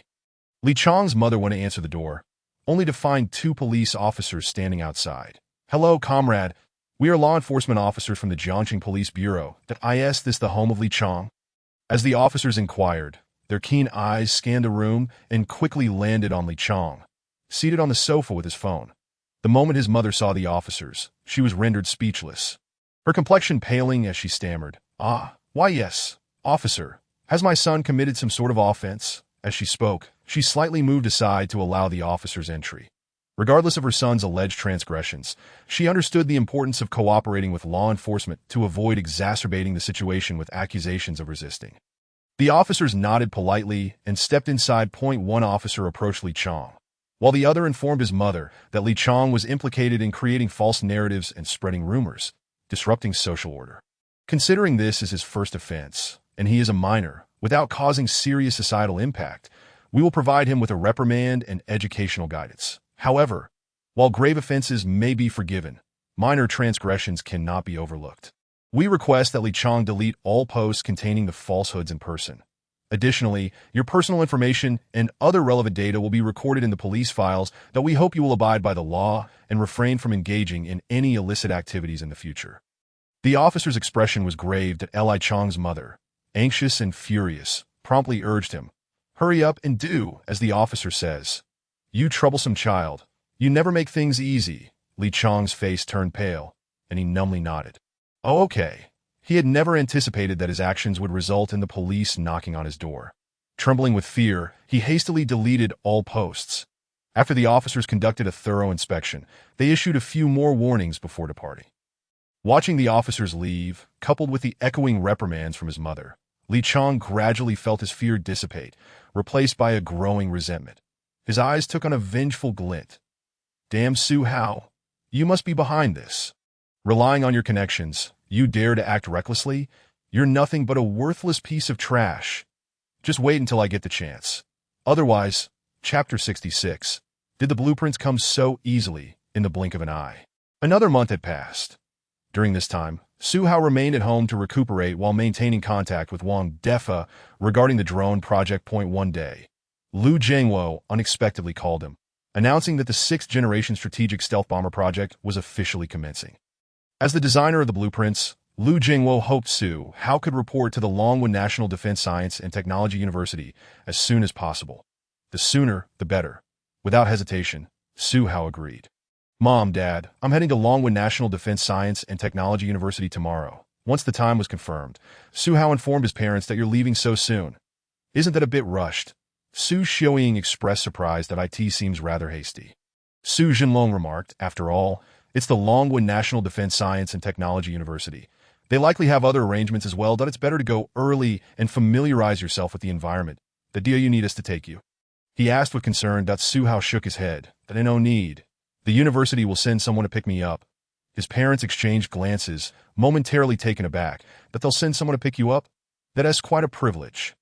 However, Su Xiaoying recalled that her son had received personal invitations from Hucking University and had professors from Lonka University come to meet him.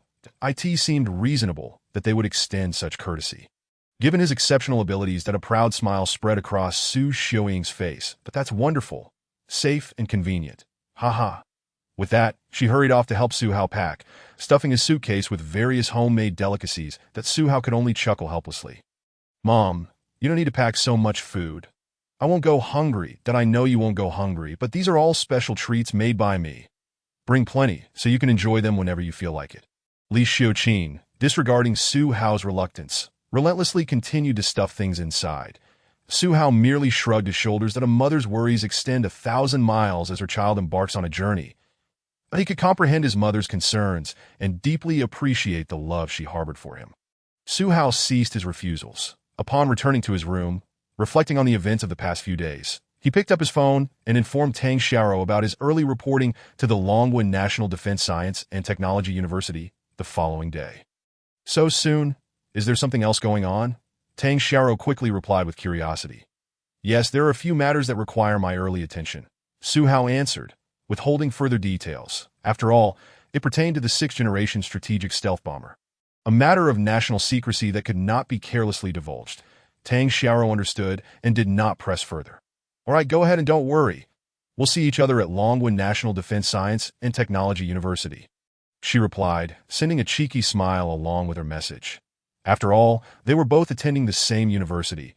It was merely that Su Hao was leaving earlier. There would be ample opportunities for them to meet in the future.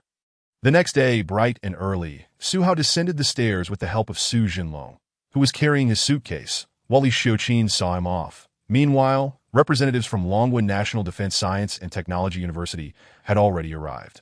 Given that the 6th-Generation strategic stealth bomber was designed and developed by Su Hao himself, the higher-ups placed great importance on this trip, dispatching personnel from the National Security Department and other special units for his escort, an entire fleet of black, bulletproof Hongqi cars. Each vehicle housed plainclothes special police and bodyguards that at this moment. They stood vigilant, their sharp eyes scanning the surroundings, leaving no detail unnoticed. Their formidable presence silenced the onlookers, who gazed at them with a mix of astonishment and fear.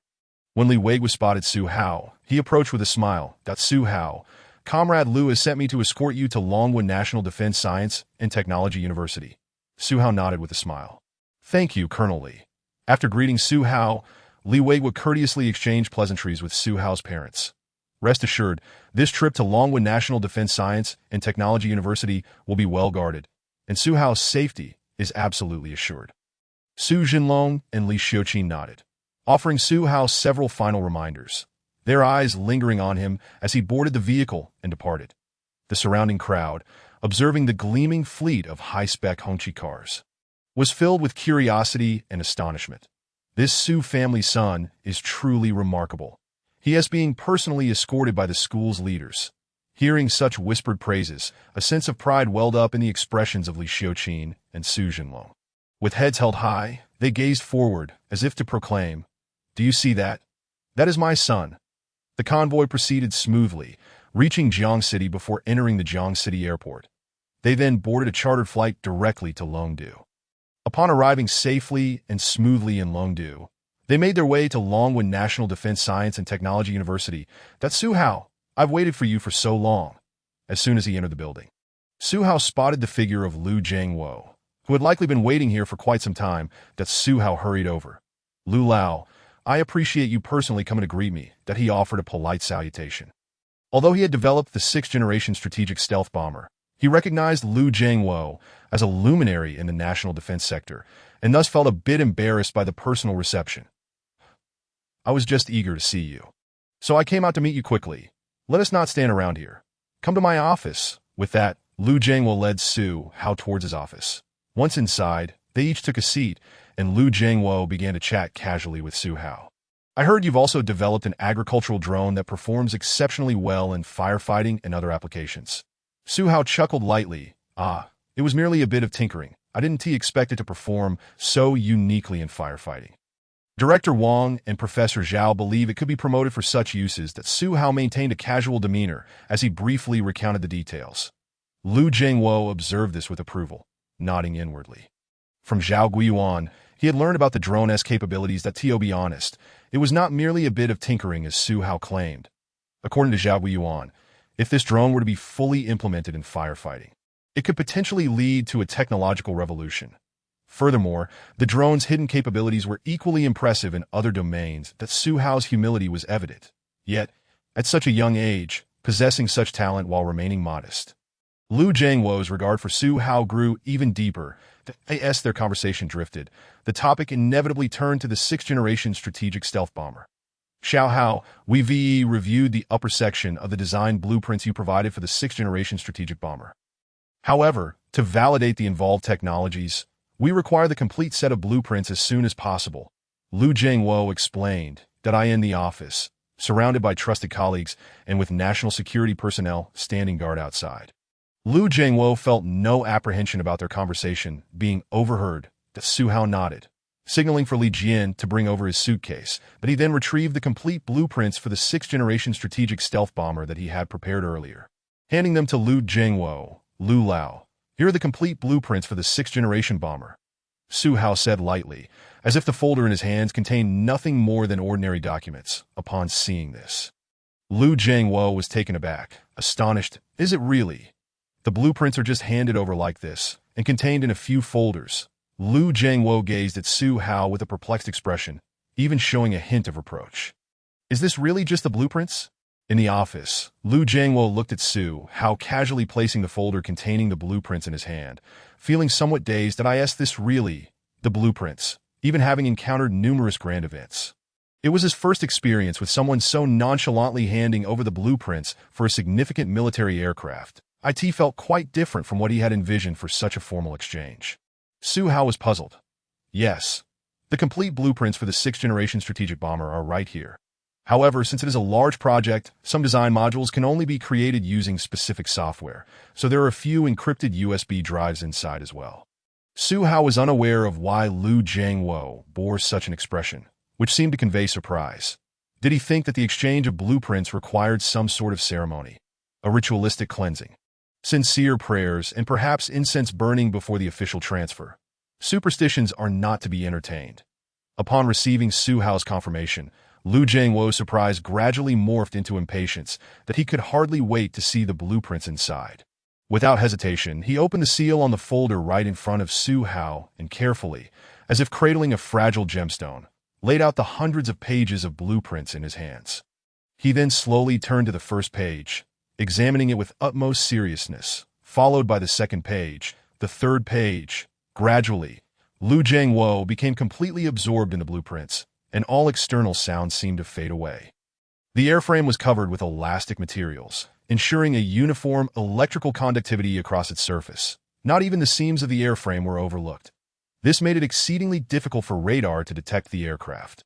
Lu Jiangwo muttered to himself as he read, "The engine air intake uses an S-shaped duct, employing temperature regulation techniques for the nozzles. Hiss, inverse synthetic aperture radar mode. Terrain avoidance technology, equipped with the NSS navigation system, along with inertial and astronomical navigation units." Initially, Lu Jiangwo was captivated and thoroughly interested, his eyes brimming with fascination. However, as he continued to delve deeper, he encountered elements in the blueprints that he could not comprehend. Some innovative technologies and concepts appeared to diverge from his current expertise. Lu Jiangwo suddenly felt perplexed. Was it him who was mistaken, or was his knowledge insufficient? For the first time, he began to doubt himself. No, wait. He realized he had never heard of these technologies and concepts before. Su Hao, after all, was merely a student. How did he come to know all this? Could it be that these details were erroneous? With this thought, Lu Jiangwo's mind raced, and he pointed out several areas of confusion. Directly consulting Su Hao on one hand, he sought to resolve his own perplexities. On the other, he wished to ascertain whether these groundbreaking technologies were indeed feasible. Su Hao, noticing the points Lu Jiangwo had raised, smiled gently and confidently explained, "To understand the inverse synthetic aperture radar mode, we first need to grasp a fundamental principle known as electromagnetic scattering. Scattering is a physical phenomenon that occurs when electromagnetic waves encounter discontinuities or inhomogeneities in an object. The deviation in the trajectory or path of the waves is typically referred to as scattering." Pausing for a moment, Su Hao leaned forward, continuing his detailed analysis. At that moment, Lu Jiangwo felt a bit dazed. For an instant, he felt as though he were a student in class, and Su Hao was his teacher. He recognized the complexity and significance of this topic and promptly retrieved paper and a pen from his drawer to jot down Su Hao's explanations. Simultaneously, Su Hao continued his lecture. Radar signals are reflected or scattered in various manners, contingent upon the wavelength of the electromagnetic waves and the shape of the scattering object, referred to as the scatterer. When the wavelength of the electromagnetic wave is significantly smaller than the size of the scatterer, the waves will reflect back, akin to light bouncing off a large surface. This phenomenon is commonly termed scattering in the optical regime. Conversely, if the wavelength of the electromagnetic wave is comparable to that of the scatterer, within several wavelengths some resonance may occur, leading to considerable fluctuations in scattering intensity across different frequencies. The direction of scattering is predominantly influenced by the incident wave's direction, a region often referred to as the Mie region, or resonant region. This specific type of scattering is hence known as Mie scattering. When the wavelength of the electromagnetic wave is much longer than the size of the scatterer, the waves scatter around the object. This form of reflection is identified as Rayleigh scattering. It is thus evident that when the radar and the target intended for detection are in relative motion, with the radar remaining stationary and the target moving, both entities are in a state of relative movement, exemplifying inverse synthetic aperture radar. Upon concluding his explanation, Zhihu lifted his cup and took a gentle sip of water. Meanwhile, Lu Jingwo's notebook was densely filled with various notes. At that moment, after absorbing Zhihu's analysis, he felt a profound clarity wash over him. The fog that had clouded his mind previously dissipated, replaced by an overwhelming sense of lucidity. Lu Jingwo sighed deeply, gazing at Zhihu, his heart brimming with astonishment. After all, Zhihu was merely a newly graduated high school student. Yet he had mastered such cutting-edge knowledge with remarkable depth and coherence, from Zhihu's calm and effortless demeanor. It was clear that he had long since grasped these concepts thoroughly, comprehending the underlying principles with precision, that he had even adeptly applied them to the 6th-generation strategic stealth bomber, fostering technological innovation. Perhaps this was the hallmark of genius. Lu Jingwo mused silently, in truth, there were still many technical aspects and knowledge points on the blueprint that he found perplexing or did not fully understand. However, he now believed that the existence of this blueprint was exceedingly precious, not only as a novel 6th-generation strategic stealth bomber design, distinct from those of other nations, but also due to the innovative and core technologies it encompassed, which were beyond his solitary grasp or enjoyment. Such a banquet of technology and knowledge should be shared with more researchers. Thus, Lu Jingwo took a deep breath, his gaze fervently fixed on Zhihu. Xiaohao, the frontier technologies and knowledge encompassed in your design blueprint are far too extensive and significant. They should be shared with a broader array of researchers for collective learning. I propose we convene an academic seminar to discuss the design blueprint of the 6th-generation bomber and related topics. With you as the principal speaker, what do you think? Chapter 68. Who is the chief designer? Lu Jingwo's expression was one of excitement. The blueprint in his hands was extraordinarily valuable, containing core technologies and pioneering knowledge that were previously unheard of. Although he was a foundational figure in many of Longgua's defense projects, he still felt a sense of astonishment when faced with some of the avant-garde technologies and knowledge points proposed by Zhihu. Therefore, he suggested, Zhihu, I intend to organize an academic seminar, with you as the principal speaker. What do you think? Lu Jingwo's gaze was intense as he looked at Zhihu. The knowledge points Zhihu discussed were not something he could fully absorb and comprehend alone. They required the collaborative discussion of professors and experts from various project teams. Upon hearing this, Zhihu was momentarily taken aback. A seminar, with him as the principal speaker. To be honest, he was somewhat surprised by Lu Jingwo's proposal. Although he had designed the blueprint, he was still just a recent high school graduate. The attendees would likely be professors or senior experts, individuals far more seasoned and knowledgeable than he. Was it truly appropriate for him to assume the role of principal speaker? Sensing Zhihu's reservations, Lu Jingwo reassured him.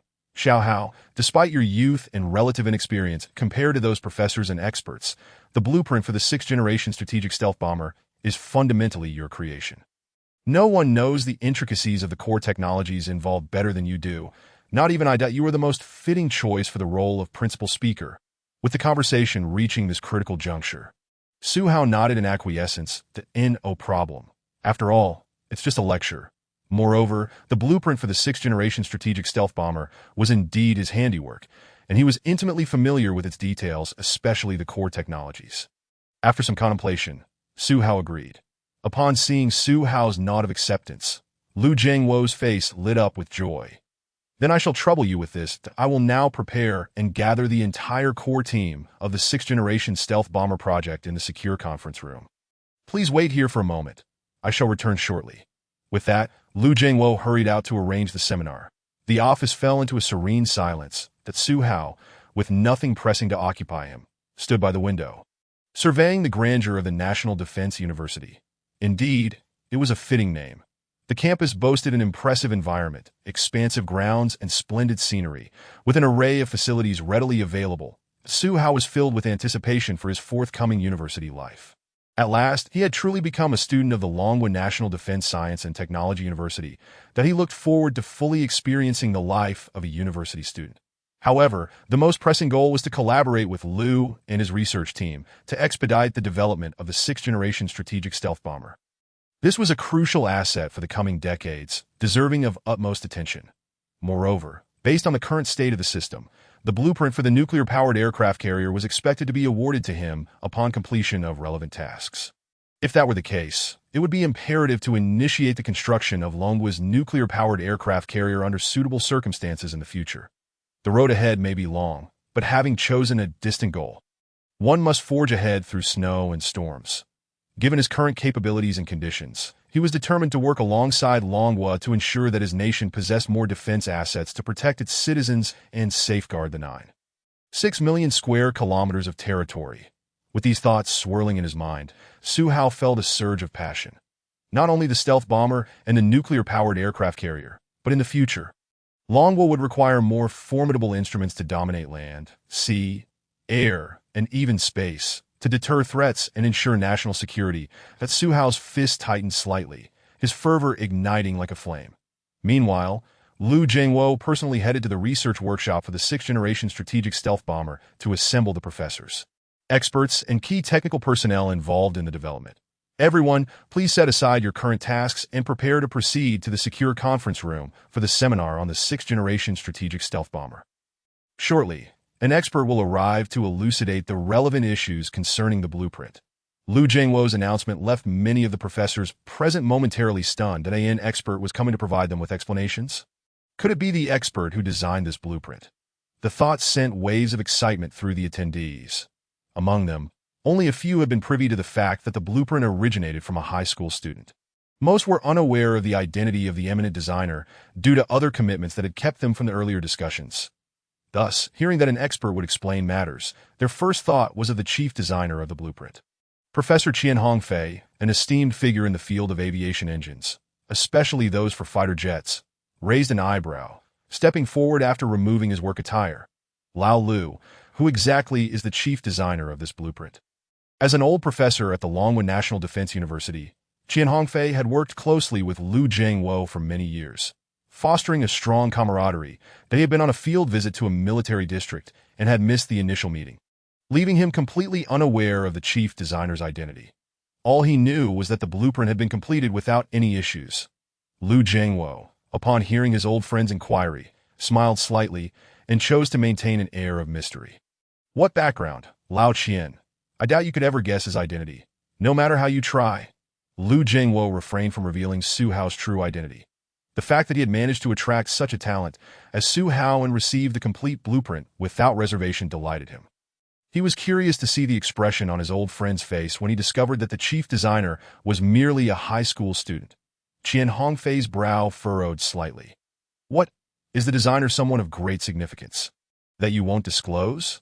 He gazed at Liu Jingwo, feigning displeasure, while his expression grew increasingly eager. Subsequently, he and Liu Jingwo made their way toward the secure conference room, accompanied by others who were equally eager to uncover the identity of the chief designer. Curious as to who could command such respect from Liu Jingwo. Confidential conference room, as more and more individuals gathered. It was not long before the room was nearly filled to capacity. After a brief wait, several elderly gentlemen with heads of white hair and stooped postures entered through the door. Upon their arrival, the attendees were taken aback. Chapter 69. Is he the chief designer? Inside the confidential conference room, as two elderly gentlemen, with gray hair and hunched backs, stepped in, the previously somewhat noisy atmosphere fell into an immediate hush. Professors, experts, and technicians present turned their heads in unison, gazing intently at the two newcomers. Their astonishment palpable. Both of them actually showed up? The elder at the forefront was none other than the esteemed aerospace design expert, academician Tang Chongqing, a member of the Academy of Engineering of Longhua and the chief designer of the first Aircraft Design Institute of Longhang Industry. Walking alongside him was academician Song Wenfei, an esteemed expert in aircraft design and the chief expert at the first group of Longhua aviation industry, also a member of the Academy of Natural Sciences, who served as the chief designer of the J-10A fighter jet. The crowd was utterly shocked, the seminar today had attracted these two giants. However, upon reflection, it was only natural for them to attend, given the significance of Longwa's 6th-generation strategic stealth bomber. After the two elders settled into their seats at the front, the conference room gradually returned to its normal state.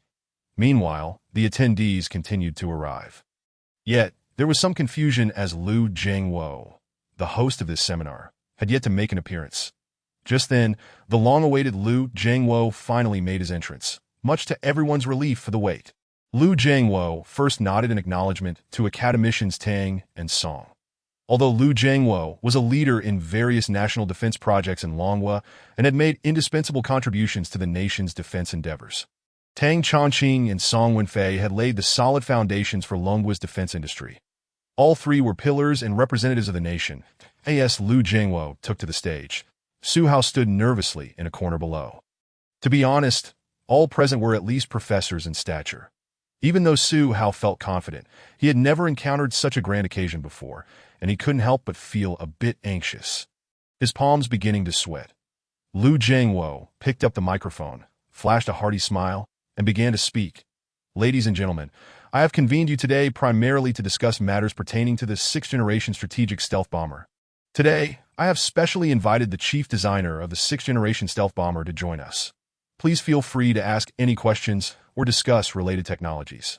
Now let us welcome Zhihu, the chief designer of the 6th-generation strategic stealth bomber, to the stage for our discussion. As his words echoed through the room, all eyes began to search the conference space, in their minds. A figure capable of designing and researching the 6th-generation strategic stealth bomber would undoubtedly be of advanced age. Thus, their gazes were fixated within that age range.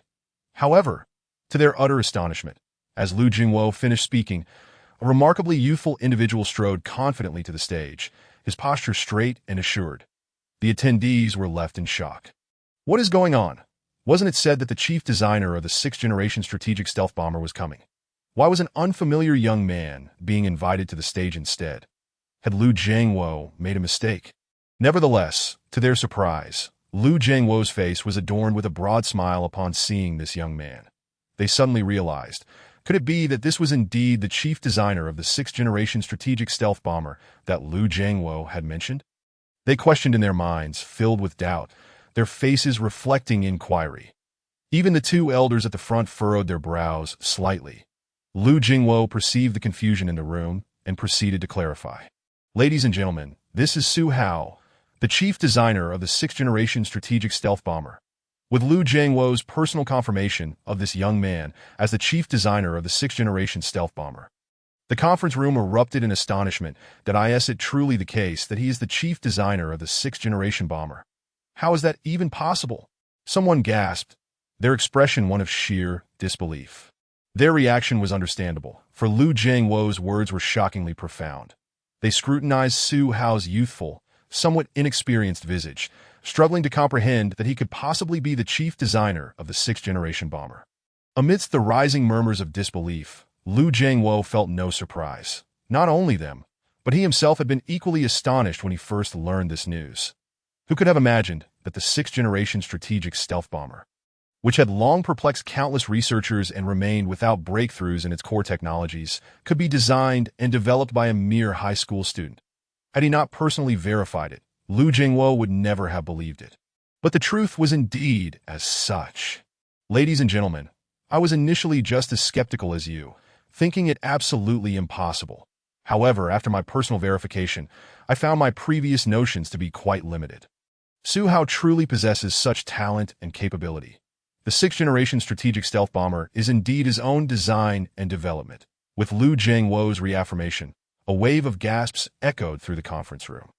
Sitting at the forefront, academicians Tang and Song raised their brows, their expressions revealing a hint of surprise.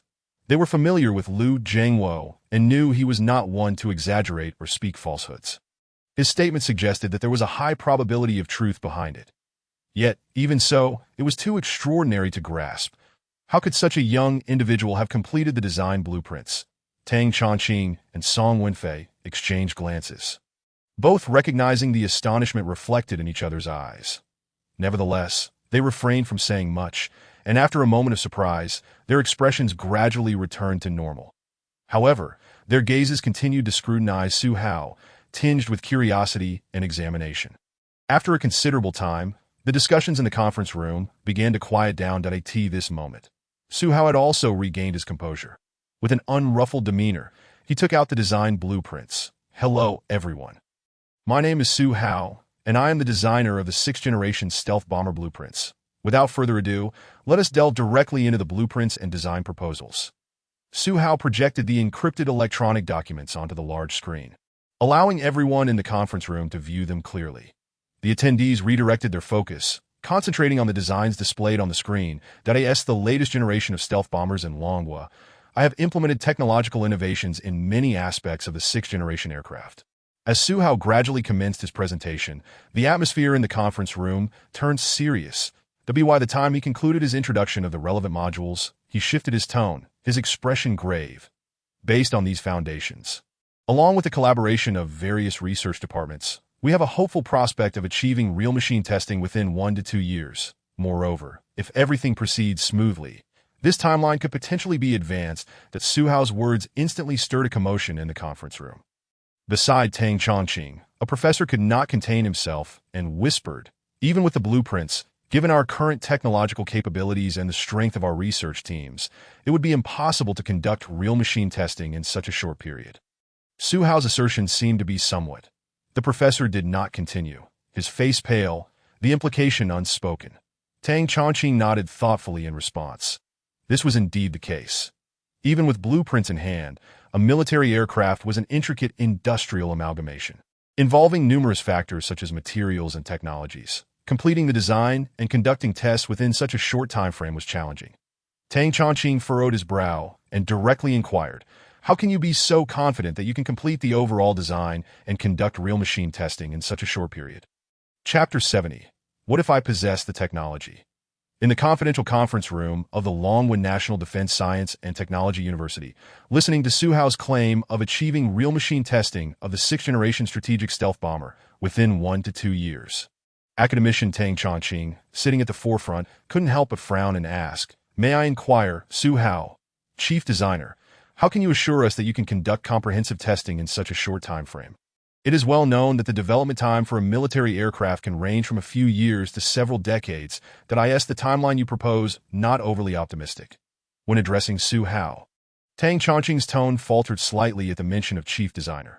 While he might have initially believed Liu Jiangwo's introduction, hearing Su Hao's statements now raised doubts about that title. If Su Hao truly was the chief designer of the 6th-Generation stealth bomber blueprints, how could he boldly claim such a timeline? 1 to 2 years to achieve testing of the aircraft. Truly a case of a young bull not fearing tigers. Had Su Hao not appeared so youthful, Tang Chongqing would have likely pointed an accusing finger at him. Such grand claims were hardly the words of a serious researcher. Tang Chongqing's skepticism resonated with many professors, experts, and technicians within the conference room. Earlier, upon hearing Liu Jiangwo's introduction and witnessing his satisfied expression, they had thought Su Hao might possess some genuine expertise. However, it now seemed that his abilities were limited to mere rhetoric. Young and arrogant, this youth clearly had no understanding of the complexities involved in developing a military aircraft. In a year or two, the comprehensive testing of the entire machine will commence. As the chief designer of the 6th-Generation stealth bomber, does he not realize that the aircraft encompasses numerous core technologies and innovative materials? Each of these technologies and materials requires an immense investment of time and effort to achieve breakthroughs. I wonder where he derives such confidence to utter such irresponsible boasts. The conference room erupted in a flurry of discussions. Does he believe this is merely the creation of toy aircraft? To expect it to be completed in just 1 or 2 years, followed by whole machine testing. Has he lost his mind? He hardly appears to be the chief designer of the blueprints. Who exactly is this young pup that Liu Lao has brought in? While youthful confidence is commendable, what he displays now is not confidence, but rather arrogance. He is lofty in ambition, yet lacking in practical skills, showing no trace of the caution and reverence that scientific research demands. Has Liu Lao lost his clarity as well? To invite such a young person to disrupt such an important meeting. The murmurs from the audience did not escape Liu Jiangwo's ears. However, he did not reveal any dissatisfaction. Maintaining a faint smile on his face, devoid of any concern to TO outsiders, Su Hao's words and deeds seemed somewhat presumptuous. Yet, having engaged in face-to-face discussions with Su Hao, he understood that Su Hao's audacity stemmed from his absolute strength and confidence. Sitting in the front row, academician Song Wenfei inadvertently observed the calm demeanor of Lu Jiangwo and felt a twinge of doubt that it appeared that old Lu was not worried at all. Could it be that this young man possesses some merit? Song Wenfei pondered. Meanwhile, Su Hao, the focus of the discussion, faced Tang Chongqing's inquiries and the rising tide of murmurs from the audience. Throughout it all, his expression remained composed, devoid of any signs of panic or weakness. Scientific research unfolds through evidence, reasoning, and verification. Progressing and achieving breakthroughs step by step to it is not the challenges posed by doubt that one should fear, but rather the mindless agreement that lacks critical thought. Research is a meticulous and rigorous endeavor. No one can guarantee absolute infallibility. Only through repeated validation and analysis can science and technology continue to advance and evolve. As the discussions in the conference room gradually subsided, Su Hao's bright eyes turned toward academician Tang Chongqing, and he spoke with a measured tone. Academician Tang, I fully understand your concerns. After all, what I just stated may seem unrealistic and fanciful to most. However, it appears I may have discerned the root of your worries, that Su Hao's tone was unhurried. Were it not for his somewhat youthful visage, his composed demeanor might lead one to believe he was a veteran researcher immersed in scientific endeavors for decades. At that moment, Tang Chongqing raised an eyebrow and regarded Su Hao with newfound respect. That Su Hao continued, your concerns, academician Tang, likely pertain to the stealth technology of the 6th-generation bomber's airframe and its engine technology. Correct? If breakthroughs in these two areas cannot be achieved, then not only will whole machine testing be in jeopardy, but the very feasibility of developing the 6th-generation stealth bomber must also be questioned. Tang Chongqing did not respond, but the easing of his expression undoubtedly confirmed Su Hao's assessment. Stealth capability is crucial, if not paramount, for the 6th-generation stealth bomber. Without achieving high standards of stealth performance, it cannot rightly be called a 6th-generation aircraft, Su Hao analyzed. Tang Chongqing nodded in agreement with Su Hao's assertions. He then inquired, if you were aware of this, why did you make such statements? The materials for the airframe stealth have long been a point of contention that we have been unable to surmount. Current technology does not allow us to achieve over 90% stealth performance. If breakthroughs in stealth materials remain elusive, then the development of the 6th-generation stealth bomber is merely a mirage, an ephemeral dream. Through Su Hao's earlier explanations, he had also reviewed the blueprints and plans Su Hao designed. Frankly speaking, the designs and proposals were commendable, that if they could be implemented as proposed, the resulting 6th-generation stealth bomber would undoubtedly surpass the performance of the 6th-generation models from various nations on Blue Star. However, as mentioned earlier, the existing technology in Dragon Country cannot facilitate breakthroughs in stealth materials. Simultaneously, the most advanced WS-20 engine in Dragon Country's aviation sector cannot support the various performance metrics required for the 6th-generation stealth bomber. If the WS-20 engine were to be employed, the resultant aircraft could only be classified as a 5.5-generation strategic stealth bomber. Hearing academician Tang Chongqing's words, Su Hao nodded lightly. Indeed, what academician Tang stated was the truth and reflected the current predicaments facing Dragon Country. However, since he dared to assert that comprehensive testing could be achieved within 1 to 2 years, he must possess some basis for that claim. His bright eyes turned toward Tang Chongqing, and he uttered a statement that was nothing short of astounding. Academician Tang, esteemed professors, experts, and key technical personnel present, what if we were to overcome the shackles of stealth materials? To put it more plainly, what if I possess such ultra-stealth materials in my hands? Chapter 71. The most powerful aircraft should not be limited to this. What if I had such innovative airframe stealth materials? In the confidential meeting room, as Su Hao articulated this statement, Professor Tang gasped in disbelief. What? Following his exclamation, the room that had previously been filled with subtle murmurs fell into a profound silence. Everyone's gaze converged on Su Hao, their eyes wide with shock, astonishment, and disbelief. The atmosphere in the conference room became peculiarly charged with various emotions. After an indeterminate period, someone exhaled softly, and the previously tense ambience of the meeting room shattered with a resounding thud. Discussions erupted once more that he possesses new stealth materials. How is that even possible? The research on new stealth materials has persisted for over a decade with no progress. How can he claim to have such materials at hand? What do you all think? Zhihu observed the reactions from the audience with a knowing smile. He remained silent as he retrieved an encrypted USB drive from his pocket and approached the side, signaling for the technical staff to connect it to the computer. After entering the password, he proceeded to share the contents of the USB drive on the large screen in the conference room. Watching Zhihu's series of actions, the audience appeared bewildered. What is he doing?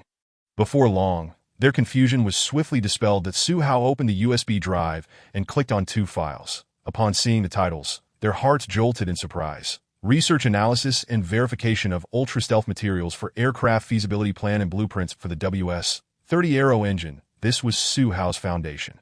Once he decided to prioritize the development of the 6th-generation strategic stealth bomber, he began preparing this work that he understood that creating a 6th-generation strategic stealth bomber for Dragon Country would be fraught with challenges.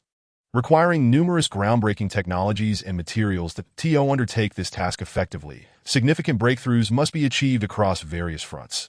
Therefore, during the waiting period for acceptance notifications, he did not rest, dedicating each day to organizing these plans and designs.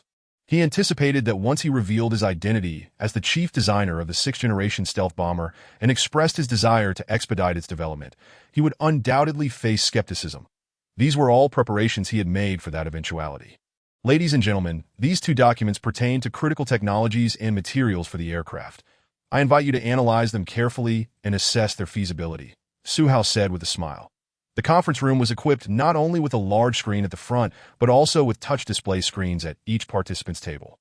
At that moment, the esteemed professors in the front row and the experts and key technical personnel seated behind them all focused intently on the display screens, their expressions earnest, as if they sought to absorb every word and line presented. Zhihu waited quietly, his mind gradually stirring with ideas.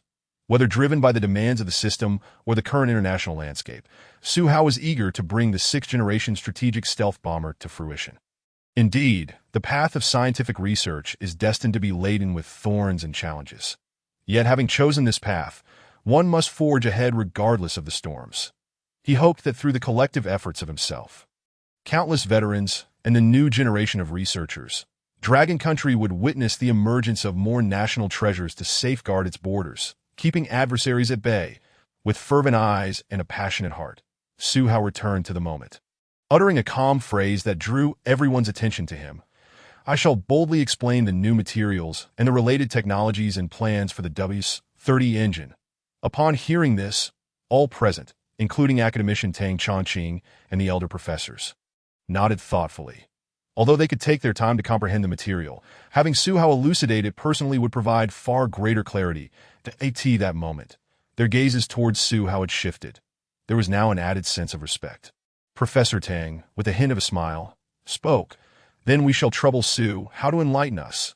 Compared to before, Tang Chongqing's attitude had undergone a complete transformation.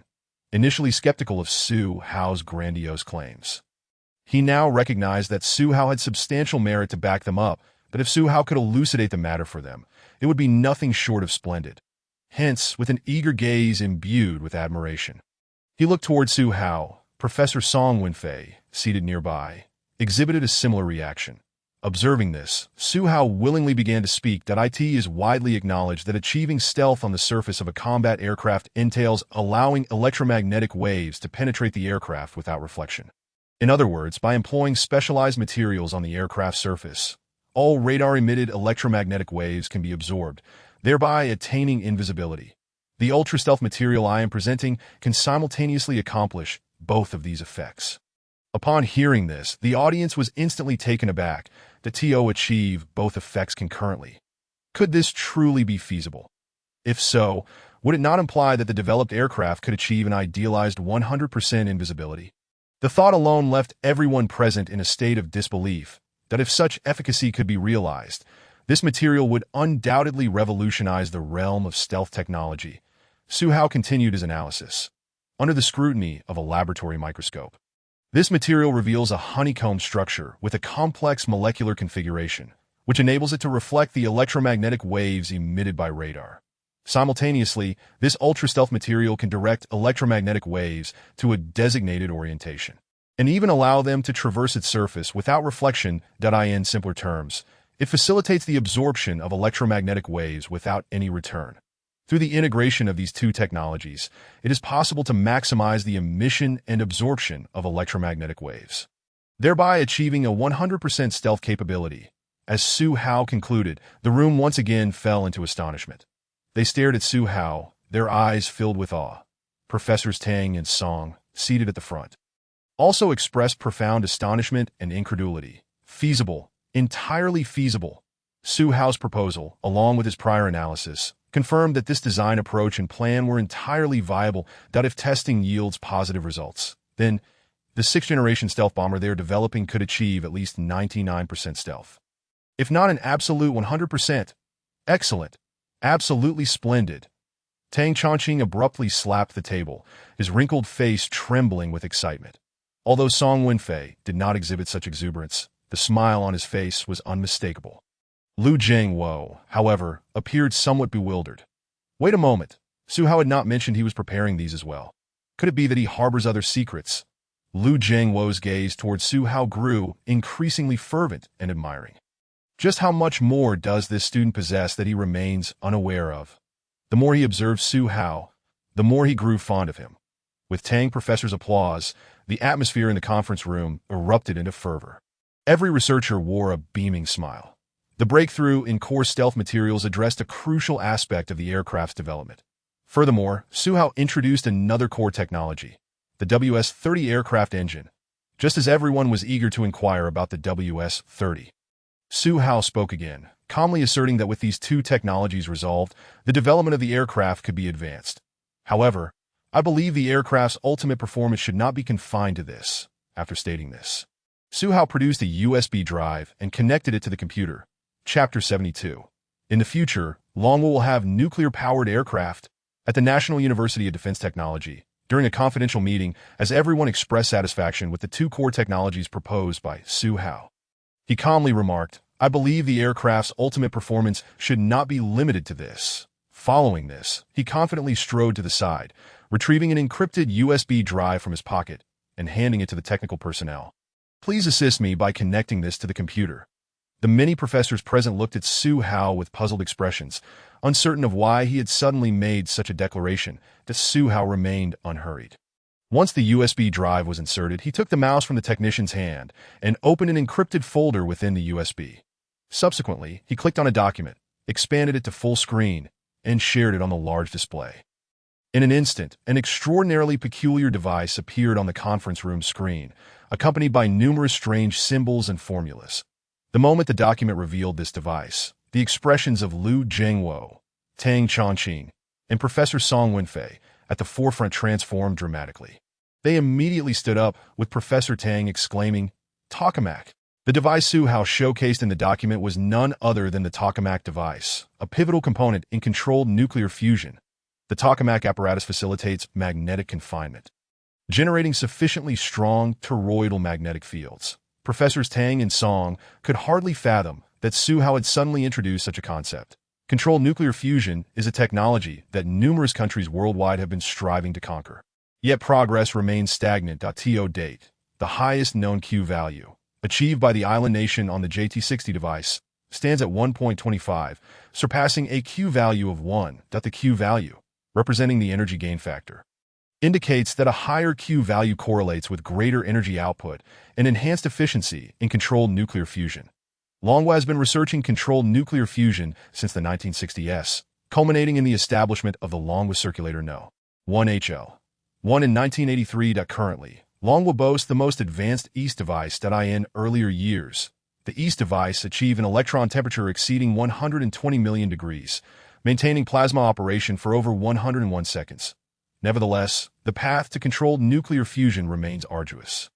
Following Su Hao's presentation of the relevant research documents on controlled nuclear fusion, the conference room erupted into fervor. Countless professors, experts, and key technical personnel gazed at Su Hao in disbelief. Among them, heated discussions ensued. Controlled nuclear fusion? Is this even possible? Could Su Hao truly be engaged in research in this field? Perhaps it is merely a passing interest. The complexity of controlled nuclear fusion research cannot be encapsulated by a mere notion of difficulty. Lu Jiangwo found himself utterly perplexed. He had not anticipated that Su Hao possessed such a hidden depth. Controlled nuclear fusion. He was momentarily rendered speechless. After a prolonged silence, it was Professor Tang Chongqing who first broke the ice. Su Hao, are you researching controlled nuclear fusion? In response, Su Hao nodded. Indeed, Professor Tang.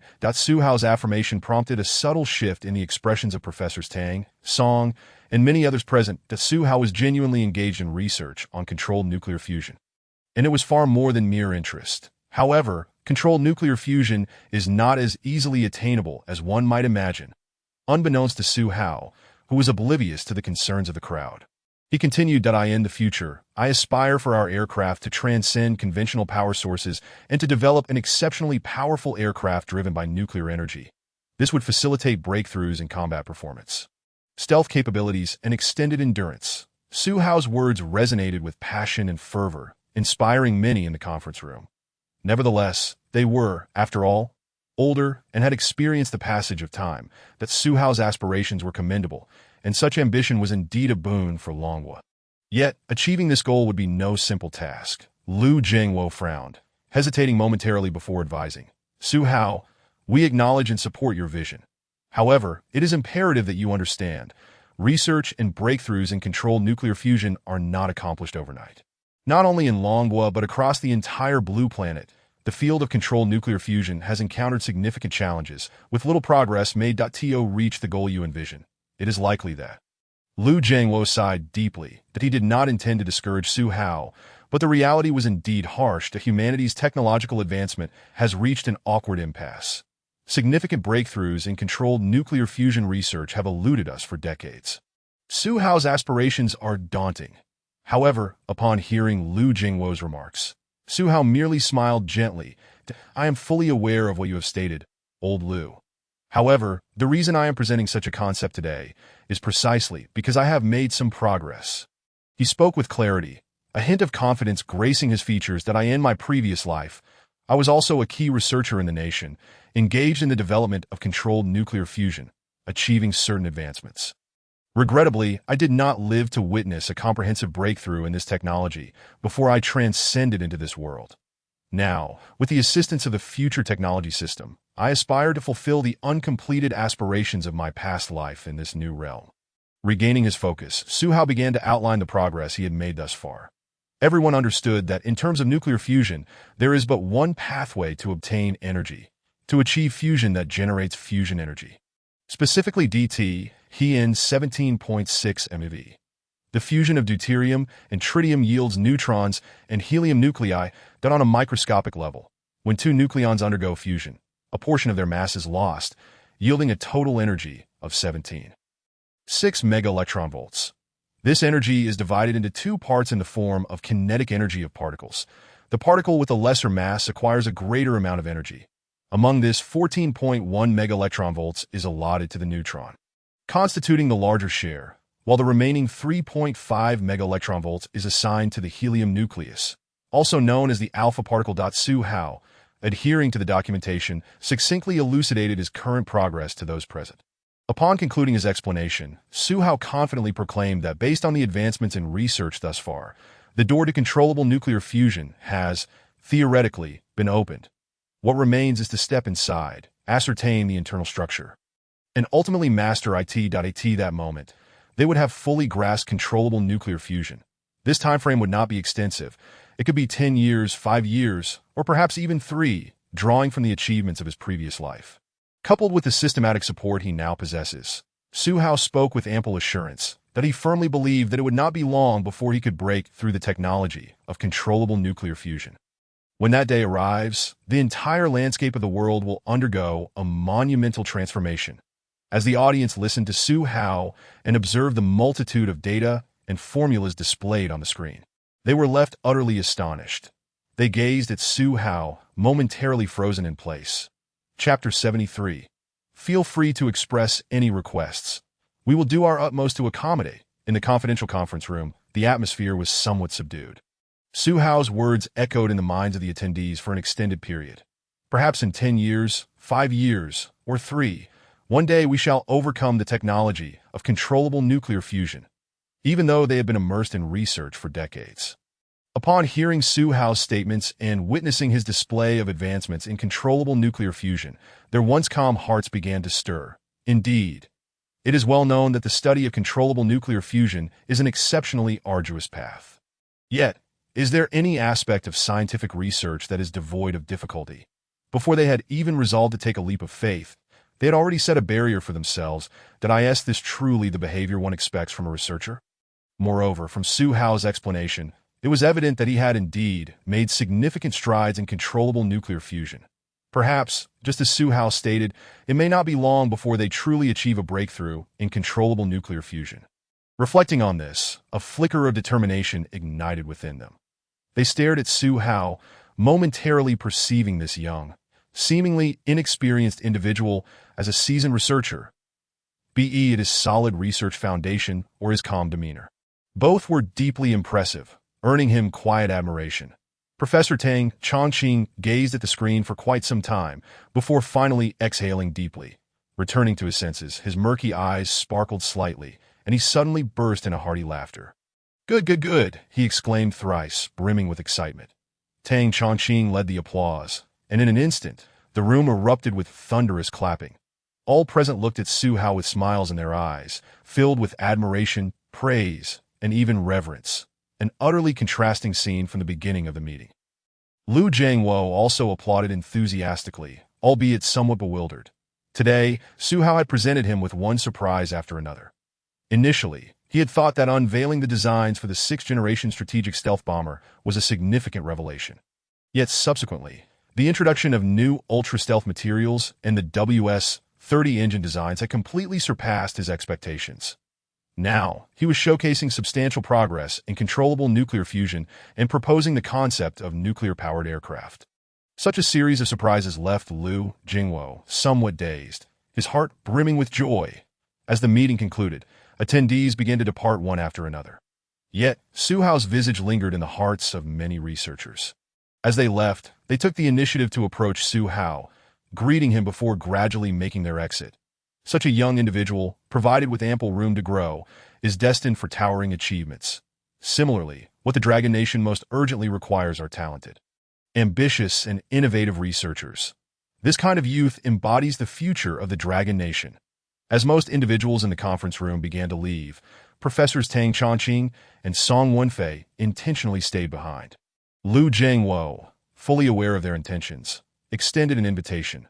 "Professor Tang, Professor Song, since you've come all this way, why not join me in my office?" Upon hearing this, Tang Chongqing and Song Wenfei chuckled heartily. "Exactly our intention," they replied, guiding Zhihu towards the office. Witnessing this, Lu Jiangwo's smile abruptly faltered. "Wait, this doesn't seem right. It's Zhihu is my student. What are Professors Tang and Song up to?" Without a moment to hesitate, Lu Jiangwo instructed Zhu Pinghai to handle subsequent matters and hurriedly pursued them. Zhu Pinghai, feeling helpless, shrugged. Observing Zhihu engaged in lively conversation with the three esteemed professors, Zhu Pinghai's expression reflected a mix of resentment and bitterness. "My junior brother is exceedingly formidable," he thought, shaking his head and dismissing further contemplation. In the office, Zhihu sat in the center of the sofa, with Professors Tang and Song flanking him. Lu Jiangwo, arriving slightly later, could only take a seat opposite Zhihu with resignation. Professor Tang, with an eager expression, inquired, "Zhihu, was your proposal regarding the nuclear-powered aircraft at the conference genuine, or merely a visionary concept for the future?" Tang Chongqing was particularly invested in this question, that Zhihu did not deliberate for long before nodding affirmatively. "Indeed, it is genuine." He then continued with his analysis that I believe that in terms of advanced aircraft, the Dragon Nation, the Eagle Nation, and the Bear Nation, among other military powers, although there are disparities, these gaps are gradually narrowing. In the future, we must not only strive to close these gaps but also devise our own independent plans and innovations. A nuclear-powered aircraft could serve as an opportunity for us to overtake others on a curve. Once successful, we could not only surpass them, but also leave them far behind. Therefore, my focus moving forward will be on the development of the 6th-generation stealth bomber and the research into controllable nuclear fusion. The 6th-generation strategic stealth bomber is crucial to the current national defense capabilities of the Dragon Nation, and it is also a task mandated by the system. Thus, this project must take precedence. Of course, the research into controllable nuclear fusion must also be prioritized. Upon receiving Su Hao's precise response, Tang Chongqing's face instantly lit up with joy. Excellent. Young people should possess such a spirit of hard work and progress. He slapped his thigh, appearing tremendously invigorated, that he then earnestly advised, should you require anything during the research process, do not hesitate to ask that as long as it falls within a reasonable scope and is permissible by the state. We will do our utmost to accommodate. Song Wenfei nodded in agreement, echoing, indeed, feel free to speak up about any needs, whether in research or daily life. There will be no issues, with both elders making such assurances. Lu Jiangwo naturally did not wish to be outdone at Su Hao. The laboratory is yours to use as you please, that if you require any materials, have your senior brother Zhihu apply for them. Just voice your needs. And I assure you I will strive to secure them for you. The four of them conversed in the office for quite some time before Professors Tang Chongqing and Song Wenfei reluctantly took their leave. Time flew by swiftly. Su Hao had been at Lonka University for over a week. During this period, he had been shuttling between the laboratory and the R&D workshop daily, working on both the 6th-Generation stealth bomber and tackling technologies related to controllable nuclear fusion. Just as Professors Lu Jiangwo and the two elders had assured him, they indeed provided him with extensive support. Despite being merely a freshman, yet to officially enroll, he was already granted access to numerous buildings and key laboratories at Lonka University. According to his senior brother Zhihu, the permissions he currently held were comparable to those of the university's senior professors, that Su Hao deeply felt the weight of this privilege. Conversely, Professor Lu Jiangwo had seemingly vanished during this time. Leaving Su Hao uncertain about his activities, as time subtly slipped away. September arrived, ushering in the new academic season. One day, Su Hao received a call from Tang Xiao, inquiring whether he would come to welcome her for enrollment. Su Hao readily agreed. Of course, see you at school, he replied. The following day, Tang Xiao arrived early at Lonka University, accompanied by her parents. However, throughout the journey, they persistently voiced their concerns regarding Tang Xiao's choice of Lonka University. You could have selected Hucking University with your score. That would have been much better. That it's not that Lonka University is lacking, but entering Lonka requires significantly more effort. Can you, as a girl, withstand such hardship? Tang Xiao's mother, Lu Shimei, expressed her concerns. Tang Xiao's father, Tang Tianhai, countered, we mustn't think this way. By entering Lonka University, Xiao will be serving the country, which is a matter of great honor for our family. Tang Xiao paid no heed to their conversation, her gaze scanning the school gate in search of that familiar figure. Chapter 74. The Eagle Nation's ambition, their heart to annihilate us, remains unfaltering.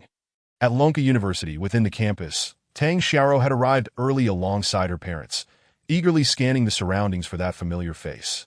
However, after searching for a considerable time, she could not locate him, gradually lowering her tiptoed stance.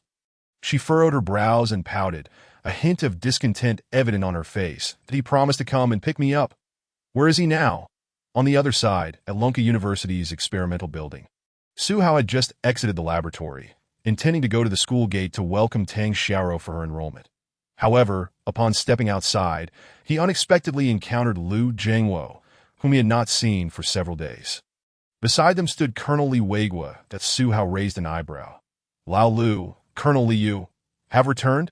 Ever since the seminar concluded that day, Lu Jiangwo had mysteriously vanished. That Su Hao had initially assumed he was reporting to superiors. However, after several days without sight of Lu Jiangwo, today he unexpectedly reappeared. Lu Jiangwo briefly engaged in nostalgic conversation with Su Hao before inquiring with concern about his adaptation to life at Lonka University. Su Hao nodded, responding that Lonka University was quite pleasant, with commendable seniors and complete experimental facilities, making it exceedingly convenient for his studies. That he answered truthfully, thanks to the endorsements of Lu Jiangwo. Professor Tang and Professor Song, Su Hao enjoyed numerous privileges at Lonka University. That it could be said that he had access to most laboratories on campus, greatly facilitating his research endeavors. Furthermore, many seniors and researchers provided him with ample support, allowing him to experience the rich academic atmosphere and favorable research conditions at Lonka University.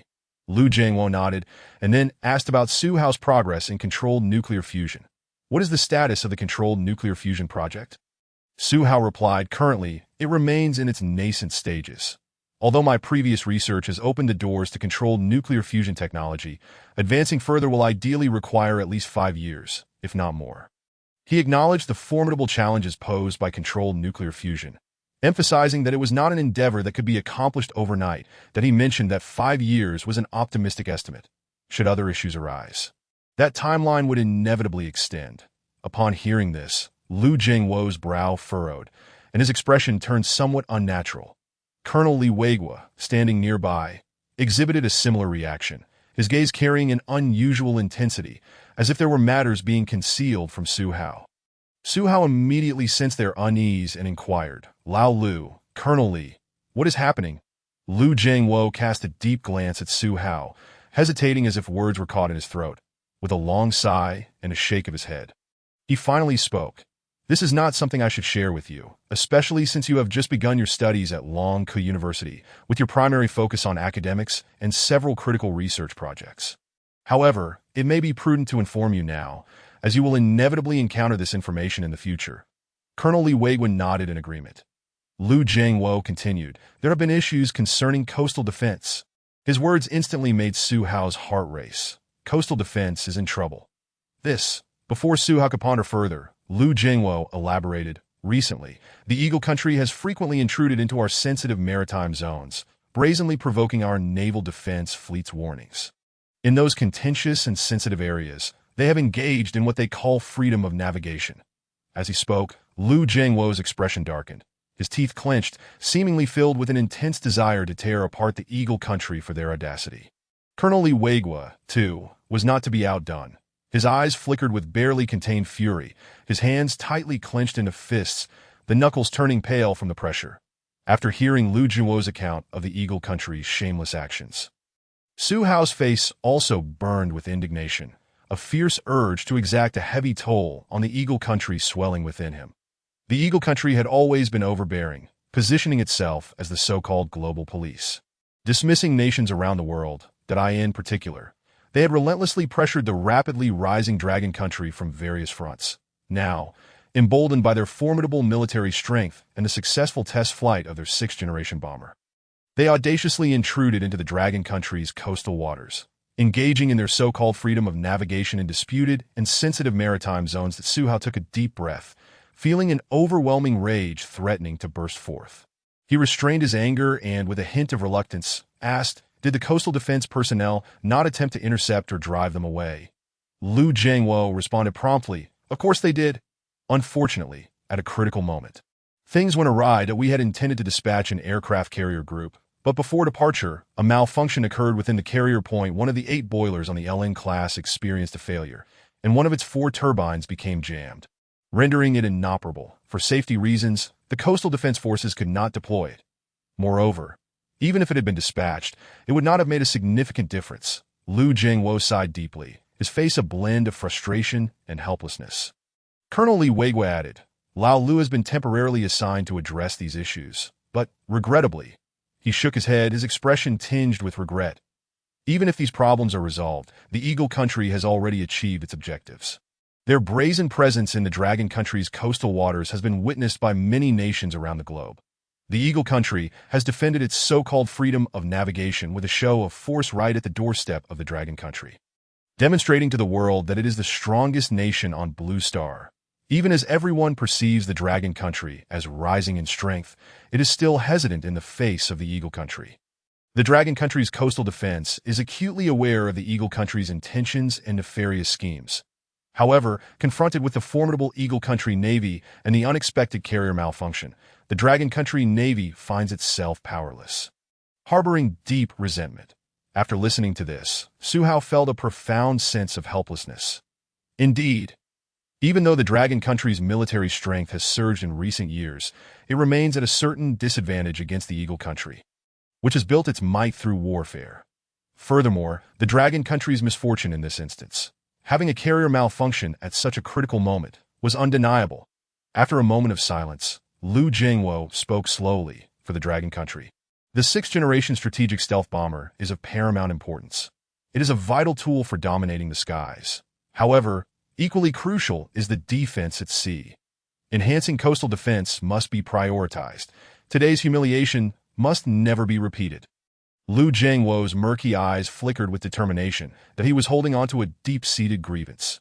Xiao Hao, he said, just as you mentioned at the seminar, a breakthrough in controlled nuclear fusion is vital for the Dragon Country to emerge from its current predicament. The Dragon Country is surrounded by wolves, poised to strike, that a breakthrough in controlled nuclear fusion is urgently needed. The task before you is indeed formidable. Chapter 75. The road to research requires steady steps. As Lu Jiangwo uttered these words outside the experimental building, Su Hao suddenly felt an invisible weight pressing upon his shoulders. As if he had acquired an additional burden, he understood that this was a sense of mission and responsibility. Taking a deep breath, he found that rather than retreating in fear, it ignited his fighting spirit and determination. Su Hao nodded towards Lu Jiangwo and Colonel Li Weigua. Lao Lu, Colonel Li, I comprehend your concerns. He then proceeded to analyze the situation pragmatically. Indeed, the Eagle Country, relying on its military might, has been brutally oppressing the Dragon Country. That I understand that you, I, and the citizens of the Dragon Country all harbor a profound desire to make the Eagle Country pay a heavy price for its actions. However, as the saying goes, a gentleman takes his revenge 10 years later. Since we have identified the existing problems and acknowledged our shortcomings, we should use this as a lesson, addressing each issue step by step, making gradual progress that we will undoubtedly achieve a breakthrough in controlled nuclear fusion technology. Yet we also recognize the difficulties inherent in this endeavor. It cannot be accomplished overnight with mere words. Only through steady, concerted effort can we prevail on this long journey. Su Hao was acutely aware of the many challenges facing the Dragon Country. He understood that a breakthrough in controlled nuclear fusion was pressing. However, the path to a technologically and militarily strong nation would undoubtedly be fraught with difficulties. Some things simply cannot be rushed. While he yearned to achieve a breakthrough in controlled nuclear fusion technology immediately, he knew that this was impossible. Even with the future technology system, time and the collective efforts of numerous researchers were essential to mastering this technology. After Su Hao's analysis, Lu Jingwo paused momentarily, then nodded in understanding that I was too hasty. Xiao Hao, you are correct. Scientific research cannot be rushed. It requires meticulous refinement and diligence. That I end my impatience. I have made a fool of myself. Lu Jingwo forced a wry smile. Having witnessed the brazen demeanor of the Eagle Country's fleet firsthand, he felt a surge of frustration at their mocking expressions and contemptuous words, coupled with the stagnation in the development of the 6th-Generation strategic stealth bomber and the unexpected incidents with the LN class. A whirlwind of emotions had left him feeling anxious. In retrospect, his earlier remarks seemed somewhat abrupt. Su Hao was merely a student, albeit one who had designed the blueprint for the 6th-Generation strategic stealth bomber and made some progress in controlled nuclear fusion. However, he was still young with ample room for growth. That it was reckless and irresponsible to place such a heavy burden on his inexperienced shoulders. This was a consideration they had not previously contemplated. It was indeed unwarranted. With this thought in mind, Lu Jiangwo cast a slightly apologetic glance at Su Hao. Su Hao smiled gently, nodding in understanding, not taking offense. Lao Lu, there is no need to concern yourself. I understand your feelings. It was not Lu Jiangwo's fault. Witnessing the Eagle Country's shameless actions and the humiliation of their personnel at home was a natural reaction, even with a temperament as gentle as his. It is inevitable that one cannot contain their emotions. Lu Lao did not erupt in fury, which was already a testament to his restraint. Lu Jingwo advised, in your research on controllable nuclear fusion, proceed at your own pace, step by step, with your feet firmly planted on the ground. That if you find yourself lacking in anything or in need of assistance, do not hesitate to speak up. The country will spare no effort to support you. He briefly reported Su Hao's situation to his superiors, who instructed him to take good care of and nurture Su Hao. Whatever Su Hao required would be fulfilled, for his exhibited abilities warranted such treatment. All right, Su Hao nodded solemnly. After a brief chat, Lu Jingwo suddenly recalled that Su Hao was supposed to be heading out. Xiao Hao, do you have something that requires you to step out? He had noticed Su Hao's hurried demeanor earlier, which indicated urgency. Their conversation had inadvertently caused a significant delay. Lu Jingwo's mention of it caused Su Hao's expression to shift slightly. Oh no. Engaging in a deep conversation with Lu Lao had made him forget another matter entirely. He slapped his forehead and quickly spoke. "Ah, Lu Lao, you nearly made me forget. A classmate of mine is arriving at Lonka University today, and I was supposed to pick her up." He had arranged with Tang Xiaoro yesterday to meet her for enrollment today. Glancing at the time, he realized he had already delayed for half an hour. Lu Jingwo pondered for a moment. A classmate. Lonka University. Could it be that little girl we met last time? A knowing smile spread across Lu Jingwo's face. "Then you should hurry. I grant you a day off today, though it seems my permission isn't even necessary." Lu Jingwo chuckled. Su Hao also smiled, his expression tinged with urgency as he wished to leave quickly. Observing the anxious look on Su Hao's face, Lu Jingwo ceased his chatter. Go on, go on. Take your classmate around the campus today and help her get acquainted. Come find me in the lab tomorrow. I have some matters to discuss with you." Su Hao paused slightly, a wave of confusion washing over him. Was there something that couldn't be said now?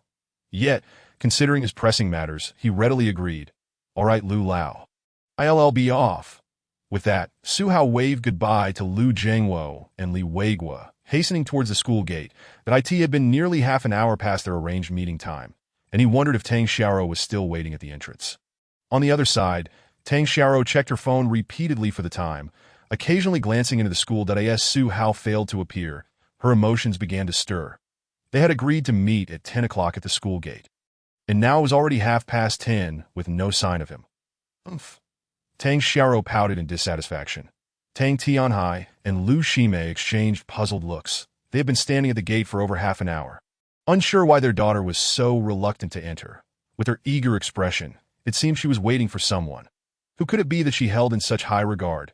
Just as Tang Tianhai was about to inquire who Tang Xiaoro was waiting for, he suddenly noticed her waving excitedly in a certain direction. Her previously troubled visage now brightened with joy. She leaped up, exuberantly calling out, "Su Hao, over here." Tang Tianhai and Lu Shimei were taken aback as they turned to see what had captured her attention. To their astonishment, it was a boy. Tang Tianhai felt a sinking sensation. This was not a favorable turn of events. Chapter 76. Xiaoro is in your care. We are at ease after rushing out of the experimental building. Su Hao immediately spotted Tang Xiaoro standing at the school gate. Today, she wore a delicate white dress, holding a floral parasol. The gentle breeze played with her lace-trimmed dress. Her hair danced as if enchanted by a multitude of tiny sprites. Tang Xiaoro raised her hand, joyfully hopping on her feet, her face alight with happiness. Su Hao, over here.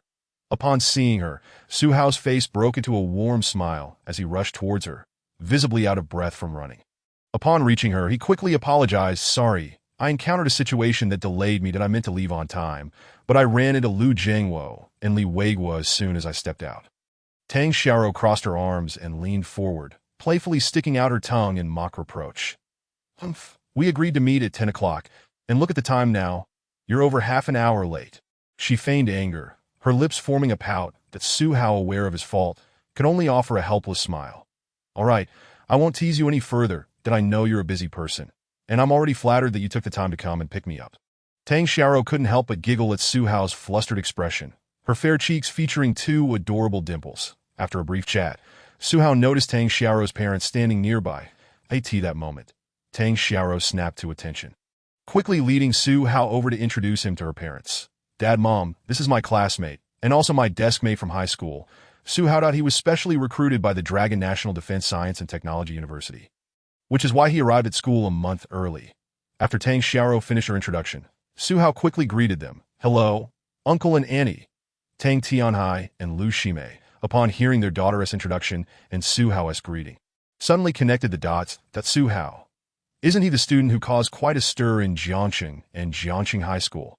The scandal regarding Jiangxing High School's unjust expulsion of students had become widely known among parents and local residents, leading to the dismissal of some officials and teachers, who now faced legal consequences. Meanwhile, the situation of the expelled students had also come to light.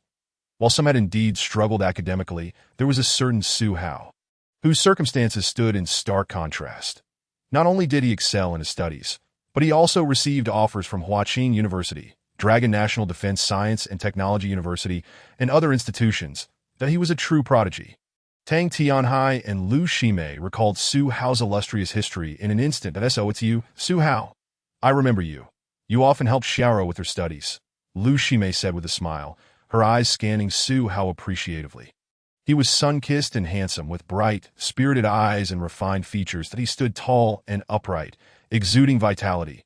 Very good, very good.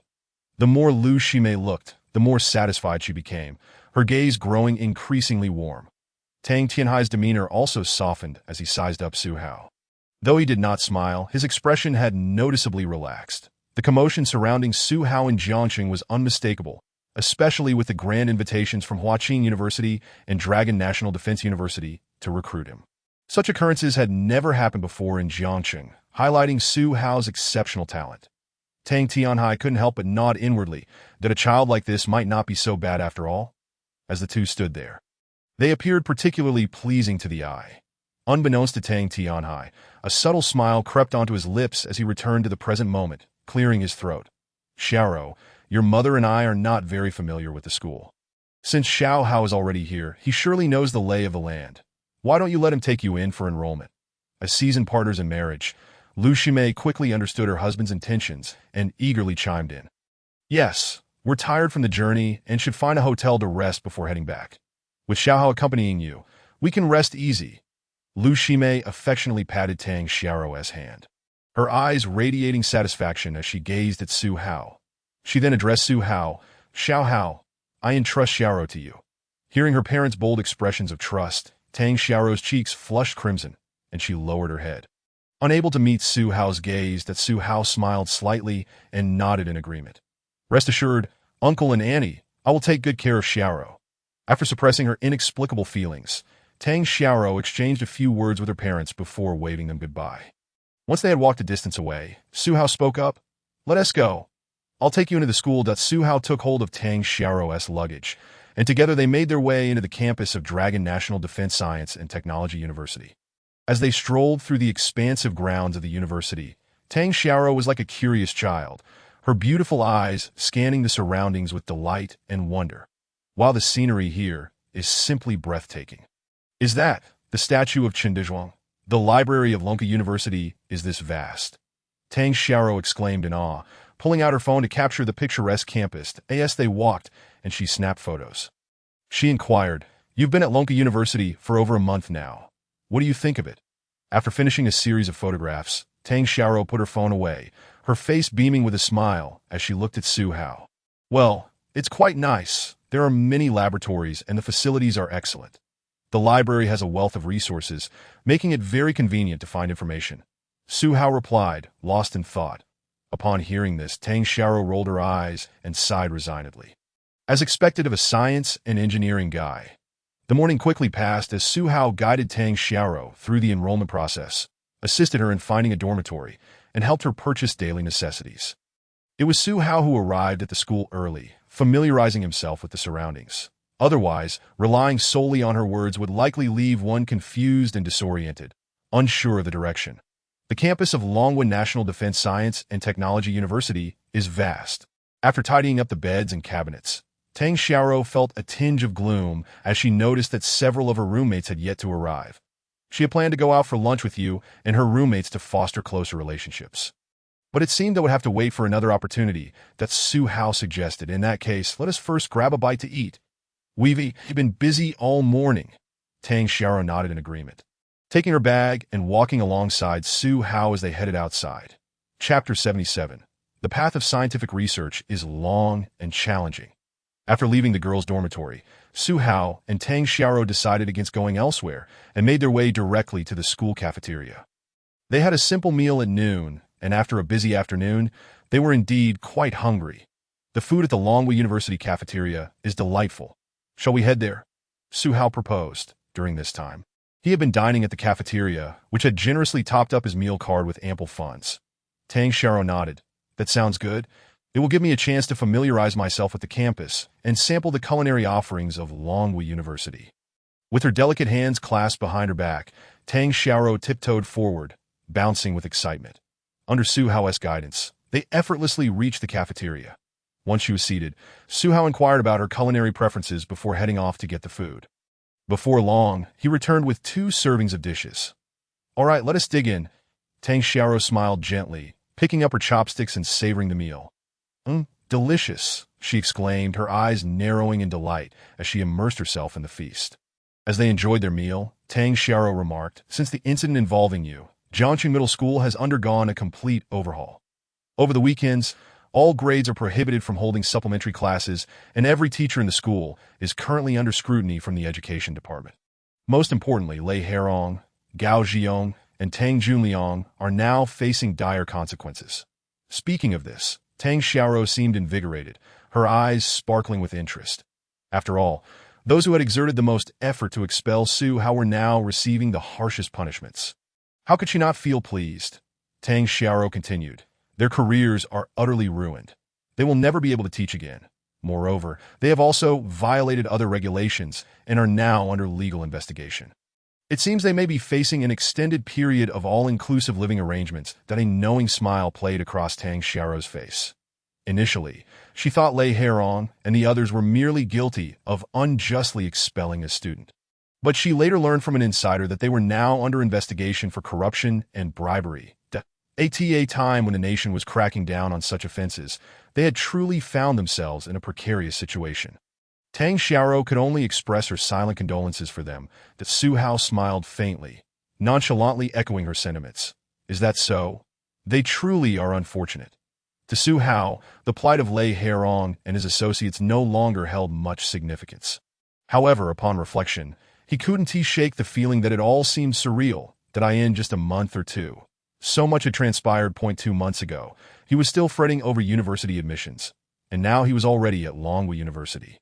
During this time, he had also maintained frequent contact with Wang Defa and the others. From them, he learned that the production line for drones was about to commence construction, that he believed it wouldn't be long before mass production officially began.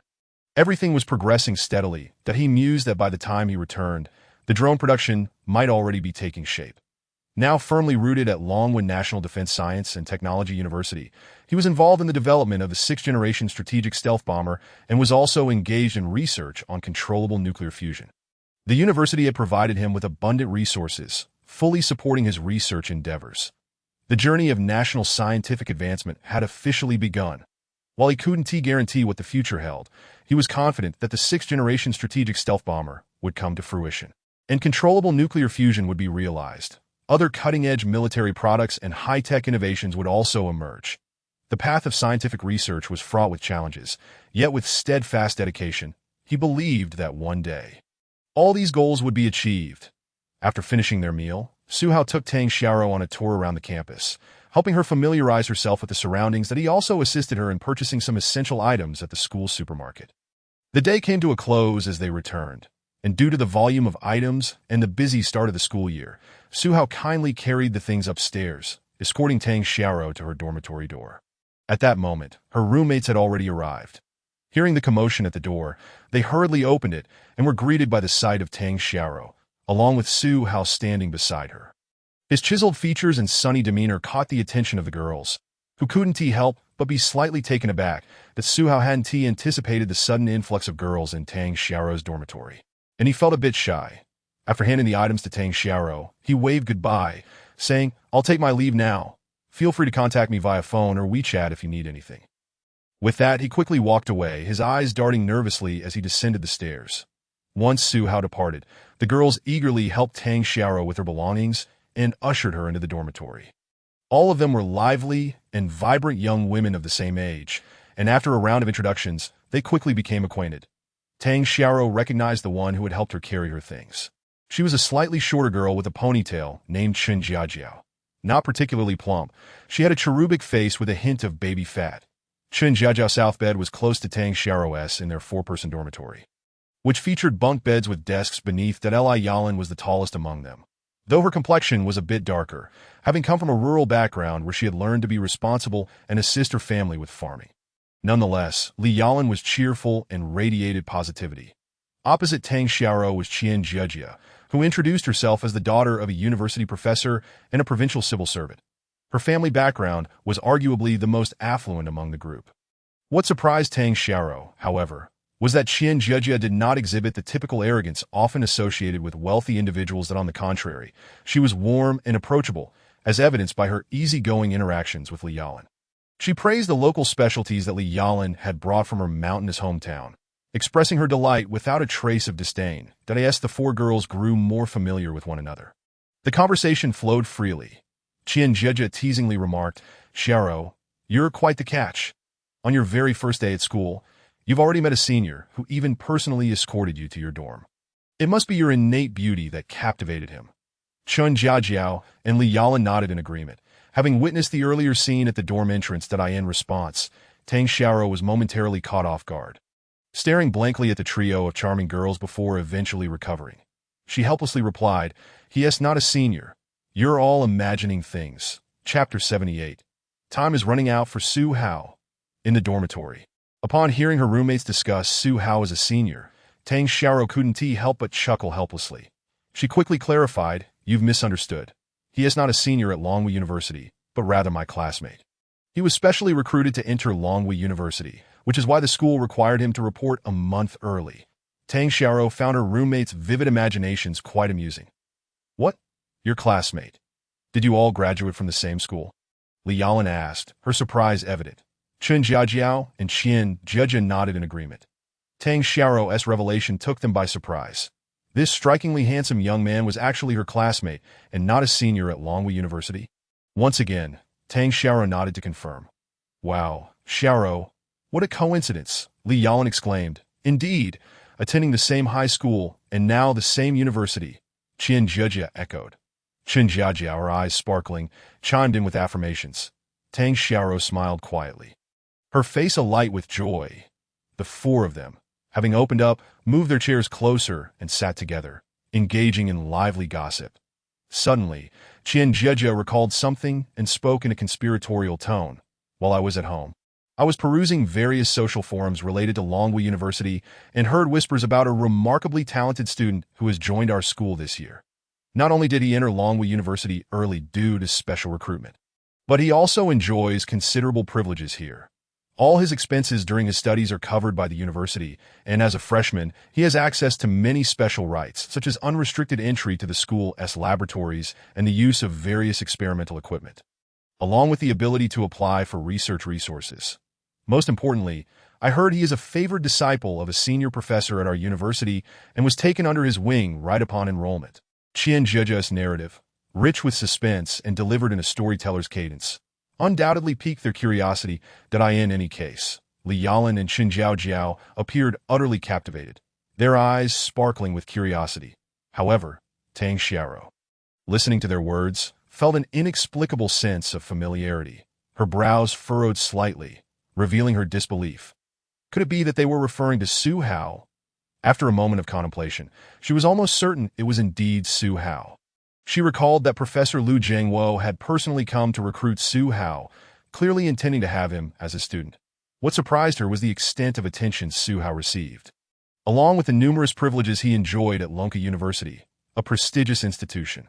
Such considerations were utterly beyond the imagination of an ordinary student like herself, who only had access to basic student rights. Other privileges, such as access to laboratories or the ability to apply for research resources, were simply unattainable for them. Tang Xiao felt a mix of astonishment and joy for Su Hao, her lips curving into a faint smile. On the other side, Su Hao returned to his dormitory. After a brief wash, he lay down on his bed, gazing out at the moonlight and lost in thought that it had been over a month since he arrived at Longwu University. Currently, he was primarily involved in the research and development of the 6th-Generation strategic stealth bomber and controllable nuclear fusion. The progress on the 6th-Generation bomber was relatively swift, as they had complete blueprints and plans, coupled with a team of researchers, allowing them to avoid significant obstacles that he was confident that, given enough time, the 6th-Generation stealth bomber would be successfully developed. Unfortunately, the controllable nuclear fusion project was progressing slowly, leaving him wondering when a significant breakthrough would occur. Sighing softly, Su Hao felt a tinge of worry about Lu Laoshir's request for him to meet the next day, uncertain of the reason behind it. Had he encountered other issues? Su Hao pondered, shaking his head to dispel these unresolvable thoughts. It was time to sleep. One must take life one step at a time, savoring each moment and proceeding at a measured pace. In research, haste is never advisable. With a long breath, Su Hao felt his mind clear considerably. As he closed his eyes, he swiftly drifted into a deep slumber. When dawn broke, the sounds of bustling activity outside filled the air. The new students' registration had concluded, and today marked the beginning of their military training. Due to his unique circumstances, Zhihu had received special permission from the school authorities to forego military training and dedicate himself entirely to research.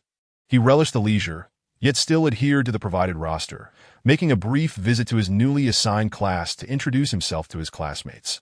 Although he was exempt from military training, once the research projects were on track, he would still need to undertake various courses at Lonka University, just like ordinary students that A.S. Liu Jiangwo had mentioned.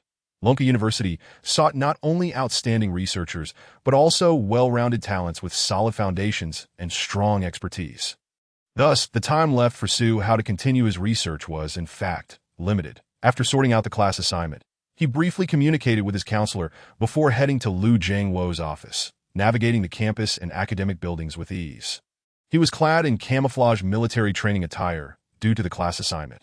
Some upperclassmen, noticing a new student moving seamlessly through the campus's key educational and administrative areas, were left in awe. Wasn't he a new student? How could he disregard the school's confidentiality protocols and wander freely in such significant locations? Were the new students this audacious now? They were aware that Lonka University, being a key national defense institution, had many inconspicuous yet highly sensitive buildings. These places were not only guarded by special personnel, but also strictly prohibited to outsiders, including students and faculty members, unless granted special permission. Yet here was a new student in military training attire, seemingly oblivious to these regulations, moving about as if it were his own backyard. Had the school's rules been relaxed? If a new student could enter, surely they could too, right? Some upperclassmen mused, making their way toward an unassuming academic building. However, just as they approached, a guard with a weapon stepped forward, his expression stern. "Students, this is a national defense area. Please leave immediately." The upperclassmen were taken aback, gesturing towards Zhihu's retreating figure, wanting to say something, but upon meeting the guard's cold, stern gaze, they swallowed their words and left, scratching their heads in confusion.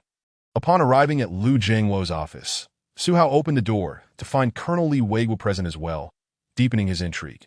After exchanging pleasantries, Zhihu directly inquired, "Lao Liu, may I ask why you called me here?" Chapter 79. The breakthrough in controllable nuclear fusion is imminent. In the office, at Liu Jiangwo's invitation, Zhihu took a seat on the sofa around the tea table alongside the two men. Zhihu immediately probed, "Lao Liu, what is the purpose of your summons?" He sensed that the matter at hand was likely significant. Otherwise, Liu Jiangwo would not have called him to the office, especially with Colonel Li present. Liu Jiangwo, without any pretense, got straight to the point. "Xiao, we had a meeting with national authorities a few days ago. The higher-ups wish for us to prioritize breakthroughs in controllable nuclear fusion technology. As for the 6th-Generation strategic stealth bomber, its main body is nearly complete. You need not worry about the subsequent distributed structure and planning. That will be handled by other research personnel. Your primary focus now should be on the development of controllable nuclear fusion. What do you think?" Liu Jiangwo solicited Zhihu's opinion.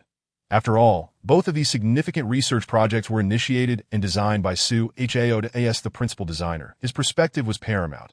If he deemed it unfeasible, the discussion would be moot. That Zhihu was momentarily taken aback by Liu Jiangwo's words that he hadn't anticipated that his presence today was specifically for this matter. The halt of the 6th-Generation strategic stealth bomber's development. No, to be precise, it wasn't a halt, but rather a reallocation of his focus towards the controllable nuclear fusion project. The bomber project would continue, assigned to other researchers.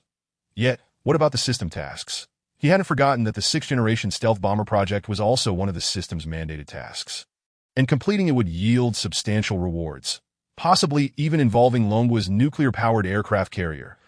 He was reluctant to forego such an opportunity. Zhihu's brow furrowed as he found himself caught in a significant dilemma. Should he agree? Noticing the turmoil within him, Li Weiguo interjected, "Xiao, as Liu Lao mentioned, under your leadership, the primary structure of the 6th-Generation stealth bomber is essentially complete. Your task has been accomplished. The remaining research can be entrusted to other personnel. Moreover, given the current international landscape and future developments, controllable nuclear fusion technology is of far greater importance than the 6th-Generation stealth bomber. While our Air Force's 6th-Generation aircraft may not match the performance of bombers from countries like Eagle Sauce, we have the advantage in numbers. With a diverse array of missile types at our disposal, should they dare provoke us, we can deploy the 6th-generation bombers to deter them. 1 aircraft. If insufficient, then 2. If 2 fail, then 3, 4, or 5. You may not know it, but the number of 6th-generation bombers has already reached. A mysterious smile crept on Liwegua's face, a rare sight for someone typically so serious. Zhihu was momentarily bewildered. What did this smile from Colonel Li imply? Could it be that, his brow arched, Zhihu's thoughts began to race? It seemed the speculation surrounding the number of 6th-generation bombers was indeed shrouded in mystery. Colonel Li's expression clearly hinted that the actual count would likely exceed everyone's expectations. Liwegua's smile quickly faded as he continued. If we are the first to achieve a breakthrough in controllable nuclear fusion, not only will we leap ahead in military technology, but we will also witness significant advancements in other industries. The global landscape will undergo a dramatic transformation. Both Tang Lao and Song Lao are eager for us to conquer controllable nuclear fusion before considering other projects. Upon hearing this, Zhihu's eyes gleamed with intrigue. Tang Lao and Song Lao. He had met these two esteemed figures at the last symposium. Their status was unquestionable, and their prowess in the research community was equally renowned. Moreover, these venerable elders possessed remarkably keen insight, often grasping the essence behind the surface. Given their endorsement, Zhihu rested his chin on his hand, a contemplative expression forming that he wasn't particularly fixated on the 6th-generation stealth bomber project. As Lu Lao and Colonel Li had pointed out, the primary structure of the bomber was indeed nearing completion, that he had conveyed everything necessary. The remaining tasks could be managed by the talented researchers and blueprints available. He could accept this arrangement. However, his main concern lingered. What about the system tasks?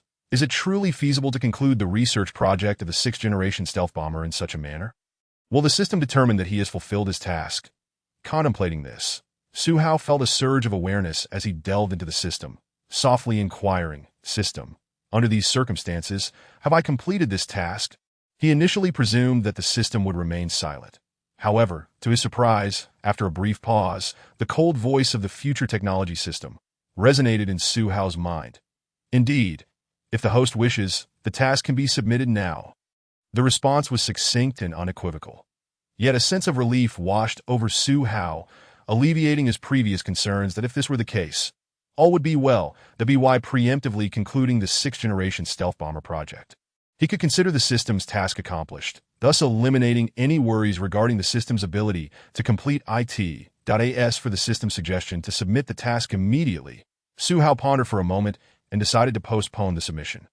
After all, the task could be deemed temporarily completed, and delaying the submission would pose no issue. Emerging from the system, a tranquil expression settled on Zhihu's face, that he nodded in agreement with the proposals put forth by Lu Jiangwo and Liwegua. All right, I shall temporarily conclude the research task of the 6th-generation strategic stealth bomber and devote myself wholeheartedly to the development of controllable nuclear fusion.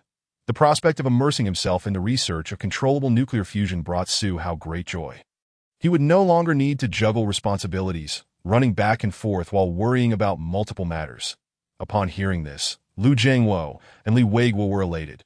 Lu Jiangwo's face beamed with a smile as he promptly declared, "Excellent. Time is of the essence. Starting today, you need not participate in the research of the 6th-generation strategic stealth bomber any longer. I will delegate the subsequent handover tasks to others. You shall collaborate with me and other core research personnel to focus solely on controllable nuclear fusion. I hope that it will not be long before this technology achieves a significant breakthrough. At that point, the global landscape may very well." In the office, upon Zhihu's agreement to their requests, Lu Jiangwo and Liwegua both exhaled in relief. "You need not personally engage in the handover of the 6th-generation strategic stealth bomber. I will arrange for others to handle it. Starting today, you will join me and other core research personnel in the development of controllable nuclear fusion." Lu Jiangwo instructed that Zhihu was momentarily taken aback at an own need for the handover. He had not anticipated Lu Jiangwo's eagerness. Ordinarily, as the chief designer of the 6th-generation strategic stealth bomber, involved in the design and development of the main structure, some handover tasks would still be necessary for the future research personnel. But now, Lu Jiangwo's outright dismissal of the need for a handover seemed somewhat peculiar. Was there perhaps another issue prompting Lu Jiangwo's urgency? Zhihu found it difficult to comprehend. However, since Lu Jiangwo had spoken, He nodded in agreement. Very well. I shall proceed as you suggest, Lu Lao. Henceforth, I shall devote myself entirely to the research of controllable nuclear fusion. After all, the task concerning the 6th-generation strategic stealth bomber had already been deemed completed. He would find a moment to submit the system task and, upon receiving his reward, could then focus on the research of controllable nuclear fusion without reservations. Nevertheless, Zhihu understood that the study of controllable nuclear fusion was an exceedingly challenging endeavor. Although he possessed some experience from his previous life, achieving significant progress in a short time would likely be arduous. No matter. I shall take it step by step. There is always a way when one reaches the mountain. Zhihu mused inwardly. Lu Jiangwo nodded with a smile before speaking. I have heard that you have recently made some progress in your research on controllable nuclear fusion. Coincidentally, our research team has also made certain advancements in specific areas. If we combine our efforts, please bring your research materials over, and we can hold a seminar to share technologies and explore potential breakthroughs. To be frank, they had previously assembled a dedicated team for the research of controllable nuclear fusion. But after years without significant progress, the researchers' morale had waned considerably. Furthermore, the national investment had diminished compared to initial levels. Over time, the visible efforts toward controllable nuclear fusion appear to be catching up. Yet the actual progress was, in truth, slower than a snail's crawl. However, Zhihu's technological contributions and shared research outcomes rekindled Lu Jiangwo's hope. Zhihu nodded in agreement that I will first organize the relevant materials and head to the controllable nuclear fusion laboratory shortly. No problem, Lu Jiangwo responded. After bidding farewell to Lu Jiangwo and Li Weigua, Zhihu proceeded directly to the laboratory. The experimental data was minimal, and within a span of several minutes, he had completed the organization. Simultaneously, he packaged some data related to the 6th-generation strategic stealth bomber into an encrypted USB drive. He was no longer involved in the project of the 6th-generation stealth bomber, and the system had deemed his task completed. It seemed logical to submit it directly. What kind of rewards would the system offer? With this thought, Zhihu immersed himself in the future technology system. In the task section, 2 tasks were displayed. One naturally pertained to the 6th-generation strategic stealth bomber. Without a moment's hesitation, Zhihu submitted that task. System, submit task 1. After a brief pause, the familiar cold mechanical voice of the future technology system echoed in Zhihu's mind. System task 1 submitted successfully. Congratulations, host, for perfectly completing task 1. Now, the system task rewards will be distributed. Upon hearing this, Zhihu's eyes sparkled with anticipation as he awaited the system's rewards. He suspected that this time, the rewards would be related to the nuclear-powered aircraft carrier mentioned previously.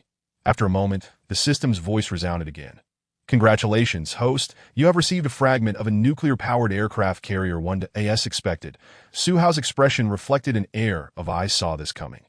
With this latest fragment, he now possessed 2 fragments of nuclear-powered aircraft carrier blueprints that he wondered how many fragments would be needed to synthesize the complete nuclear-powered aircraft carrier blueprint. Zhihu chuckled softly to himself. Lost in thought, just as he was beginning to believe the system's rewards had concluded, the system's voice rang out once more after a brief pause. Due to the host's perfect completion of this system task, additional rewards are now being granted. Congratulations, host, for receiving a fragment of the nuclear-powered mecha blueprint 1. Congratulations, host, for obtaining the complete technical blueprint and plan for controllable nuclear fusion. The rewards have been distributed. Please check, host. As the system's voice faded, Zhihu found himself momentarily dazed. What was happening? The system had not only issued the basic rewards, but had also granted exceptional bonuses. A fragment of the nuclear-powered mecha blueprint. What on earth was that? Most importantly, the system had directly rewarded him with the complete technology of controllable nuclear fusion. Zhihu stood still for an extended period, gazing at the rewards quietly resting in his backpack. Unable to regain his composure, the unexpected fortune left him feeling as though he were living in a dream. He had been struggling to achieve significant breakthroughs in the research of controllable nuclear fusion. And now the system had provided him with the complete technology. How could one not achieve breakthroughs now? With the complete technology at his disposal, all he needed was time to absorb and digest the knowledge contained within. The breakthrough and practical application of controllable nuclear fusion were now mere moments away. Initially, he had estimated that, relying on his previous life's research and experience, he could achieve significant progress in the development of controllable nuclear fusion technology within 3 to 5 years. However, to formally implement it would still take considerable time. But now, the situation was entirely different. The system had directly rewarded him with the complete technology of controllable nuclear fusion, and many previously insurmountable modules and challenges would now be resolved effortlessly. Mastering controllable nuclear fusion technology and its practical application was only a matter of time.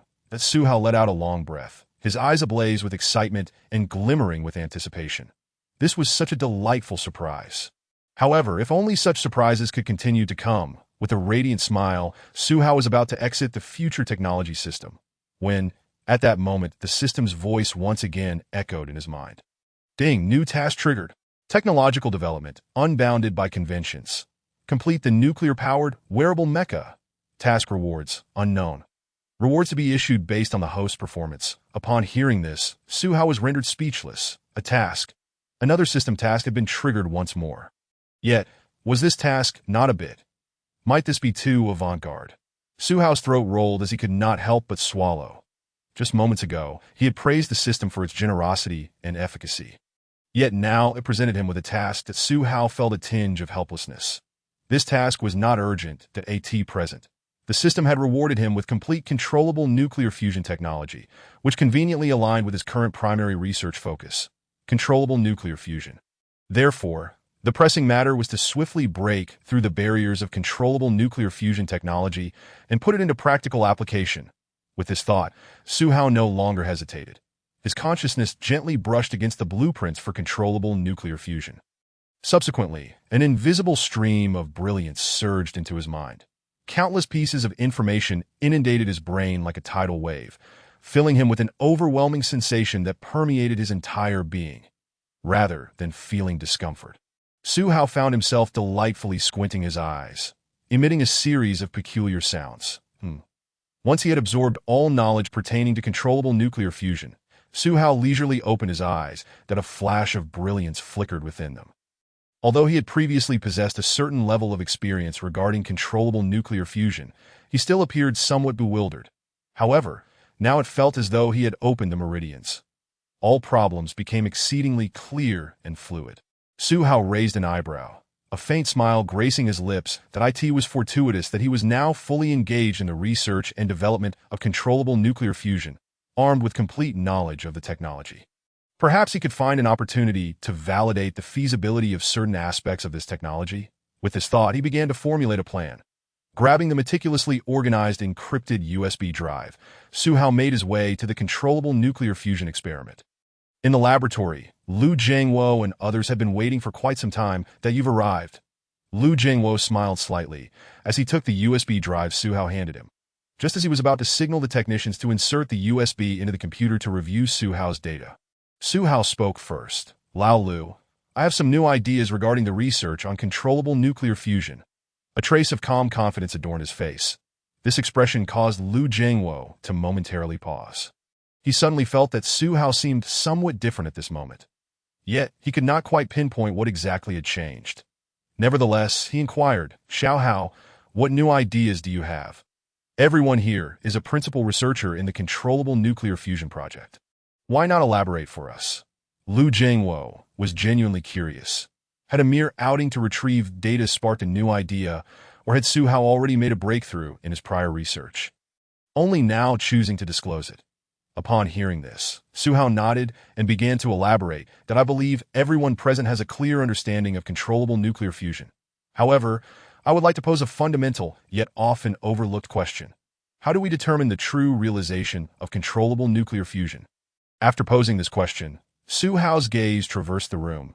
Observing the expressions of surprise and confusion on the faces of those present, that he smiled slightly, their reactions falling well within his expectations. Even Lu Jiangwo appeared somewhat puzzled, unsure why Zhihu had suddenly raised such a question. Before anyone could voice their inquiries, Zhihu preemptively explained, Here, we can introduce 3 criteria to ascertain the true realization of controllable nuclear fusion. First, the Lawson criterion. This criterion was proposed by engineer and physicist Lawson in the early years of nuclear fusion research during the 1950s and 1960s, but the formula for quantitative description is as follows. 1,4F2V3 net EPREM, 3 net EPREM. Second, the zero-power reactor criterion, also known as the cost-benefit criterion, which incorporates the self-heating effects of alpha particles into the equation based on the Lawson criterion. Third, the ignition condition criterion, which qualitatively states that the self-heating power generated by alpha particles within the fusion reactor must be sufficient to offset or exceed the combined power losses from Bremsstrahlung radiation and thermal conduction within the fusion reactor. Zhihu eloquently elucidated this issue for the assembled researchers. Previously, these three criteria had not been the focal point of his research, nor had he contemplated them. However, it now became evident that the inclusion of these criteria was essential to accurately derive data related to controllable nuclear fusion. Clear and precise values were necessary to render the study of controllable nuclear fusion more profound and stable. Prior to receiving the rewards from the future technology system, Zhihu had not contemplated this aspect at all. Yet, with the complete knowledge of controllable nuclear fusion etched into his mind, he now possessed a fresh understanding of the technology. As Zhihu articulated these three criteria, Liu Jianguo's brow began to furrow deeply. Something felt amiss. During their previous discussions, Zhihu had never alluded to any research in this area. Moreover, he appeared to have delved into the subject extensively, even possessing ample theoretical data for reference. Was this normal? When had Zhihu begun such research? As he pondered, Liu Jianguo found himself contemplating the validity of Zhihu's assertions. Suddenly, Zhihu spoke again. "Lao Liu, please prepare a laboratory for me." Along with some materials related to nuclear fusion, Zhihu's demeanor was remarkably earnest. Liu Jianguo was taken aback. "Materials? What do you need these materials for?" An inexplicable sense of foreboding washed over him. Why, in the midst of a coherent discussion, did Zhihu suddenly require these materials? Zhihu replied nonchalantly, "I wish to see if I can achieve the values and indicators for nuclear fusion."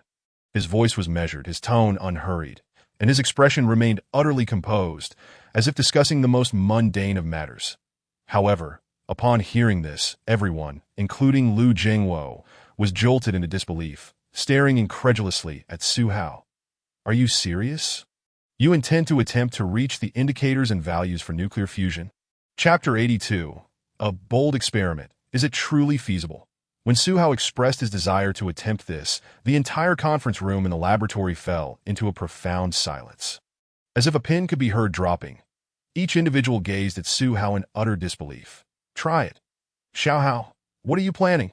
Liu Jianguo asked directly. Zhihu explained, "I wish to utilize the three criteria in conjunction with a new theory I have conceived to see if I can generate a certain output of power." His expression was grave and serious, indicating that this was not a mere spur-of-the-moment idea. Liu Jianguo scrutinized Zhihu for a long moment. Finally, he exhaled deeply and instructed, "Evacuate all personnel from Laboratory 2. Turning back to his student, he called out, "Zhu Haiping." "Here." Zhu Haiping, who had been standing behind Liu Jianguo, had listened intently to everything Zhihu had said. That he recognized that his junior was exceptionally talented. Yet he never anticipated that at a time when researchers in China and around the world were making no progress in controllable nuclear fusion, Zhihu would propose to conduct an experiment. Zhu Haiping was genuinely taken aback at this moment. Hearing his teacher call his name, he was uncertain what was to come next. Liu Jianguo instructed him, "Lead all personnel and technical staff from Laboratory 2 to fully assist Zhihu. Whatever materials he requires and any equipment he needs, ensure that all his requests are met. Guarantee the smooth execution of Zhihu's experiment." Upon hearing this, many researchers, including Zhu Haiping, looked at Liu Jianguo in astonishment. Was he really agreeing with Zhihu's decision? They all seemed somewhat stunned, momentarily frozen in place, unable to process the situation. Zhu Haiping felt similarly. However, as a devoted student, he would undoubtedly comply with his teacher's directives without question. Therefore, he promptly responded, "Yes. We will ensure the task is completed." Zhu Haiping's voice resonated throughout the conference room, pulling everyone's thoughts back into focus, their gazes fixated on Zhihu. Many were struck by the realization, Lao Liu truly favors and trusts Zhihu. With that thought, they wasted no time, and all personnel from Laboratory 2 began preparing for the related experiments. Zhihu nodded appreciatively at Liu Jianguo, thanking him. Liu Jianguo waved his hand dismissively. "Since I've asked you to fully commit to the research on controllable nuclear fusion, I naturally support your ideas and decisions unconditionally." Go forth with confidence. Suhao said nothing further. He swiftly made his way to Laboratory 2, given the enormity of the project that was controllable nuclear fusion. There were indeed multiple laboratories involved. In fact, to ensure the project's normal operation, not only did the Longwen National Defense Science and Technology University possess several laboratories, but there were also numerous heavily secured laboratories in other secret locations across the nation. Once donned in his lab attire, Suhao immersed himself in the laboratory, commencing operations. Outside, the technical and research personnel busily prepared materials for Suhao's experiment. They observed Suhao diligently working inside. They began to engage in hushed discussions in the preparation room. Although Suhao's 3 major criteria proposed earlier can provide a robust basis for assessing the genuine realization of controllable nuclear fusion, the path to its achievement remains exceedingly arduous. Indeed, even a small-scale output module experiment currently faces insurmountable challenges in research progress. While the youth exhibit remarkable talent, they often exhibit an impatience for success. However, following the setback, they should learn to temper their arrogance and adopt a grounded approach. Most of these researchers have dedicated years to their scientific pursuits. Naturally, they regard Suhao's somewhat reckless actions with skepticism. In the realm of scientific inquiry, haste is a cardinal sin. Yet they also understand Suhao's perspective. After all, he is still quite young and, in his fervor, yearns to showcase his innovative ideas. Once he experiences the sting of failure, he will likely find the composure to reflect. They do not believe Suhao is capable of achieving any remarkable breakthroughs. This is, after all, controllable nuclear fusion. If Suhao could effortlessly make groundbreaking advancements, what have they been laboring on for years? Wouldn't that be a resounding slap in their faces? Zhu Haipeng, having received orders from Liu Jiangwo, is also in the preparation room, collaborating with them on materials. Upon overhearing their discussions about Suhao, laden with disbelief and distrust, he, as Suhao's senior and a disciple of Liu Jiangwo, feels a sense of discomfort. Surely, he must stand up for his junior. Everyone, whether the experiment succeeds or not, we will only know once it is conducted. Suhao has yet to commence the experiment, yet he is already belittling himself and undermining his own authority. As a researcher, is such a mindset truly appropriate? Moreover, despite Suhao's youth, he is the very individual who proposed a novel design for the 6th-generation strategic stealth bomber. How can they be so certain that he lacks a unique understanding of controllable nuclear fusion? Zhu Haipeng's candid remarks caused a subtle shift in the expressions of the researchers present, leading to a brief lull in the atmosphere. Outside, Liu Jiangwo, hearing the contention between Zhu Haipeng and the researchers, merely furrows his brow without intervening. But to be frank, he harbors his own uncertainties regarding Suhao's claims that he never anticipated that within just a few days, Suhao would have developed a fresh understanding and breakthrough in controllable nuclear fusion. Is that even feasible? Liu Jiangwo is uncertain that if it were him, he doubts he could accomplish such a feat. As for Suhao, perhaps there is a glimmer of possibility. The origin of such thoughts eludes him. Hence, he chose to allow Suhao to conduct a small experiment. Whether it succeeds or fails is secondary. The mere act of daring to take this step is commendable. In the second experiment, Suhao harmonizes his mind and spirit, immersing himself entirely in the undertaking. Following the system's provided plan, he meticulously proceeds step by step: the annular vacuum chamber, the ohmic heating transformer, the confinement vessel. Today's experiment aims primarily to test whether the design concepts provided by the system can surpass the Q value and achieve prolonged power output. With the laboratory's equipment and materials being comprehensive and first-rate, within just a few hours, Suhao successfully constructs a small TFR tokamak device. Quietly resting on the workbench, it appears remarkably unremarkable. Yet should it succeed, this seemingly mundane device could unleash a terrifying amount of energy. Suhao exhales a sigh of relief, the mist condensing upon the vacuum glass cover before him. His eyes brim with anticipation as he murmurs with a hint of exhilaration. Having assembled the other output devices, he prepares them for normal operation. Tonight, results will emerge. Chapter 83. What is going on? A citywide power outage. While Suhao is engrossed in his laboratory, the outside world transitions into twilight. On the campus of Lonka University, first-year students, weary from a day of military training, drag their exhausted bodies along the paths, resembling wilted eggplants, their expressions dulled. Senior students cannot help but chuckle, capturing the stumbling underclassmen on camera to share on the school forum. Tang Xiaoro and her 3 roommates, supporting each other, are also making their way back to the dormitory. Chen Jiaojiao laments, "I feel as though my legs have turned to jelly. I can hardly feel them." Her cherubic face is etched with distress, as if on the brink of tears. With every step, her calves tremble. An onlooker. It might seem as though she is attempting to dance. After spending the entire summer cooped up at home, the farthest she had ventured was to her doorstep. This military training has truly exhausted her to the bone. Li Yalan and Qian Zhejian nod in agreement, sharing her sentiments that Li Yalan, who has been somewhat active at home with farm chores, finds herself able to stand upright after a day of rigorous training. However, compared to her domestic labor, the intensity of today's military training is quite formidable, and Wonderlonka University is renowned for its militarized management and training. Li Yalan reflects, Qian Jiejia and Chen Jiaojiao find themselves in similar predicaments. For them, the military training feels akin to enduring trials. Each second of training seems to drain their youthful vitality. In contrast, Tang Xiaoro appears to fare considerably better. Though her complexion is slightly pale, it does not match the severity of her companion's exhaustion. Qian Jiejia curiously inquires, "Xiaoro, why do you seem so unfazed?" Chen Jiaojiao and Li Yalan also turn their attention to her. Intrigued, Tang Xiaoro smiles as she responds, "Knowing that Lonka University's military training is notoriously rigorous, I made it a point to exercise every day during the summer. Thus, I naturally do not find it overly taxing." With a charming smile, Tang Xiaoro then takes one of each of her friend's arms, encouraging, "Come on. After climbing 5 flights of stairs, we will reach our dormitory and can finally rest." Upon hearing Tang Xiaoro's words, the two immediately emit a collective wail that we still have to climb 5 flights of stairs. Inside the dormitory, the 4 freshly washed students recline lazily on their beds. This rare moment of relaxation brings expressions of enjoyment to their faces. At this juncture, Qian Jiejia poses a question, "Xiaoro, how did you first meet that little boyfriend of yours?" Upon hearing the phrase little boyfriend, Tang Xiaoro's face flushes instantly. Fortunately, as they are all lying on their beds, her companions do not notice her reaction, allowing Tang Xiaoro to breathe a sigh of relief.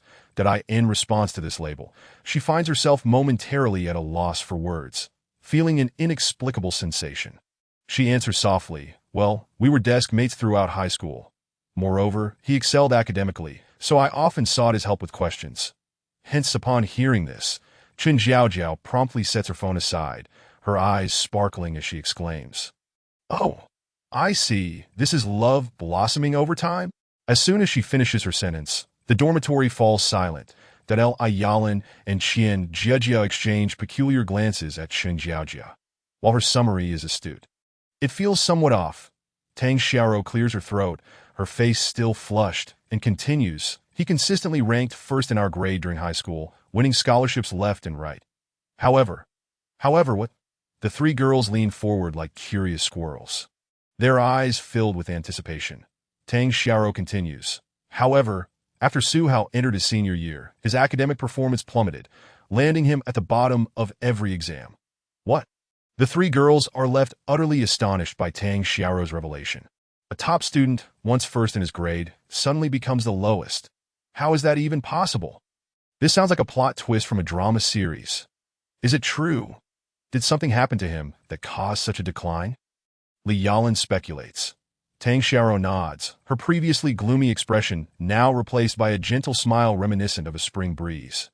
After some thorough analysis, I believe there were indeed other circumstances that hindered his studies. As for what those circumstances are, I cannot disclose them for confidentiality reasons. Perhaps one day, you will learn. Tang Xiaoro's smile is enigmatic, leaving her friends curious. Now, Qian Jiejia and the others are restless from Tang Xiaoro's words. "It seems Suhao harbors a significant secret." Hiss. Qian Jiejia, being perceptive, brushes back her flowing hair and tentatively asks, "Xiaoro, could you reveal just a bit more? Is it possible that your little boyfriend's admission to Longhua National Defense Technology University is linked to some undisclosed matter?" Tang Xiaoro merely smiles in silence, gently nodding. Just as Chen Jiaojiao can no longer contain her curiosity and is about to press Tang Xiaoro for more details, suddenly, bang! The lights in the dormitory extinguish.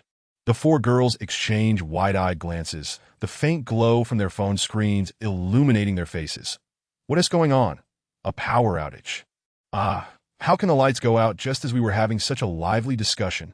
Qian Zhejia and the others begin to chatter. Tang Xiaoro is equally taken aback. What on earth? Why would there be a power outage all of a sudden? She glances at her phone, noting that the battery is at 90%. Thankfully, her phone still has power. Tang Xiaoro breathes a sigh of relief. Leaning out the window, she gazes outside, only to discover that not just their dormitory is in darkness. The entire dormitory area is shrouded in black. In fact, it seems that the entire campus has lost power. She activates her phone. Perhaps due to a backup power system, there is still signal, and she can use the internet normally. Tang Xiaoro immediately entered the school's forum. To her astonishment, in just a minute or two, the forum had accumulated hundreds of posts, all discussing the power outage. What the heck? Even Lonka University experiences power outages. What has happened? How could the power suddenly go out? Without electricity, it's going to be unbearably hot. Everyone check the local forum. It's not just our school. There's a widespread blackout across the entire city. Is it really that terrifying? Tang Xiaoro's eyes widened as she read the posts on the forum.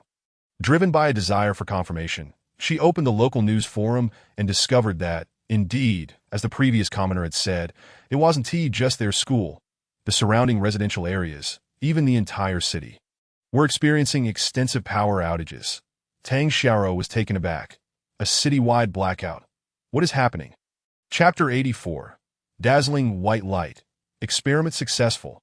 As night fell, Longwood National Defense Science and Technology University, which should have been brightly lit, was now engulfed in darkness. The students of Lonka University were bewildered. Could it be that the premier institution of higher learning in Longwa also faced power outages? The citizens of Longdu were equally astonished. Without any prior notice, the power had been cut. What on earth is going on? While everyone was still in shock over the power outage, within a certain classified laboratory at Lonka University, Zhihu gazed at the experiment platform where a small device radiated dazzling light. Akin to the sun in the sky, his eyes sparkled with brilliance. Filled with extraordinary pride that IT worked, he gently clenched his fist, unable to contain the excitement swelling within him. Unexpectedly, following the system's proposed plan, he had indeed enabled this small TFR tokamak device to maintain a continuous power output. The output metrics and data perfectly aligned with expectations. The only oversight was that he had forgotten to set the rated output power, which had led to the blackout. This time he had really overstepped. Zhihu's expression was a mix of embarrassment and complexity. Outside the laboratory, the observing researchers watched in awe as events unfolded within. What began as indifferent gazes suddenly transformed. Their pupils dilated, in an instant. Everyone widened their eyes, pressing against the laboratory glass, incredulously witnessing the spectacle before them. The brilliant and fervent white light seemed to shatter the surrounding darkness, causing their hearts to race uncontrollably. An exhilarating surge of excitement coursed through them. Everyone held their breath, as if wishing to suspend time indefinitely at this moment. The experiment was a success. It was unclear who shouted, but the previously subdued atmosphere of the laboratory ignited into fervor. Breaths that had been held in suspense were released in a flurry of anticipation, in the lingering glow of the white light. One could see the sheer excitement etched across every face. Simultaneously, there was astonishment. They had never imagined that Zhihu's experiment would actually succeed. However, due to the power outage, the laboratory was quite dim. One of the researchers took out his phone, intending to turn on the flashlight for illumination. To his astonishment, as soon as he opened the phone, he saw the workgroup chat buzzing with messages. He focused and realized they were all discussing the power outage at a citywide blackout. Thinking he must have misread, he looked again, only to find that he had not made a mistake, that he couldn't help but exclaim. Not only our laboratory is experiencing a power outage, the entire school, even the whole city, is in darkness. The researchers' faces reflected their surprise that Zhihu's experiment had such far-reaching implications. Other researchers, upon hearing this, were equally shocked. Their expressions horrified. They quickly pulled out their phones to verify the information and discovered it to be true. Their astonishment deepened. They had initially thought it was merely a laboratory issue, but now a single experiment had caused a city-wide blackout. Was the impact truly this significant? They were left momentarily speechless. After the initial shock passed, they reconsidered. Technically, this was an electrical incident. However, could it not also be viewed as a resounding success in the experiment? With this thought, the cloud of gloom lifted, and their faces were now suffused with excitement. How wonderful! This small-scale verification experiment had succeeded. It was truly unexpected. Zhihu had really accomplished it. Unbelievable, simply astounding. Zhu Penghai, who had also participated in the experiment, was equally astonished. His junior brother, had he truly succeeded? Zhu Penghai swallowed hard, instinctively gulping down his excitement. Despite his unwavering faith in Zhihu, witnessing the radiant white light illuminating the laboratory stirred waves of emotion within him. Given his connection with Liu Jiangwo, his mentor, he had some knowledge of controlled nuclear fusion. Yet every time his teacher mentioned projects related to this field, it was accompanied by a sigh. Zhu Penghai understood that if his mentor sighed, it likely meant that progress had stalled. But now, Zhihu had only just formally joined the research on controlled nuclear fusion and had already taken a giant leap forward. The first experiment had yielded perfect results. That radiant white light was the best testament to his success. Coming back to his senses, he looked at the other researchers, who were engulfed in boundless excitement, and a subtle smirk appeared on his face. If I told you all, once my junior brother takes action, success is inevitable. Although he wore an expression of pride, he refrained from gloating or being ungracious. Zhu Penghai understood that these researchers were quite earnest. They all aspired to break through the technical barriers of controlled nuclear fusion. Yet after prolonged stagnation, they had lost a degree of their fighting spirit, leading to their initial skepticism towards Zhihu's experiment. Now, witnessing Zhihu's success, they were more jubilant than anyone else at this moment. His words went unheard as they all fixated on the laboratory. Disregarding any notions of vindication, the success of the experiment was their paramount concern. Tonight, they had witnessed history. Although Zhihu's success in this experiment was merely a small step, it represented a monumental advancement in controlled nuclear fusion. However, after the excitement waned, the researchers gazed at the enveloping darkness. Concern etched on their faces. This extensive power outage caused by the experiment might have significant repercussions. One researcher spoke softly at that moment. Liu Jiangwo, who had been silent and lost in a mix of shock and exhilaration, suddenly snapped back to reality upon hearing the researchers' words that end their jubilation. They had overlooked the implications of the widespread blackout. That was a matter not to be taken lightly. Liu Jiangwo's eyes flickered as he hurriedly called out to Zhihu. Xiaohao, that's enough. It's time to cease the experiment. If this continues, it won't just be a citywide blackout, that if we're not careful, the power grid could be drained. Liu Jiangwo's voice jolted Zhihu back to focus. His gaze sharpening, he glanced at the pitch-black laboratory, cleared his throat discreetly, and gradually halted the experiment. The moment he ceased operation of the TF or tokamak device, the lights in the laboratory flickered back to life. Zhihu stepped out of the control room, a mix of excitement and resignation on his face. Lao Lu, I truly didn't anticipate that this small experiment would cause the entire city to lose power. Zhihu shrugged, his expression inscrutable. It was indeed his oversight. He had been so focused on whether the experiment would succeed that he forgot to set the rated output power, resulting in an energy output explosion that drained the city's electricity. Liu Jiangwo listened to Zhihu's words, feeling a twinge of conflict.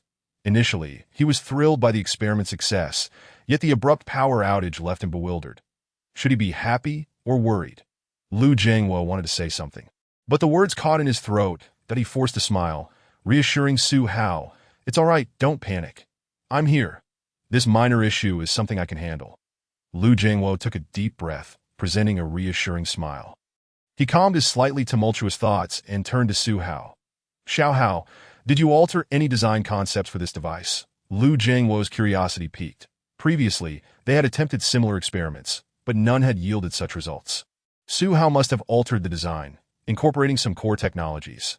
Hearing this, other professors and researchers also approached with intrigue, surrounding Zhihu. Zhihu, why don't you share with everyone? Yes. How did you design it?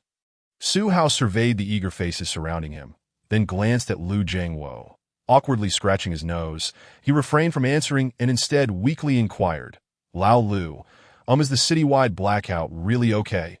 Why did he feel that Lu Lao's expression seemed a tad off? Chapter 85. What? The power surges instead of diminishing. In the laboratory, as Su Hao emerged from the experimental control room, a throng of researchers gathered around him, their eyes glimmering with curiosity and a thirst for knowledge that was almost palpable. At this moment, they no longer regarded Su Hao as merely a newly enrolled student. They saw him as an equal among them, a fellow researcher. To be precise in certain aspects, he was even more impressive than they were. They clamored to inquire Su Gong, how did you achieve continuous energy output from the TRF tokamak device? Indeed, we have conducted related experiments in the past, but every single one ended in failure. A few years ago, we attempted an experiment even larger than the current one, yet the Q value barely reached a fraction, and it only lasted a few seconds. Su Gong, could you elucidate this for us? Zhu Haiping was initially the closest to Su Hao. However, amidst the throng of somewhat obsessive and fervent researchers seeking technological knowledge, he found himself forcibly pushed aside. Observing Su Hao, who stood surrounded in the center, Zhu Haiping's expression turned sour as he bitterly remarked, "He is my junior." His tone carried a hint of jealousy, as though something dear to him had been snatched away. Lu Jingwo, witnessing this scene, could not suppress a light cough. Ahem. Instantly, the raucous atmosphere quieted, with researchers turning their attention to Lu Jingwo. Enough with the loud commotion. What kind of decorum is this? He said sternly. Once the situation stabilized, his demeanor softened. Xiao Hao, everyone is curious about your method. Why not explain it to us? Lu Jingwo placed his hands behind his back. Though his gaze was fixed on Su Hao, he could still perceive the peculiar expressions from the crowd. Yet, as a seasoned researcher, he was hardly fazed by their looks that he chose to ignore them, maintaining his expression unchanged. However, Su Hao felt a twinge of apprehension at the commotion he had just caused. He timidly asked Lu Jingwo, "Lao Lu, I just caused a city-wide blackout. Is that really all right?" Although he was in the laboratory's operation room, he had clearly heard the astonished exclamations of those present, including the mention of the entire city losing power. Lu Jingwo paused slightly, caught off guard by Su Hao's sheepish expression, and found it hard to stifle a laugh that he had not anticipated Su Hao would create such a stir. Goodness! In the blink of an eye, he had drained the entire city's power supply. Nevertheless, as his proud prodigy, such a trivial matter should not trouble Su Hao. Waving his hand dismissively, he replied, "No worries. Leave this to me, and I will resolve it immediately." With that, he stepped aside, signaling for Li Weigua, who had been waiting patiently, to approach. After a brief exchange, he dialed a certain number. Meanwhile, at the Longdu Electric Power Company, Su Xiu was on duty as per the schedule.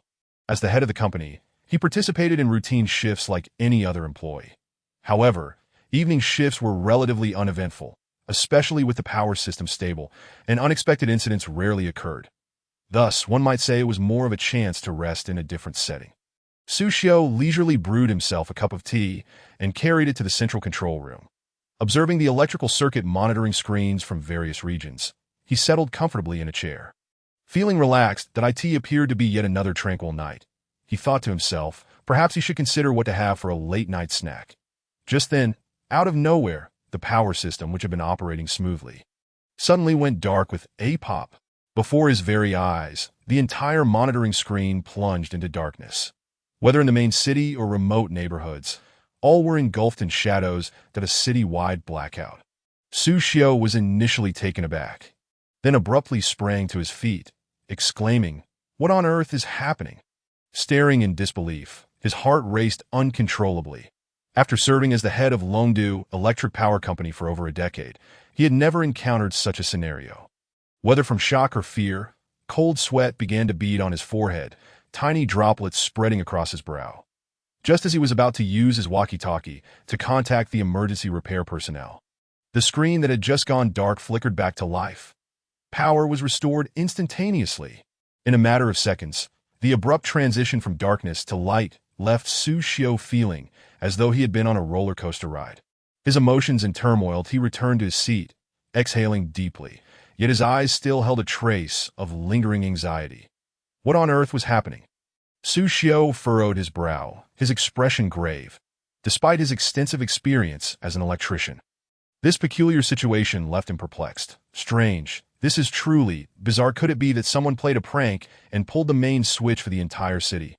Su Xiao mused, but he quickly dismissed this unrealistic thought.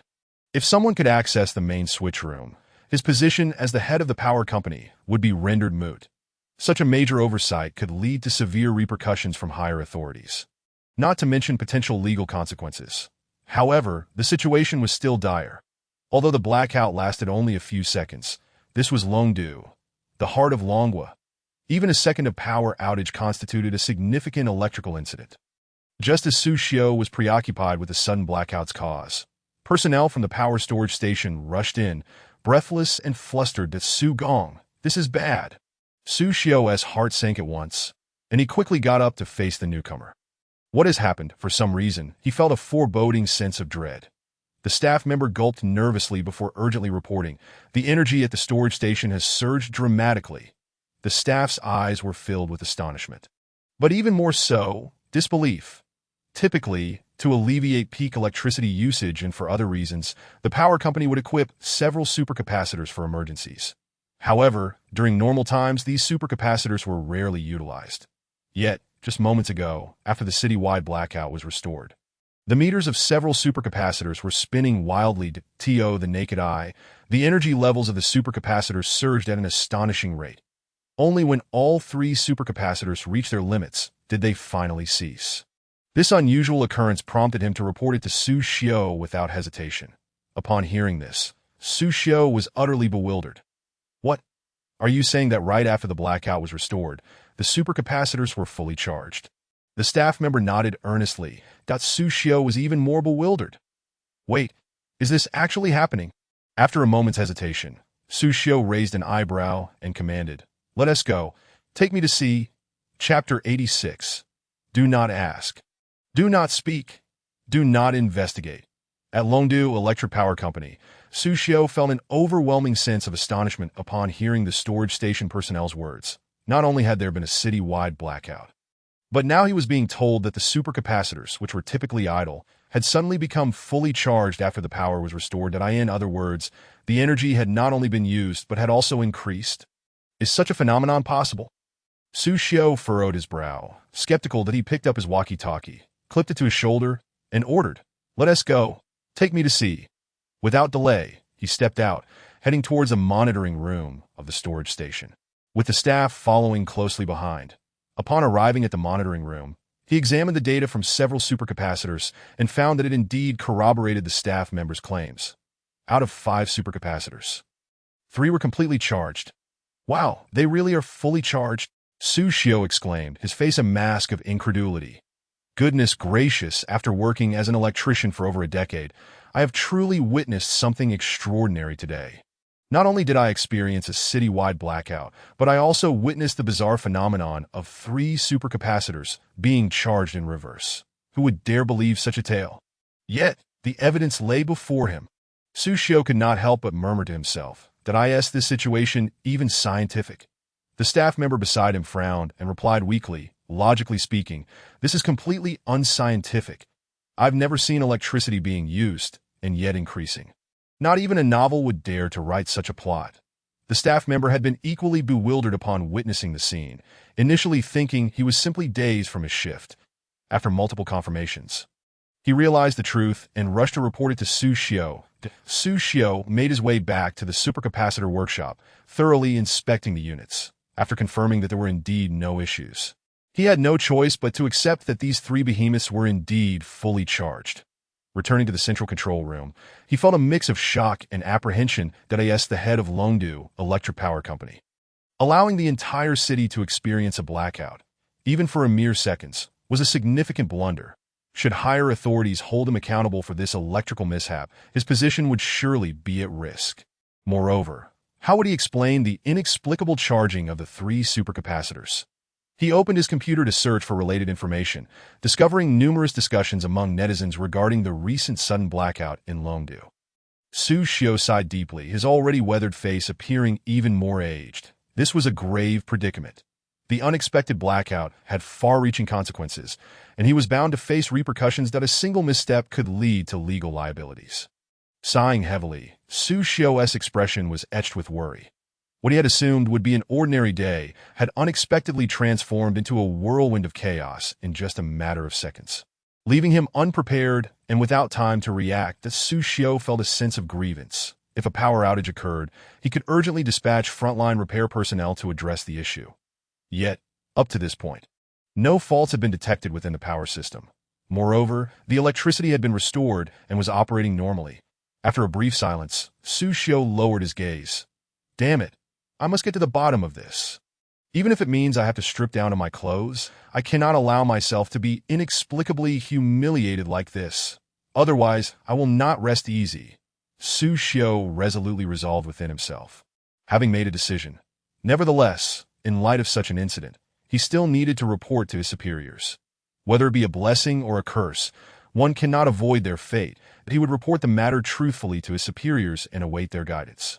With this in mind, Su Xiu picked up his phone, just as the screen illuminated. Upon closer inspection, it was a call from his superior, a representative from the State Grid Corporation, that a sudden jolt surged through Su Xiu's heart. What a coincidence! Was his superior here to hold him accountable? His parched lips trembled involuntarily as he raised his trembling left hand to sip from his teacup. The warm tea soothed his throat, momentarily alleviating his anxiety. But he gently swiped the phone screen, connecting the call. "Hello, Director Yu," Su Xiu greeted softly. Moments later, a magnetic male voice resonated from the other end that I am aware of the power outage situation. Yu Jingshan, Su Xiu's superior, was the chairman of the State Grid Corporation and the Dragon Capital Power Grid. His position extended beyond mere chairmanship and was associated with certain ministries at the national level. In his presence, Su Xiu felt an involuntary surge of nervousness that he had intended to report the incident, but was taken aback to learn that Director Yu was already informed. Thus, he swallowed the words he had prepared. Yu Jingshan continued, "I know you have much to say and are puzzled by everything that just occurred. However, I must advise you to keep everything to yourself and refrain from probing too deeply. Furthermore, do not entertain thoughts of investigating this matter." Yu Jingshan's words startled Su Xiu. How could Director Yu advise him against investigating such a significant incident? This was Dragon Capital, the very heart of the nation. How could a widespread power outage not warrant an investigation? Unable to suppress his curiosity, Su Xiu tentatively inquired, "Director Yu, why is that?" He truly could not comprehend that in the past had such an incident occurred. Director Yu would have already begun to hold individuals accountable. Now he bluntly instructed him not to investigate. Yu Jingshan let out a cold snort, his deep voice resonating through the receiver. "Ditto? You wish to investigate? Very well. It seems your attire has been worn for quite some time." Although Yu Jingshan's tone bore no overt displeasure, to Su Xiu's ears, it rang with a deafening clarity. His mind felt as though it had shattered. His pupils dilated, and his grip on the phone instinctively tightened. "Director Yu," Su Xiu's lips quivered, suddenly realizing something. His face turned pale, and cold sweat broke out on his back at this juncture, if he wished to avoid being stripped of his clothes. He had better comply with the directives given. Other matters should remain unspoken, unseen, and unasked. Above all, he must not recklessly pry deeper. With that, Yu Jingshan ended the call. Staring at the darkened phone screen, Su Xiu collapsed into his chair, drenched in sweat, as if he had just emerged from an intense workout. After a long moment, he regained his composure, reflecting on Director Yu's words, his eyes shimmering with ripples of realization. With a soft sigh, he murmured to himself, "This matter is beyond the reach of a mere power manager like myself." Director Yu's message was abundantly clear. Should he stubbornly pursue an investigation, he would only invite grave consequences. For the sake of his own well-being and future, Su Xiu concluded that caution was paramount. Those who recognize the times are indeed wise. Having come to this understanding, Su Xiu exhaled deeply. His gaze drifted through the skylight, observing the myriad stars, yet his heart brimmed with insatiable curiosity and astonishment. Such a commotion could only indicate that a certain esteemed figure, perhaps someone of monumental stature, was conducting an experiment. But who could it be? Chapter 87, Elder Tang, Su Hao is engaging in nuclear fusion at Lonka University in the laboratory. Unable to resist the probing questions of the researchers present, Su Hao briefly analyzed the relevant technologies of this experiment. Furthermore, we must note that due to the quantum effects of microscopic particles, theoretically, Regardless of temperature, two ions possess a probability of undergoing fusion. The macroscopic manifestation of this is that, regardless of temperature, there are ions undergoing nuclear fusion to varying degrees. The expansive laboratory was presently filled to capacity. Zhihu stood at the center, encircled by a group of researchers. As they listened to his explanation and analysis, the researchers nodded slightly, their expressions reflecting deep contemplation. Some even took out notebooks, diligently recording Zhihu's insights. "All right, let us conclude for today." Zhihu smiled gently. After nearly an entire day dedicated to the experiment, he had spent over an hour elucidating its details. Despite his youth and vigor, the prolonged mental exertion had begun to show on his face. Lu Jingwo noticed Zhihu's fatigue and, feeling somewhat sympathetic, advised, "Xiao, you've worked hard all day. You should head home and get some rest. We can handle the rest." Turning to scan the crowd, he spotted Zhu Haiping, who was engrossed in note-taking, and instructed, "Haiping, please see your junior back home to rest." Upon hearing this, Zhu Haiping promptly tucked away his notebook and hastily replied yes. After which, he approached Zhihu. "Junior, let us go. I'll take you back to rest." Zhihu nodded slightly, then smiled as he bid farewell to Lu Jingwo and the researchers present. In response, the researchers expressed their concern, saying, "Su Gong, you've worked hard. Indeed, after a long day, make sure to rest well, that will handle the laboratory matters." After observing Zhihu depart, Li Weiguo approached Lu Jingwo and whispered a few words in his ear. Lu Jingwo nodded slightly. "All right, Colonel Li, you go ahead and take care of things," Li Weiguo acknowledged with a firm nod before striding towards the exit. The events of the day had unfolded suddenly and were of utmost importance. Certain matters required his careful handling and follow-up. Meanwhile, after Lu Jingwo had organized the laboratory's upcoming tasks, he removed his work attire and headed towards the office. Today, Zhihu's successful experiment marked a significant advancement in controllable nuclear fusion technology. According to Zhihu, with meticulous data analysis and subsequent multifaceted verification experiments, it wouldn't be long before the Dragon Kingdom would achieve a comprehensive breakthrough in controllable nuclear fusion technology. Given this, it was essential to report this news to Elder Tang and Elder Song. Both had been deeply invested in the research of controllable nuclear fusion in previous years and had participated multiple times in the development of related technologies. However, due to their declining health, the research had not yielded substantial breakthroughs, leaving them with a lingering sense of regret, akin to a fishbone lodged in their hearts, causing discomfort with every breath. Now, this burden could finally be lifted. With this thought in mind, Lu Jingwo picked up the office landline and dialed the number for Elder Tang's office. Given Elder Tang's temperament and work routine, he was likely still at the office at this hour. Sure enough, the phone rang only a short while before being answered, and Elder Tang's slightly weary yet dignified voice came through. "Hello, who is this?" Upon recognizing the familiar voice, Lu Jingwo promptly replied, "Elder Tang." "It's Lu Jingwo. Are you still awake at this late hour?" Lu Jingwo offered a polite remark. Hearing Lu Jingwo's voice, Tang Chongqing slightly relaxed from the frown caused by his interrupted work. I can't seem to sleep these days while I still have some strength left. I want to accomplish more for the country." Elder Tang jested. Lu Jingwo felt a surge of profound respect upon hearing this. This exemplified the spirit of the older generation of researchers, dedicated to national defense, even in their twilight years, still shining brightly in their roles and contributing selflessly. "Elder Tang, you should be enjoying your golden years. The future of our nation's scientific research and defense efforts is in our hands." Tang Chongqing set down his pen, chuckling heartily. "I appreciate your words, but I'm not quite at the point of being unable to work." Changing the topic, Tang Chongqing inquired, "Now, what brings you to call at such an hour?"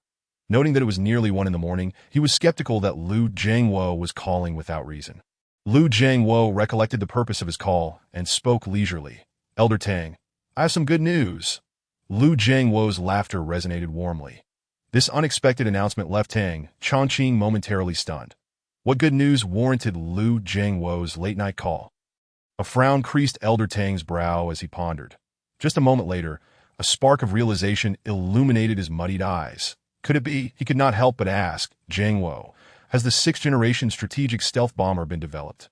Tang Chongqing's tone was somewhat agitated. Lu Jingwo was momentarily taken aback, but he had not anticipated that old Tang was actually contemplating matters regarding the 6th-Generation strategic bomber. However, according to their reports, The sixth-generation stealth bomber was indeed progressing rapidly. Yet today, he had no intention of discussing this good news. Lu Jingwo jested, "Old Tang, take a bold guess. This good news is even more explosive than the sixth-generation bomber." Tang Chongqing was startled. More explosive than the sixth-generation aircraft? What project could possibly be more significant than that?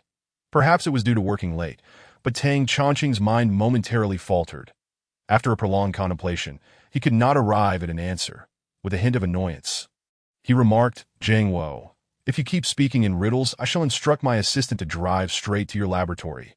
Lu Jingwo's smile faltered, and after a light cough, he decided to reveal the truth. "Old Tang, controllable nuclear fusion has achieved tremendous success." As soon as the words left his mouth, there was a brief silence on the line. After a moment, Tang Chongqing's voice, tinged with astonishment and tremor, came through. "What? Controllable nuclear fusion?"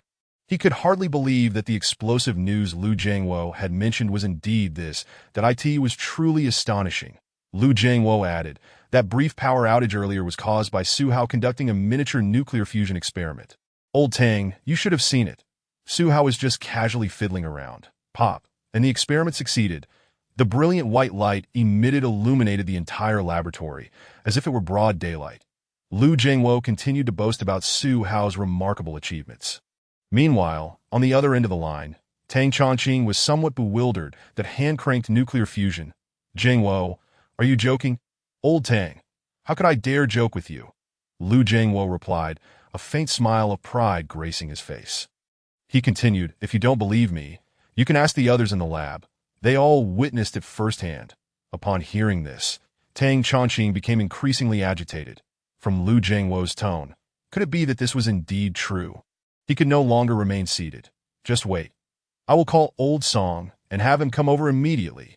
The success of controllable nuclear fusion was an event of monumental significance that it was no exaggeration to say that a breakthrough in controllable nuclear fusion technology would alter the landscape of the entire world.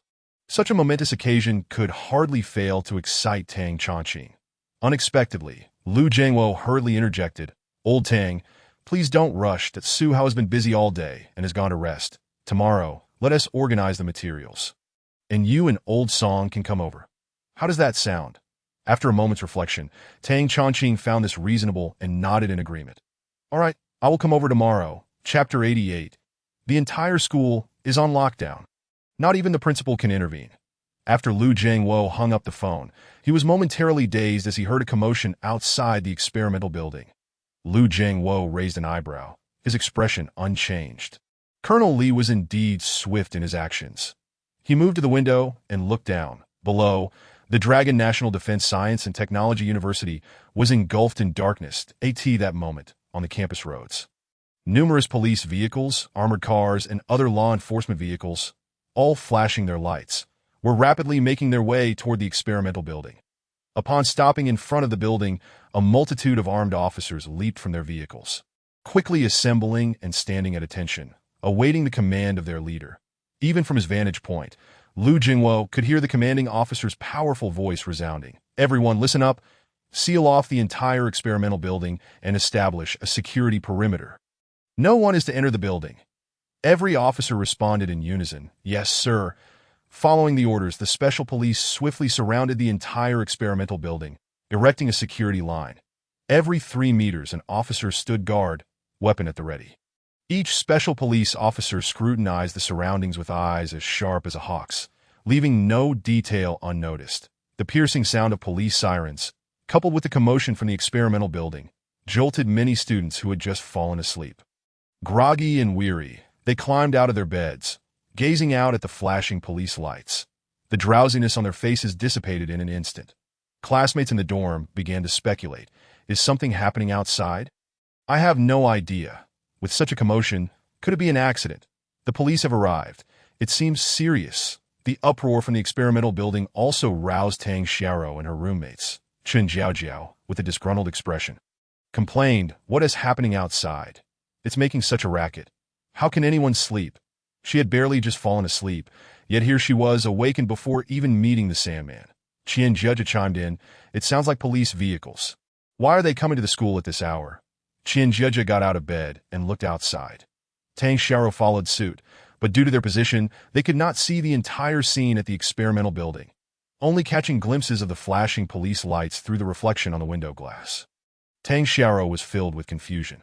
This was Dragon National Defense Science and Technology University. By all accounts, it should rank among the safest institutions in the entire Dragon Nation. Why were the police being summoned here? What could have occurred? Tang Xiao couldn't help but express. With police cars coming to the school in the middle of the night, something serious must have happened. Her brow furrowed slightly. First, there was a power outage across the entire school and city. And now police cars were arriving. For some reason, she felt an unsettling connection between these two events. She thought that with such a commotion, Zhihu must have also been awakened. Thus, she picked up her phone, preparing to inquire about Zhihu's situation. She sent Zhihu a message, but after waiting for quite some time, there was no reply. Was he truly not awakened by such a ruckus? Tang Xiao hesitated for a moment before directly calling Zhihu. However, to her surprise, his phone remained unanswered. What was going on? Wasn't he picking up? Was he really asleep? As far as she knew, Zhihu's dormitory was not far from the experimental building. How could he possibly sleep through such noise? After several failed attempts, she decided to give up. That moment, Zhihu asked Xiao, "Does your boyfriend have any idea what is happening?" Tang Xiao shook her head that I can't reach him. Zhihu was somewhat taken aback. Then she speculated, could it be that something happened over there? Upon hearing this, Tang Xiao felt a tightening in her chest. Just as she was about to contact Zhihu again for more information, the class group chat suddenly buzzed with a notification from their counselor. Opening the message, Tang Xiao's eyes widened slightly. The counselor had posted an urgent announcement. Attention, all first-year students. The military training has been temporarily canceled, with further updates to follow. Additionally, all students are to remain in their dormitories for the next few days. Without special circumstances, no one is permitted to leave their dormitories. Meals and other daily necessities will be provided by designated personnel. Further updates will be communicated in due course. Upon reading this announcement, the entire class erupted in discussion. What is going on? Military training is canceled. Hooray, but something feels off. Did you hear those police sirens outside? This must be related. After the classes received the counselor's notification, discussions erupted. Meanwhile, the principal of the Dragon National Defense Science and Technology University, Gu Jun, was informed of the situation by his assistant. The arrival of special police and military lockdown? Gu Jun's expression turned grave. Such occurrences at the university were not uncommon, but during the late hours, it was indeed unusual. With this in mind, he promptly instructed his assistant to arrange for a vehicle to return to the school urgently. The specifics remained unclear, as it seemed the higher-ups were intent on keeping the information contained. Eager to uncover the truth, Gu Jun planned to return personally to ascertain the situation. The military vehicle sped along the roads of Longdu, and soon he arrived at the university's entrance. There, the entrance was guarded by military personnel, maintaining a vigilant watch every 5 paces. The atmosphere suggested that something of great importance had transpired within the campus. Gu Jun's thick brows furrowed, igniting his curiosity. What event warranted such a mobilization? Furthermore, even his assistant was unable to gather concrete details. With this thought, Gu Jun eagerly urged the driver to approach the university gates. "Hurry, let us enter." The driver complied, steering the vehicle toward the entrance. However, just then, the military personnel stationed at the gate halted their vehicle that a sentinel approached the car, first saluting Gu Jun before solemnly stating, "Greetings, comrade. There is an order from above. During the period of martial law, no one is permitted to enter or exit the Lonka University campus." Upon hearing this, Gu Jun was taken aback, his eyes wide with disbelief as he gazed at the sentinel before him. As the president of Lonka University, he was actually being stopped and denied entry into the campus? Gu Jun was utterly bewildered that he assumed the sentinel was unaware of his identity and lowered his voice to clarify. "I am Gu Jun, the president of Lonka University." However, the sentinel's demeanor remained resolute. "Apologies. Without orders from above, no one is allowed to enter the campus." Gu Jun was rendered speechless, so even as president, "I cannot enter." Chapter 89. Late Night Trending. At the entrance of the Longwood National Defense University, having learned of the events occurring at Lonka University, President Gu Jun made a special trip back from the military district late at night. He initially intended to enter the school to inquire about what had transpired. However, as he approached the school gate, he was intercepted. Inside the bulletproof jeep, Gu Jun, seated in the back, heard the sentinel's firm tone and furrowed his brow. Are you implying that even as the current president of Lonka University, I cannot enter without your superior's directive? Gu Jun's gaze was fixed upon the sentinel, his eyes as fierce as a bull's. Radiating authority, his thick brows, combined with his naturally imposing countenance, instilled a sense of tension in those who beheld him. Although the sentinel was momentarily intimidated by Gu Jun's formidable presence, he recalled his duty as a sentinel and the orders from his superiors. He straightened his posture, legs taut, and with clenched teeth, he steadfastly replied, "Report to President Gu, yes. I must ask for your understanding regarding my duty." The order from his superiors was clear, regardless of identity. No one was to be allowed entry into the campus. Thus, even though he felt anxious, he stood his ground. Gu Jun gazed at the sentinel for a long moment before reluctantly averting his eyes. He took a deep breath and chose not to press the sentinel further, instead stating, "Please have your superior come here." Gu Jun understood that this was the sentinel's duty, and it was not in him to create difficulties for a soldier. Moreover, he admired the discipline and principles exhibited by this soldier. Even though the sentinel was refusing him entry, it did not detract from Gu Jun's respect for him. After issuing his command, Gu Jun felt the atmosphere in the vehicle become somewhat oppressive. The guard in the passenger seat understood immediately and hurriedly exited the vehicle, cautiously opening the door for Gu Jun. The Zhihu Jun feigned stepping out of the vehicle, looking up at the Lonka University campus. Through the dense branches and leaves, he could vaguely see the flashing police lights. His mind was deep in thought, continuously pondering. Before long, Li Weigua, who had received the message, approached from a distance. Upon seeing Gu Jun, his expression tightened slightly. "General Gu." Li Weigua saluted. The Zhihu Jun nodded slightly and then inquired, "Li Weigua, what exactly is going on?" "The school gate is sealed, and I, the president, am not allowed entry."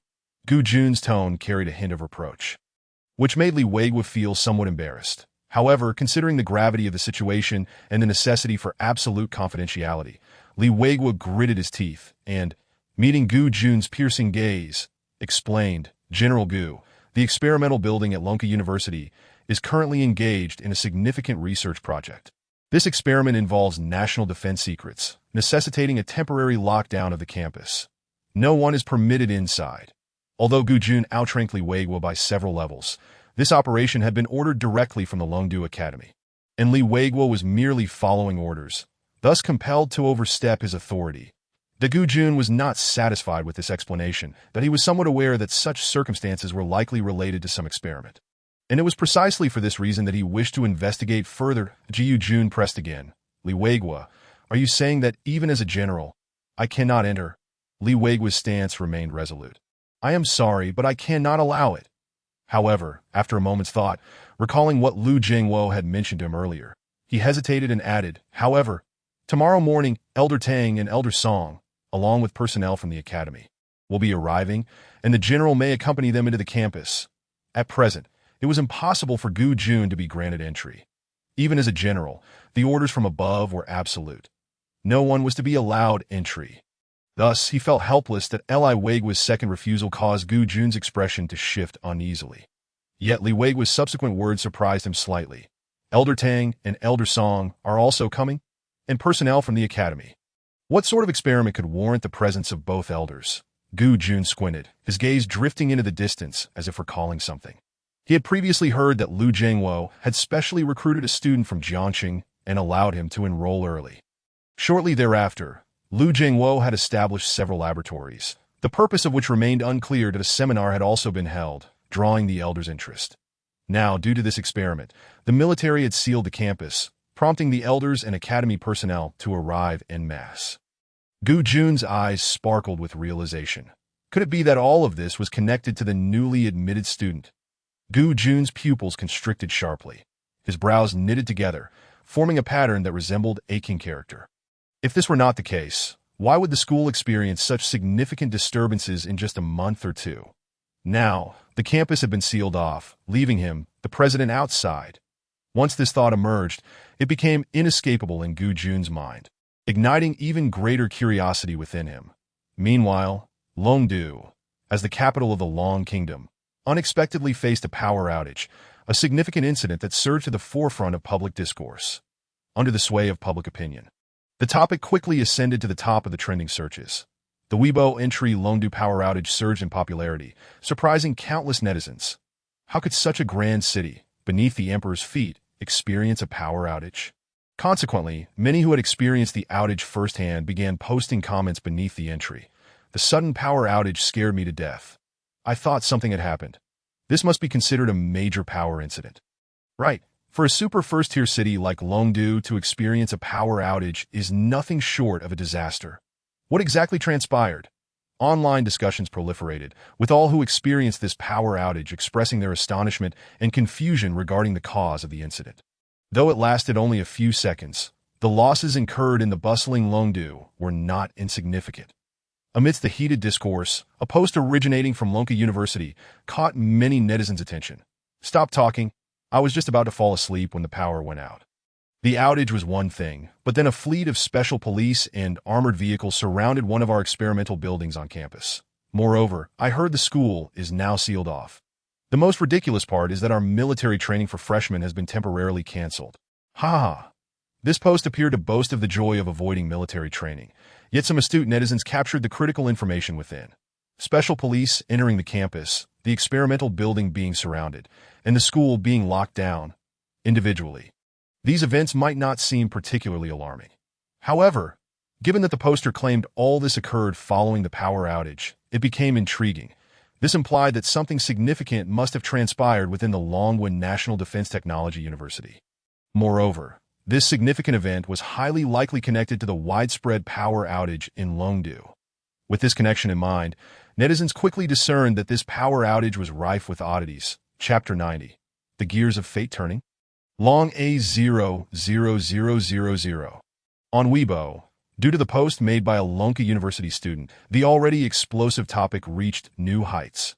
After all, the information contained within was too substantial, especially since the topic was at its peak popularity. It attracted even more attention.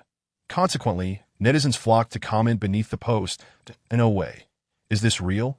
The IP address is definitely Lonka University. What on earth is happening there? Who knows? Didn't the poster say they're currently restricted to their dormitories and not allowed to leave the dorm area? An increasing number of netizens continuously clicked on this post, liking, sharing, and commenting in droves. Thanks to the enthusiastic netizens amplifying the situation, the post's view counts skyrocketed, quickly propelling it to the forefront of the topic. Inside a male dormitory at Lonka University, Chi Tian watched as the view counts surged, accompanied by the constant ding of new message notifications. Lying on his bed with his phone in hand, he was on the verge of laughter. "I'm going viral. Is the wheel of fate about to turn?" Chi Tian exclaimed with excitement. The white light of the phone screen reflected on his face, and his sparkling eyes unmistakably conveyed his exhilaration. With each refresh, new likes and views popped up. Just as he refreshed once more, suddenly, a private message notification appeared. Chi Tian's eyes widened. Is it possible that some MSN has noticed me? Unable to contain his excitement, Chi Tian hurriedly opened the unfamiliar private message. However, the content of the message caused his smile to freeze instantly. In the chat box, a stranger with a nickname composed entirely of numbers remarked, "Hello, I am a netizen from northern China. I have heard that you are a student at the National University of Defense Technology in the Dragon Kingdom, that I am quite curious and would like to inquire about specific happenings at your school." Upon reading these words, Chi Tian's slightly haggard face suddenly displayed a look of bewilderment. As a youth adept in 5G surfing, he had encountered numerous such terms before, akin to having seen a pig run, even if he had never tasted pork. However, he never anticipated that something as absurd as walking 500,000 would one day occur to him. In a rush, he boasted to his roommates, "Brothers, I'm famous now. Haha, look, even a netizen from northern China has come to us." Hearing this, his three roommates quickly gathered around, and he promptly presented the chat information from the northern Chinese netizen before them. Upon seeing it, his roommates erupted with admiration in fluent C language. "Whoa, impressive, damn, Chi Tian. You awesome." After receiving a wave of exquisite compliments, Chi Tian contentedly withdrew his phone. "Am I not about to get rich?" Though he thought this, he refrained from acting on it. Furthermore, those who boldly claimed to be walking 500,000 surely had means to evade the scrutiny of the internet authorities. Nevertheless, Chi Tian did not wish to let it go so easily that he took a screenshot of the person's chat content and reposted it on Weibo, accompanied by the words, "Brothers, help me see. Am I about to get rich?" Riding on this wave of attention, his post attracted a massive influx of online viewers, creating a lively atmosphere. The online clamor persisted throughout the night, and before he knew it, morning had arrived, that in the latter half of the night. Gu Jun still had not been admitted to the school, but he did not leave.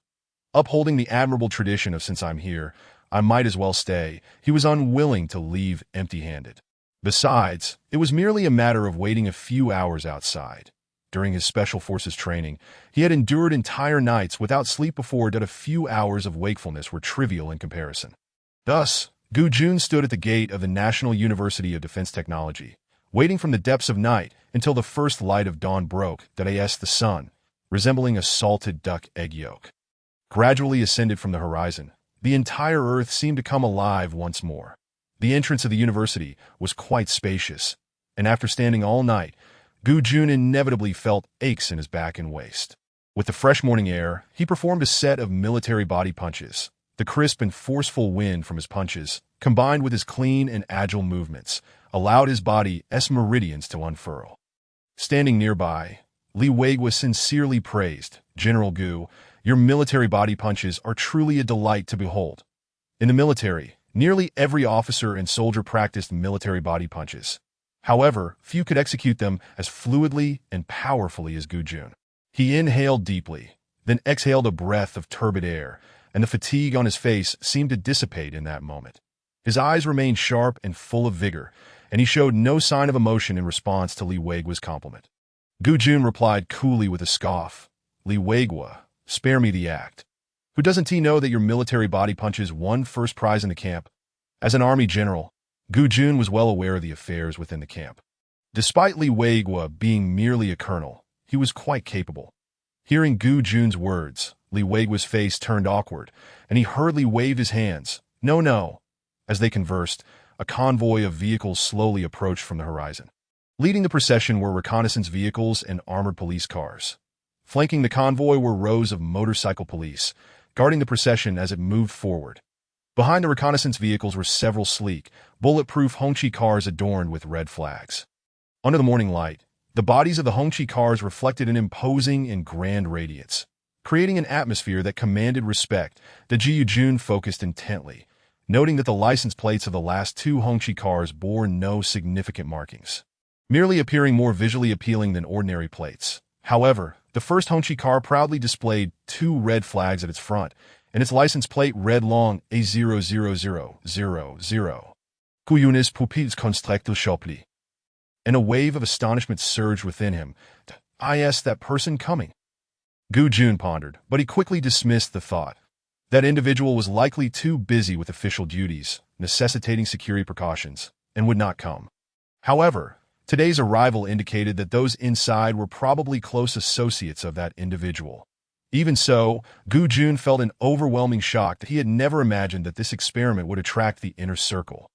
His curiosity grew regarding what kind of experiment Liu Jiangwo and the others were conducting. Despite Gu Jun's high rank, he felt a twinge of nervousness in the presence of that individual. Even just the arrival of their vehicle induced such feelings that as he watched the convoy approach, Gu Jun took a deep breath and, alongside Li Weiguo, stepped forward. Chapter 91. The miniaturized TFR tokamak device. At the entrance of the National University of Defense Technology, as the convoy slowly pulled up and came to a halt, black-clad bodyguards stepped forward to open the car doors. Tang Chongqing and Song Wenfei emerged from the vehicle. Simultaneously, from the front car bearing the license plate long 8000, a middle-aged man disembarked, dressed impeccably in a Zhongshan suit, his hair neatly combed and slicked back. Upon closer inspection, his appearance was rather unremarkable. He was the type that could easily be overlooked in a crowd. However, his restrained demeanor and keen eyes exuded an air of authority, as if he could command the clouds with a mere gesture. Being near him tightened one's heart. Observing this, Gu Jun and Li Weiguo straightened their expressions, inhaled deeply, and stepped forward. Zhihu Jun was the first to greet. "Secretary Hu, Mr. Tang, Mr. Song." Standing tall and straight, Gu Jun addressed the three with utmost respect. His gaze subtly scanned the middle-aged man in the Zhongshan suit, who was none other than Secretary Hu Mu, a key aide to that individual, and the one who held sway in external matters. The fact that Secretary, who had personally come today, genuinely astonished Gu Jun. He felt a twinge of apprehension. What kind of experiment had Liu Jiangwo and the others conducted to attract Secretary Hu? It was known that Secretary Hu represented that individual, and his personal presence indicated the inner circle's keen interest and attention to this matter. After greeting them, Li Wei was stepped forward to offer his own salutations. At this moment, Secretary Hu turned to Gu Jun and inquired, "Principal Gu, did you just arrive?" Secretary Hu's tone was neutral, devoid of excitement, and his gaze was equally subdued, demonstrating a keen awareness of the occasion. Logically speaking, the title General Gu should carry more weight than Principal Gu, yet he tactfully adjusted his address. Mindful of the setting at the National University of Defense Technology, that Zhihu Jun replied, "Ah, please forgive me. Secretary Hu I arrived at dawn," but his expression turned somewhat awkward as he gestured toward the heavily guarded entrance. Hu Mu was a perceptive man. Observing Gu Jun's gaze, he quickly understood the underlying meaning. His expression momentarily faltered before he broke in a hearty laughter. "Principal Gu, being kept outside the school gate as the head of your esteemed institution. This treatment must surely be a first for you." Hu Mu's jest lightened the previously tense atmosphere, prompting smiles from Tang and Song as well. Amidst their light banter, Liu Jiangwo, having received the notification, hurriedly approached from within the school, catching sight of Hu Mu's familiar figure from a distance. Liu Jiangwo felt a jolt of surprise that he understood that following significant breakthroughs in controllable nuclear fusion, the inner circle would undoubtedly send someone. However, he never expected that the representative would be that individual's secretary. Shocked, Liu Jiangwo hastened his steps. Upon reaching them, he quickly greeted, "Secretary Hu, forgive me for not welcoming you properly." Hu Mu patted Liu Jiangwo's hand and smiled. "Professor Liu, you've been deeply engrossed in your experiment, and it's commendable that you've taken the time to personally greet us. I feel honored." The two shared a hearty laugh, which helped to bridge their rapport. After exchanging pleasantries, Liu Jiangwo also greeted Tang Chongqing and Song Wenfei. Noticing Gu Jun standing aside, Liu Jiangwo's expression shifted slightly.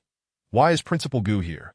While surprised, he also noted Gu Jun's somewhat resentful gaze, which made him feel uneasy. Why was the principal looking at him like that? Out of politeness, Liu Jiangwo managed to say, "Principal Gu, you've come early as well." Gu Jun replied nonchalantly, "I arrived last night." Liu Jiangwo's smile froze, and he cleared his throat, turning away that he realized why Gu Jun bore such a slighted expression. "Wow, I left the principal waiting at the gate all night. How bold of me." However, this was an order from above, which had nothing to do with him. With that thought, any guilt Liu Jiangwo felt vanished. Thanks to the company of Secretary Hu and the two elders, Gu Jun finally gained the right to enter the campus. In a hurry, the group, led by Liu Jiangwo, made their way directly to the experimental building. The entire building was surrounded by armed special police, and the atmosphere was one of intense vigilance. After everyone donned their work uniforms, Liu Jiangwo led them to the laboratory where Su Hao was conducting experiments. Liu Jiangwo introduced Secretary Hu, Elder Tang, Elder Song. "This is the experimental apparatus from last night, the miniature TFR tokamak device." Upon hearing this, the long-curious Elders Tang and Song hurriedly approached, their murky eyes fixated intently on the delicate apparatus. At first glance, it appeared unremarkable. However, as the saying goes, amateurs watch the spectacle, while experts observe the intricacies. Both Tang Chongqing and Song Wenfei were seasoned professors who, upon examining the device, could discern its substantial merit. After scrutinizing it for a moment, Tang Chongqing exclaimed, "Marvelous! Such a design enables the plasma to reach and exceed the temperature necessary for effective deuterium-tritium combustion, 10K. This design is not only audacious but also uniquely innovative." Genius! Absolute genius! Tang Chongqing's frail hands trembled slightly, a testament to his excitement. Song Wenfei, adjusting his reading glasses, nodded eagerly, his eyes never leaving the device. With a voice tinged with exhilaration, he remarked, "So ingenious. It's simply a work of art. Observe the D-shaped magnetic configuration here. It not only enhances the toroidal magnetic field, but also optimizes the confinement shape. Excellent, excellent, truly splendid." Song Wenfei repeatedly praised the design, his face flushed with enthusiasm. They had previously conducted related experiments, but their approach had been rather conventional. Now, witnessing Zhihu's distinctive, innovative design, the fog in their minds dissipated, leaving them with an exhilarating clarity. This newfound lucidity enveloped both Tang Chongqing and Song Wenfei, leaving them in a state of profound delight. Standing slightly behind the two elders, Mu observed their reactions with a composed demeanor, yet a hint of intrigue glimmered in his eyes that he was well aware of the elders' capabilities. Although he lacked expertise in research, their fervent reactions were not lost on him. The fact that this TFR nuclear fusion device could evoke such excitement from them clearly indicated its exceptional quality. He couldn't help but nod slightly, a look of appreciation gracing his face that in his mind. He mused, indeed, at such a young age, he excels in scientific research. It seems this young man named Zhihu has great potential.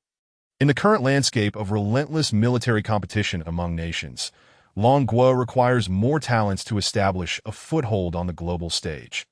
The future belongs to these young individuals. After a moment of contemplation, Mu returned to the present, lifting his gaze to Liu Jiangwo and inquiring, "Professor Liu, may I ask where the young designer of this device is?" Chapter 92. What happened last night? In the laboratory, Secretary Hu scanned the room, but Zhihu was nowhere to be found. Leaving him puzzled, he turned to Liu Jiangwo and asked, "Professor Liu, where is the designer of this device?" They had been in the lab for some time and had examined the apparatus. Yet Zhihu remained absent. Liu Jiangwo explained, Secretary Zhihu was busy in the lab all day yesterday and only returned home at midnight. He should still be resting." After clarifying, Liu Jiangwo looked at Li Weigua and said, "Colonel Li, could you please fetch Zhihu?" Li Weigua nodded and promptly departed. Meanwhile, a weary Zhihu slept soundly until dawn. Rubbing his sleepy eyes, he rose from bed and picked up his phone. To his surprise, there were dozens of missed calls, all from Tang Xiao. Did something happen? He wondered aloud, dialing her number. Moments later, the call connected, and Tang Xiao's melodious voice greeted him. "Hello, Zhihu, why didn't you answer your phone last night?" She directly inquired. That Zhihu scratched his nose, feeling somewhat awkward and unsure of how to respond. He couldn't very well tell Tang Xiao that he had been preoccupied with the controlled nuclear fusion experiment and had set his phone to silent, only to collapse in a bed from exhaustion afterward. To say such a thing would breach confidentiality. Thus, Zhihu fabricated a casual excuse. "Last night, I was so tired that I fell asleep right away and didn't hear my phone ring." On the other end, Tang Xiao fell silent, pouting in irritation. Taking a deep breath, the front of her white pajamas rose and fell. She reassured herself, well, maybe he was just too exhausted from the experiment and really did sleep deeply. What else can I do? I suppose I must forgive him. After a moment of silence, just when Zhihu thought she was angry and ready to end the call, Tang Xiao curiously asked, "Do you know what happened last night? There was a power outage across the entire school, special police entered the campus, military training was canceled, and now we are even restricted from leaving the dormitory." Hearing her question, Zhihu couldn't help but chuckle helplessly. Although all this was inadvertently caused by him, he couldn't divulge that. Thus, he deflected, "I have no idea, but I isn't it a good thing, with military training canceled. You all can take a good rest." That Zhihu could only slightly change the subject. The two chatted for a while before ending the call. Zhihu then got out of bed to freshen up. Just as he finished, there was a knock on the door of his single dormitory. Opening it, he was greeted by Li Weigua. "Colonel Li, what brings you here?" Li Weigua smiled and got straight to the point. "Zhihu, Professor Liu asked me to call you to the laboratory." Upon hearing this, Zhihu's eyes flickered with curiosity. Being summoned so early in the morning indicated that something significant was afoot in the lab. He inquired softly, "Is there a big shot visiting?" Li Weigua nodded subtly. That Zhihu pondered for a moment and guessed, "Elder Tang. Elder Song?" Li Weigua nodded again, adding, "Not just them, but other prominent figures are here as well." Zhihu's expression turned serious. He felt a surge of gravity in the situation. After dressing quickly, he hurriedly followed Li Weigua to the experimental building. At this moment, the campus of Longke University was eerily quiet. Students were confined to their dorms and prohibited from venturing out. The usually bustling campus was now only filled with faint birdsong. Outside the experimental building, numerous special police officers surrounded the building, standing guard every 3 meters, weapons at the ready. He even noticed armored vehicles and ride control vehicles nearby. After being too tired to pay attention the previous night, seeing such a scene in broad daylight was truly shocking. Is it really this extreme? He marveled. This level of security is even higher than that for some foreign leaders. However, Zhihu quickly reminded himself, after all, this pertains to controlled nuclear fusion. Progress in this field has been slow across nations. Given the breakthrough made under his hand last night, it is only natural for the country to place such importance on it. Everything made perfect sense. After undergoing multiple checks, Zhihu and Li Weiguo finally arrived at the laboratory. Stepping inside, he noticed that the lab was less crowded compared to the previous night, yet he keenly observed Tang Chongqing and Song Wenfei diligently examining the TFR tokamak device. Behind them stood a middle-aged man dressed in a Zhongshan suit. His hair slick and shiny, exuding a composed yet formidable presence that Zhihu's eyes narrowed slightly. His instincts told him that the man's attire and demeanor radiated an uncommon aura. This could very well be the big shot Colonel Li mentioned. Nevertheless, Zhihu quickly regained his composure, his expression returning to normal. With an air of calmness and a gentle smile, he walked in, first greeting Lu Jingwo, then approaching the two elders to politely say, "Hello, Elder Tang, Elder Song." Upon hearing that familiar voice, Tang Chongqing and Song Wenfei turned around, removing their reading glasses, and upon seeing Zhihu, their faces broke into warm smiles that Zhihu has arrived. Finally, we were hoping for your presence. Having previously met and shared heartfelt exchanges, the rapport between the elders and Zhihu was quite familiar. They eagerly pulled him in, their faces brimming with excitement as they unabashedly praised him. "Zhihu, this device of yours is extraordinary. The design concepts within are not only unique, but also innovative. In the realm of martial arts novels, it could be considered the founding principle of a new school." Tang Chongqing laughed heartily, clearly delighted. Meanwhile, Humu had been examining Zhihu closely since his entrance, in such a serious setting with prominent national figures. One would expect even seasoned officials to tread carefully. Yet, he observed that Zhihu maintained a composed demeanor throughout, neither servile nor arrogant. Remaining calm and polite, Humu couldn't help but nod slightly in approval, watching Zhihu engage animatedly with the two elders. He stepped forward, a gentle smile on his face, and remarked, "I presume this is the chief designer of this device, Zhihu." Before Humu arrived, he had naturally inquired about Zhihu, so his recognition of Zhihu's identity was not surprising. Zhihu paused his conversation with the elders and turned to Secretary Hu, nodding slightly while offering a warm smile. "Yes, may I ask how to address you?" Originally, Lu Jingwo intended to introduce Zhihu, but upon hearing Humu take the initiative, he wisely refrained from interjecting to Humu, calm and self-possessed, introduced himself. "I am Humu from the Inner Academy, that if Zhihu does not mind, he may simply call me Uncle Hu." As soon as the words left his mouth, a subtle astonishment flickered across the hearts of those present, including the esteemed Tang and Song. Secretary, who was extending a gesture of goodwill. Was this his own initiative? Or was it directed by the Inner Academy? The minds of the crowd began to whirl. That Zhihu's surprise flickered momentarily in his eyes before he returned to his usual composure. With a charming smile, he nodded gently. "Hello, Uncle Hu." The mention of the Inner Academy prompted Zhihu to surmise Humu's identity. Naturally, he accepted the overture with poise, upon realizing Zhihu was aware of his status. Humu's expression remained largely unchanged, balanced and unpretentious. Intensifying Zhihu's admiration, he regarded Zhihu with a deep gaze that, promising youth, indeed, that I find myself quite intrigued by this device, yet I know little about it. Would you be so kind as to explain it to me sometime? This seemingly casual remark sent ripples through the hearts of many in attendance. Humu's words carried profound implications. The two elders displayed little surprise. They gazed at Zhihu with benevolent smiles, their eyes betraying an unmistakable fondness. Sensing the scrutinizing gazes of Humu and the two elders, Zhihu felt an inexplicable sense of unease. Similarly, Lu Jingwo, noticing Tang and Song gazing warmly at Zhihu while contemplating Secretary Hu's earlier words, became acutely aware of the peculiar atmosphere. His brow furrowed slightly, a sense of foreboding creeping into his thoughts. Something feels amiss. The expressions of Tang and Song were indeed thought-provoking. Chapter 93. The Mecha Special Research Department, triggering a new mission. In the laboratory, as Humu's words resonated, an air of bewilderment enveloped the room.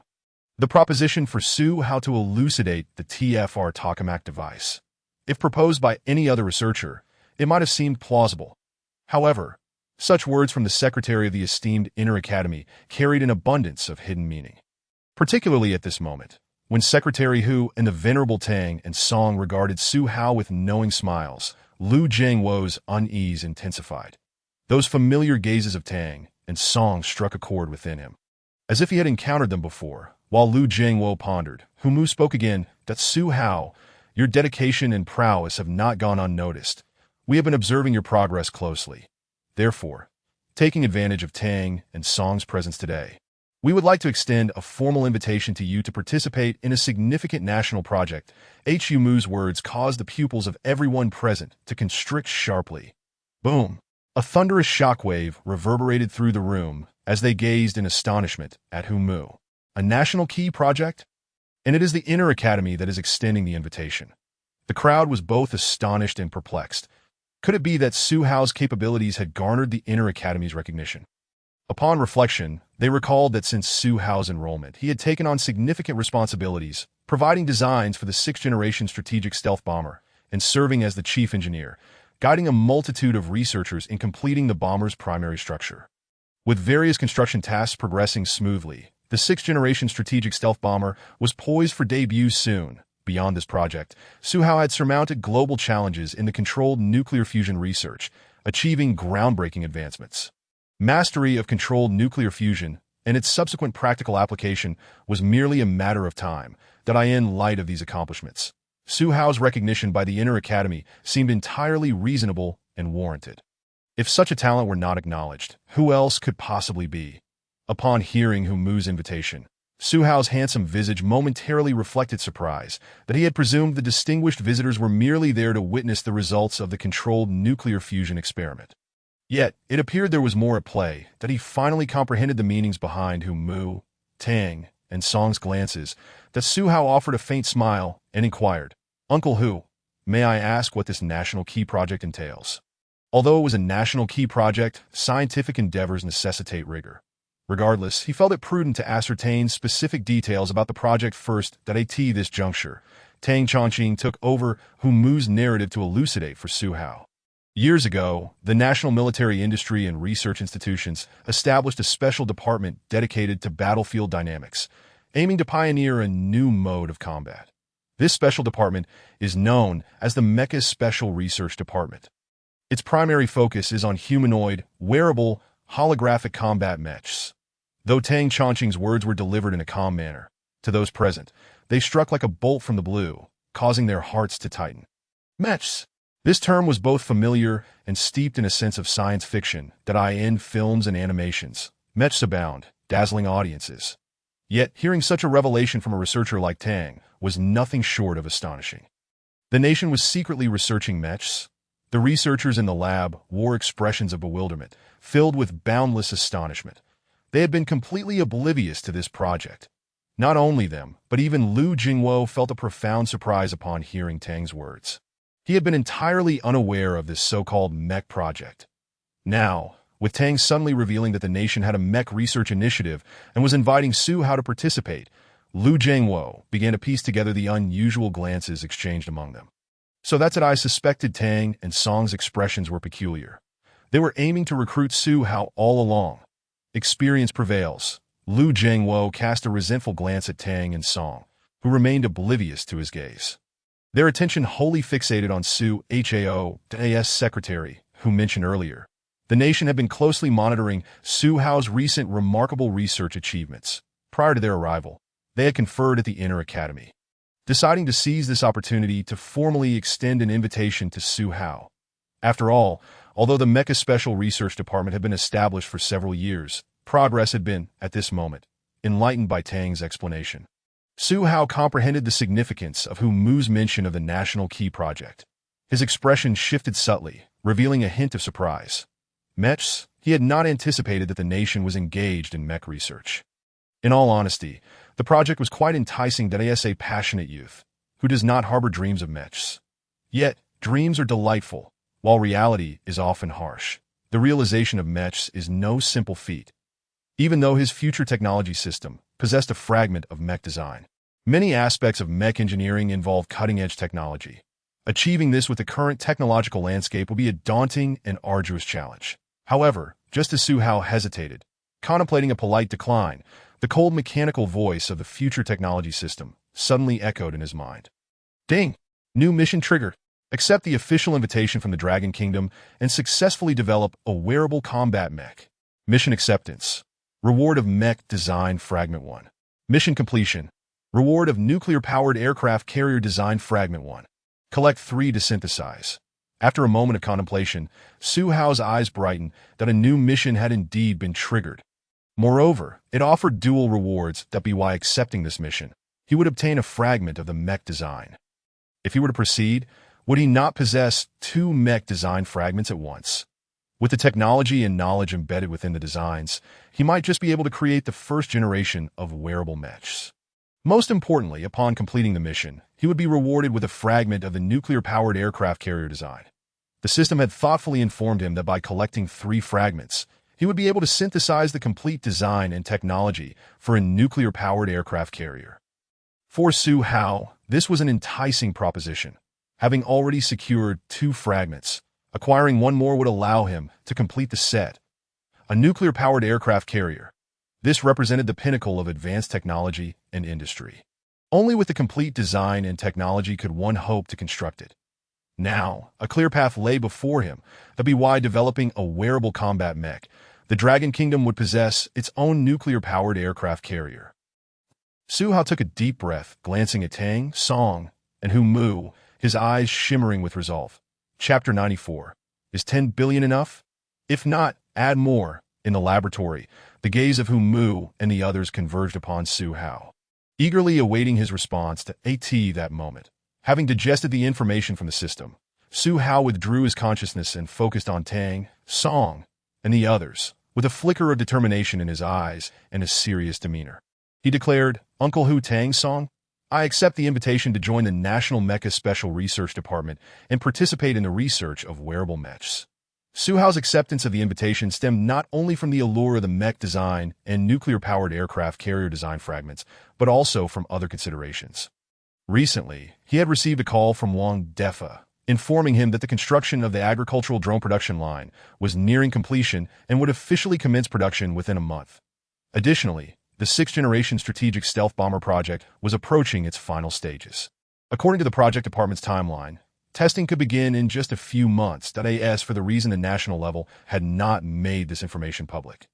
Well, the tradition of developing one generation while equipping another and pre-researching a subsequent generation must not be forsaken.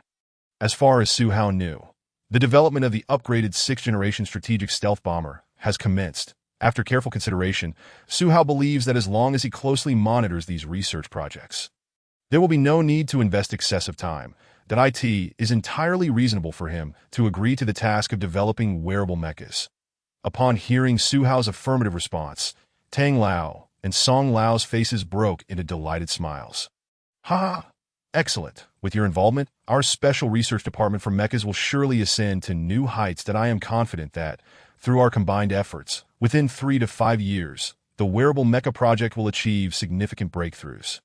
Tang Lao exclaimed with great enthusiasm. It was evident that he was genuinely pleased, his words brimming with faith in Su Hao. In response to Tang Lao's remarks, Su Hao's lips curled into a subtle, enigmatic smile as he secretly mused, 3 to 5 years, perhaps it won't even take that long. Given the technology and knowledge provided by the 2 fragments, creating the first generation of wearable mechas should not pose much of a challenge. Once the first generation is established, the development of the second will be considerably easier. Of course, such thoughts must remain unspoken to Tang Lao, Song Lao, and the others. The future technology system is his greatest secret, one he would never reveal even to those closest to him. Words spoken without intent may be overheard by those with ulterior motives, and he would inevitably find himself on the dissection table. Having gained substantial insights from this visit, Hu Mu began contemplating his departure. The internal affairs were bustling, and his ability to take time out to visit was solely for Su Hao's benefit. Now that he had witnessed Su Hao's research achievements, and with Su Hao's agreement to his invitation, he considered the task accomplished. In that case, I shall await your good news, Hu Mu said, gently patting Su Hao's shoulder with a warm smile. Tang Lao and Song Lao, having discerned Hu Mu's intentions, also rose to bid farewell. Before departing, Song Wenfei earnestly advised, Xiaohao, while the research on mechas is vital, we must not neglect your studies. Therefore, we have collectively decided to construct a dedicated laboratory for you at the Longwen National Defense Technology University, intended for the subsequent mecha research tasks. Additionally, the state will initially allocate 10 billion for mecha research, and should that prove insufficient, do not hesitate to approach us. What do you think? Song Wenfei inquired politely. What appeared to be a casual statement left everyone present, including Lu Jiangwo, gasping in astonishment. The atmosphere in the entire laboratory seemed to drop significantly at that moment. The sheer audacity of allocating 10 billion and constructing a laboratory specifically for Zhihu was unprecedented. Even among the nation's core research personnel, who manage countless funds, such generosity from the state was a rare sight. To build a laboratory and allocate 10 billion for one individual. Many researchers present gazed at Zhihu with envy. Why was Zhihu so exceptional? They sighed softly. However, reflecting on Zhihu's recent research accomplishments, they felt a wave of understanding that if they were equally outstanding, the state would undoubtedly extend its generosity towards them. Unfortunately, they were not Zhihu. Standing a short distance from Zhihu, Lu Jiangwo's expression was somewhat peculiar. Zhihu was the one he had gone to great lengths to recruit to Lonka University. Now, it seemed, he was being poached right from under his nose. That it was utterly unreasonable. Lu Jiangwo felt a silent bitterness. This decision came from the inner court, and despite his reluctance, he dared not voice his discontent. Moreover, the state was exceedingly generous. Allocating 10 billion in research funding at once was something he had never experienced. Zhihu had only been at Lonka for a few months and had already received such substantial financial backing from the state. Truly, the youth is formidable. Yet, he understood that Zhihu's receipt of such funding was a testament to his own merit. Every project he undertook was a key national defense initiative, a veritable weapon of the state. Zhihu was equally taken aback by Song Wenfei's words. 10 billion, and they were concerned about his studies, constructing a mecha laboratory on campus. Zhihu rubbed his nose, feeling somewhat embarrassed, with a sheepish expression. He stammered, is this really appropriate? Hu Mu chuckled heartily, recognizing the embarrassment on Zhihu's face, and offered comfort. What is inappropriate about it? You are an important national researcher, and the mecha project is a national priority.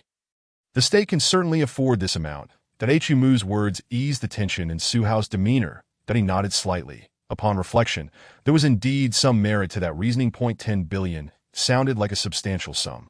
But when allocated to research projects, it was relatively modest. As for the laboratory, it would not only facilitate his experiments without hindering his studies, but Zhihu felt that the state also intended to develop this research project at Lonka University. Thus, the establishment of the project seemed only natural. Once the discussions concluded, Tang Lao and the others waved farewell. Tang Lao turned to Zhihu, expressing concern. The project will require some time before it commences. So take the opportunity to rest well in the meantime. That Zhihu nodded in agreement. Understood. After Tang Lao and the others departed, Lu Jiangwo, Gu Jun, and others remained in the laboratory. Zhihu Jun's gaze was fixed on Zhihu, his mind racing with thoughts that in just a short while, Lonka University had secured 10 billion in research funding. Furthermore, the state was investing in the construction of another laboratory. Gu Jun's heart was nearly bursting with joy. Other universities faced layers of bureaucratic approval to obtain research, funding, and laboratories. Yet here at Lonka, the state granted it without hesitation. If the circumstances were more fitting, Gu Jun would have laughed uproariously. The opportunity had been served on a silver platter, and he snapped back to reality, his gaze on Zhihu growing increasingly fervent. Chapter 95. Rising Up. This is the speed of Longhua, as Tang Lao and Song Lao departed. The storm incited by Zhihu's experiment gradually subsided. Lu Jingwo arranged for relevant personnel to spend nearly 2 days handling the aftermath. Finally, everything was settled. The students whose daily activities had been restricted resumed their normal lives, and the first-year military training recommenced. However, observant students noted that a construction crew had suddenly arrived at a previously undeveloped patch of land behind the experimental building, accompanied by numerous workers who began to develop the grassy area. It appeared without warning, as if it had materialized out of thin air. Students passing by began to speculate, why has this patch of grass suddenly been developed? Who knows? I have no idea what they are building. The school notice board bore no relevant information, leading to the suspicion that perhaps they were constructing another teaching building. That as the day's military training concluded, Tang Xiaoro and her companions naturally noticed the bustling construction crew. "What is the school planning to build?" Chun Jiao Jiao inquired curiously. In response, Tang Xiaoro and the others shook their heads, indicating their lack of knowledge. The construction team was impressively large, likely comprising over 100 individuals. Moreover, to expedite the construction process, an array of heavy machinery had been assembled. Excavators, bulldozers, tractors, cranes, and more were all present. In the morning, the grassy area had appeared intact, but upon their return in the afternoon, it had transformed into a massive pit. Steel reinforcement, concrete, and gravel had already been delivered, suggesting that construction was about to commence imminently. The rapid pace of development left Tang Xiaoro and her friends utterly astonished. Noticing the activity, Qian Jiejie, who was linking arms with Tang Xiaoro, pulled out her phone and expertly navigated to Lonka University's official website. "Let me check if there are any announcements about this." Unfortunately, Qian Jiejie found no relevant news. With a lackluster tone, she remarked, "There's nothing on the official site regarding what this construction is for." Tang Xiaoro nodded, absent-mindedly picking up her phone, only to realize that the message she had sent to Zhihu a few days prior had yet to receive a response. Her brow furrowed slightly, and her delicate face expressed mild displeasure. Noticing Tang Xiaoro's expression, Qian Jiejie's eyes twinkled as she quickly understood the situation. "What's the matter? Is your little boyfriend not replying to your messages?" With a playful pinch on Tang Xiaoro's fair cheek, she managed to coax out a smile that was more akin to a grimace. Tang Xiaoro, momentarily amused, stomped her foot and retaliated by pinching Qian Jiejie's cheek in turn. The two girls playfully tussled, their laughter ringing out. After a while, they finally ceased their antics. "All right, no more fooling around." After a brief bout of merriment, Tang Xiaoro's expression softened, and she spoke gently. "I wonder what he's been busy with these past few days." He like a dragon, elusive and untraceable, not replying to messages or answering calls. Tang Xiaoro huffed in frustration, pouting slightly to AT that moment. Li Yalan thoughtfully analyzed. "Your little boyfriend was specially recruited. Perhaps he's involved in some project with his professors." Her words prompted several girls to nod in silent agreement, feeling there was some truth to her observation. Tang Xiaoro bit her red lip, her brow slightly furrowed in contemplation. After a while, she finally spoke. "Forget it. Let's not dwell on this. We should head back to the dormitory." Casting a deep glance at the chat window, Tang Xiaoro, ever perceptive, chose not to pursue the subject further. She tucked her phone into her pocket and, alongside her roommates, made her way back to the dormitory. Time slipped away imperceptibly, and a month passed in the blink of an eye. Amidst the daily complaints of the new students, nearly a month of military training came to an end. The month-long military training has brought about significant transformations in the freshmen, both internally and externally. This is particularly evident in their skin, which has taken on a noticeable hue, when the younger students break into broad smiles. Their slightly darker complexions evoke a momentary impression of a campus filled with the spirit of the illustrious Baozhong. Beyond the remarkable changes among the first-year students, the grassy area behind the experimental building at Longhua University has undergone a dramatic metamorphosis as well. A towering edifice has risen from the ground, leaving passing students in awe. Just a month ago, this space was a verdant lawn. Now, it is replaced by a structure that rivals the height of the experimental building. At present, the primary framework of this enigmatic building is complete, awaiting only its exterior cladding and interior decoration.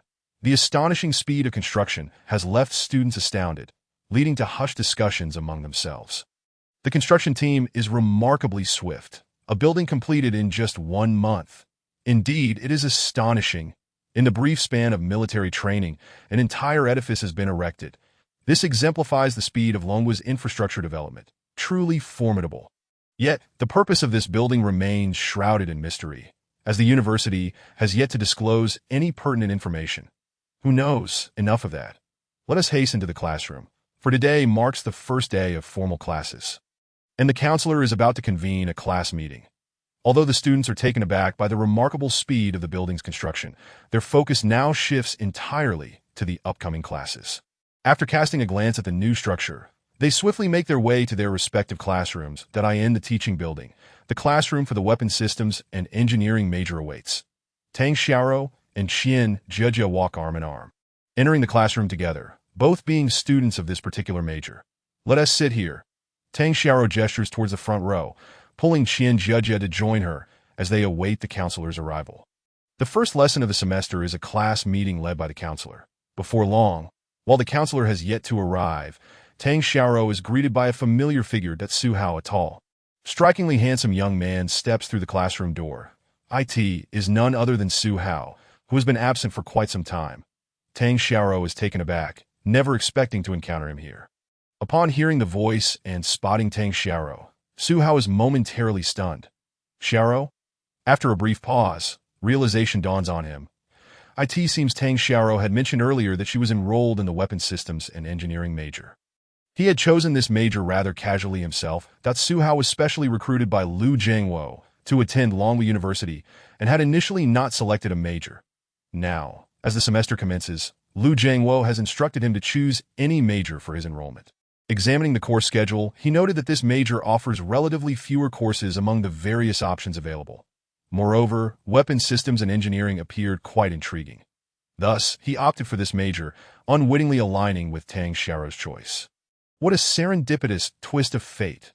Zhihu approaches Tang Xiao. "Long time no see." He greets her first before nodding to Qian Zhijia, acknowledging her presence. Although Tang Xiao wears a slightly displeased expression, her heart swells with joy. Just as she is about to inquire about Zhihu's recent whereabouts, a thought crosses her mind and she hesitates, suppressing her curiosity. With a haughty tone, she retorts, "Who wanted to see you?" Zhihu, both amused and bemused, takes a seat beside her. Shortly thereafter, the counselor enters the room. Upon spotting Zhihu seated at the front, the counselor pauses momentarily, an expression of surprise flickering across his face. Internally, he muses, "How did he end up in my class?" Chapter 96. The fragile vessel of friendship in the Weapons Systems and Engineering class, Professor Yuzhe, the counselor, is meeting the students for the first time. However, he is somewhat familiar with Zhihu's background. "How did Zhihu come to be in my class?" A hint of astonishment lingers in Yuzhe's eyes, that he had previously learned that Zhihu was specially recruited by the esteemed Professor Liu and had entered the university early. For some time, Zhihu had been shadowing Liu Jiangwo, participating in research projects that Yuzhe had assumed that Zhihu would continue under Liu Jiangwo's mentorship as his protégé. Thus, he was surprised to find him choosing the Weapons Systems and Engineering major. Although puzzled, Yuzhe does not dwell on it for long, that he regains his composure and approaches the podium to commence the long-awaited class meeting. First and foremost, welcome to Longwu National Defense Technology University. Yuzhe is a responsible counselor, addressing a range of topics from student life to academic pursuits and future career planning, providing valuable insights to the eager students below. However, the students sitting in the audience keenly observe how the counselor's gaze frequently drifts towards the handsome young man seated at the front. Curiosity ignites among them.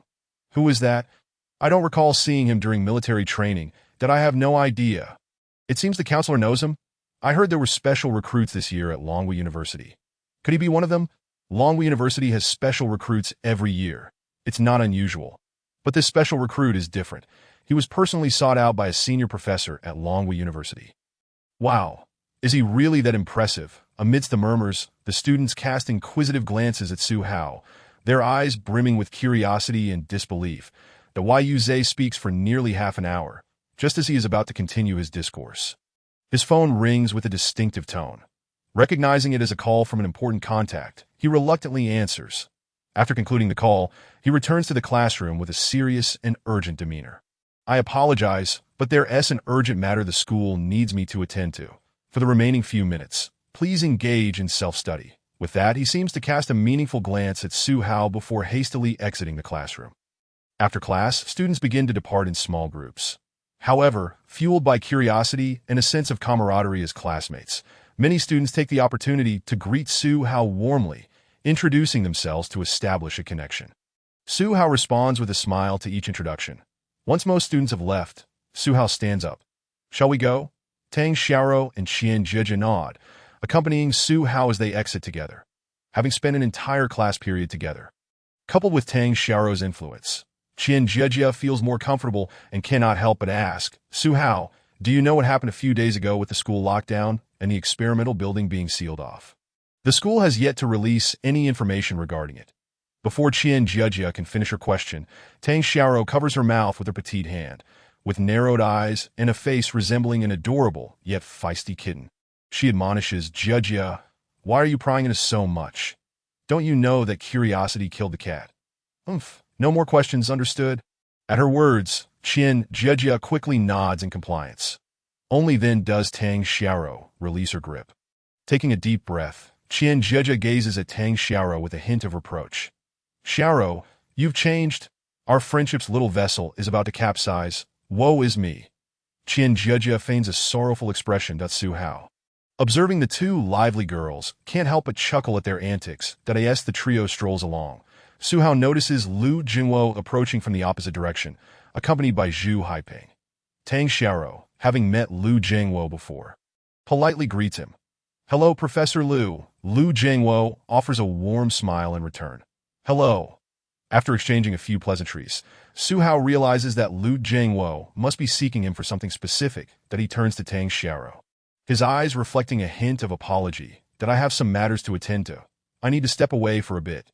Tang Xiaoro, understanding immediately, responds with great consideration. It's all right, you go ahead, we're just heading to the library to study anyway. So we'll take our leave. With that, she waves goodbye to Zhihu and politely bids farewell to Lu Jinwo before departing with Qian Jia. Once the two young women disappear from view, Zhihu walks alongside Lu Jinwo towards the experimental building. During their walk, Lu Jinwo comments, your female classmate possesses remarkable discretion and thoughtfulness. He regards Zhihu with an amused smile. Zhihu remains noncommittal, choosing not to respond to Lu Jinwo's teasing. With a light cough, his expression betrays a sense of ambiguity. Noticing his reaction, Lu Jinwo chuckles heartily, choosing not to dwell further on the topic. Upon reaching the experimental building, he adds, the newly constructed experimental building is bustling with preparations in various laboratories. Some confidential materials have been arriving over the past few days. You might want to familiarize yourself with them in advance. Zhihu nods in understanding. Got it. Entering the office, Lu Jinwo and Zhihu take their seats on opposite sofas. Lu Jinwo begins, regarding the wearable exoskeleton project, I must admit I had never heard of it before. Had it not been for Secretary Hu and the likes of Tang and Song, I would likely remain oblivious. Lu Jinwo's expression is a blend of delight and intrigue that he had never anticipated that the nation had been secretly developing mechas all along, even establishing a dedicated mecha research department. This revelation truly took him by surprise. Zhihu remarked, perhaps it is an attempt by the state, just as Tang Lao and Song Lao mentioned previously. The research on mechas is paving the way for a new combat paradigm. The project has not been fully disclosed, primarily due to confidentiality and also because it is still in its nascent stages. Lu Jinwo nodded deeply. Finding Zhihu's words to be quite reasonable, he lifted his gaze towards Zhihu and teased, thanks to your influence, I too shall be involved in this mecha research project. The initiative taken by the Inner Academy to bring this project up for discussion clearly indicates the nation's significant investment in it. The higher-ups hold you in high regard and have great expectations for you. The allocation of 10 billion in funding and the construction of a new laboratory stand as the finest testament to this. Henceforth, we may not merely be teacher and student, but colleagues as well. Who knows, you might even become my superior. How about this? You call me teacher, and I shall address you as Director Su. Ha! Lu Jinwo chuckled heartily, his smile filled with a mischievous delight, brimming with joy and a hint of pride. Regardless, Zhihu was someone he had specifically recruited. Now that Zhihu had achieved such accomplishments, how could he not feel elated? Upon hearing this, Zhihu's expression momentarily faltered, and he couldn't help but let out a bitter laugh. He humbly replied, Lu Lao, please refrain from teasing me. Being your superior would be quite the burden. After exchanging a few light-hearted words, Lu Jinwo chuckled again, then shifted the conversation back to the main topic. The new laboratory building is nearing completion, and we have recently received a new batch of equipment and experimental materials. Why not take a look? If you require anything else, you can mention it directly. Zhihu was indeed eager to see the newly constructed laboratory. After a moment of contemplation, he readily agreed, all right, let us proceed to the new laboratory. Chapter 97. The True Mecha. Zuri and Military Exercises. The new experimental building. After more than a month of construction and renovation, The new experimental building was approaching completion that Su Hao and Lu Jiangwo arrived at a specific laboratory. Inside, several experimental devices had already been installed. Lu Jiangwo picked up a nearby folder and handed it to Su Hao. "This is the equipment list. Take a look and let me know if anything is missing, and I'll have it replenished." Currently, this laboratory was specifically dedicated to the construction of mechas, and the fact that Tang Lao and others had specifically requested Su Hao's involvement in the research indicated that Su Hao's opinions carried significant weight here. Naturally, Lu Jiangwo sought Su Hao's input. That Su Hao took the document, assessed the equipment list, and found that most of it was adequately prepared. He simply added a few more items and handed the list back to Lu Jiangwo. "Let us go with this for now. If we need anything else later, we can always make adjustments." Su Hao surveyed the laboratory building before making his way towards the inner chamber. The inner chamber was completely soundproof, a place of utmost confidentiality.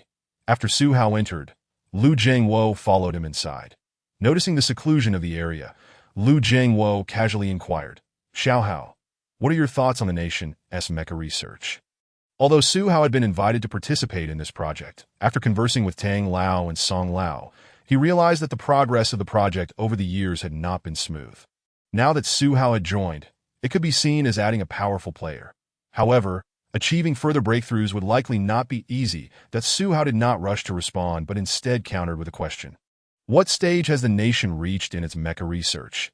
He felt that since Lu Jiangwo had posed such a question, he must already be somewhat informed about the situation in the mecha research department. It was a good opportunity to gain further insight. Lu Jiangwo, drawing from the intelligence he had gathered, provided a brief overview. Tang Lao and Song Lao had candidly described the humanoid, wearable holographic combat mecha, which would more accurately be termed a powered exoskeleton mecha. Utilizing a powered exoskeleton can provide individuals with additional strength and enhanced performance across various capabilities, allowing ordinary people to exhibit combat prowess far exceeding their usual capabilities. By integrating some of the advanced technologies currently available, a significant enhancement in combat effectiveness could be achieved. Upon hearing this, Su Hao was momentarily taken aback. Really? This is somewhat different from what I had imagined a mecha to be. He had initially thought that the mechas being researched by Tang Lao and Song Lao were akin to Iron Man. To his surprise, they were utilizing powered exoskeletons to amplify human capabilities, for instance, employing a powered exoskeleton mecha to perform long-distance jumps, high jumps, running, and so forth.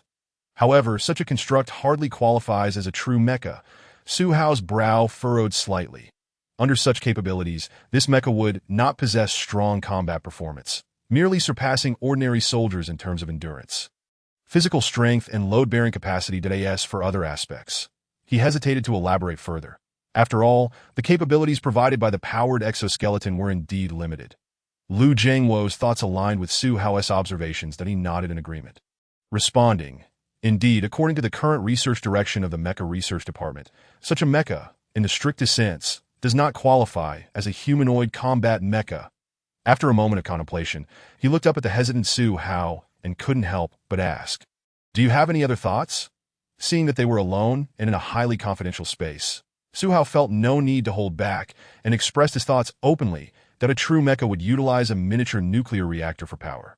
With sensors driving the mechanical limbs, equipped with gear, meshing devices, radar, and detectors in the head, its capabilities would rival that of a war machine. It could wreak havoc in close quarters and provide remote fire support, vanquishing foes as if traversing an uninhabited realm. Su Hao's eyes sparkled with fervor, a glimmer of passion igniting within him. His words stirred a wave of excitement in Lu Jiangwo's heart. However, being older and more composed, Lu Jiangwo quickly regained his focus. While Su Hao's vision was boundless and invigorating, the path to realization would be fraught with challenges. Lu Jiangwo shook his head in resignation, to avoid dampening Su Hao's spirits. He gently remarked, Your ideas are promising. We might explore this direction in the future." Lu Jiangwo did not take Su Hao's visions too seriously. After all, given the current state of technology, what he proposed seemed almost fantastical. Hastily concluding the topic, the two exited the confidential chamber and continued to tour the new laboratory building. Meanwhile, at Huaqing University, in the School of Mechanical Physics, Professor Li Xueming removed his glasses and rubbed his somewhat swollen eyes. Beside him, Ba Qining noticed and unscrewed the lid of his thermos, offering it to him. "Professor, have some water." Li Shueming nodded, smiled, and took a sip of warm water, feeling the fatigue on his face lessen considerably. After a month of effort, this project had finally come to an end. Li Shueming sighed, visibly relaxed. The project was not particularly difficult, but it involved a considerable amount of data, which took some time to process. At that moment, Li Shueming suddenly thought of Su Hao. What a pity that Su Hao did not enroll in Huaqing University. Otherwise, he sighed, a look of regret crossing his face. He was very satisfied with Su Hao. But the latter was only interested in Lonka University. Upon hearing her teacher's lament, Bai Qining also sighed softly. After a brief pause, Li Shueming returned to his senses. "All right, let us prepare well for the upcoming military exercises." Li Shueming exhaled deeply, his expression turning serious. Hearing this, Bai Qining's eyes sharpened. "Professor, are you referring to Zuri and the military exercises?" Li Shueming nodded.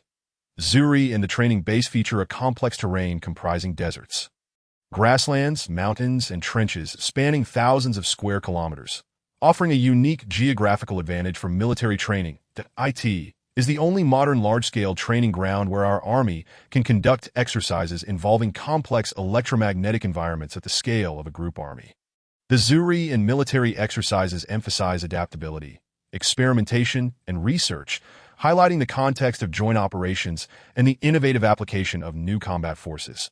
They will create challenging scenarios, hazardous situations, and perilous conditions, organized continuously day and night to closely resemble actual combat. The engagement between the red and blue forces will simulate real warfare and is of paramount importance to the higher-ups, serving as a critical assessment of the capabilities of Longwu's forces. Li Shueming spoke solemnly. "The commander of the Blue Force has requested that our research group collaborate with other military development teams to participate in the military exercises 3 months from now, hoping we can develop a new type of equipment or weapon. The requirement for this weapon is that it should be capable of rapidly concluding a protracted battlefield situation and delivering a lethal strike against the enemy. Qining, we have much work ahead of us." Chapter 98. Military personnel arrive. Longwu National Defense Science and Technology University. Taking advantage of the new experimental building nearing completion, Su Hao seldom had a few days of leisure. Since entering Lonka University, he had spent every day either in the laboratory or on his way to the laboratory. During this time, attending classes alongside Tang Xiao reminded him that he was still a freshman. However, such moments of relaxation are often fleeting. With the construction team working tirelessly day and night, the new experimental building was fully completed, and all laboratories had passed their inspections, ready for use. One evening, Su Hao received a message from Lu Jiangwo and arrived at his office. Once Su Hao took a seat, Lu Jiangwo inquired, "The laboratory has passed inspection and is ready for use. When do you plan to officially commence the research?" Su Hao pondered for a moment before responding, "Tomorrow, after a considerable period of rest, it is time to resume our endeavors." Lu Jiangwo nodded in agreement. "All right, we shall officially commence our research on mechas tomorrow." The following day, students of Lonka University observed that the newly constructed building suddenly boasted exceptionally high security measures.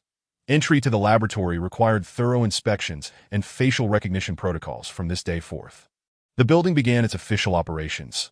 The students were profoundly curious about the nature of the research being conducted within the enigmatic new laboratory. Time, akin to water swirling down a drain, slipped away in an instant. And before long, half a month had passed. Throughout this period, Su Hao spent every day in the laboratory, and the research on mechas was steadily progressing. Professors Tang and Song would occasionally visit to engage Su Hao in discussions regarding relevant topics. However, as the research advanced, Su Hao encountered an awkward predicament that in the laboratory. Just as Su Hao paused his work, he noticed Lu Jingwo entering with an excited demeanor.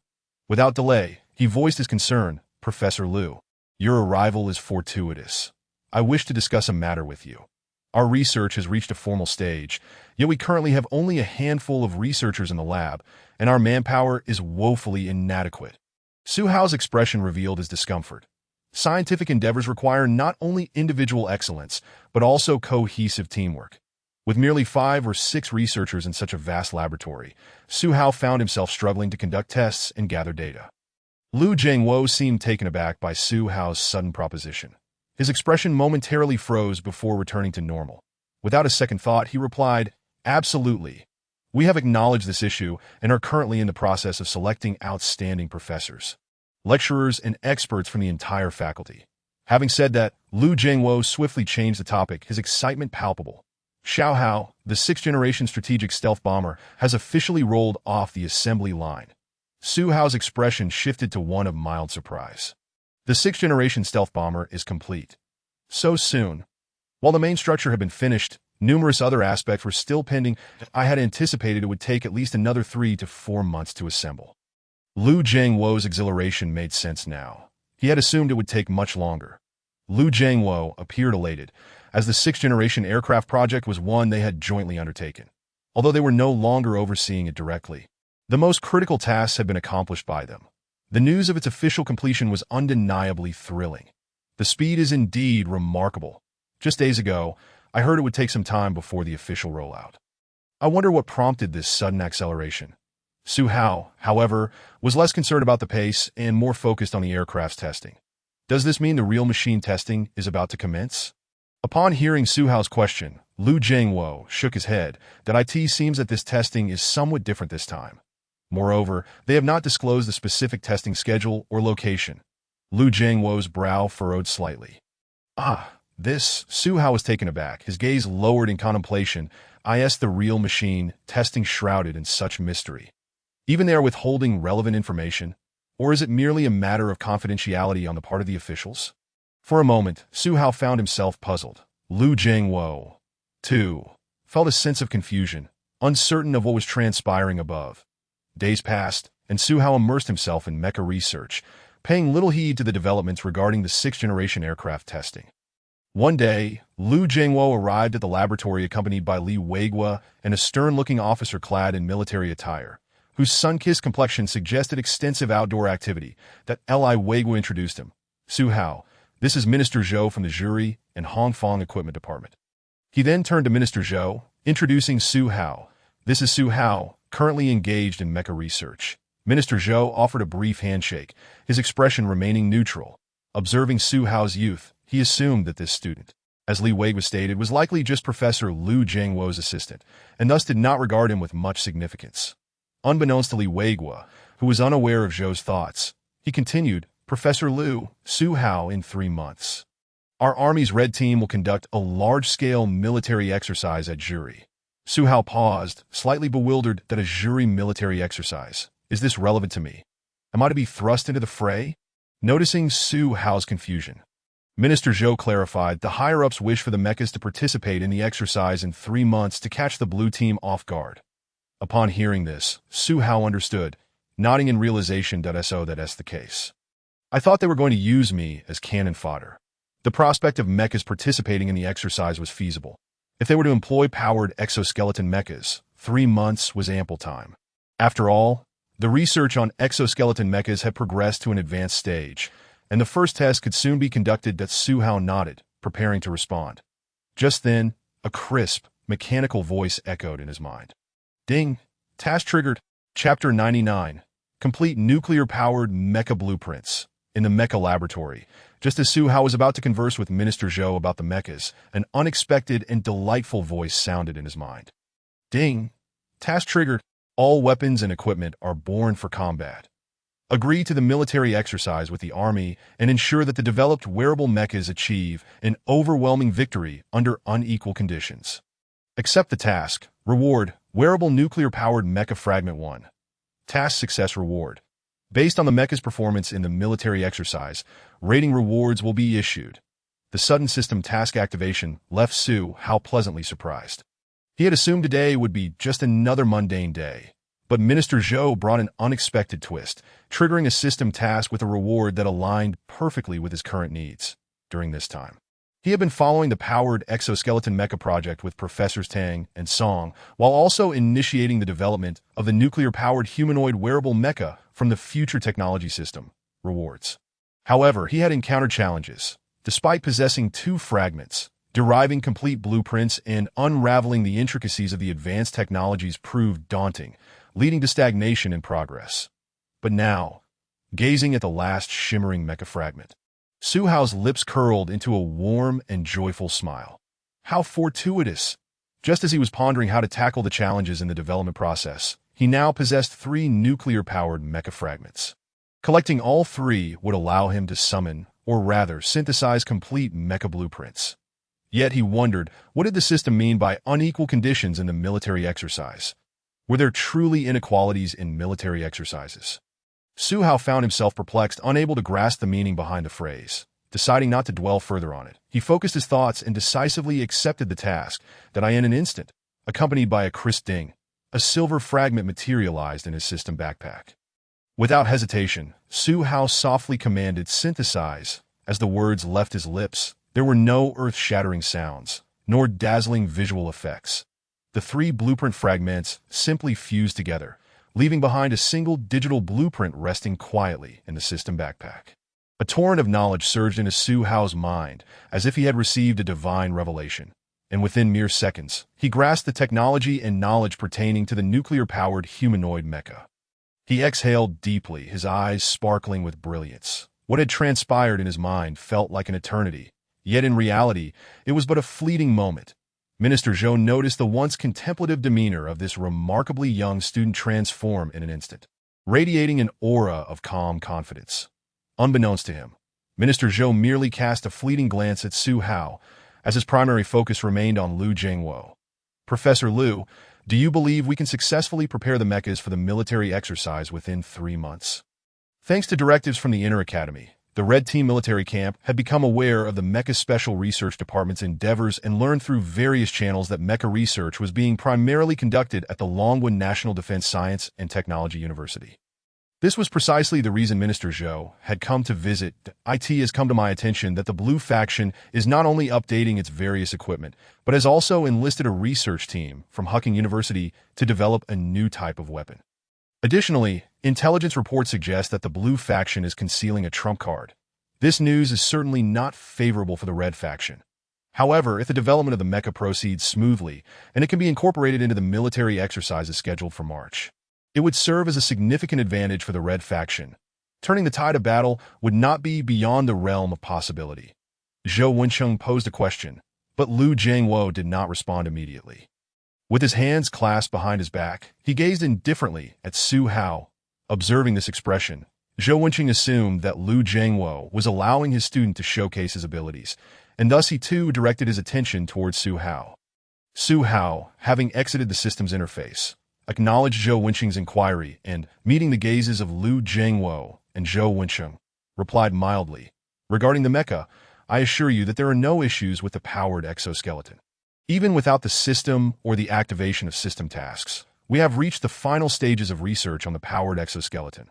Therefore, if it is merely a matter of showcasing the powered exoskeleton in the military exercises come March, it should not pose a problem.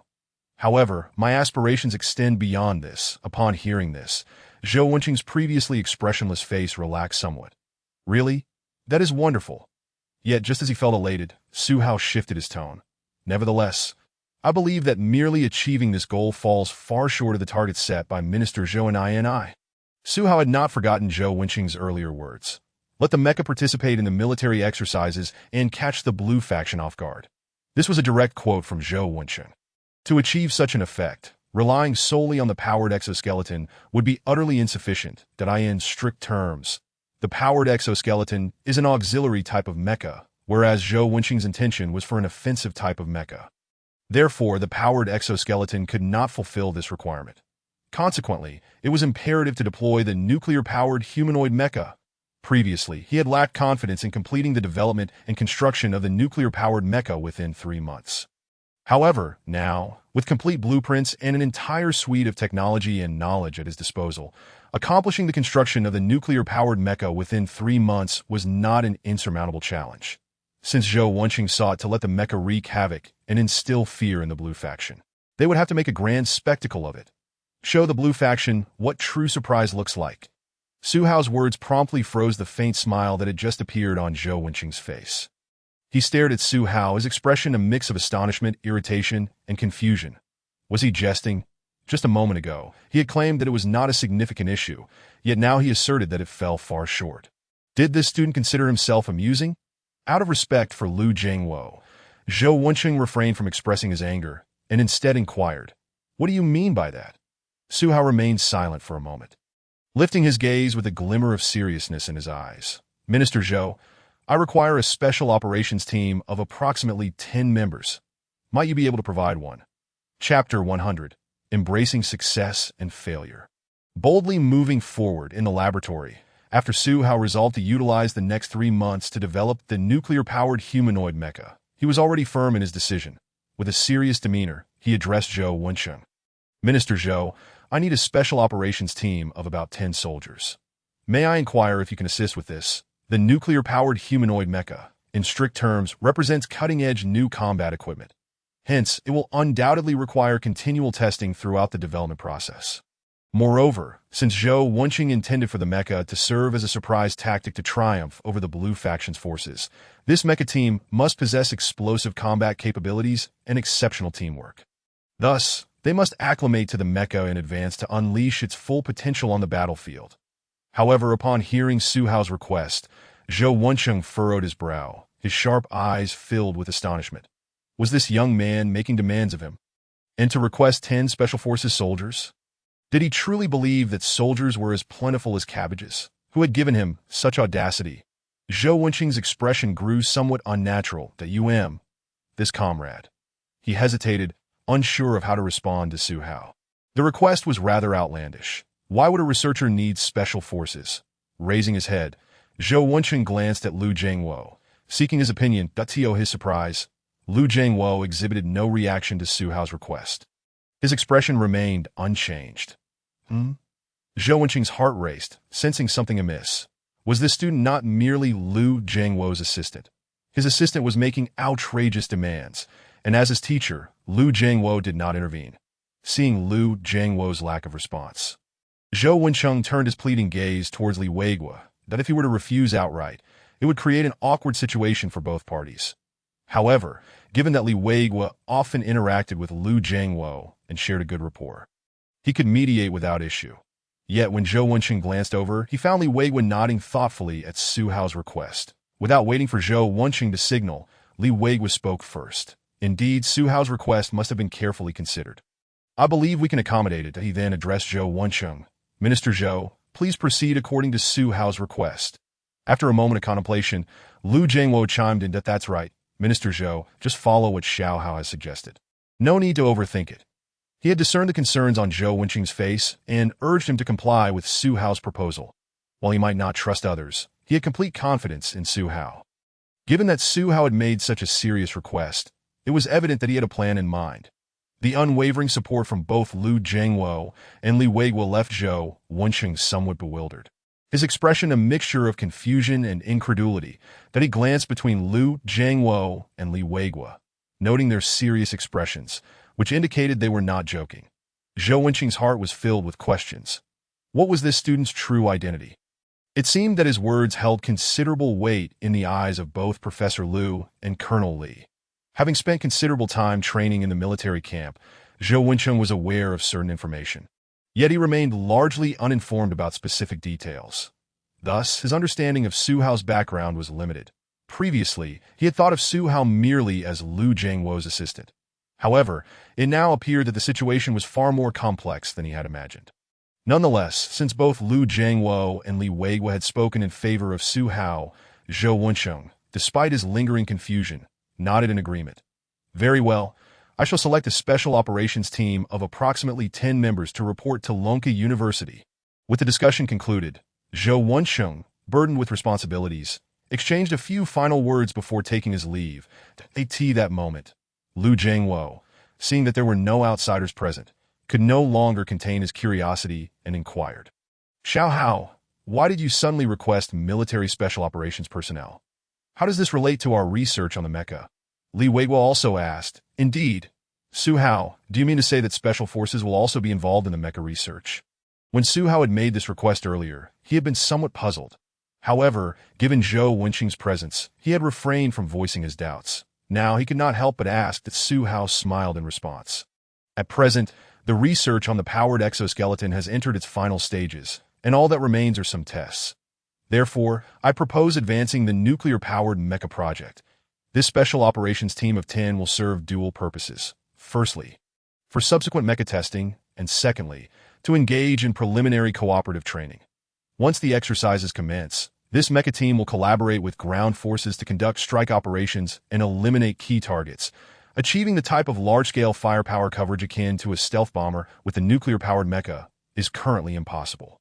Thus, Zhihu believed that in order to fulfill the exercise results envisioned by Zhou Wensheng, forming a mecha team for assault, assassination, and elimination operations might yield unexpectedly favorable outcomes that in small-scale combat, the mecha would undoubtedly dominate. However, upon hearing this, both Liu Jingwo and Li Weiguo were left in shock that nuclear-powered mecha. Liu Jingwo exclaimed, his eyes wide with disbelief as he stared at Zhihu. Previously, he had heard Zhihu mention this mecha project. But at that time, he had assumed Zhihu was merely speaking hypothetically, that he had never anticipated that Zhihu was serious. Moreover, the notion of completing the development of a nuclear-powered mecha within 3 months seemed utterly implausible. Such a storyline would not even be credible in a novel. Li Weiguo, equally astonished, remarked, Zhihu, is this truly feasible? To my knowledge, no country across the Blue Star has a defense research team engaged in this area. Li Weiguo furrowed his brow, that he did not doubt Zhihu's capability, but felt that the concept of a nuclear-powered mecha, so steeped in science fiction, was perhaps too advanced to realize. Furthermore, it appeared Zhihu intended to achieve this within 3 months. While he outwardly expressed no concerns, he privately harbored skepticism that Zhihu, however, chose not to elaborate further, merely offering a subtle smile. After a considerable pause, it was Liu Jingwo who shattered the somewhat quiet and peculiar atmosphere of the laboratory. As long as it does not interfere with the normal research of the powered exoskeleton mecha, if you are inclined to develop a nuclear-powered mecha, feel free to pursue it. Young people should take success and failure lightly and boldly take action. Liu Jingwo chuckled heartily, his smile laced with intrigue, and continued, moreover, I am quite curious to see the expression on the blue team's faces during the military exercises when they encounter your nuclear-powered mecha. Chapter 101. Advance to slay all. Retreat like an immovable mountain. Due to the matters concerning the sun-slaying and military exercises, the Mecha Special Research Department also became busy that Zhihu had been residing in the laboratory for several days. The team sent by Tang Lao and Song Lao collaborated with Zhihu for the final push on the powered exoskeleton mecha, the Powered Exoskeleton Mecha Laboratory. A nearly 3/4 completed powered exoskeleton mecha lay quietly on the operating table. A middle-aged researcher with thinning hair approached Zhihu, inquiring, Su Gong, given the current situation, the simulated data we just reviewed indicates that the coordination between the wearer and the powered exoskeleton mecha is not ideal. The output force from the wearer not only fails to enhance their strength effectively, but also imposes a burden, resulting in a significant decline in the wearer's stamina and endurance that if this issue cannot be resolved. I fear, the middle-aged man, named Yang Qi, was the leader of the dispatch mecha research team that as the research progressed, the powered exoskeleton mecha was nearing completion. However, during today's comprehensive simulation tests, they uncovered this serious issue. If unresolved, the existence of the powered exoskeleton mecha would lose its original significance. Upon hearing this, Zhihu closed the file in his hands and stepped forward, carefully examining the entire powered exoskeleton mecha while cross-referencing the test data.